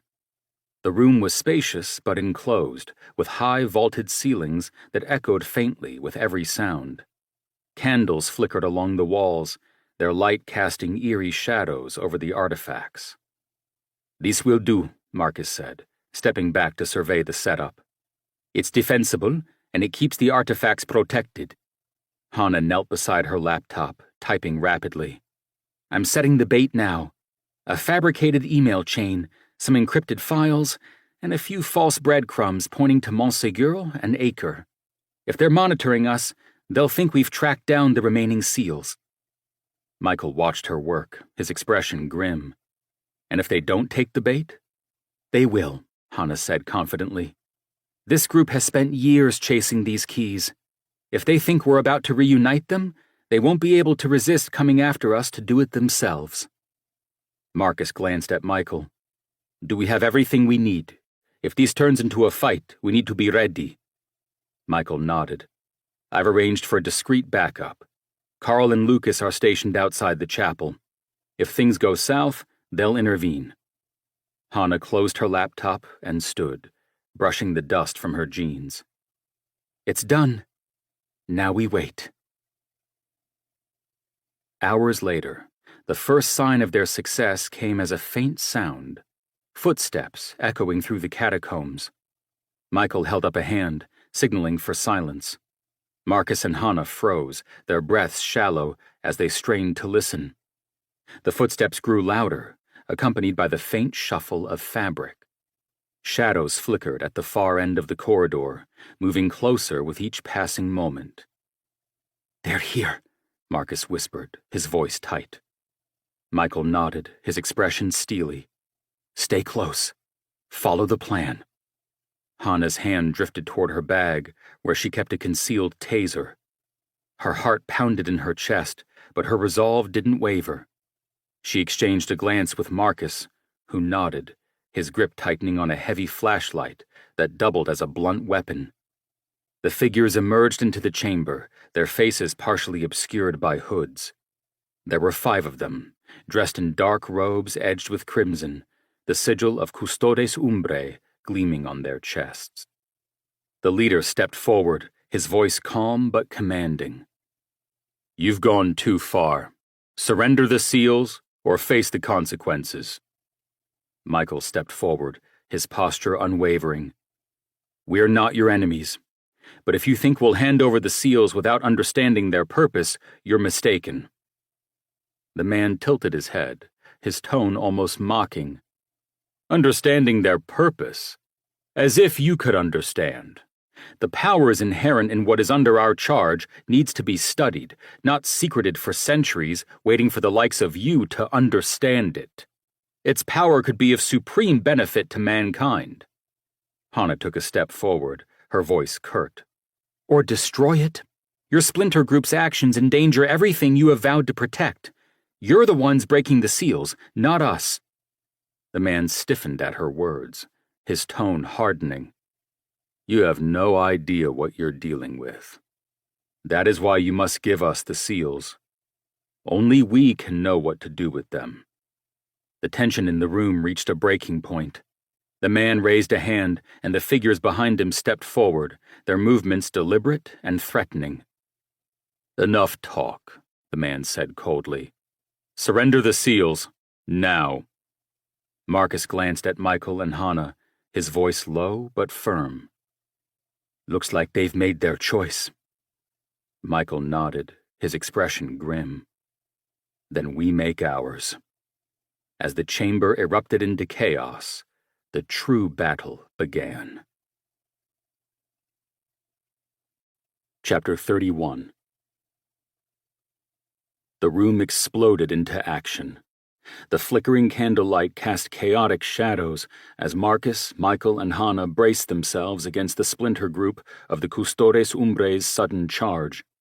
The 5 robed figures moved with precision, their steps deliberate and unhesitating as they closed in on the altar where the chalice and blade lay. Marcus acted first, grabbing the cloth-covered blade and stepping back from the altar, behind the other 2. "Not a chance!" he shouted, his voice echoing through the chamber. The leader of the group barked an order in Latin, his tone sharp and commanding.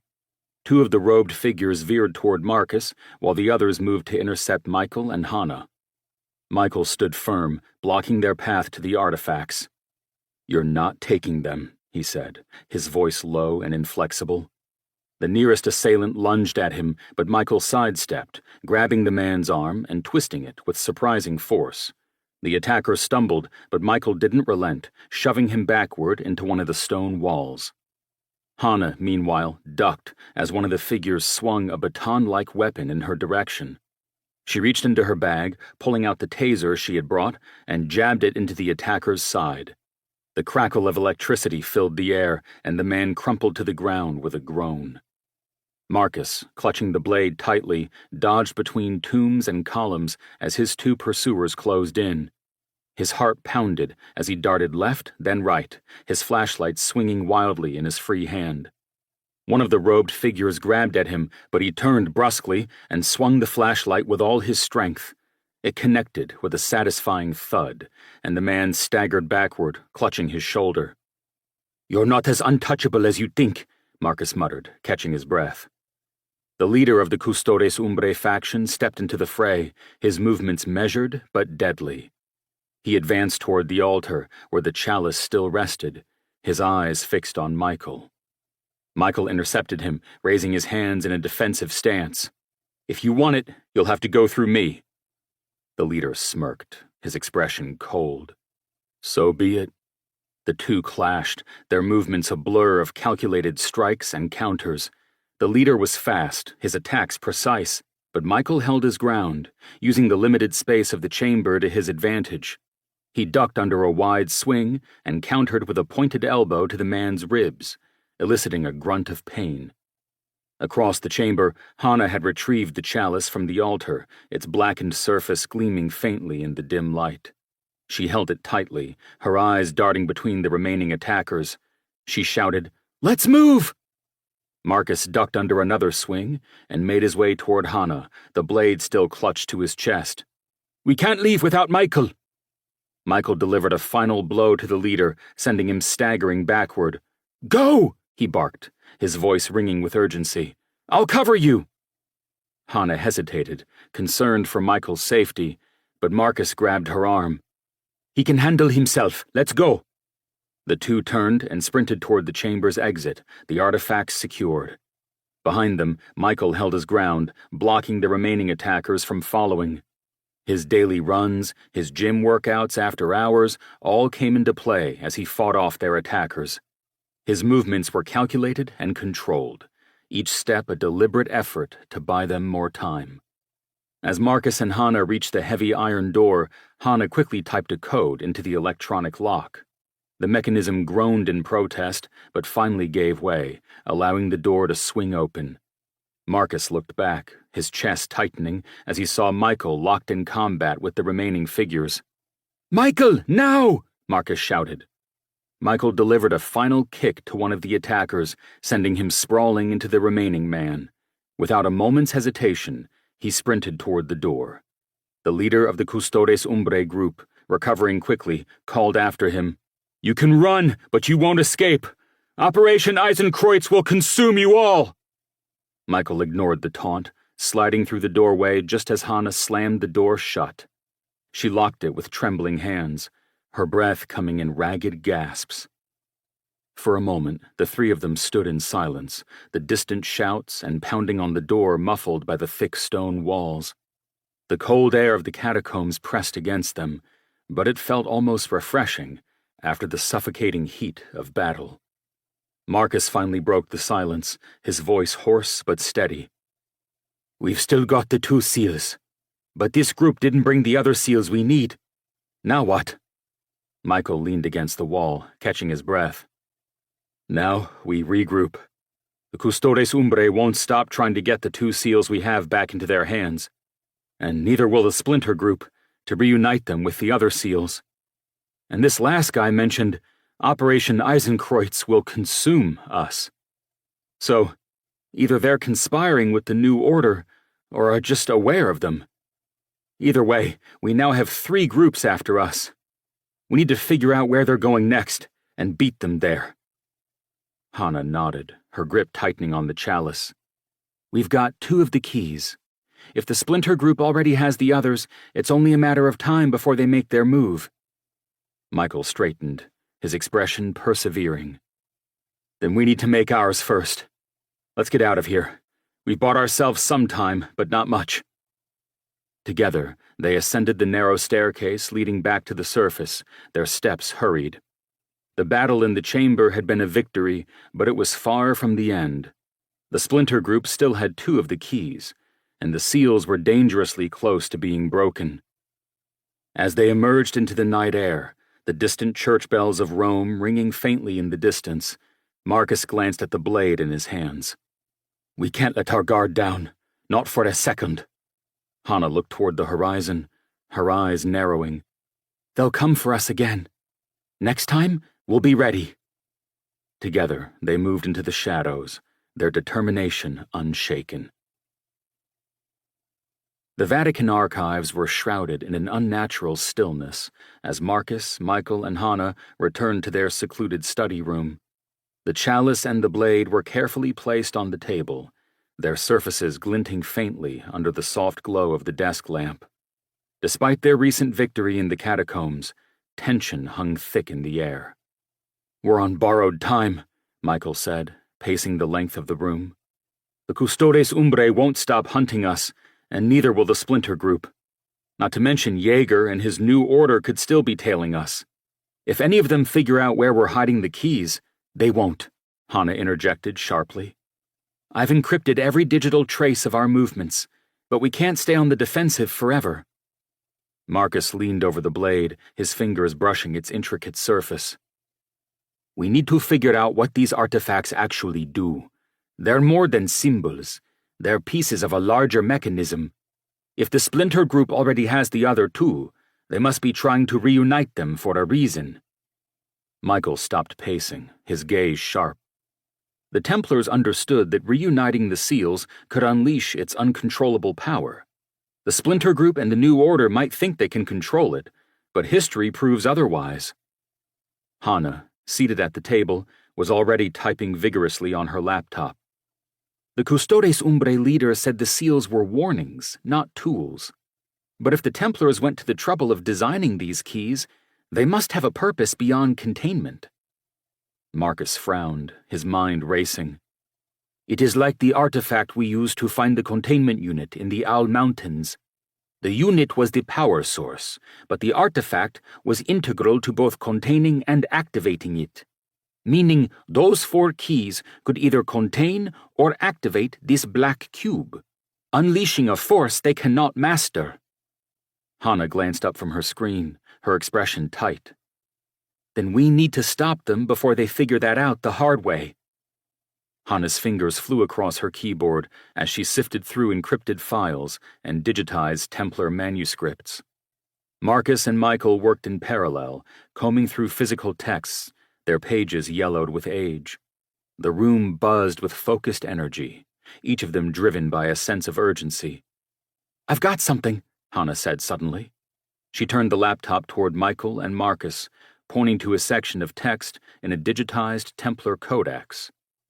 "This is from a council document written just after the creation of the seals. It mentions something called the Ordo Clavis, the Order of the Key." "I've seen that term before," Michael noted.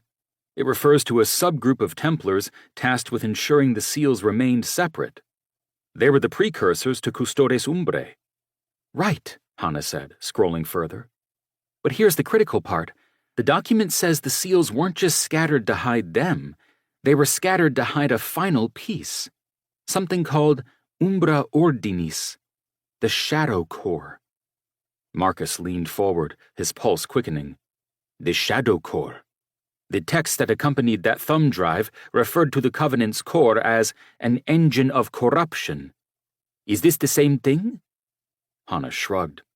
"The text doesn't say much, but it refers to the Shadow Core as the heart. The seals are tied to it, and it can't function without them." Michael's expression clouded over.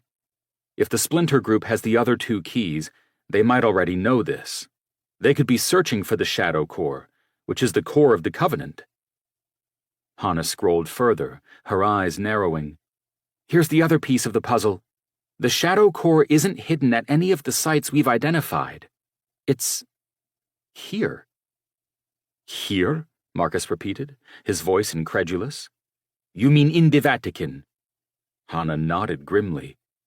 "According to this, the Shadow Core was smuggled into Vatican custody centuries ago, placed in a secure vault. The Templars believed it was the only place safe enough to keep it hidden. This gives the actual location in the secret archives." Michael's voice was tight. "That means we've been sitting on the answer to everything this entire time." Minutes later, the team stood before another heavily reinforced vault deep within the archives, its oak door adorned with intricate carvings and Latin inscriptions. Michael's hands trembled slightly as he entered the electronic access code given to him by Father Cordy, his mind a flood of ideas given the implications of what they were about to uncover. With a deep groan, the door swung open, revealing a small, dark chamber. At its center stood a stone pedestal, and atop it rested a cube-like object, its surface black and reflective, pulsing faintly with an almost imperceptible rhythm. The Shadow Core. Marcus stepped forward, his breath catching. "That's it," he murmured. Michael's voice was hushed, reverent. "The Templars hid this for centuries. They believed its power was too great to be trusted to any one group." Hannah approached cautiously, her eyes fixed on the artifact. "It looks alive," she said quietly.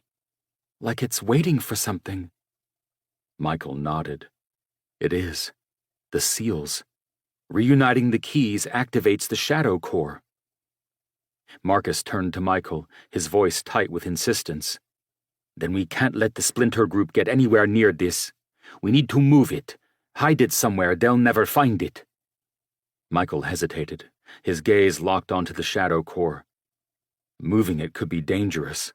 The Templars believed even proximity to it could corrupt. Even without the 4 seals near it, if we mishandle it...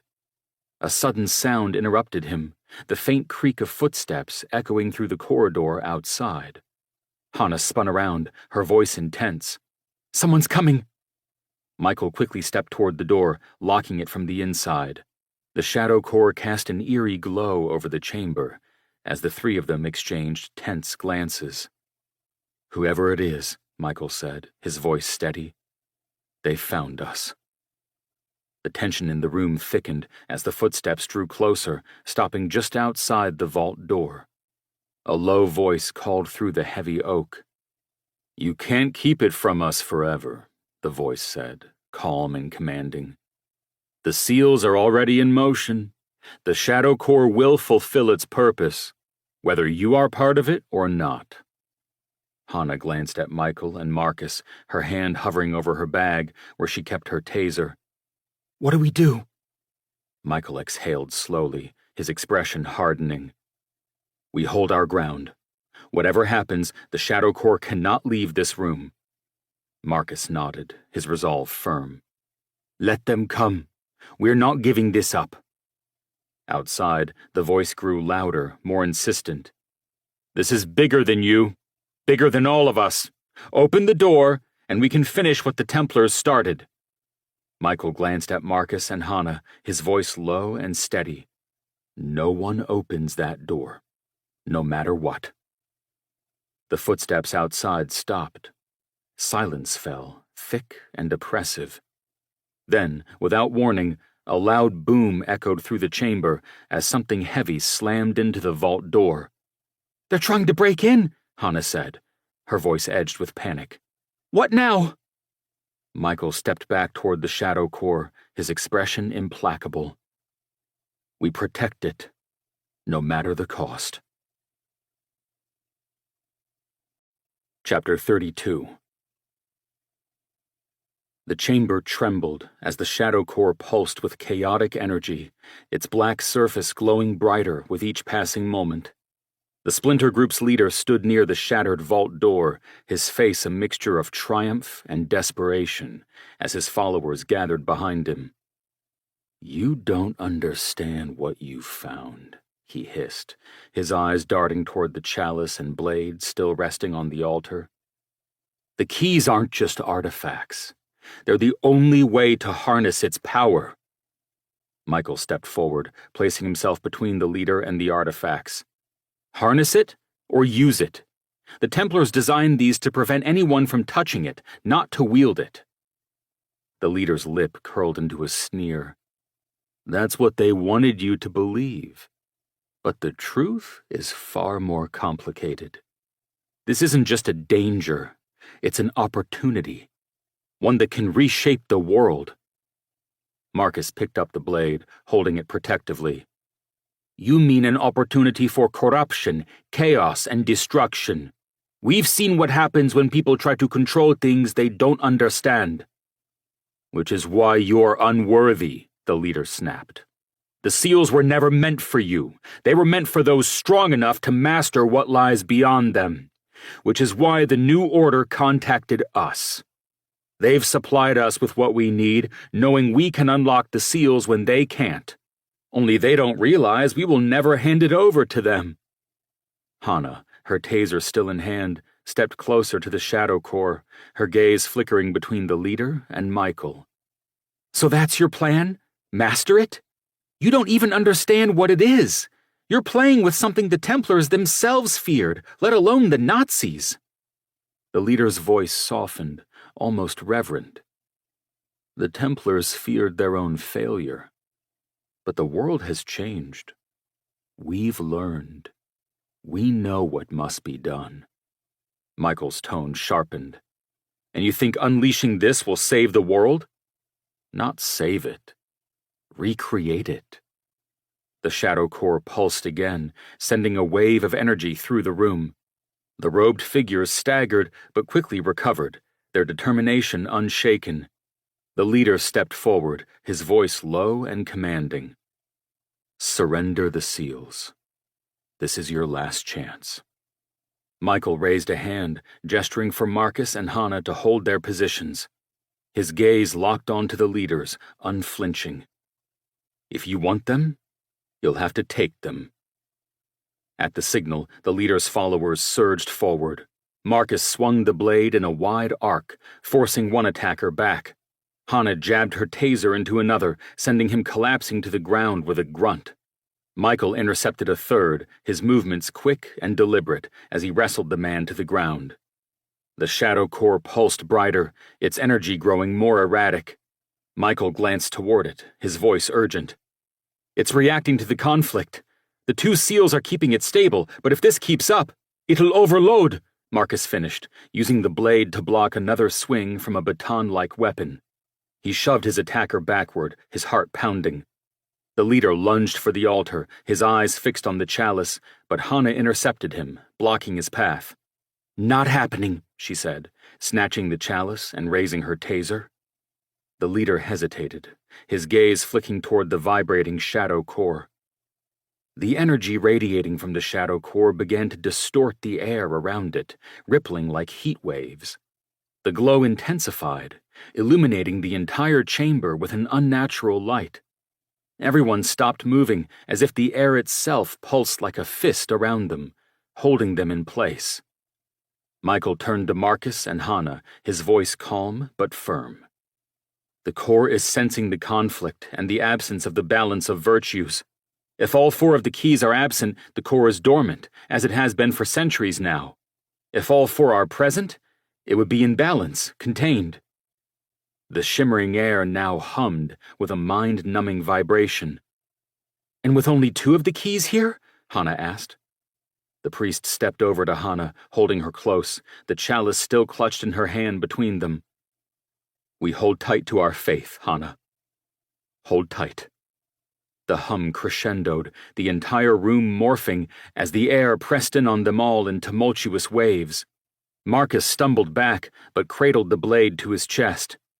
Through the deafening hum, the unmistakable screams of the Splinter Group leader and his men brought a sickening realization to Marcus, Michael, and Hannah. The video they had witnessed was being repeated. Horrific seconds turned to agonizing minutes, and suddenly, all sound ceased. The tremors in the chamber slowed, the air becoming less oppressive. Michael? Hannah said, her voice filled with cautious hope, her head still tucked into his chest, her eyes closed against the horrors she had heard. Michael tentatively responded, It's over. The threesome looked at each other, Marcus with the blade, and Michael still holding Hannah with the chalice. They nodded to each other. Then their eyes witnessed the bodies of their assailants. Stiff limbs stuck out at odd angles, as if flash-frozen in anguish, their mouths held open, their eyes wide. Marcus cautiously approached the leader and knelt to feel the man's neck. He turned to the others. Alive, but... He looked again at the bodies. Not living. He stood. We need to leave, now. Michael nodded and quickly gave the sign of the cross with his right hand as his left arm held Hannah close to his side. They backed toward the door. What about them? He asked, gesturing toward the Splinter Group. We'll send someone, Marcus said, his tone somber. As they emerged into the night air, the silence of the Vatican grounds felt almost deafening. The three stood in the moonlight, their breaths visible in the cool night air. Hannah finally broke the silence. "What happened? Why weren't we—" She couldn't finish. Marcus looked to Michael, who answered her. "My guess is that the blade saved Marcus. The blade of justice represents both the dangers and decisiveness necessary to act righteously, as stated in that text you found, Hannah. I know of no one stronger in his sense of justice than Marcus. Somehow, even without the stability of all four keys, Marcus was immune to the danger of that artifact by embodying that virtue." Marcus looked at Hannah. "And you had the chalice, the virtue of faith." "But," she shook her head, "I'm not that religious." She looked at Michael. "It should have been Michael saved, not me." Marcus shrugged, looking out over the cobblestoned street before them. "The text called it faith to endure the trial. You held the chalice, the symbol containing faith, as Michael held you in his love. The two of you have endured the trials of life's personal journey, just as you've endured the trials of this mission." He sighed. "And, regardless of our understanding of it, we are safe." The three stood silent for some time, thinking of the last few hours, few days, of how much they had learned, and of how little they still knew. Chapter 33. The gold train lay silent, its cavernous hold illuminated by floodlights as Vatican officials, historians, and a handful of trusted experts combed through its contents. Rows of gold bars stacked like bricks of lost history gleamed in the harsh light. Artifacts, crates of stolen art, and boxes sealed for decades lined the train's corridors. It was the end of one mystery and the beginning of another. Marcus stood near the last rail car, his gloved hands carefully holding the Templar Codex they had surreptitiously recovered before any Vatican officials saw it. Its weathered leather cover bore the unmistakable insignia of the Knights Templar, the same symbol they had seen etched into Eisenkreuz and scattered across the artifacts retrieved from the Shadow Corps' chamber. The book was heavy in his grip, both physically and metaphorically, as though the centuries of secrets inside it were pressing down on him. Marcus lifted it reverently. "This isn't just treasure," he whispered. "This is history." At the far end of the cavern, near the entrance to the tunnel, Hannah snapped a photo of a team lifting a crate bearing the image of the Nazi Imperial Eagle. She lowered her camera and turned back to Marcus and Michael, her expression somber. "You know this isn't over, right?" she said. "The New Order isn't going to let us walk away with this win. If they've been hunting these relics and blueprints, this loss won't stop them." Michael folded his arms, his gaze sweeping the gold-strewn train. "They've been playing a long game, longer than any of us realized. Operation Eisenkreuz, the containment unit, the gold train. It's all connected. They were planning something, and we've only seen the surface." Marcus looked down at the codex in his hands. "And the Templars had something to do with it. They left warnings behind. The seals, the Shadow's keepers, and now this book." He trailed off, his brow furrowed. "This codex might be the key to understanding the New Order's next move." As the last of the crates were removed from the train, Vatican officials gathered near the entrance to the tunnel. The air was cool and heavy with the scent of earth, but there was an undercurrent of tension, like the calm before a storm. Cardinal Severino had arrived to oversee the final transfer of artifacts. "Father Dominic," Severino called as he approached, his voice perfectly measured. He glanced at the codex in Marcus's hands before fixing his gaze on Michael. "You've done an admirable job ensuring the safe retrieval of these treasures. The Church will ensure they are protected, as is our duty." Michael's expression didn't waver, though Marcus could feel his tension. "And the gold?" he asked, his tone careful. "What of the families it was taken from?" Severino's eyes flickered, betraying the faintest hint of annoyance. "Rest assured, a process will be established for restitution, discreetly, of course. These matters are delicate." Hannah, standing slightly behind Michael, smiled. "I'll be keeping an eye on your progress on that. It will be of the utmost interest to the public, and I appreciate the understanding that I'll have an exclusive on the results." Severino's gaze slid toward her, but returned quickly to Michael. "It would be unwise for this discovery to become public knowledge at present. You understand the chaos it could cause." Hannah stepped forward. "I will be sensitive to that, of course, as I report each effort on your part to bring proper restitution to completion." Michael, to his credit, held firm as well. "Truth isn't something we get to hide. Not forever.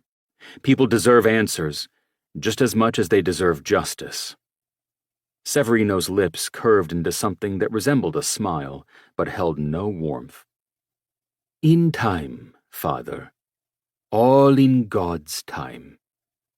Then the cardinal cocked his head and turned to Marcus. "Speaking of time, Marcus, it took a bit of time before you revealed this location. Time enough to—" He left off the sentence, his eyes scanning the cavern, as if looking for something missing.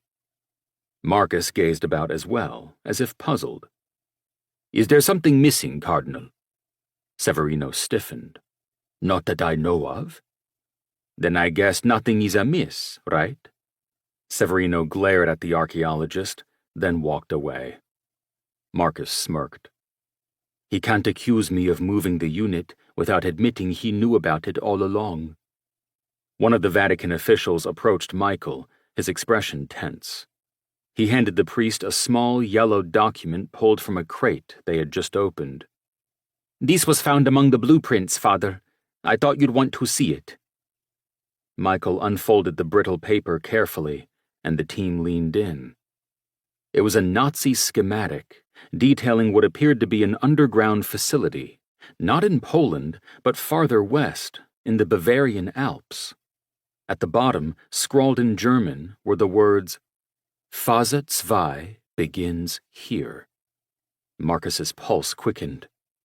"Phase 2? Phase 2? Michael nodded, his face pale.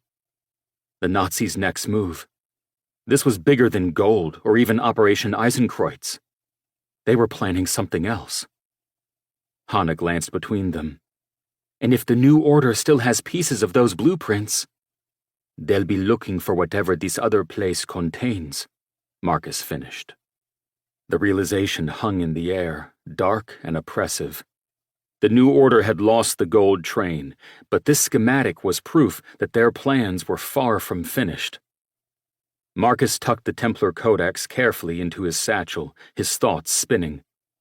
"We stopped them here, but this isn't over." Michael nodded grimly. "No. The new order will regroup.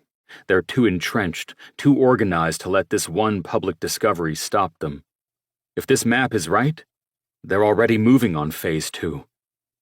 Hannah stepped back, taking a long look at the now empty train. "So we won today? But the war?" She exhaled. "We're just getting started, aren't we?" Marcus turned toward the tunnel's mouth, where the first slivers of dawn crept through the mist. "Yeah," he said quietly. "And next time, they'll be ready for us." Michael clapped a hand on his shoulder, his tone determined. "So will we." As the three of them walked out of the cavern, leaving the Vatican officials to their work, the weight of what they had uncovered, and what lay ahead, followed them. The new order was still out there, its plans unfolding like a shadow over the world. The gold train was secured, but its secrets had revealed far more than anyone had bargained for. The fight wasn't over. Not yet. Hours later, Deep within a hidden bunker miles from the Owl Mountains, Klaus Jaeger poured himself a glass of dark whiskey, savoring the way it burned his throat. Across the table sat Cardinal Severino, his hands clasped tightly, betraying his nerves. "It's done," Jaeger said, his voice smooth. "The Vatican dogs have their prize, but they'll never know what's missing." He gestured to a crate that had been airlifted under the cover of the chaos. Inside lay stacks of brittle Nazi documents, scientific blueprints, notes on Operation Eisenkreuz, and coded instructions for other hidden caches. Jaeger handed Severino an envelope sealed with wax bearing the Covenant's insignia, a dark, stylized iron cross. Severino hesitated for only a moment before taking it. "And Russo?" Severino asked, his voice measured. "He knows too much already, and the containment unit is missing." Jaeger smiled. "Let him believe he's won. He'll dig deeper, they always do. But the New Order doesn't lose. We simply wait.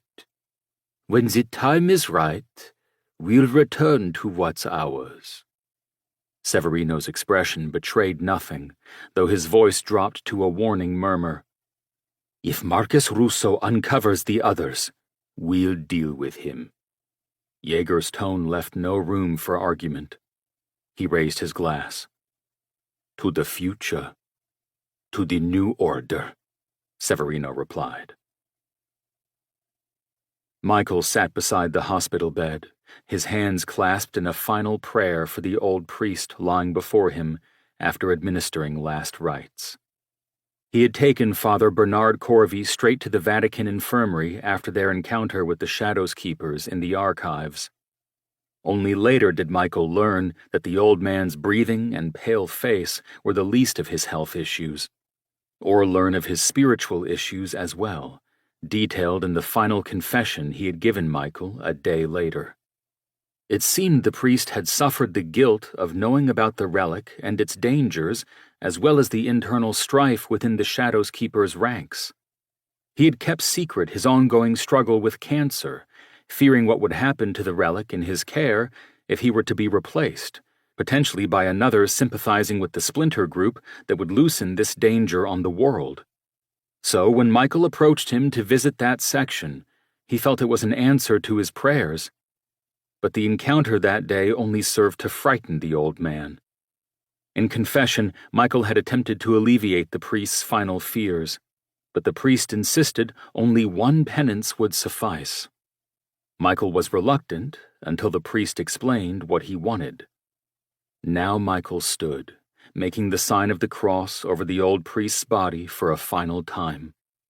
He walked away, knowing that Father Corvey had served God's purpose, and knowing that the containment unit now moved from the Owl Mountains to yet another undocumented room, one that had been known only to Father Corvey himself, would be safe in the vastness of the Vatican's secret archives.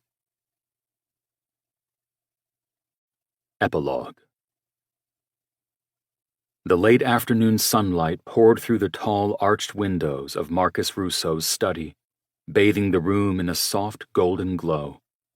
Outside, Rome murmured with life, the hum of scooters, the occasional church bell, and the chatter of tourists blending into a familiar symphony. But here, within the quiet refuge of his book-lined walls, the weight of recent events lingered like a shadow. Marcus sat at his desk, the Templar Codex open before him, its pages carefully weighted with smooth stones.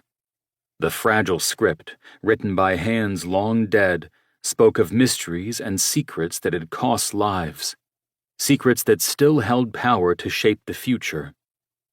His hands rested on the edges of the pages, unmoving. He wasn't reading. Not yet. Instead, he stared out the window, his mind replaying the events of the past weeks. The gold train, the firefight, Klaus Jaeger's escape, and the silent, knowing look from Cardinal Severino. Hannah Sinclair entered the room quietly, carrying 2 steaming cups of coffee. She placed one in front of him and took a seat on the worn leather chair across from his desk. Her smile was faint, but it carried warmth. "You're still brooding," she said lightly, though her voice betrayed her own exhaustion. Marcus exhaled, his lips tugging into a weary smile. "I'm thinking." "Thinking," she repeated, with a tilt of her head. "About Jaeger? Or Severino?" "Both," he admitted. He picked up the coffee and took a sip, the heat grounding him. "Jaeger's still out there. Severino's probably part of it, though proving that is another matter entirely. And this codex." He gestured to the book, his voice trailing off. Hannah leaned forward, resting her elbows on her knees. "The codex is important, Marcus. We know that. But so are you. You found the train. You stopped them from taking everything. By making it known openly, even if within only the Vatican and select experts for now, the New Order can't just run off with any of it. There will be records of it now, and inventories others know about. I'll keep tabs on the man, be sure the truth comes out, even if slowly. That's no small feat. And we know the dangers of that black core, that engine of corruption, will be well protected by the Shadows Keepers again." Marcus knew that to be true. When he called on them to collect the bodies of their dissidents, the response had been immediate and chilling. They would mercifully care for the living husks that remained of their once comrades. It would serve to reinforce their vows to safeguard that core, no matter the cost. Yet still, "It doesn't feel like enough," he said after a moment. "Not when they're still out there, planning their next move." Hannah's gaze softened. "It's never enough, is it? The work, the fight? We uncover one layer, and there's always another underneath. But you've done something remarkable. You've given us a chance to understand them, and to stop them." Her words hung in the air, and for the first time, Marcus allowed himself to believe them. He nodded slowly, a flicker of resolve lighting his expression. In another part of the Vatican, Father Michael Dominic knelt in prayer inside the chapel of the Holy Cross. The room was dimly lit, the faint scent of incense lingering in the air. Before him stood the reliquary containing fragments of the true cross, a reminder of faith, sacrifice, and perseverance, transferred from the gold train to its rightful place in the Vatican. He folded his hands tightly, his fingers brushing against the cool beads of his rosary. His prayers were silent, his thoughts loud. The covenant of the Iron Cross still existed, the Templars remaining Shadows Keepers possessing renewed vigilance in their vows. Also, remnants of the reign of Nazis still existed in the New Order, with their web of power stretching further than he had imagined. And Cardinal Severino, his one-time mentor, his superior, had betrayed everything the Church stood for. Yet even here, in the midst of doubt, Michael found solace. He recalled Marcus's determination, Hannah's courage, and the quiet strength of those who had fought to preserve the truth. Evil would persist, but so would those who opposed it. Rising slowly, Michael gazed at the reliquary one last time. "You won't win," he murmured, his voice steady, his faith unshaken. "Not while we still stand." Later that evening, the 3 of them gathered on Marcus's balcony overlooking Piazza Navona. A light breeze carried the scent of freshly baked bread and the laughter of diners below. The day had faded into twilight, the sky a watercolor blend of gold, pink, and indigo. Hannah leaned against the railing, holding a glass of wine. "Do you think they'll come after us?" she asked, breaking the silence. Marcus sipped his drink, his eyes scanning the square below. Probably, he said matter-of-factly. But we'll be ready. That's a very Marcus answer. Michael, seated on a nearby chair with a glass of water, smiled faintly. He's right. They'll come. But every step they take to find us exposes them a little more. Their power is rooted in secrecy. Bring them into the light, and they'll lose.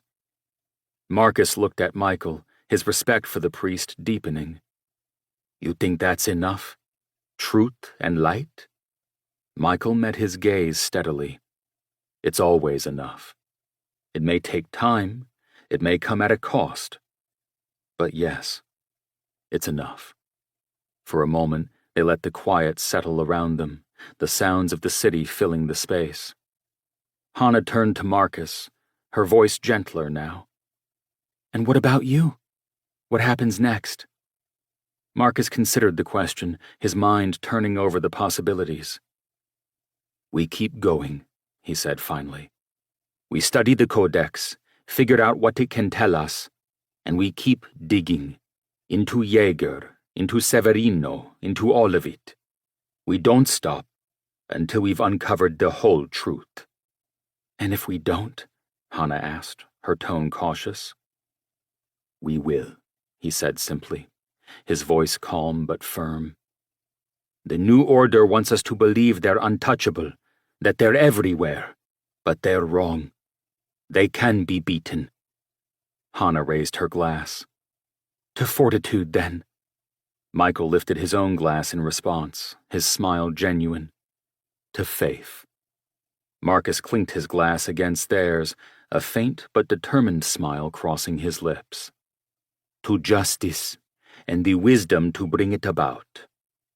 As the stars emerged one by one in the night sky above Rome, the three of them sat together, knowing the road ahead would be long and uncertain.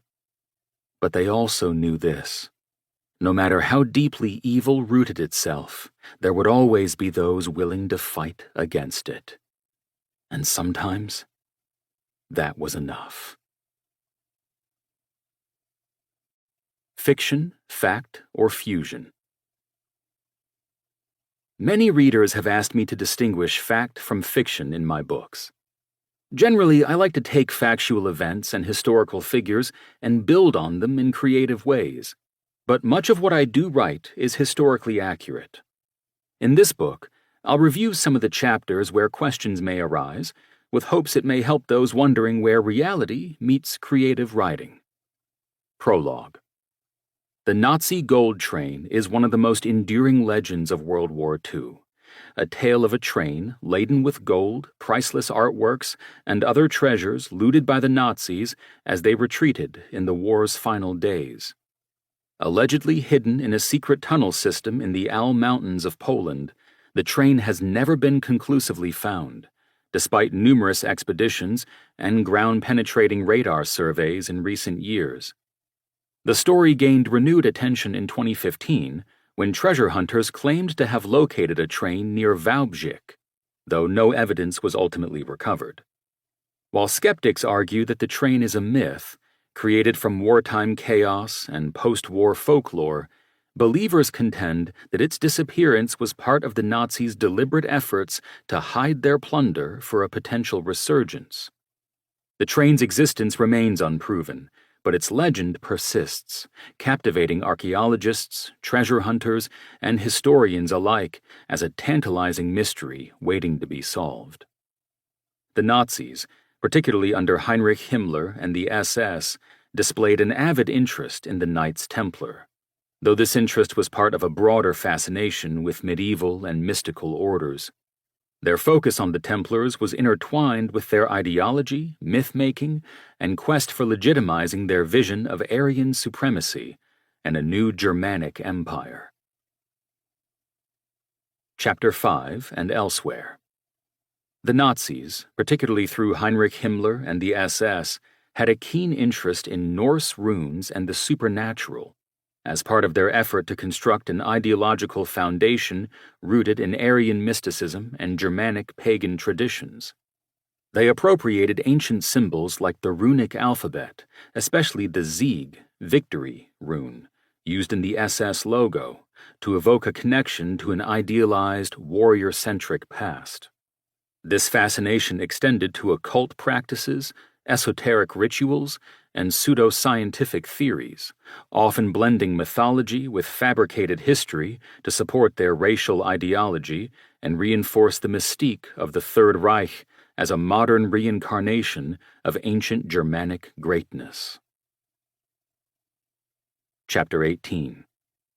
Though the technology did not exist during the time of the Nazis, volcanic thermal energy is now used to generate electricity, but it is more commonly referred to as geothermal energy when harnessed for human use. Geothermal energy relies on the heat from the Earth's interior, which can be especially accessible near volcanic regions. And in fact, Iceland is a global leader in geothermal energy, deriving about 25% of its electricity from geothermal power. Its location on the mid-Atlantic ridge, with high volcanic activity, makes it ideal for this purpose. Projekt Riese, Giant, was a massive and secretive Nazi construction project during World War II in the Al Mountains of modern-day Poland. Initiated in 1943, the project involved building an extensive underground complex of tunnels, bunkers, and chambers, potentially intended as a bomb-proof military headquarters for Hitler, advanced weapons research facilities, or storage for looted treasures. Constructed by the Organisation Todt using forced labor, including concentration camp prisoners, the project caused significant loss of life due to brutal working conditions. Although several sites, such as Osauka and Włodź, were partially completed, the project was abandoned as the war ended in 1945. Today, these tunnels remain subjects of speculation and intrigue, particularly regarding their purpose and rumors of hidden Nazi treasures. Keeping in mind that the legendary gold train has yet to be discovered, the contents described in the cars are obviously fictive, as is the Nazis' assumed use of volcanic thermal energy to power the mountain systems. But I had to keep the lights on somehow, didn't I? As I mentioned earlier, Projekt Vulkan, the use of geothermal energy during the 1940s, was purely fictional. We hope you have enjoyed Covenant of the Iron Cross, written by Gary McAvoy, narrated by Will Damron. Text copyright 2025 by Gary McAvoy. Production copyright 2025 by Gary McAvoy. Produced by Will Damron and Banvard Audio. All rights reserved. Thank you for listening.